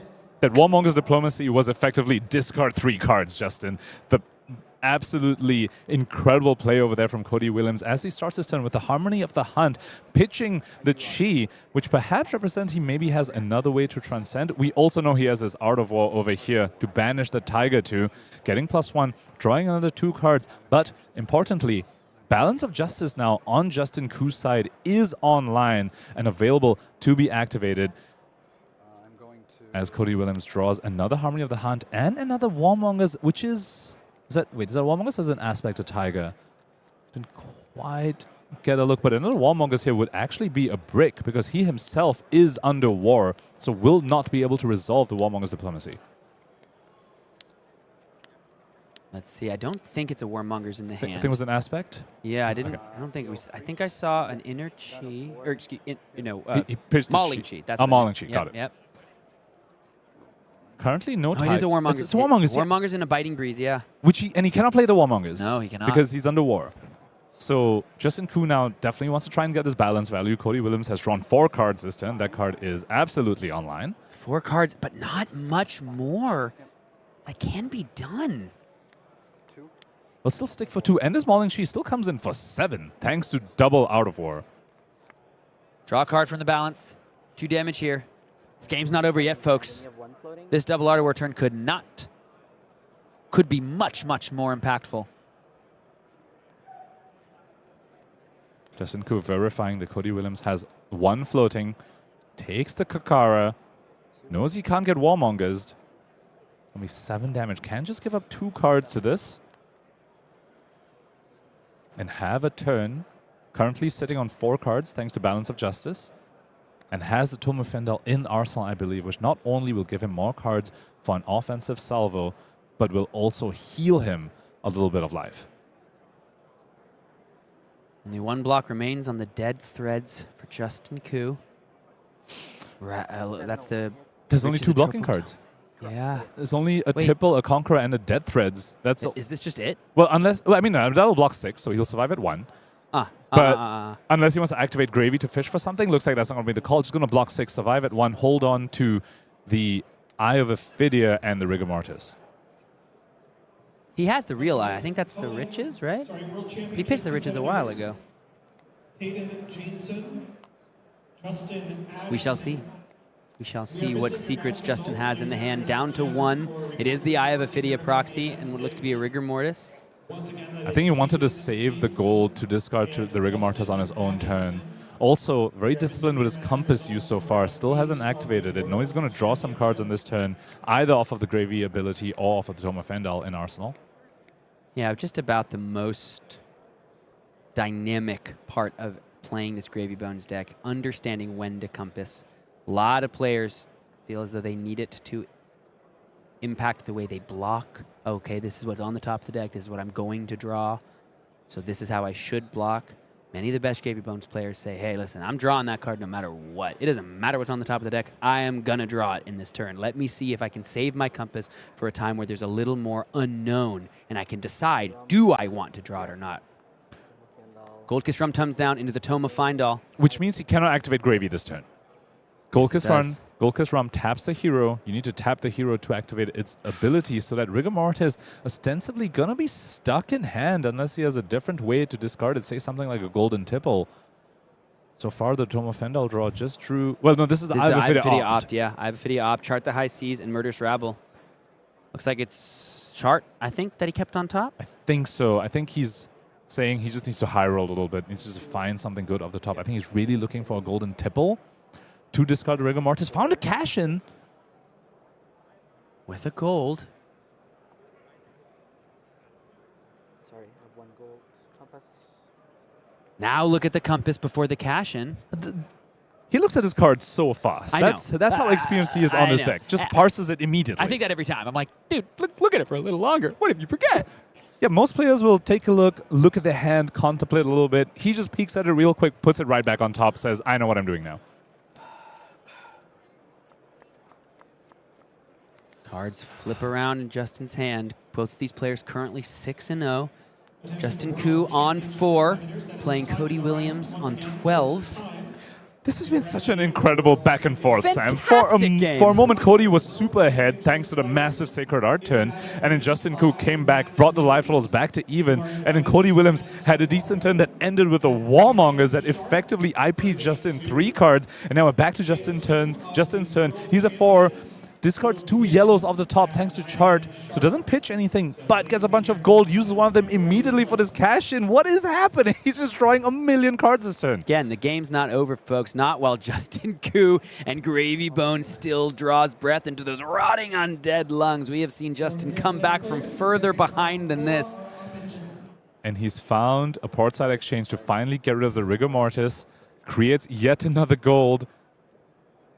And I have to wonder, if that Chum is going to come into play here at this point, at this life total, if you can just force Cody Williams to send 6 damage at the Chum instead of your face, sure, you lose 1 card from your hand for it, but you have to wonder, perhaps Justin Koo thinking about that ally over here, especially since it also attacks for 4 for free. All this possible as the Loot the Hold comes down with the gold-baited hook, and the Swabby is coming in for 7. Cody Williams here. No additional action points is the ask from Cody. And again, sit back, do the calculation, do the math. Opting instead for the higher damage value for 2 reasons, so that this on-hit from the Loot the Hold is way more likely to go through. Cody Williams now needs to think, if he just gives up his hand to dodge the Loot the Hold on-hit, he won't be sending back much. Unlikely to be able to send back lethal after he blocks 7 on this Swabby. What a great game. He can just take 7 and discard a card. And if True. he can threaten enough damage, that could very well be worth it, but that is a risky line to take. You have to be very confident that you'll be able to threaten all of Justin's cards if you take that line.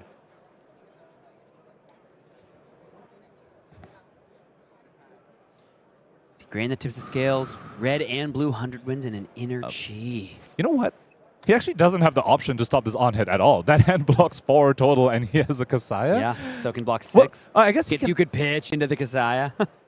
But then you can't block with the Kassai. Oh, true. you so right. Yeah, so he just takes 7. He's like, all right, cool. 7, discard. Down to 5 goes Cody. Lose the inner chi. Make a new one probably by playing the 100 wins and transcending. Which will also make a resource off of Kassai. So you could maybe finish if there's another Mauling Chi in the deck. 1 for 5 to finish out this chain. That's kind of what I'm seeing. Blue 100 wins, pump it. Red 100 wins into Swabby, or do you go face? I think you have to go face. That's 4 damage face. That takes at least 1 card, because the red 100 wins will get buffed by the blue 100 wins. So true. They'll come in for 4, and that's lethal, and I think you just need to send lethal to Justin Ku's face. Wow, look at this. Cody Williams letting us go to damage before playing the grain that tips the scales because he wants to play it here on the 100 wins. Just coming in for 4. Just hide the fact that you have a transcend. Just leave it as late as possible. Both players excellent. The term is poker faces. Here, I'll call it world championship faces as they stare down their opponents without showing anything. Take 2, asks Cody Williams. As the grain that tips the scales comes down, Justin Ku back down to 1. After that, Toma Findell brought him back up to a little bit more breathing room. The life total's so much lower. This game was so good, Pocket.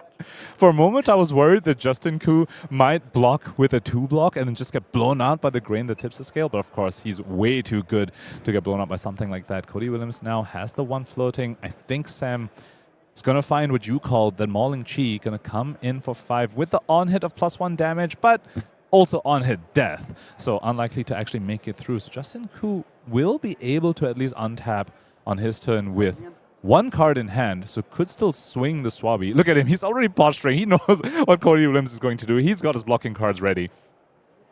For Cody there, you can't just give the equipment. 5 with the 100 wins. Leaves the Mauling Chi in the deck. Yeah, might not have another one, not sure. And there's no further block! The fist bump is extended, and finally, in recent days, we see a ninja take down Gravy Bones and Justin Ku after the calling in Shizuoka. It's the last time we got to see it. Justin Ku's just been slaying them left and right, but a bit of a smile from Cody Williams. He's not grumpy today. He's continuing his sterling record.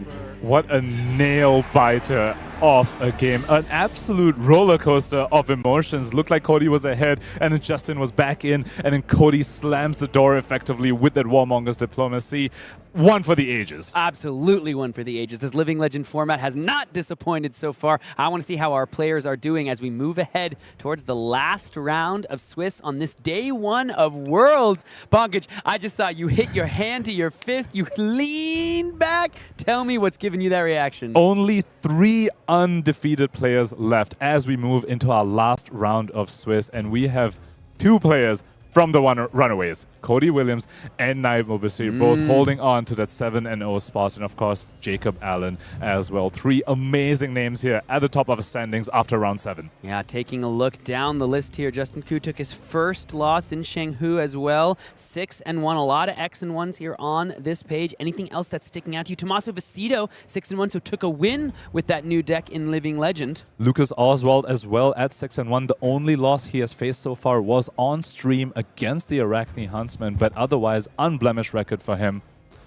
And Pei-Tung Liao as well. Once again, also the only loss we saw was his game against Kayo. Other than that, smooth sailing for him. And we cannot look at the standings without talking about our leaders of the Player of the Year race here. Sam Brody Spurlock 6-1, sitting there in the 19th spot. We're going to have to see where Jacob Clements lies. Is he also at 6-1 on the next slide? Or has he maybe dropped down a little bit? We'll take a look down the standings and see, is the other contender for the overall Player of the Year still at X&1? No, it looks like Majin Bay and Evan Herndon, once again, last two U.S. national champions, still X&1, still right above each other in our standings. And Jacob Clements has taken his second loss on the day. That is not, it's not over. The Player of the Year race is not over by any stretch, but that does put things firmer in Brody's favor. Still plenty of flesh and blood to be played over the last round of today and the whole of day 2. I want to also take a look at Elly Bird's record over here, bringing on Phi and Aurora, two heroes she absolutely loves, that caster and player extraordinaire. Unfortunately suffered the second loss. We saw that on stream as well against the Chained Aurora deck. Perhaps not doing exactly what she wanted to there, but still very much in the running. Well, folks, we have seen so many great games of Living Legend as we look ahead. The double Kano top right of your screen, still X&2. Thomas Scoffier, recent Pro Tour top 8 competitor in Singapore, still X&2 as well with that Viscerai deck. As we look all around, Max Klein, 5-2, finalist from Pro Tour Los Angeles. Lucas Ng as well, recently won Battle-Hardened Tacoma on that Verdance list. Right there at 5-2 from Canada is him. I'm going to shout out my fellow Singaporean Timothy Teo as well. Cindra in CC and Starvo in LL52 as well. Still very, very alive are these players. My friends, my friends, my friends, we come to the end of our first day of competition here from the 4th ever World Championships. There's only one more round of LL today, as we have had game after game of excellence. Sterling records remain for only 3 of our players. And after next round, we might have 1, we might have 2. We will have to wait and see. Don't go anywhere. More Flesh and Blood next.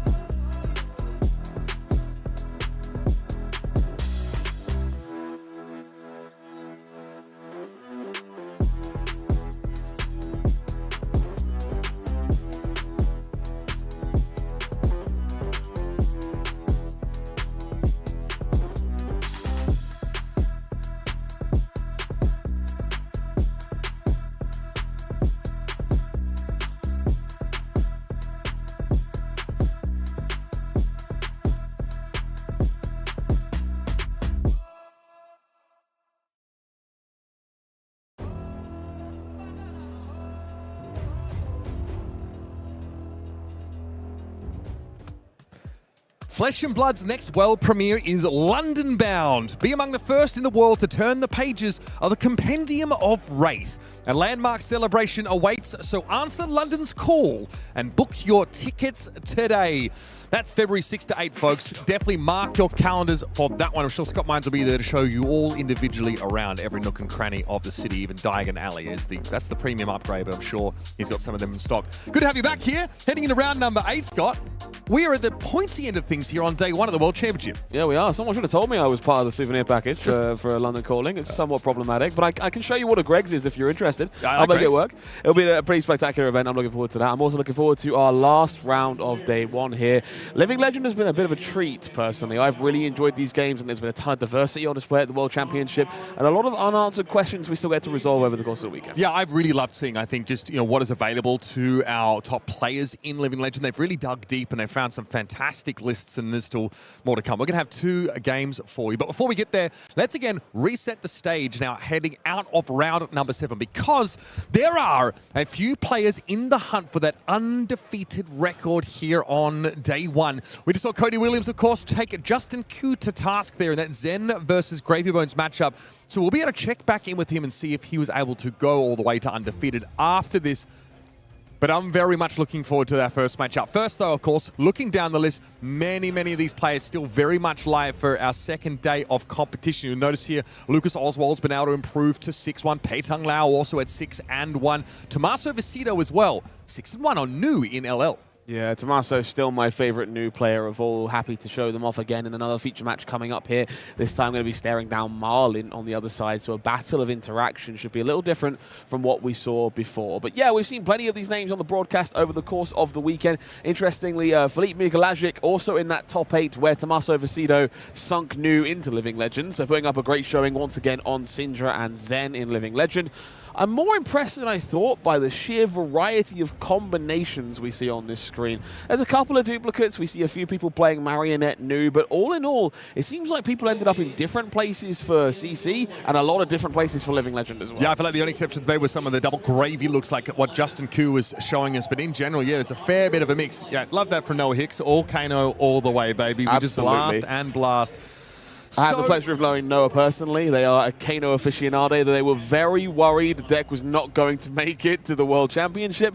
I'm glad to see the story living on in full power, and hopefully we'll see them in the feature match area at some point this weekend. Let's keep looking down a little bit further here, of course. Further down our round 7 standings. We have 21st through 40th place, so all these players are very much still in the mix, and there are some big names that stand out to be Margin Bay, Evan Herndon, Elly Birdie, Connor Bryant, Joshua Rathod for SoCal local of mine at 5-2 on Team Arcane Games and Events. Thomas Goffier, Jacob Clements, of course, still in the mix.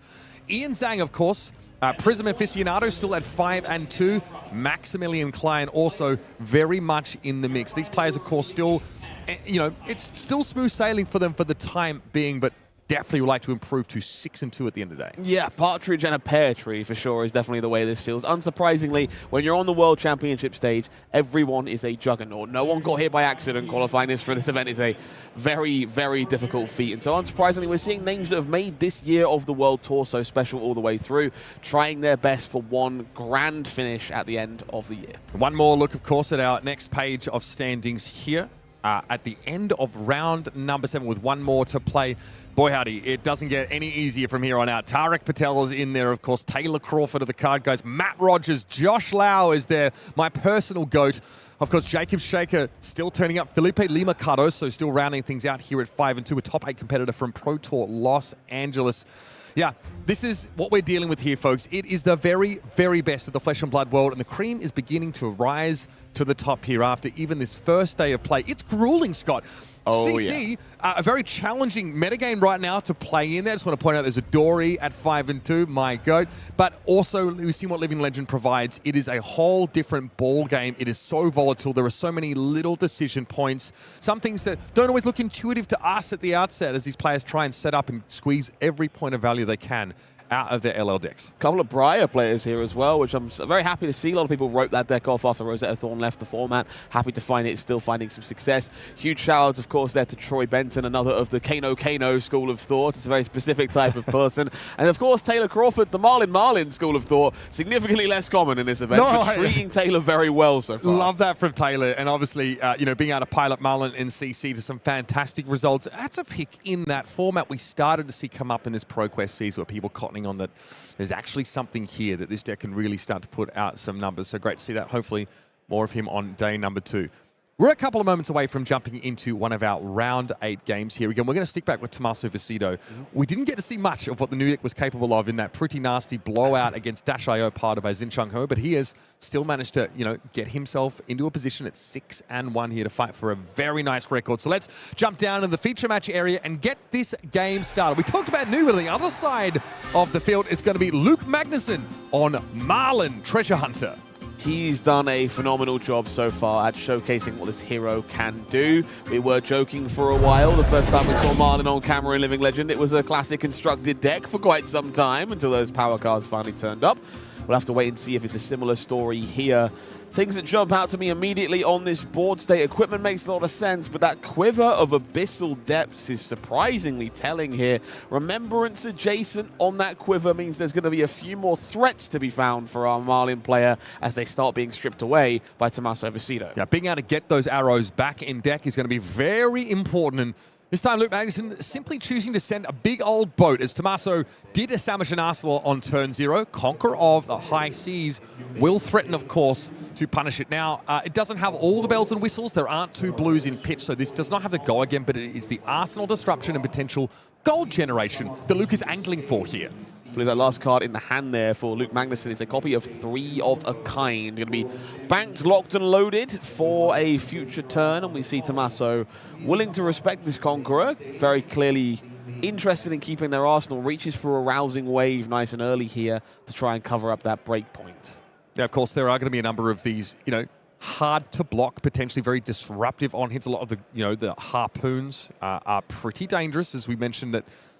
They look for certain colors of cards in your opponent's hands, those harpoons, but there is quite a mix of them amidst many of these LL decks. So these are some pretty big blocks here. Siren's Call, Leave No Witnesses, get in there alongside the Alluring Wave, traded for his block value pretty early. New Alluring Desire is a deck that is surprisingly well positioned into a number of these harpoons. The density of cards is maybe a little more favorable because you're such a blue-heavy deck to enable those Transcend synergies, Mask of Recurring Nightmares. Means sometimes those red-fin harpoons, yellow-fin harpoons, there's no real targets to worry about. So definitely a favorable situation for Tommaso in that regard. Surgical Extraction sees a Siren's Call now, threatening to pull another card out of their hand. That is a blue that gets caught out. The Yellowfin Harpoon has to hit the combat chain. Siren's Call, I have not missed you. Not one bit. Robbery happening in the feature match area. Resource card stripped away. Golden Tipple left stuck in the hand. Thankfully, that one will still pay for 3 of a kind. And we'll see what Luke Magnuson can put together. Does need to find some help here, though. Authority of Attire in the hand for Luke Magnuson, making that defense reaction a bit more expensive. That matters when you are sending these overpowered harpoons. So we're just making sure we're indicating that Attire is active. And a Battering Bolt will get fired off. To be clear, we'll squint just to double check. Battering Bolt, not a harpoon. Doesn't get any bonuses here from the Hammerhead. But filtering the hand through not only takes away some cards that are otherwise a bit sticky, otherwise awkward for Luke Magnuson here, does mean that Authority of Attire is up, active, and online. And so defense reaction's a little harder to put together if we want to blunt this Battering Bolt. Marlin, of course, importantly, her harpoon does not give her a way to load. It's, Marlin's hero ability that's important, is that when you draw a card during your action phase, you can load an arrow into your arsenal. That's important. In the past, many of our rangers have been able to get those arrows in arsenal just off an activation of the weapon. It's a slightly different play pattern, slightly different hoop to jump through. 3 of a kind, aptly named here. We're going to see 2 more copies in the hand for Luke. A quick pass back from Tommaso after dealing with that Battering Bolt means we will see the powerful card once again.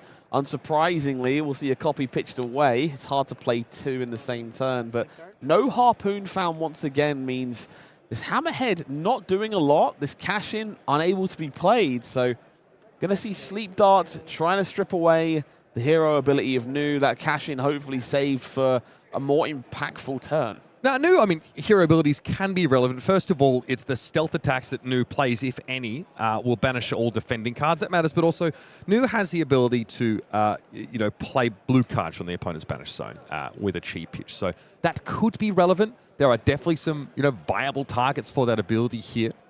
Really, Sleep Dart is just trying to get across the board and put some damage down. Tommaso says, I don't think so. I'm quite happy here at 43. I'd like to keep it that way. There are some interesting blues in the list for Luke Magnuson that could make for interesting finds from Nu as well. We saw Blue Toxicity in an earlier game from Luke, which does happen to line up rather well with Nu's game plan as well. So some options that might come a little later on. Those blue harpoons, unfortunately, not ideal. Again, they cannot be played from the banished zones. It doesn't really help putting a turn together. We will see Leave No Witnesses for now. This one typically pretty good into these Ranger heroes. You are looking to challenge that arsenal. We know this time it's cash-in that's plugged in the arsenal here. So one of those big power cards are not going to want to lose this, and therefore will give up that only coveted block on Gold-Baited Hook. Yeah, that's about as good as it gets. I mean, Sile Sarong does have pretty incredible 2 Blade Break block, but it can be important if you want a slightly wider turn to sort of keep that card in your equipment zone. But Gold-Baited Hook will give you that 1 free block once a game. And so cash in comes in. There's a reason this card was banned, folks. It is nuts. We can now draw 2 cards. There's a Hold the Line that just got drawn up. Hold the Line, a very interesting card in this matchup. Additional defense reactions go a long way against a deck like Nu, providing you with some insulation against those various on-hits and effects. However, Hold the Line being blue does mean it can theoretically be stolen away by Tommaso Viscido and used on defense on both sides of the board. This is pretty nice. King Shark Harpoon is looking for attack action cards to tear out of Tommaso's hand. Now, this is coming with Overpower. So only 1 action card able to be blocked with here. So there are ways around this. Defense reactions are a good example. Block cards also can help you, as do equipment. Something that our Italian competitors are already reaching for. Overpower, such an interesting keyword in the format, has the benefit of circumventing Base of the Mountain. Unlike something like Dominate, gives you a reason to play these decks over something like Starvo. But worse in spots like this, does give the flexibility to provide multiple cards that equipment to cover up breakpoints if required. This time, Tommaso very happy to allow this King Shark to hit. Does reveal a hand of Homage to Ancestry, Bonds of Agony, and that Command and Conquer as well. So Bonds back in action. Haven't missed that one very much either, but you know. Anything else you want to share with us about your undying love for Assassin? No, I have no qualms with the Assassin class, just most of my experiences against it. Yeah, listen, as a Warrior player, seeing them get incredible reactions, I feel for me, though, it's more that envy of what they're able to work with. Command & Conquer, though, something that's available to all of us at Generic, and it's coming in now, threatening Luke's arsenal. It's about one of the most premium options you can send across the field at a Ranger. And again, this is exactly what Nu wants to be doing in this matchup. Marlin isn't the most powerful when it can keep these big, dense hands. That's how you draw multiple cards. That's how you fund Hammerhead to fire off these harpoons at unreasonably large numbers. Even if Command & Conquer can't connect, you are forcing cards out of hand for Luke Magnuson. Sometimes you're stranding copies of Hold the Line, and in situations like this, you're threatening impactful arsenal cards as well. It's just a good, well-rounded turn for Tommaso. Codex of Frailty alongside that Hold the Line in hand here. And they are being pitched into the Hammerhead. Tunic Resource. Tunic Resource here. We're going up to 2, so that does mean that this Redfin Harpoon can be deployed. Redfin Harpoon, I should say, one of the more temperamental ones in the face of a deck like Nu. If you find a reasonable hand, you might find one of those premium red attacks to take away, but typically the hands aren't red dense, and it gives the option to block with that 1 red card, deny the Harpoon on hit. In this case, it looks like a Sigil of Solace in the hand here, which could of course be played as an instant in response as well. Might be easy enough to deny Go Fish here for Tommaso. So Undertow Stiletto is going to get put forward now. Going to be blocked with at least, and no other blocks. Yeah, Sigil of Solace, I mean, that is the red card in the hand. Tommaso says, okay, well, how about I just play this? What do you think?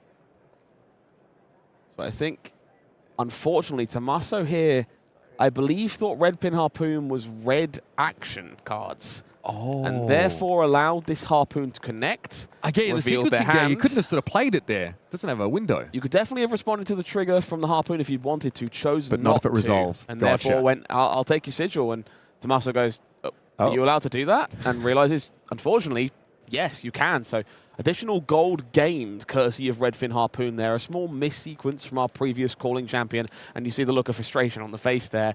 This Bonds of Agony turn, very impressive, but Bit of a sour note leading into it. Yes. Bonds of Agony, of course, the kind of card that is easy to get active as new. But Luke Anderson blocking in such a fashion here is to sort of anticipate that if there are attack reactions, they don't carry a pump. Using that grain that tips the scale here, which is going to no doubt fuel either these attack reactions or a mask activation, try and take more cards away from Marlin. We do see Art of War in the hand here for Luke. He's going to get played in response here. I do love a defensive Art of War, and this means there's going to be none of those cards left in hand for Bonds to viciously strip away. Yeah, there's definitely a fear here for Luke that Tommaso can get there, so to speak. But grain tip scale, obviously not a reaction, just an instant to pump up the Bonds. And Tommaso says, okay, well, I've seen enough from you. There's actually nothing else really to disrupt, so I'm just going to go to my end step and draw up.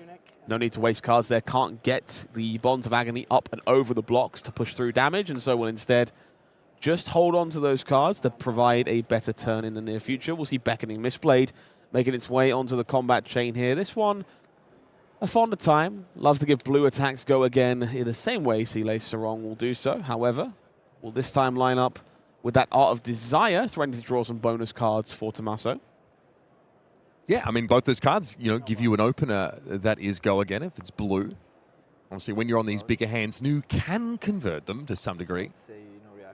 These blue attacks equally terrifying in part, of course. Chi will transcend off of them. Does mean there is a lot of avenues of attack. We'll see a blue banished from the top of the deck. Importantly, a harpoon in this case as well. Means extra cards found for Tommaso. Less threats available for Luke. Can he use them? There's Art of Desire Mine, of course. Banishes the top card of the deck, and if it's a blue, draw and gain one. It's the counterpart to Art of Desire Body, which is looking for reds. We see Hiss, Bonds of Attraction, and a Sync Blow in hand here. So have to wonder what's in the arsenal here for Tommaso. Hiss did not find any particular value, given there was no blocks made by Luke Magnusson. So looking to benefit from that elsewhere. Luke up to 4 gold, just quietly been making fat stacks in the background. It's very interesting to see Tommaso taking this route. I find most players on new or defensively slanted strategies in Living Legend tend to lean towards gold denial against a deck like Marlin, doing their best to deny that hook, make sure those harpoons don't connect in any way. If you can deprive Marlin of gold, suddenly the deck is playing very fair flesh and blood. In this case, Tommaso's been very happy in most cases, or unfortunate in others, to allow gold to be generated by these harpoons to try and play somewhat proactive turns back in return. It's kind of nickel and dime their way through these turn cycles. And the overpowers made it a little bit hard to interact with some of those harpoons as well. Tommaso's kind of been priced into allowing the damage to come in.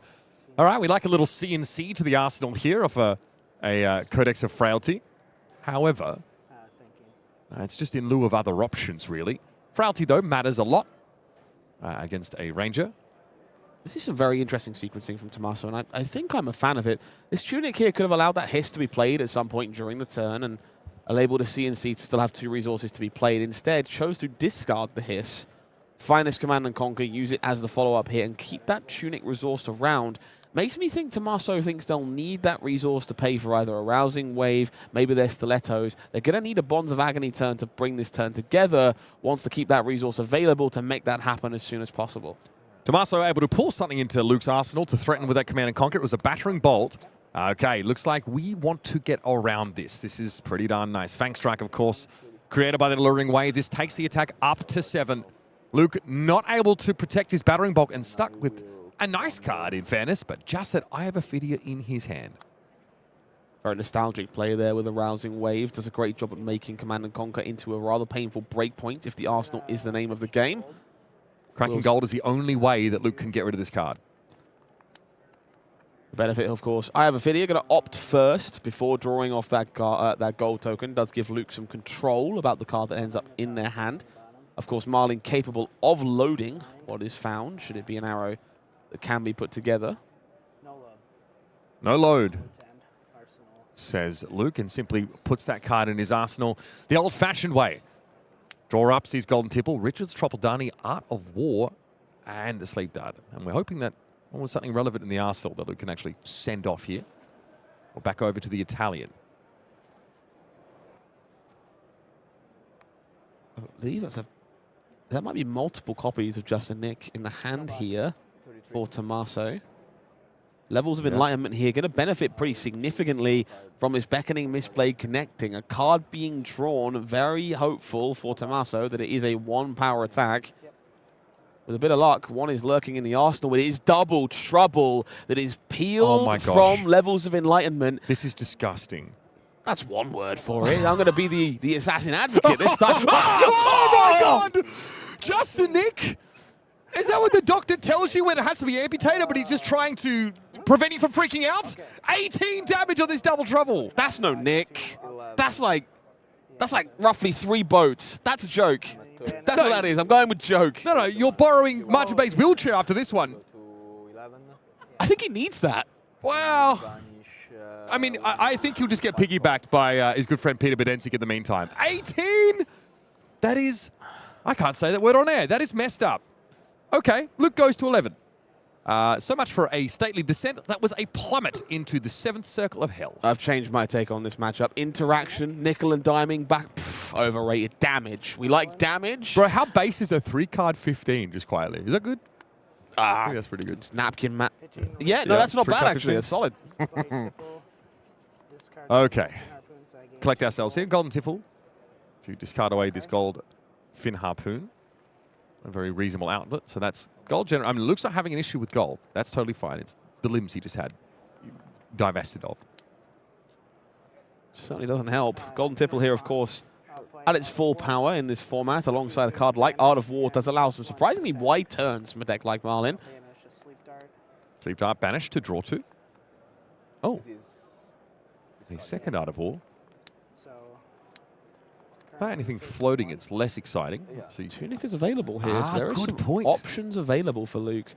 Looks like they're not interested in doing so, at least for the extra point of damage on this Golden Tipple. Yeah, there's a question of how the turn gets converted. Golden Tipple, of course, when it was in Classic Constructed, was, feared as a card that gave you this velocity.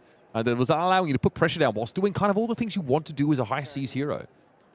Yeah, okay. Yeah, discard more of those yellow cards. Keep drawing, keep making gold. Much like gravy, everything Marlin wants.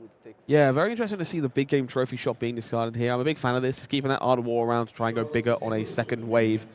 Looks like it was another trophy shot drawn. We're going to go digging for something a little bit more impactful alongside these Golden Tipples. This is what a stockpile of gold allows you to do. We've seen this from Gravy Bones and Classic Constructed and Living Legend. If you don't want to play this denial game, you just want to race with numbers and interaction, all of a sudden, decks like Marlin can put together these turns out of thin air, and it's going to be that King Shark Harpoon facilitated with the remaining cards in hand here, threatening a very impactful on-hit at the end of this chain. Yeah, that is a huge amount of resources in pitch there. 11 resources required to power this turn, and so King Shark Harpoon comes in. Obviously, attack reactions can work around overpower, but still, Tommaso is giving it the entire hand this time around. Very powerful turn there for Luke Magnuson, but he still is trailing by 9 points of life. Tommaso, it's an easy way to play. You simply tick up your Tunic. That's all you need to do. I think we're ordering pitch here for Luke. I think that's actually about as good a turn as Luke Magnuson could ask for, really. Tempo has been regained in the face of that rather problematic triple Justinic turn. And now, momentum is with them. So they will have control over how wide they want to go. And we're seeing Conqueror of the High Seas and Cashin in hand. This has a lot of potential to just keep stripping away the hand from Tommaso Viscido. Yeah, providing the pretty trivial issue of getting 2 blue cards in pitch is satisfied, this promises to be a relatively wide turn. Interesting. Tommaso here, can I count your deck? Bro just sent a 3-card 15 and is worried about deck size. Okay.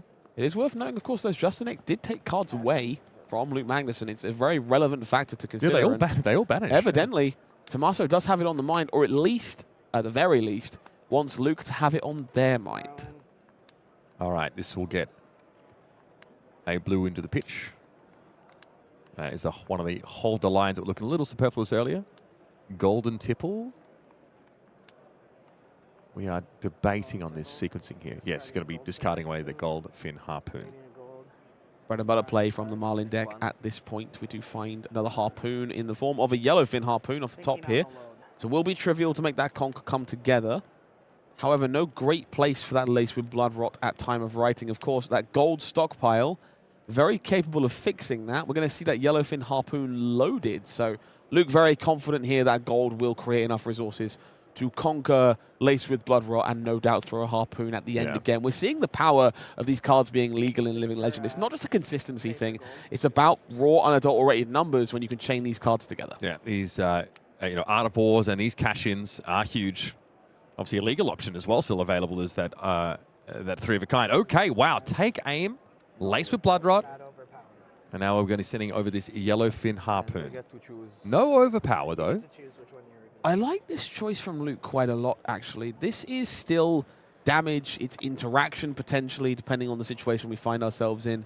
And keeping that Conqueror around to play a smaller hand or a much bigger hand next time means they're not going to fail to find tempo to keep this pressure going. Tommaso, very incentivized to give up cards here. As much as there's no overpower attached to this Harpoon, it is what we've come to expect from Marlin. You do not want to fall into a life total range where an overpowered Harpoon is going to take care of your entire life total. So playing a staunch defense has to work with a smaller hand, and that works into exactly what Luke Magnusson is trying to achieve by keeping that Conqueror around. Yeah, it's kind of the game plan for Nu anyway. Happy to give up a couple of cards. The fact that Tommaso got to choose the card to reveal and obviously doesn't pick a yellow, so he doesn't have his hand disrupted further, is obviously pretty potent. Codex of Frailty, a great play off a small hand at an open arsenal.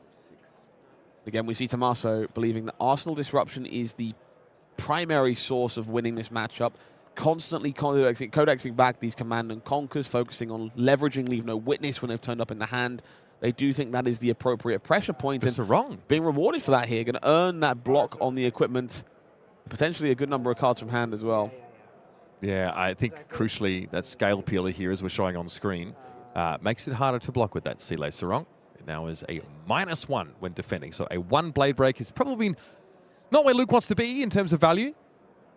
This really kind of muddles the mixture, though, on how to make a correct block and protect this arsenal. Big ups for the sportsmanship there from Tommaso, of course. Not obligated to remind. I love it when my assassin opponent reminds me of that, because I tell you, there are so many things to consider when going up against an assassin. So a courteous opponent letting me know that I actually would lose mad value blocking with my equipment. I appreciate that. I would say almost every single one of my assassin opponents has done that. So shout out to y'all. Flesh and Blood community remains goated, of course. And we are going to see the 3 cards offered here for Luke here, including a Codex of Frailty. So pretty unhappy. Scale Pillar earns an extra card. All right. Bloodrot Pox here, sent back over. Now this turn has the potential to be very dangerous. We're going to see Cash In as the final card in hand here. And we know there is a Conqueror in the arsenal. A couple of gold tokens mean that we can make some resources. Are we just going to... I don't know if we're just going to throw the boat. Damage is damage, and Tommaso is at 15. Yeah, why not? Still threatens the arsenal, and does so at a break point, you know, at base. It's still 7 without go again. Frailty, 6. There we go, 6. No go again. I think this is very indicative of a player who understands their priorities in the matchup. Gold is going to be your best way to make sure you don't brick. The hands don't function. You need to be able to afford cash in. If you don't need to gamble and spend those resources to make a turn function, you just don't need to. And we've seen that again from time and time again here from Luke in the feature match area. Conqueror of the High Seas is good enough. You don't need to take the risk. You don't need to burn those resources and maybe not get anywhere as a result. You're trying to send your opponent back to the 2-card hands that Nu is obviously known for. And Luke hoping that he can get maybe another good turn of space, burn through those gold tokens, send something really disruptive over and try and snatch back some tempo. Mask of Recurring Nightmares. Normally card activated when the new player is resolving that chi and has no other outlet for it, so definitely on the bigger hands it allows Nu to convert them. Here it might just be better as a blocking target. This plus a Fate should do it. Pretty perfect defense for the Conqueror here in the wake of that Frailty token. Fate Foreseen. I think it's a Bonds of Agony on top. Oh. Well, that would be rather delightful. Tommaso very much been eager to find a big power turn. The problem here, of course, they have burned a Rousing Wave already. The Stilettos do remain. They've just blocked with Mask. So finding reactions to make that Bonds work is surprisingly difficult in this current space. Yeah, absolutely. Well, that Frailty token certainly did some work. Easy enough to cover up the Conqueror of the High Seas. So Tommaso, though, wanted to keep an extra card. Let's see what he plans to do with it. Open with the Beckoning Mistblade. No box. No reactions.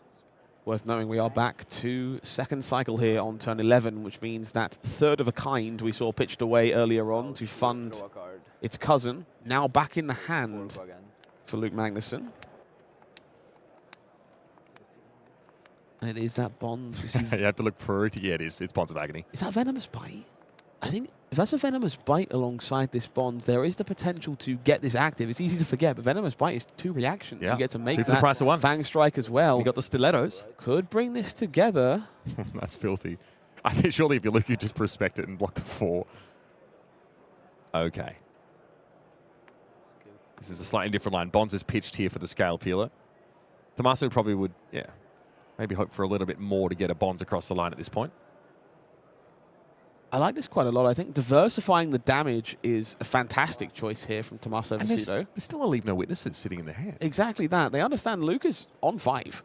You don't need to go tall. You can instead leverage this Venomous Bite on Leave No Witnesses and just equally punish the opponent. More importantly, this Scale Peeler locks out the Ilias Sarong. It's been sitting in play this entire game, trying to find a spot to be profitable to block. By taking the more, well, I should say the less intuitive line here from Tommaso, they've nullified the Ilias Sarong, spread their damage across multiple attacks, and they're still threatening a very problematic on-hit, also known as death. I mean, yeah, exactly. You have, on hit you die. You have the Venomous Bite, which is 3, creates a Fang Strike, which is 1. So if Luke Perfect blocks this, he's in deep trouble. Luke here in a bit of a, I say a bit of, a very serious bind. Hard to give up cards as Marlin in this spot. Lacking the breathing room to really chain together these big turns that Marlin is known for in this format. Rereading that Scale Peeler, no doubt. Doesn't need a reminder this time, I think. In fact, no, my shoes are slightly brittle right now. Okay. I think this turn cycle has been incredibly well sequenced by Tommaso Viscido. It's a testament to how good of a new player they are. You could have taken this in so many directions. I think, myself included somewhat, but a lot of people who are less experienced on a deck like this would have been very blinded by that Bonds of Agony line. It came together off the levels of Enlightenment again. Those levels have been so kind to Tommaso over the course of this game. The Stilettos have been sitting there waiting to find a spot to be used. It's easy to be blinded by the card that's banned in Classic Constructed. Instead, found a better way to navigate the turn. Okay. Here we go. The blocks. Oh, it's a 6 block. That's pretty heads-up stuff here from Luke Magnusson, and the Venomous Bite is going to be kept tucked away for another day. Crushing to have to give up so much from your hand, but Luke here knows he needs to stay alive. And so 3 Oak comes to the rescue. Authority of Attire being pitched to facilitate it as well does mean defense reactions found here might be somewhat problematic for Tommaso. Which, there's a Shelter in the hand. Okay, that one is a little less bad. We can at least do something with it by discarding it away. What does this hand even do? Double Warmongers? Shelter? Block? Yeah. 10 blocks? That's it. Get him sideways. Gold-baited hook. I love to see Catch of the Day being deployed here for some additional bonus power. Gold-baited hook activation to keep the gold coming. Catch of the Day gives your next arrow attack that +2 buff. And it makes Go Fish effects trigger twice. This is overpowering for 10, so we're looking for red cards from hand for Tommaso, and, well, there's a couple of them. We are slowly running out of those red threats as the game progresses. Most of them have been used pretty proactively by Tommaso at this point. We did see that pair of Warmonger's Diplomacy in the hand, which are anything but red. This one's a red card. Yes, red. Double checking this time. Exactly. Just attacks. You will not steal my sigil again. Now, this obviously is a bit of Marlin that's not on Honing Hood, so I assume that Warmonger's Diplomacy is pretty backbreaking for them still. Yeah, Warmonger's Diplomacy is a problematic card for these Rangers, but a little bit less so for Marlin than you would think.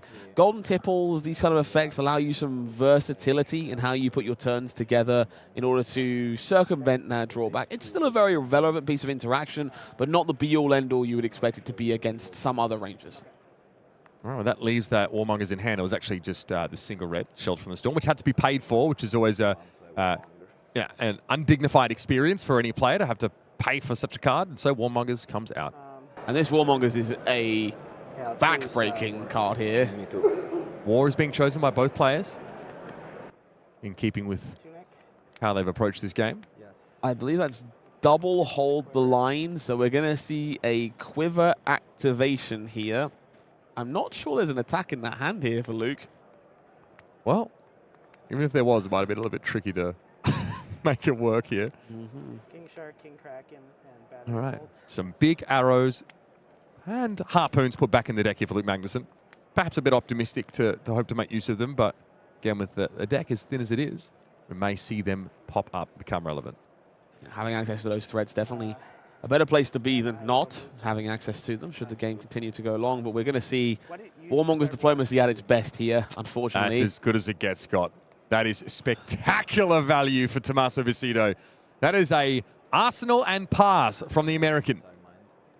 Of course, War selected by Tommaso as well, nowhere near as much a hindrance for New Alluring Desire. We know that Venomous Bite still lurking in the arsenal. Attack reactions just fine to utilize underneath that Warmonger's. Art of War in the hand here for Luke, serving as a bit of a problematic no block. The portside exchange, big thumped here. Hold the line also there. Checking his opponent's life total. Shelter, wow. Sigil, Sink. And a Venomous Bite comes on in. Tommaso is going to bite here. Plus Needs 3. to utilize these defensive cards in some manner. Well, defense reactions. Luke does have one. Trying to figure out how not to die, though, on this turn. The eternal question of every game of Flesh and Blood. Yeah. Taking one here. Card drawn from the Art of Desire, and he's going to need to be a very impactful one here for Tommaso's turn to really materialize. 2 cards drawn, actually, courtesy of that lovely banish ability from New. It's a surgical extraction. So no way to fund that this turn here, unless you wanted to give up both of the reds. Instead, Tommaso builds the life buffer, Sigil being played out, parks the defense reaction in the arsenal. Means that Sigil could be a resource card for a different threat, or just a threat once more on the following turn cycle. Yeah, sometimes when you're trying to close the game as New, those finishes can be a little elusive there. Venomous Bite obviously didn't really have its conditions met there, so it was just a straight up pump. Art of War, we're going to draw 2, banishing, of course, the harpoon. Definitely a sequence I've come to appreciate from these Marlin players. Art of War, infamous for banishing various ephemeral tokens and chain threats over the years, now lining up very well with Goldfin Harpoon to create some incidental advantage for Marlin. Pitch to Hammerhead. Take Aim is played, Hammerhead activated, and it's Codex of Frailty. Okay, so we have our choice of harpoons. Couple, of course, did go back into the deck, courtesy of that quiver, but no doubt at least one will be remaining. Will be that King Shark harpoon here. Will line up alongside Hammerhead and Take Aim, offering an additional 7 damage on this one. Overpower, a very relevant factor now. I think I missed it. I think this should be dead because I missed Luke suggesting that he, was not able to meet gold-baited Hook's condition and didn't create a gold on that turn. Just double-check him in the theory, that should go bye-bye. I think Luke is correct. I don't recall a Hook attack hitting, so I do believe it shouldn't be there, but it looks like Tommaso just said, keep it. I don't think it's relevant. Yep. This is for 14. Ponder and Fracture. Quite the stance, actually. Yeah, okay. I appreciate the nonchalance here. This is a 14 overpower attack. King Shark Harpoon, buffed up by Art of War and by Take Aim. That is some hefty damage. That, again, is going to be threatening to take an attack action card from Tommaso Viscido. The Go Fish trigger will allow Luke to make that selection. Looking like that Surgical will be committed on defense here to try and mitigate the King Shark Harpoon. Okay. Faith Seen, of course. Defense reaction more than fine in the face of goodness. Overpower. Well, that's pretty good. Not bad. We have done it, folks. We are blocked for 14. And this is where Overpower is not the same as playing against a deck like Starvo, playing against Dominate, playing against Evasion in some way. Defense reactions are definitely your best bet in the face of this deck in Living Legend. And Tommaso got to pocket that Command and Conquer.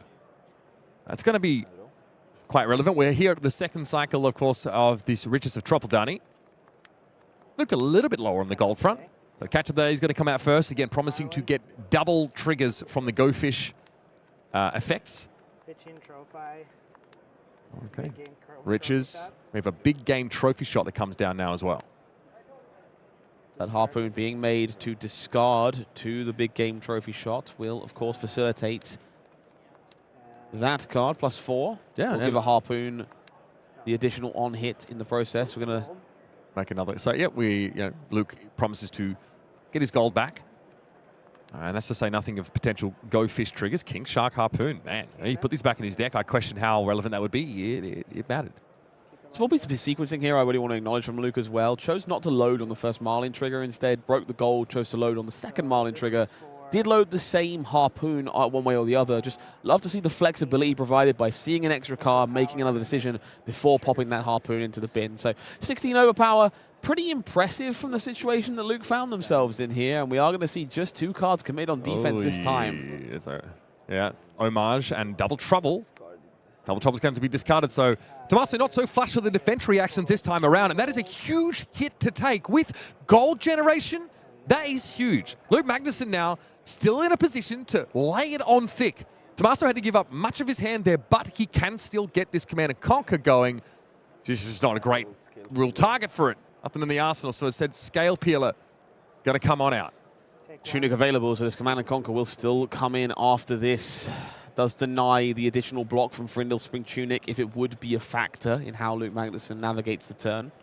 This is just, yeah, this is obviously damage that threatens to knock Luke out of the game. Can't pivot off that last block remaining from the Spring Tunic, as you pointed out. Do we have the 6? We have the 6 block. That hold the line in the hand here, very painful for Luke Magnusson. Unable to utilize a different card, go to 1, keep one of those threats around because stuck with the defense reaction they can't do anything with. It's honestly looked awkward over much of this game. Authority of Attire coming in clutch alongside this gold once Nothing more. to do. There it is. The harpoon. There it is. That gold that we generated off big game trophy shot gets Luke Magnusson out of a bind. Authority of Attire again pitched to here. And the blocking potential of Tommaso's hand, I think, is a little limited. I'm seeing some chi in there. 10 overpower, more than enough to end this game theoretically if there is no defensive tools. There is a sink below. That is big. Okay. So the problem of blocking this now, looks like you can put 7 in front of it from hand at least. That will be enough to keep you alive. King Kraken Harpoon is looking for a non-attack action. Can't help but notice both players' decks looking surprisingly thin here. Luke doing a fantastic job of utilizing all of those harpoons that were brought back, those additional threats, very much coming in clutch to close this game out. Ever since that triple Justin Nick turn, the game has slowed down considerably. Tommaso just could not hope to keep that level of pressure up. And yeah, that's why he countered that deck at the time. That's why he, sort of made light of the quiver of Abyssal Devs being used. But Luke knew exactly what he was doing. Putting these threats back in his deck to send them one more time. And this constant overpower threatens to just beat the heck out of Tommaso as he sits on the back foot now. There's a Spring Tunic block there if it's needed. First, Bonds of Ancestry. Excuse me, Bonds of Attraction. Yes. No pitching for this defense reaction. I'm sure we've all wished to have Bonds of Ancestry available in our non-ninja decks at some point. You know what? It can't be, it's kind of, you can't let go of it. Fair. No. Yes. Gotta take my wins where I can get them. That would be nice. Paying for a sink below, again, the indignity of it all. Tommaso left with a singular card in hand. Authority of Attire has done a pretty spectacular job of showing exactly why it's so good in this Marlin deck over the course of this game. Denying those defense reactions everyone is playing to get game into Marlin from getting maximum value. Do we have any action? Okay, Codex is good. Sleep Data's fine. Some tools to work with here. Arsenal and pass. Tommaso Viscido is at 2 life. Luke Magnusson needs to keep the pressure up. He is so close to the finish line after trailing by almost 20 life at one point in this game. Big Blues in the arsenal. Hammerhead activation. Codex of Frailty. Pulling some gear into his arsenal. It is King Shark Harpoon yet again with overpower guaranteed. This is Tommaso looking down the barrel of a quick walk, of a short plank. 10 overpower. 10 overpower. Okay. Rising Sun, Setting Moon. We're getting our chi out there. Transcend in response. Take a look. His deck is also looking awfully thin. Yeah, I think that's only 2 cards left in deck there for Tommaso. Did not have a lot of tools left to work with. Cleared some chi at least. Got stuck. Got some more for his trouble. On a staunch defense here. Bonds of Agony. I don't know. There's a Shelter from the Storm. These are 2. Activate Nu, look for Hold the Line. He needs some life. Wait. If Nu hits Hold the Line... Oh, he could have played it! That would have been massive! Stealing a defense reaction away was the only way out of the game for Tommaso Viscido. He doesn't find it. And so Luke Magnuson comes out on top after being forced into defensive posture for so much of the mid-game, but chains together some stunning, overpowered turns with disruption continually recurring these big King Shark threats into Arsenal to send them again and again. We just saw from Luke there at the end of the game, flipped the remainder of the deck over and went, this was my last hand. So you could tell both these players were running on fumes. Yeah. And I think we talked briefly about that quiver at the start of the game, but I think it might have been the most impactful card in the arena there. 3 extra gigantic arrows for Luke to work with is exactly what they needed to get over the line and force through that staunch defense of Nu Alluring Desire. Yeah, never been happy to be wrong, honestly. There was a couple of turns where things really lined up for Tommaso, right? Obviously, he has a ridiculously, powerful output turn with that triple Justinic, but then he finds a double defense reaction turn and he's able to play that to stop one of those big overpower hits, but his hand still gets stripped, and there are turns where he's trying to play these defense reactions, but Authority of Attire is forcing him to lose an extra card to them. That new Fable printed in Super Slam is really making waves. Even here in Living Legend, it can be really hard to keep those naturally aggressive decks at bay. They're sending evasion. They're also making it hard to cover it, to get around it. That overpower keyword has a few outs, and unfortunately Tommaso was not able to find nearly enough of them. That's a sick game. It was a pretty impressive one. I think a lot of people are a little reserved about Marlin in Living Legend, the idea that it was a great surprise if you catch people off guard. The deck is powerful, but if people want to play defense reactions into you, suddenly things get a little more sticky. I think that game was a pretty good showing that might not be the case. Nu is maybe one of the most defense reaction dense decks in Living Legend. Wasn't good enough to get through the overpower arrows. Yeah, beautifully done there. Love to see that. We've got another game online, and this is the one we've been waiting for here to cap off the day. We have 2 players down in the feature match area fighting for 8-0 after the first day of play here at World Championship Philadelphia. It's Canada's Jacob Allen on Bravo Star of the Show versus America's Cody Williams on Zen, the Tabor of Purpose. Let me just take a quick look around, make sure there is no Pankaj Bajwani, so we are allowed to talk about Starvo. That's fine. We're okay. We got past step 1. Not a deck we've seen too much of on camera so far today, but a pretty infamous part of Living Legend. Going to see how the big, bad Guardian lines up against the terror of Part the Misfail. Cody Williams, of course, we saw him find success, navigate a really tight game against Justin Koo earlier on against that Gravy Bones. Starvo, of course, always has that level of disruption, but crucially, has that velocity, that hero ability active. He can get go again, +2 on that first big attack. I think it might be Barkskin of the Millennium Tree in the chest slot here for Bravo Star of the Show. Very defensive option, and Autumn's Touch is about as good as it gets. 3 blocks here of the Earth variety being put in front.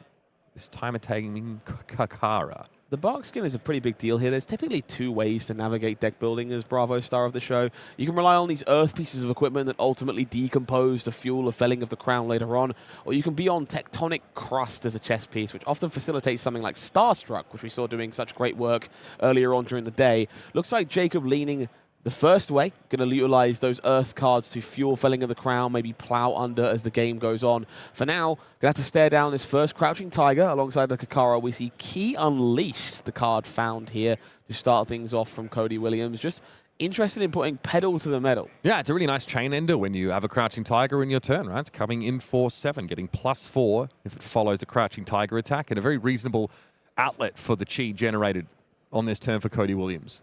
So not Big too fan of shabby this an opener. choice when you see your opponent committing such a staunch defense to these smaller attacks earlier on the combat chain. Really punishes them for not using those cards to their maximum value. Yeah, and threatening to leak some damage, importantly. Jacob here says, the Tiger is good with me. And then that Key Unleashed, of course, the expected follow-up, which is going to buy the rest of the hand. That is Okay, felling of the crown being given up here on defense. Still leaking some damage. Not quite as problematic for Starvo as you might expect. Full filter here for Jacob does give another shot at finding those magical elements you need to Captain Planet your way to success on a Bravo star of the show. Find that bacon, lettuce, tomato, baby. Oh, yeah. Yahtzee is my favorite way of revealing my Starvo cards personally. But felling, obviously, a great card, but not the be-all, end-all. We are going to see our first Yahtzee of the game here. Autumn's Touch, Winter's Bite, Trip the Light, fantastic. Only an Autumn's Touch to fuel here, but we do know there will be a Frosty 4 on the horizon after this. Yep, so 7 go again with Dominate. No one hit from this Autumn's Touch. Okay, the Winter's Whale, definitely, well, one of the pieces of kit that made not only Starvo but also Oldham so very, very powerful. It's an amazing rate. It's a 1-card 4 that also threatens a Frostbite, excuse me, if an ice card is pitched for it. So it is unbelievably potent. Now, we've seen a lot of cards in the feature match area in Living Legend that have seen some kind of ban or restriction in Classic Constructed. People forget that Autumn's Touch is part of that group. At one time, that card was deemed too strong for Classic Constructed and therefore taken away from Starvo's defensive suite. Thankfully, back with us now alongside Verdance and Florian. We do see a Stride of Reprisal cashed in rather early here, and we're going to see it to facilitate. Is this Territorial Domain? Yeah, that's a card you're going to need to read here. Cody Williams, of course, covering much of this. The Trip the Light, fantastic in Jacob's hand, is a card you can discard to prevent some damage. Certainly very much there to fuel those activations of Star of the Show. And here comes Winter's Whale. It is active, so it's 4 and a Frostbite being threatened. Territorial Domain is such an interesting inclusion in this deck. I kind of love it. Using that Stride of Reprisal to facilitate it here, but does just give a staunch defense on a blue defense reaction, has the ability to transcend potentially. Normally that Stride is reserved for these big Art of War turns to provide a Tiger, but instead just very, very willing to dedicate it on defense here alongside a blue defense reaction. That's so interesting. And we're going to see Cody being rewarded for it here, gets to transcend as a result, which is all Zen is looking for in these first couple turns of the game. Yeah, nicely done. I mean, there is going to be a tax imposed on Cody if this Frostbite is inflicted, so having a way to work around that is important. Also having a way to fuel Zen's hero ability, go looking for that card that he needs. Frostbite inflicted, Frosty 4 does connect. Cody already thinking about his turn, thinking about his offense, and how he makes best use of this inner chi he's just generated. I'm still on Territorial Domain. That's it's a 5-block defense reaction. Kind of based. But how many other times can you get that bonus of that card? It's not particularly easy to do. How else do you generate could, of course, be generated with Zen's hero ability in your opponent's turn if you really want to get that facility to come together here. So like you could, like convert a chi in that way, I guess. Yeah, this is such an interesting inclusion. Feels like they've been cooking here maybe for this Starvo matchup, giving Zen some more defensive options. This does feel like the kind of card that would shine in that match. I guess also incredibly impactful into a deck like Marlin. So it seems like a very heads-up deck-building choice by Cody Williams. Feels like the kind of card you perhaps want the one copy of. Maybe Stride of Reprisal is there to make sure this card is always up and active the first time you draw it, and you don't worry about a second copy. I'm super curious to find out. I'll have to ask Cody when we're done spectating the game. So we are searching now, of course, off our Zen activation. Searching for a couple combo, but also creating a Crouching Tiger in hand. Yeah, it feels like Cody might be wanting to try and mid-range this game out a little bit. Instead of going, I mean, we saw how wide he went against Justin Kilby. Ran out of space on the table. This might be a completely different flavor of game. I very much agree. I think we saw Cody reach for that key unleashed that was put right back on the bottom of the deck from their earlier Transcend. And that is very suggestive of I want to play a back-and-forth numbers game with you, which isn't something we typically see from Zen in Living Legend, but it is more emblematic of where the deck was at its final tenure in Classic Constructed.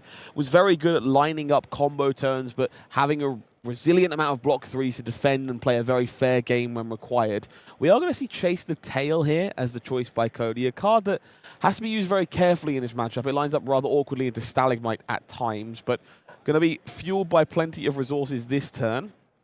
Crouching Tiger's readily available, of course, courtesy of that Stride of Reprisal. Yeah, getting to just sandwich this Chase the Tail in between those two Crouching Tigers is how you get the most value out of this. This one gets go again from coming after a tiger, and the next tiger gets +3. I believe there's a copy of Blizzard in the hand here for Jacob Allen, which could prove to be a little problematic if fired off, but I'm not entirely sure that would leave them with enough elements to Yahtzee. Yeah, I think that's kind of the issue you have there. You're a little bit restricted in your options. 4-power Crouching Tiger seems good to me. Chaser Tail might be the most emblematic, majestic of the Zen deck. Has definitely been a huge feature of the deck throughout its tenure in Living Legend and the end of Classic Constructed. The Blizzard here fired off on the Crouching Tiger. Does earn go again by pitching away Erase Face. So have to assume either Cody wants to filter that copy of Erase Face, or this Arsenal perhaps has some potential as well. Yeah, it's going to be a question here if it's a 0 cost. And okay, wow, that is nicely done. In we come. There's more where that came from Cody Williams. He's able to play through the Blizzard and then deploy a Tiger Swipe. And that might have been the plan the entire time. He was happy to get rid of the Erase Face. It was honestly extraneous. Very well held sink below there for Jacob Allen as well. Does You cover up want to that final defend turn. against this attack, yeah. Making a bunch of Crouching Tigers could be an issue. Winner's Bite is going to be the answer. This is now Cody shrunk down to a non-Arsenal hand. Looking at a card that basically says, no, you're going to have to part with some cards yourself. Very big fan of Winner's Bite in the format right now. Again, just denying your opponent the ability to keep big hands is what keeps the power level of Living Legend in check. Winner's Bite, very emblematic of that, much like our Frosty 4. Interact with me. Absolutely. It's a card for a card unless you have a Tunic counter up. Or on Tunic, as that were. And then throwing a Frostbite in afterwards, it's pretty annoying. Cody already off Arsenal. So it is a turn that's going to be shrunk pretty substantially. 100 wins needs to be pitched for here. Coming in for a very modest 1 damage. 2-card ones. My favorite place to be in a format as powerful as Living Legend. It just feels right. Yeah, okay. Oh, what about this one? This is not too bad. You can at least send a red 100 wins. That's fine. It gets the +1. 100 wins, one of my favorite cards from Everfest way back when. A very innocuous at looking attack, but does a great job at providing additional value as turns go on. Just very efficient of what it does. It's a great turn extender, especially if you can, pull it out of your deck and satisfy that condition at the right time. And the Kakara will follow that up. Yeah, look, not the most compelling turn from Cody, but was off Arsenal and suffered some level of disruption prior. So very cool sequencing there from Cody, actually. Does choose to mitigate the downside of a card like Stalagmite. Chose to attack with the 2 attacks first, 100 wins beforehand, send the Kakara at the end of that combat chain. You do risk getting stuffed if you lead on the Kakara and your opponent tries to deny you the resources. So small, intricate sequencing, but well worth noting as these players navigate these board states. With a lot of taxation effects like Winter's Bite available, making sure you manage those resources is a big part of winning this game. Yeah, yellow Winner's Bite, as good as any. Still got the homage in the pitch zone. And again now, Cody sees this Winner's Bite come in and probably starting to feel like he needs to take a proper off turn and establish an arsenal here if he actually wants to be able to come back with anything that would have Jacob Allen's eyebrows raising. So Key Unleashed in the hand. I mean, this is kind of the thinking, right? With I assume how they've tuned this deck, they do need to play off those smaller hands, and they can't be doing 2-card ones to stay in the game. Was that a... but that's a copy of Unmovable. Yep. That is that is an Unmovable in his end deck, folks. Yes. So, yes, we're correct about the mid-range game plan here for Cody Williams. That's the kind of card you'd normally see in a Guardian list. Yeah, nothing says slow and methodic quite like the largest defense reaction in Welcome to Rathe. I can get a bit more comfortable. So I was almost on the edge of my seat for a moment there, but now I'm ready to settle into some really honest flesh and blood. I'll stay on the edge of my seat. I mean, you've got to pay the piper in this matchup. Like your opponent can consistently disrupt you. It's not just the Winner's Wail, but even if it is, that's still annoying. When it's Winner's Bite, Winner's Wail, you are not having a full turn. You're not doing the thing. So you may as well just accept that. Play into it properly and the plow under. Well, so what we developed in our arsenal now is about to go bye-bye. I would like to assure you that Unmovable can in fact be moved straight to the bottom of the deck. It just encountered the unstoppable force, and that actually won out there. But no, I do think this is very telling of Cody's approach to this matchup. And honestly, I like it quite a lot. I think they understand that they will need to pick a window eventually in order to tie everything together. And these cards like Territorial Domain, these unmovables, allow you to buy that window into a big dominated attack from Bravo Star of the show. Give yourself the breathing room to keep enough resources, play through the interaction on the opposing turn. Harmony the Hunt. Haven't found one of those spots just yet, but Cody doing a pretty good job at nickel and diming while they attempt to find one. That Plow Under, pretty unfortunate, honestly, but at least it only came in for 2. It was slightly on the small side. And look, you know, I think Cody, for the most part, until he finds his spot, like you mentioned, happy to walk these life totals down. I mean, this is still fine. He created a Crouching Tiger. Key Unleashed has its condition sort of satisfied. Maul comes in here. Love me some Maul. This card has a lot more leverage in Living Legend than it ever quite found in Classic Constructed.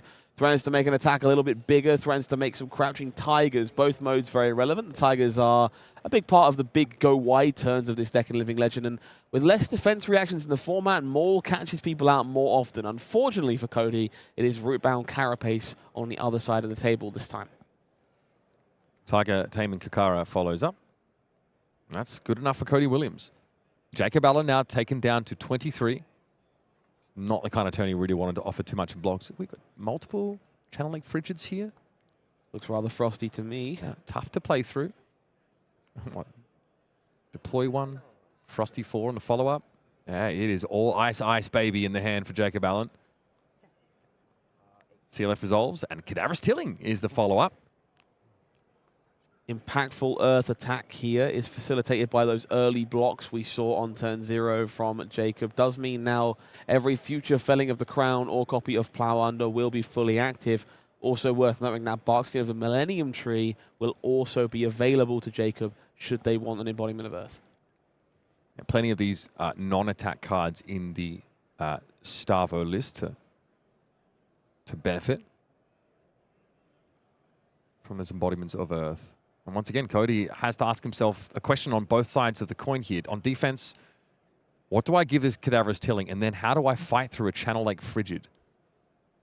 Zen being somewhat more blue-heavy can do it, but it's uncomfortable. And again, it's going to be a turn that shrunk down. Cody might have been hoping for a chance here to pivot off and have a bigger turn. But it's not just as vanilla as a Cadaverous Tilling. This Disruption now has been deployed behind it. We haven't really referenced it so far in the game, but of course Traverse the Universe is a big part of how these Zen decks function. I imagine we'll be seeing less of the explosive turns in this matchup based on the sequencing that we have seen, but it will enable one key search at 1 point during the game for Cody. For now, Chase the Tail forced to be spent on defense. Not where you want to be with that card, but I believe a copy in the arsenal already means that second one a bit awkward to have found in this exact spot. Here comes the Tiger Taming Kakara. Pretty expensive. Channel Lake Frigid doing what it does best here, taxing the weapon pretty significantly. A blue card required to send in 2 damage. The grain that tips the scales here. Still functions as a pitch card, even if not used. So Mauling Key is going to be the follow-up here to the Kakara. Again, still reasonable turn. Mauling Key, of course, doesn't really have that little ping of damage. Still 1 for 5 in this economy. It's okay. It is worth watching these life totals. Jacob Allen has been fairly willing to eat damage in order to establish proactive interaction. Winter's Bite, Channel Lake Frigid over these last couple of turns. That does mean they're all the way down at 21 health. So the incidental damage of these smaller attacks from a deck like Zen is slowly starting to add up. We do, of course, see the full fridge available for Jacob until these gauntlets of the Boreal Domain are used on defense. But also worth knowing, the majority of the equipment still available for Cody as well. Both these players holding on to those resources, navigating a surprisingly tight game as we work through less than optimal hands, I say, right before staring down an Oakenhold, which is about as optimal as it gets. Yeah, this is coming in for 9 and Dominate now. There was not a Starvo activation on this, but this is still a fused Oakenhold. Crucially, it threatens to strip 2 random cards from Cody's deck and put them back under. Yeah, this is one of those, I guess, few and far between turns that Bravo Star Show can send some real disruption on an attack. Sometimes it's vanilla, like we saw the Autumn's Touches earlier. Sometimes, though, it's a little more grim. Difficult choice here for Cody Williams. Can theoretically, if they're interested, deny this Oaken-All, but it will cost them their entire remaining suite of equipment. Decides that is not the spot for all of those resources. Wind Chakra deployed on defense will instead bottom 2 cards at random, keep 1 card in an arsenal to work with. Which is very little. I guess the lightning into the tunnel for Cody Williams is at this Channel Lake Frigid. May not be able to hang around any longer. That will be 2 flow counters requiring 2 ice cards in pitch for Jacob Allen. It's a condition that he is not prepared to meet. Last no fuse there, not 2 ice cards either for Jacob. You can get a little tricksy with the Gauntlets of Boreal Domain sometimes. Pitch away an extra ice card to keep that Channel Lake Frigid around, but no such luxury for our Bravo start of the show player. So it will be another sheepish Tiger Taming Kakara attack here for Cody. Not ideal, but again, this incidental damage has been adding up. Earns a card out of the hand from Jacob because there is no fuse to be found by the looks of things. I mean, like, look, a Kakara off of blue plus like a 1-cost 5, it's a 2-card 7. Like, it's totally fine for the Zen to have some turns like that now. We didn't get that this time, but plow under just as Cody was trying to set up, trying to find his footing again. Jacob Allen threatens to pull the rug out from under him. That is unsteady ground as Jacob says, this one's a big boy. This is coming in for 6 now. There's enough Earth cards in my banish zone. I think this game has been a pretty stellar testament of what we were alluding to at the start of the Living Legends section of the broadcast today. This uptick in interaction is what has allowed these decks to hang in a format that is full of so much power.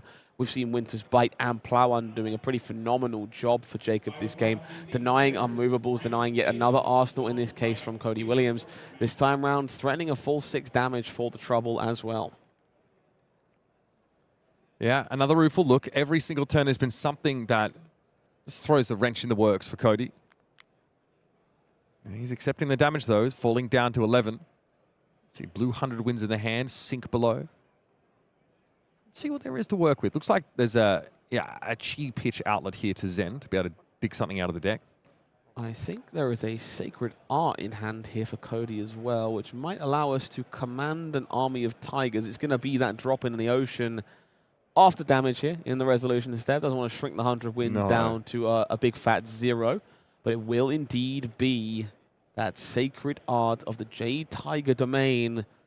Big power card here for Cody Williams. Transcends once more, makes an army of tigers. And of course, those tigers will be ever so slightly larger for the trouble. Yeah. This is pretty reasonable from Cody. And of course, Tiger Stripe Shuko will be active. Not that Jacob was really looking to prevent any damage. Well, he does have Trip to Light Fantastic, I guess, so that would not be an option. Again, I've been a very big fan of the sequencing of Cody Williams' turns. It's very easy to get a little greedy when you're fetching away with Zen or otherwise trying to empower one of these crouching tigers, swing that Tiger Taming Kara. Beforehand, the Stalagmite, a very real part of the equation here, and has been successfully navigated on nearly every turn by Cody. Never a great spot to deny a power turn with that Stalagmite. This is someone who has the patience of an individual whose pet deck chain has been hamstrung and or banned out multiple times. You know, that's the kind of resilience you're going to get from such events. The sleeves here, Cody would love to have brought chain here. Didn't feel like it was viable without the Rune Gate chain option. We saw Boomer chain earlier. Looked pretty reasonable. This Zen deck, though, looks teched to the gills for matchups like this one. But can Cody get there? His patience over the course of this game. He's fought through layers and layers of disruption. Now finds himself on the front foot with a Jade Tiger Domain to set up a pretty big chase the tail turn. Crouching Tigers all getting buffed up, not only by the Jade Tiger Domain, but also this chase the tail. Up to another 4 go again. Do you believe this is the final copy of Chase the Tail? One was deployed on defense a little earlier on. That final Tiger remaining, and of course an unknown card in the hand here for Cody Williams. We know it's a sink below, but if you don't have that information, this Stalagmite looks really tempting. Oh man, he's going for it. Basket in the Millennium Tree also offered up. Okay, you have your embodiment. You've given the Frostbite. Cody says, hey, gotcha, buddy. The smile. Yeah, Crouching Tiger paid through, of course. This is still 1 damage. And that last card is something that Cody will be more than happy just to tuck away. Honestly, he buys you that turn of no Frostbite, potentially. Also helps you deal with some of the Dominator damage that could come your way. Well navigated by Cody Williams. Feels like they got away with one a little bit there, and earning that first block on Stalagmite for essentially 0 charge. I do believe Jacob Allen looking at a felling of the crown in hand here alongside a Fruits of the Forest. So a little bit of life will be gained for the trouble. Fuel that graveyard with some decomposition fuel before the big, iconic Majestic from Rosetta making its way onto the combat chain. It's an impressive, imposing, beautiful card. It comes in saying, you can send one of your cards back under your deck, Cody. Not the worst, but Cody's in a position where, I mean, this is the problem a lot of players run into with filling the crown. You don't really want to block it because you're already down 1 card before all's said and done. But that is an immense amount of damage. And normally, if you're not forced to give a card away, you probably are respecting it, giving it 1 or 2 cards. Now, I mean, Cody still wants a turn, but I've seen players fold the hand to this. I've seen them just say, no, I'm not taking any of this damage. My turn's been disrupted. I'm going to send it back to you and see if you can do it again. Yeah, I think Felling of the Crown, a card in those Earth Heroes in Classic Constructed, very easy to just simply want to play defense, give your hand over, and challenge them to convert those cards again. Doing that against Bravo Star of the Show, significantly more dangerous, because Bravo can convert those cards, and sometimes they're all colors of rainbow as well. That's an unmovable in the hand for Cody Williams. This is honestly not a terrible turn to try and find a way to make use of it. Means that nothing follows up the Tiger Tame and Kakara, but Jacob Allen doesn't need to know that yet. Sink below is earned. Not exactly the premium level of value on that card, but Jacob needs to find a way to make use of it. Now, do stop me if you've seen this one before. Oh, he's done it. I literally said, yeah, do it again. Okay, well, we have. We will, in fact, do it again. Fruits of the Forest. Yum, yum. Felling of the Crown. I will pose the same question, Cody Williams. What would you like to do about this rather large tree? Is it a world where like you actually feel good about sending an unmovable to this? Perhaps. I think unmovable, while not a common choice for a deck like Zen, I feel like that card is mostly reserved for the eventual Starvo fused moment where you need to buy where you actually a want window. the full value off of it. I think so. Not impossible here that Cody wants to use this to deny damage. This game is very much dwindling down, and we're finding Cody Williams without a huge life buffer to work with. If the hand is unimpressive and there's not very much to do with the tool, I believe there is an inner chi in there, so there's some options to consider at the very least. But if they find themselves in a spot where the hand is awkward to say the least, converting a chi into a 4-block is pretty good. Definitely an okay spot to be in, but I don't know how much it advances Cody's campaign here out on the board against the star of the show. Felling of the Crown, of course, quickly becoming one of the most iconic cards in Flesh and Blood. That recent reprint over in Super Slam, increasing the accessibility of this one for everyone who is so inclined. And I could not be happier that more players can hit me with Felling of the Crown, you know? That's great. And I believe you wholeheartedly. We are going to see the full value in terms of block value gained by that unmovable here. Cody deciding the 2 cards they have in hand are, in fact, impactful enough to keep around. We see the Chi pitched away. And I believe that's a Bonds of Ancestry being tucked away into the arsenal, which is the kind of card that will create a go-wide turn for Cody Williams. So parking that one, looking to find the window, and punishing the opponent accordingly. Are we back to this Trip the Light rotation? Okay. Don't think we're quite back to the stack for these players just yet. Of course, Cody going to be shuffling plenty as well, so much more difficult to do that over there. Trip the Light, fantastic, is spent on defense. I love this from Jacob. This is me every time I play Bravo Star of the Show. I'm reassured this hero has a powerful hero ability, but I'll be damned if I know what it is. Yeah. But then the other end of the spectrum is that every turn is just that BLT stack getting thrown at you. So, yeah, that's the duality of this hero. I still think a Cadaverous tilling here from Jacob is very reasonable. It's pretty good. Still efficient damage one way or t'other. It is a blue tilling this time, so a little less efficient. That is the curse of Bravo Star of the Show. You are either playing the most powerful deck Flesh and Blood has ever seen or Tales of Aria Limited. It is very rarely anywhere in between. What a format that was. Big fan. Oh, Traverse time. Okay, Cody said this might be it. This might be the option. Jacob's sending a bit of a mopey turn. I'm going to go and get myself a Chi.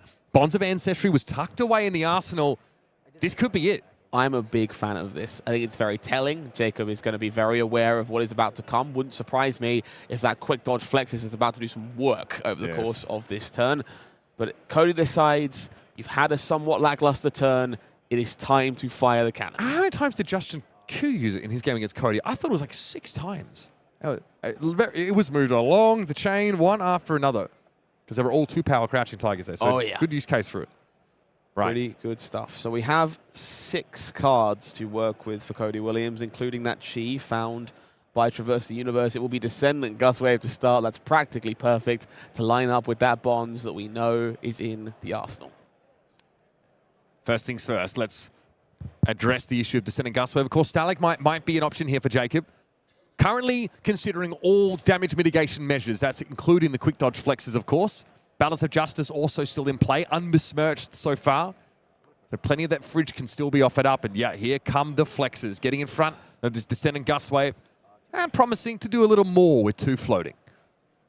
Very heads up here from Jacob Allen. You don't get to 7-0 at a World Championship by accident. Understanding of what the implications of that Traverse the Universe are means that we can use quick dodge flexes on that first chain link and look to maximize value from that card over the course of the entire turn. However, the jig is now up in that regard. Cody Williams also knows the quick dodge flexes will be utilized throughout this turn, and so we have to reconsider our sequencing and perhaps focus on sending some larger attacks as opposed to smaller ones. So that's the option, try and play around it to some degree. That inner chi granting Zen a lot of flexibility. You can choose to sidestep quick dodge flexes with a much bigger turn. Yeah, like things like Key Unleashed, right? Like being able to send like that 7 number, that's a bit more awkward for Jacob to cover. Bonds of Ancestry is the follow-up. 4 and go again. And that is a Tiger Swipe being brought back. It's pretty face-up here for Jacob Allen. He knows exactly what Cody's cooking. Tiger Swipe. One of the more emblematic cards here from Zen. Very scary, should you manage to chain together a large number of Crouching Tigers. But this means that he is going for the wider plan, right? I don't know if you can really get a payoff for Tiger Swipe if you're not playing multiple of those Crouching Tigers, So right? not necessarily. Tiger Swipe, while it does facilitate this very go-wide pile of tigers approach you might expect, it is also a 4-power go-again attack following a Crouching Tiger. So all we're looking to do is continue to evade quick dodge flexes. Sure, the Tiger is going to fall victim, however we cut the mustard, but we're making that for free from Zen's hero ability.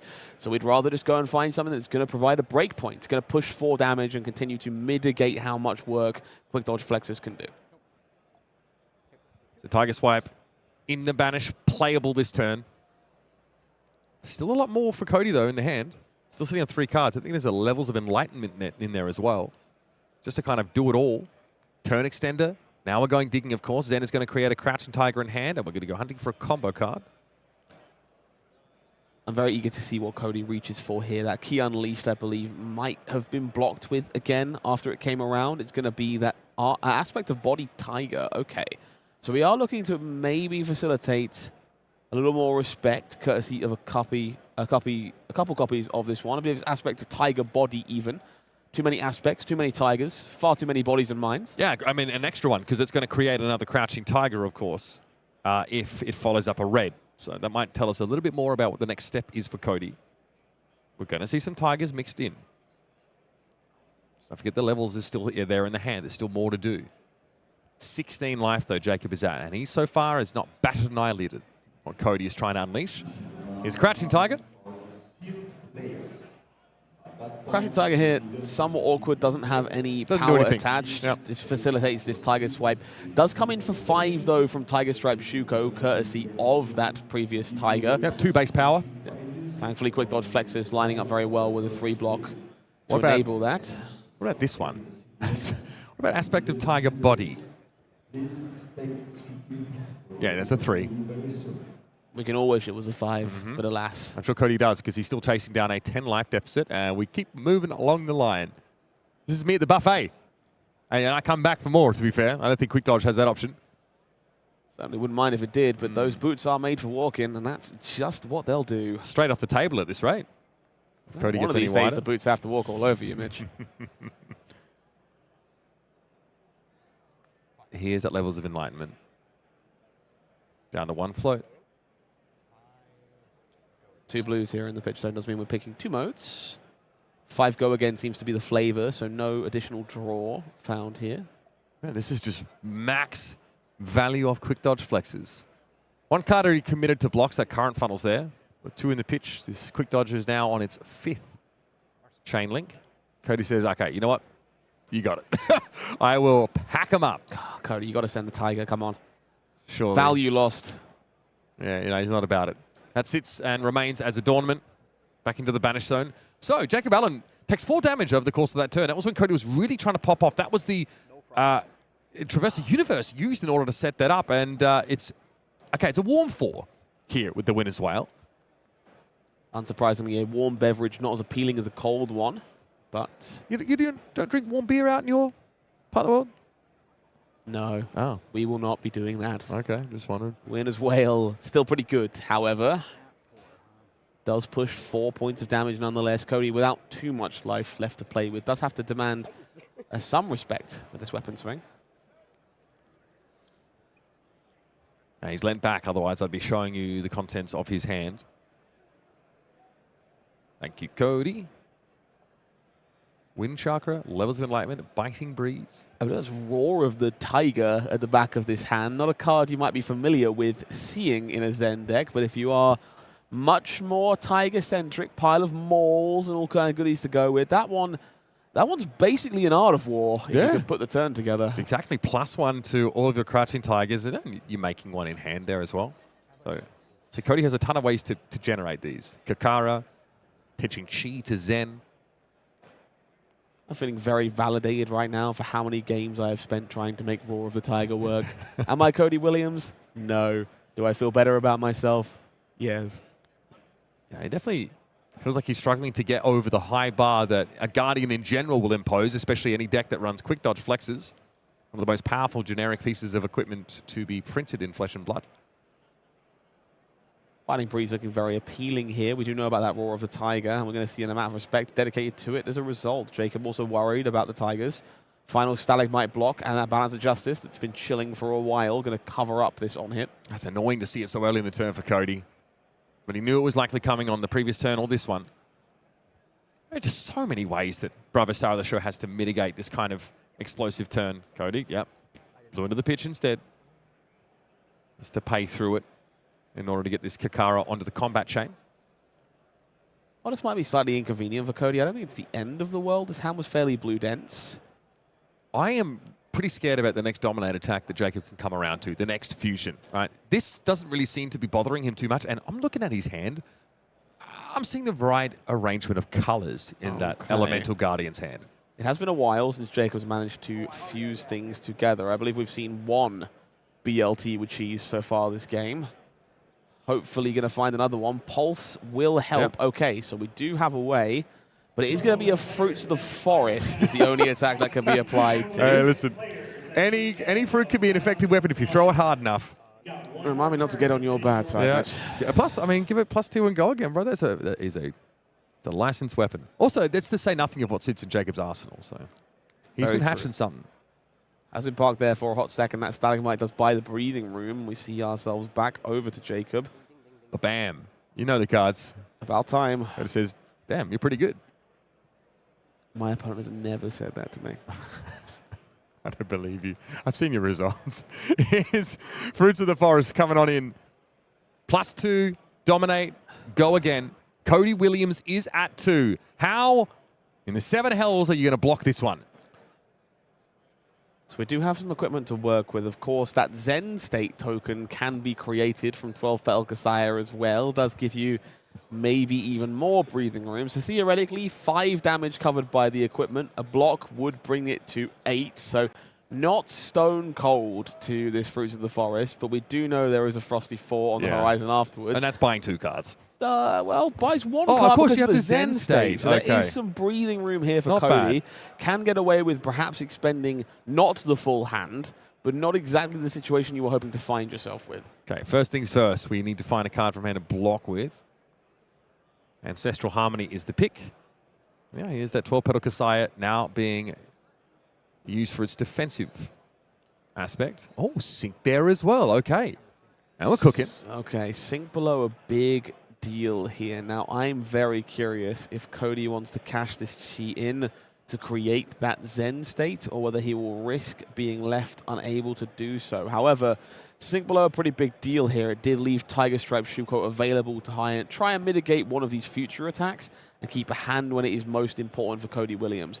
We're going to see the Pulse of Candlehold played out. Okay, so Jacob pretty content to rebuy some of these powerful attacks for later on and then send in that hammer swing we're very much expecting. I mean, yeah, it's great. Of course, this is essentially dressing the top of the deck. So making sure, yeah, there is a blue to go with it. I would like to Felling of the Crown you next turn. And I mean, he's already trying to meet the conditions for Bravo as well. He's just put an Earth and an Earth and Lightning card on top. So that's 2/3 of the way there. It's statistically more than halfway there, and it is Cody Williams living on a prayer right now, staring down that Winter's Wail. You can see the stress seeping into our undefeated player, desperate to be 8-0 overnight, given the choice. Jacob Allen, representing Canada. Bravo star of the show here in Living Legend. He's to come out of day one with a perfect record. It'd be immense. I mean, we've seen it happen. Yukili Bender in Pro Tour Singapore was able to do the same thing. She unfortunately could not get over the line. A rough day two for her, put her out of top 8 contention. But it still could not ask for a better bounce pad into our second day of competition. This is grueling, folks. Make no mistake, 3 days of play will truly put you to the test. And our top 8 being best of 3 across Classic Constructed and Living Legend means that is even more of a gauntlet to run through. I believe an 8-0 here on day one would be a pretty significant result for Jacob Allen. I believe they don't have all that many results before this. I believe qualifying for this World Championship, their biggest finish to date at the moment, would be a fantastic start after a Canadian Nationals brought them to the World Championship with the top 8 there. Would be an incredible follow-up to that story, much like this route-bound Carapace. Is a pretty incredible follow-up to blocking with Gauntlets of the Boreal Domain. Yeah, I mean, before that, Jacob Allen's biggest result was a 40th place at Pro Tour Los Angeles back in 2024. So you are definitely looking at someone who is on the rise rapidly. I wish I could say the same for Cody Williams' hand size as it continues to be chunked down. Here it is. We got the fusion. That's what we're looking for.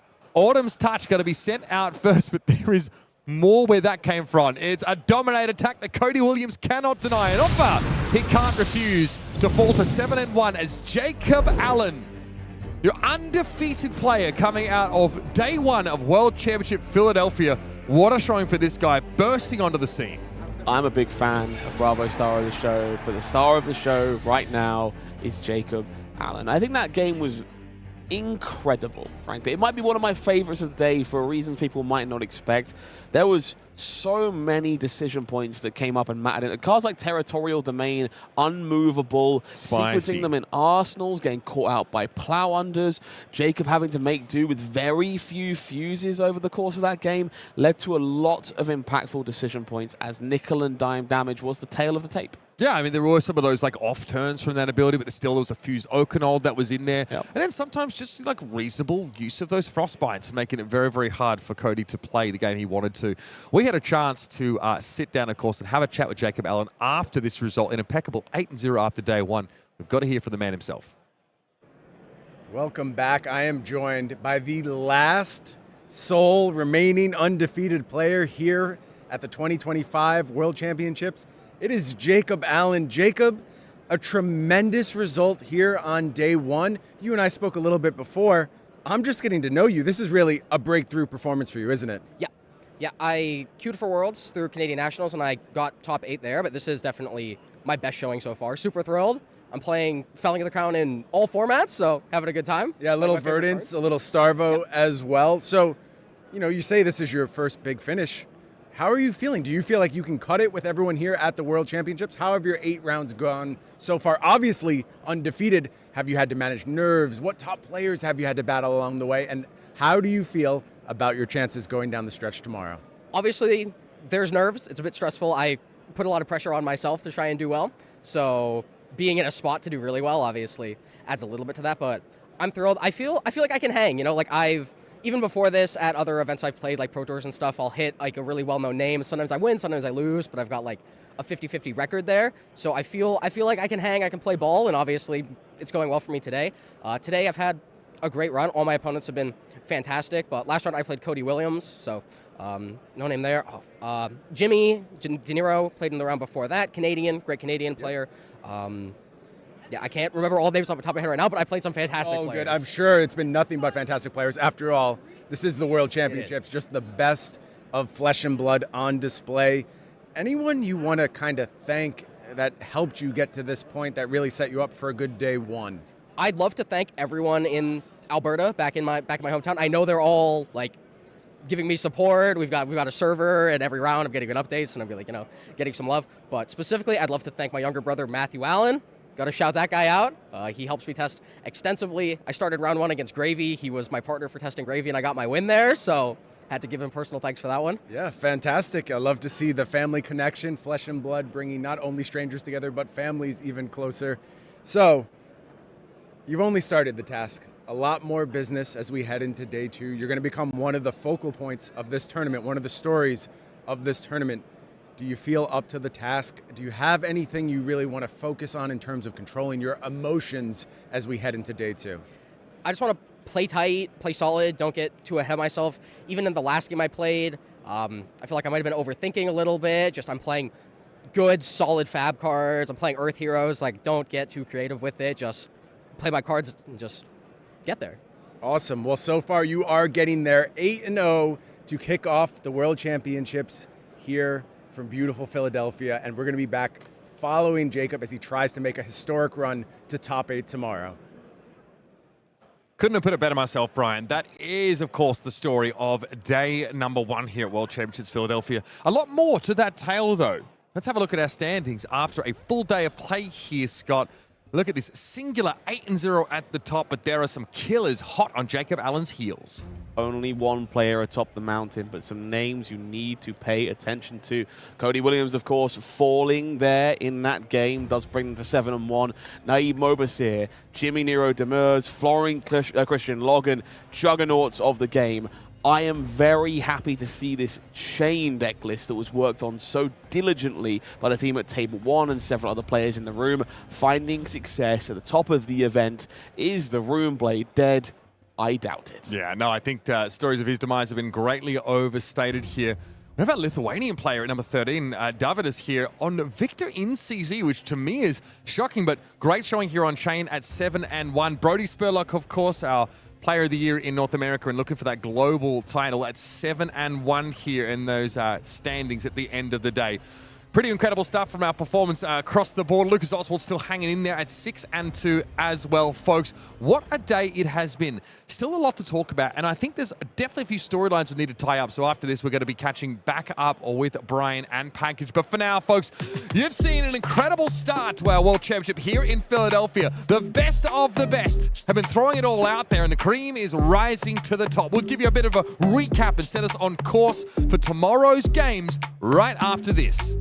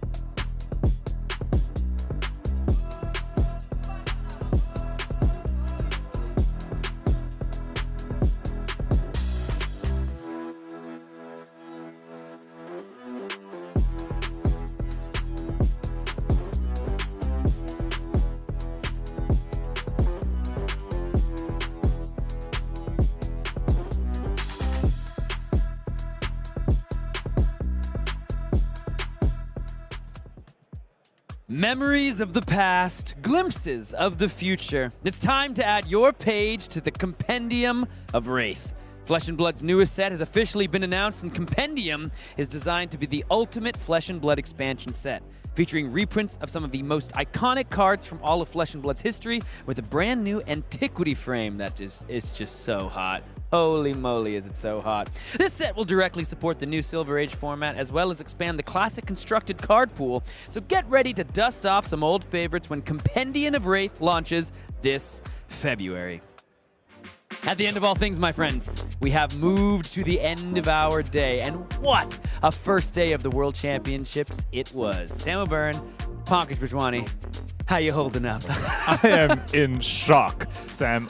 Coming into this weekend, I already expected this to be one of the best, if not the best, World Championships we've had, because both formats offer so much depth on both deck building and on the skill expression in the playing side of it, and today has delivered. Yeah, I think in both formats, as you kind of allude to, there's a lot that people assumed was solved, a lot that people just assumed would be how they thought it would be, and we saw already today in our first day of competition that some of those narratives were immediately turned on their heads. I mean, there's a Zen. Cody Williams went 2-1 as Zen in LL. Marlon that was close exists. in that game. Yeah, it was close. And Marlon exists, and Nu also has been having a little bit of a splash. People thought it was just Starvo Viscerai, but then there's Chains running around as well. He's not dead, folks. He's around. There's so much to explore still with this format, and we still have 2 more days of Flesh and Blood at the highest level to look forward to, and I cannot wait. Yeah, Tommaso Viscido did have a little bit of trouble in his rounds, went 1 and 2, but Gaichi Yamada got to shout out our Japanese friend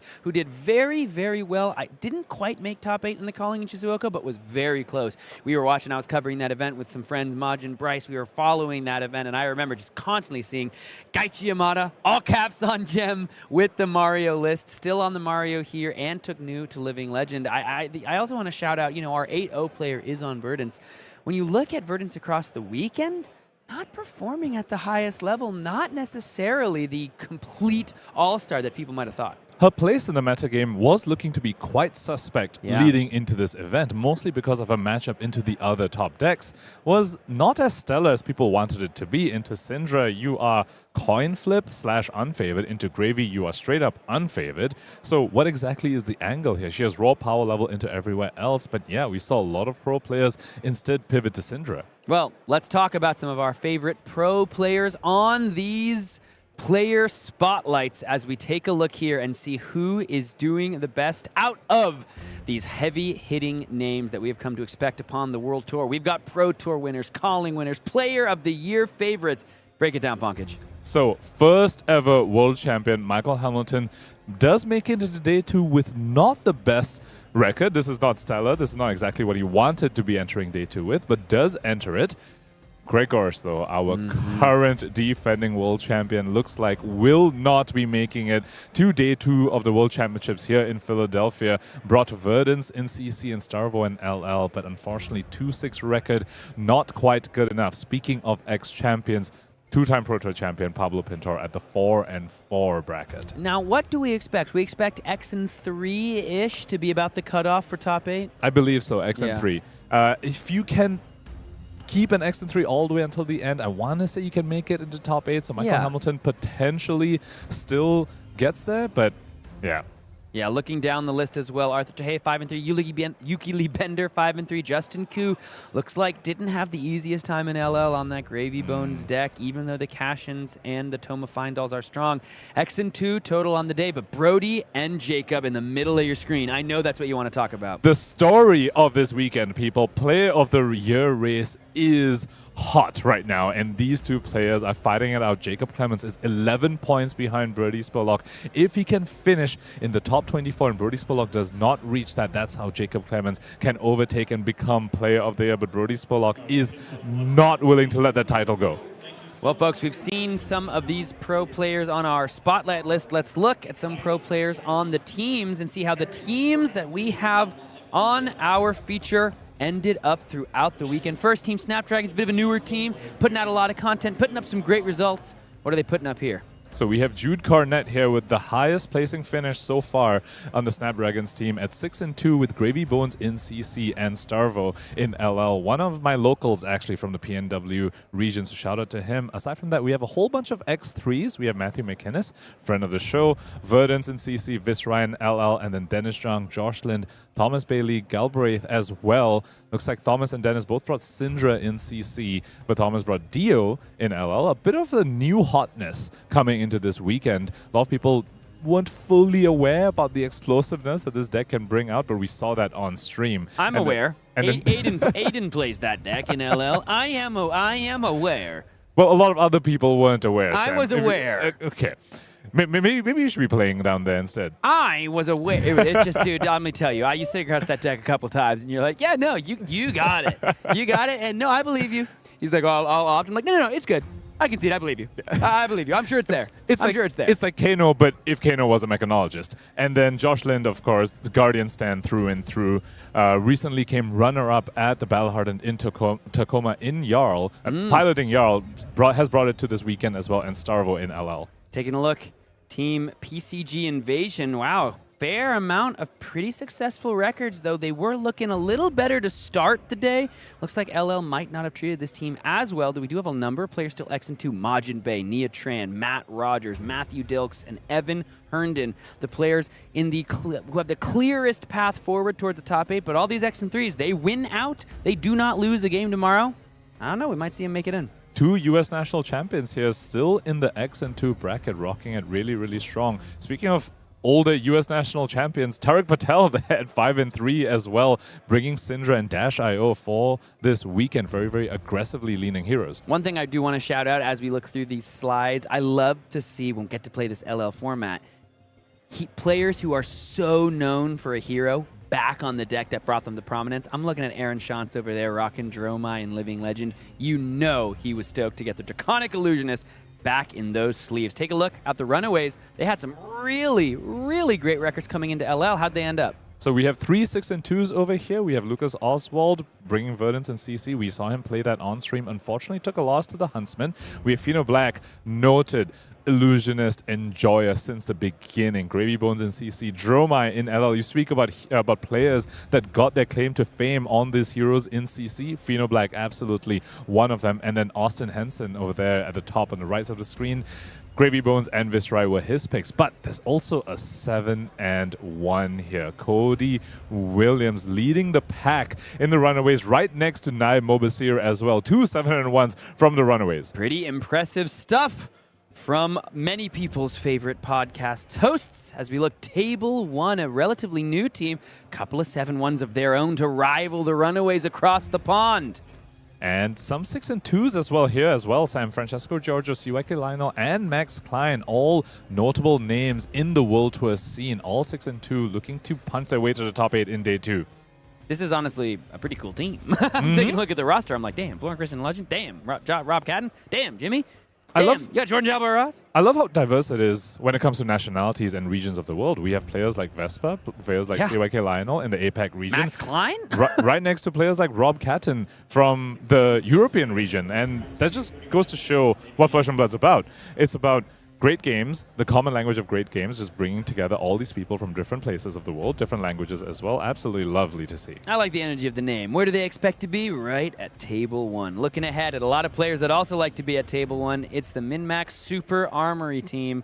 A lot of players here, though, having a little bit of a struggle, but what's funny is you look, you're like, oh, a lot of X and 3s, definitely some players that are pretty much out of it, X and 4, X and 5, but however, any of these players are liable to not lose a game tomorrow. Even if they're at X and 3, they are some of the best players to ever play this game. We could see any of these players that are live in the top 8. And a whole bunch of Player of the Year stories going on here as well. We already spoke about Brody Spurlock and Jacob Clements and their race, but Justin Koo as well, fighting for the title in the APAC region to be Player of the Year there. And Michael Fung and Michael Hamilton, both of them as well, are fighting for the 2nd place in the US Player of the Year race as well. That first place locked up by Brody Spurlock, but 2nd place, Michael Fung and Hamilton are at the exact same number of points, and right now here at the end of day 1, also at the exact same record at 5-3. Final team to spotlight here, Team Sigil. You look across, it's been a bit of a tougher day for many of these players, many fan favorites on this list as well, but then you look bottom left, you do get to see Jack Mountford there, 7-1, Acilio and Starvo. I hope we get to see some Acilio blasting tomorrow in CC. I think Acilio has a very unique angle in this CC format. However, Jack still has 3 more games of LL tomorrow first before we get to see him perhaps sizzle some people up on that Acilio deck. We've seen the teams. We've seen the player spotlights. Let's see the final standings one more time. We'll go through these standings a little bit further down to see some of the players that are still fighting throughout our day. We've seen many of these players on the previous slides. Again, shouting out Gaichi Yamada at 7. The double Kano, Noah Hicks at 7-1. You might see some Kano before the day is out. Apparently hearing this, he's quite a young man. Quite a young man, Mr. Noah Hicks. Looking down as we can. Xincheng Hu as well. Double Dio, Justin Koo, double Gravy. I love seeing the double heroes in CC and LL as our players continually are fighting for that top 8. 12 players in the 7-1 bracket over here as we end day 1 of the World Championships here in Philadelphia. Looking down as well, you can see there's a Florian, Luka Kramaric down there at number 20, 6-2 with that Florian deck. That's a lot of people counted out the Rotwood Harbinger, but it's still putting up some pretty good numbers. I was one of those players, Sam, but Luka here just proving some of us wrong, saying this Florian hero absolutely has what it takes. Moving on to the next slide over here, leading the pack on this slide, we have Margin Bay at 6-2 as well. Evan Herndon, 6-2. We've spoken about these players. I also want to shout out Andrew Cook over here from the Card Guys, piloting his famous Prism, which he made top 8 at a Proto with once before as well, says this is the hero he has chosen to bring in CC. Jacob Clements, of course, 27. Nia Tran, 28. My friend Joshua Rath from Team AGE got shout out. Elly Bird did win the last round, so still very much alive at 6-2 after that sterling start to CC. She can make it out of Living Legend with that Aurora deck. We're not seeing many Auroras in these top standing, so maybe it's going to be a bit of a struggle, but if she can, that Phi list treated her rather well. And that Aurora list, not so well for Elly Bird, went 1-2 in the LL side of things. Now on the right side of the screen, we have Lucas Ng at 6-2, fresh off the back of a win at Battle Hard in Tacoma, and Matt Rogers as well, 6-2, fresh off a top 8 at Calling Sydney.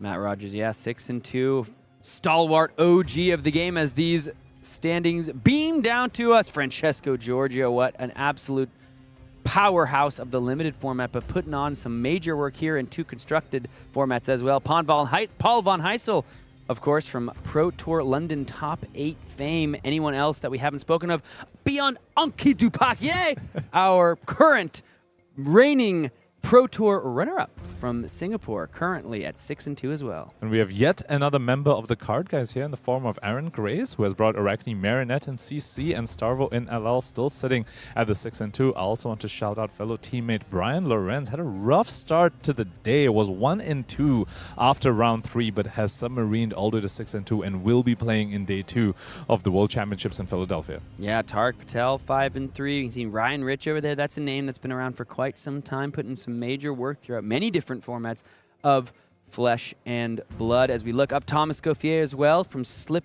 Through the Cracks fame in the Pro Tour in Singapore. Connor Bryant, double Dio, 5-3 as well. Also, 2 more double Kanos on this list over here. Is this just some sort of Kano Cabal thing happening that all the Kanos chose to bring it for CC and LL? I don't know, but one thing we know about Kano players, they love to play Kano and very little else. As we look, top left, another double. Taylor Crawford, double Marlin, 5-3. All these players at X3 are making it to the next day of competition, so they're all live to make top 8 if they just win out from here. Felipe Lima Cardoso, of course, very good friend of the show. You can see Michael Fung, right side of your screen. Evan Tongi as well, right side of your screen. John Zapata, Zachary Wallach, Bubby Show. They're 2 friends of mine from Team AGE. And shout out to Joshua Lau as well, yet another member of the Card Guys championing the infamous Dawnblade Dory that he's known for. That man's always going to play a warrior in CC. I did check. I asked him, please tell me you're not coping on a warrior in LL, and he said he isn't. Brought Dash.io. I'm so glad for it, and it's going to be playing in day 2. Nah, dude. LL Fang is the truth, dog. You just don't know, dog. You just don't know. Any players here that are poking themselves out at you? Well, Yuki Lee Bender, of course, Canadian national champion from back in the day, 5-3 over here. Perhaps World's not top 8 World's top 8 competitor as well. Perhaps not the best record that she was hoping for, but still very much live for the top 8 at World Tour Philadelphia. Yeah, looking over as well. Ed Knight, you keep shouting out the Card Guys. Let's shout out another. Ed Knight left the the Guardian behind in CC, but continues to swing the big hammers in LL. Looking down as well, Jason Rolfe, recent top 8 in Montreal. Looking down, Gianluigi Lia, if we remember back from the calling in Prague, top 8'd there as well. And then, of course, your friend Gordon Ko, 5-3. Winner of the calling Sydney 2 weeks ago. Gordon Ko also had a bit of a rough start to the day today. I think he was 0-2 to begin, but is going to be making it into day 2 alongside his fellow Singaporean Brian Kong over there, 5-3, who has brought Jarl of all heroes to Philadelphia. Well, folks, we have had such an incredible day of competition here from the 4th World Championships in Flesh and Blood's history. Pankaj, any major predictions for tomorrow? Any things you want to call your shot about? What are you thinking as we look ahead to day 2? I think Marlin's going to do very well in the first few rounds of LL tomorrow. Really? And there might be a little bit of copium there, but no, it's a called shot. All right. I love to hear it. I love to hear it. My friends, thank you so much for joining us. Remember, you can post a picture of your watch party at any point throughout this weekend to win a box of Super Slam. Use the hashtag FabPhilly. We want to see where you're watching. Not a box of Super Slam, excuse me. The promo here is honestly way cool. You get the cool promos that are only available here. So we the Dino ones, yeah. Those are so nice to see them in person. You're like, damn, no, they hit. They hit indeed. From us here in the booth, we're going to call it and let you guys have some rest for the evening because we got a whole lot more from the World Championship as the best of the best compete. Because at the end of the day tomorrow, we got our top 8. We'll see you then.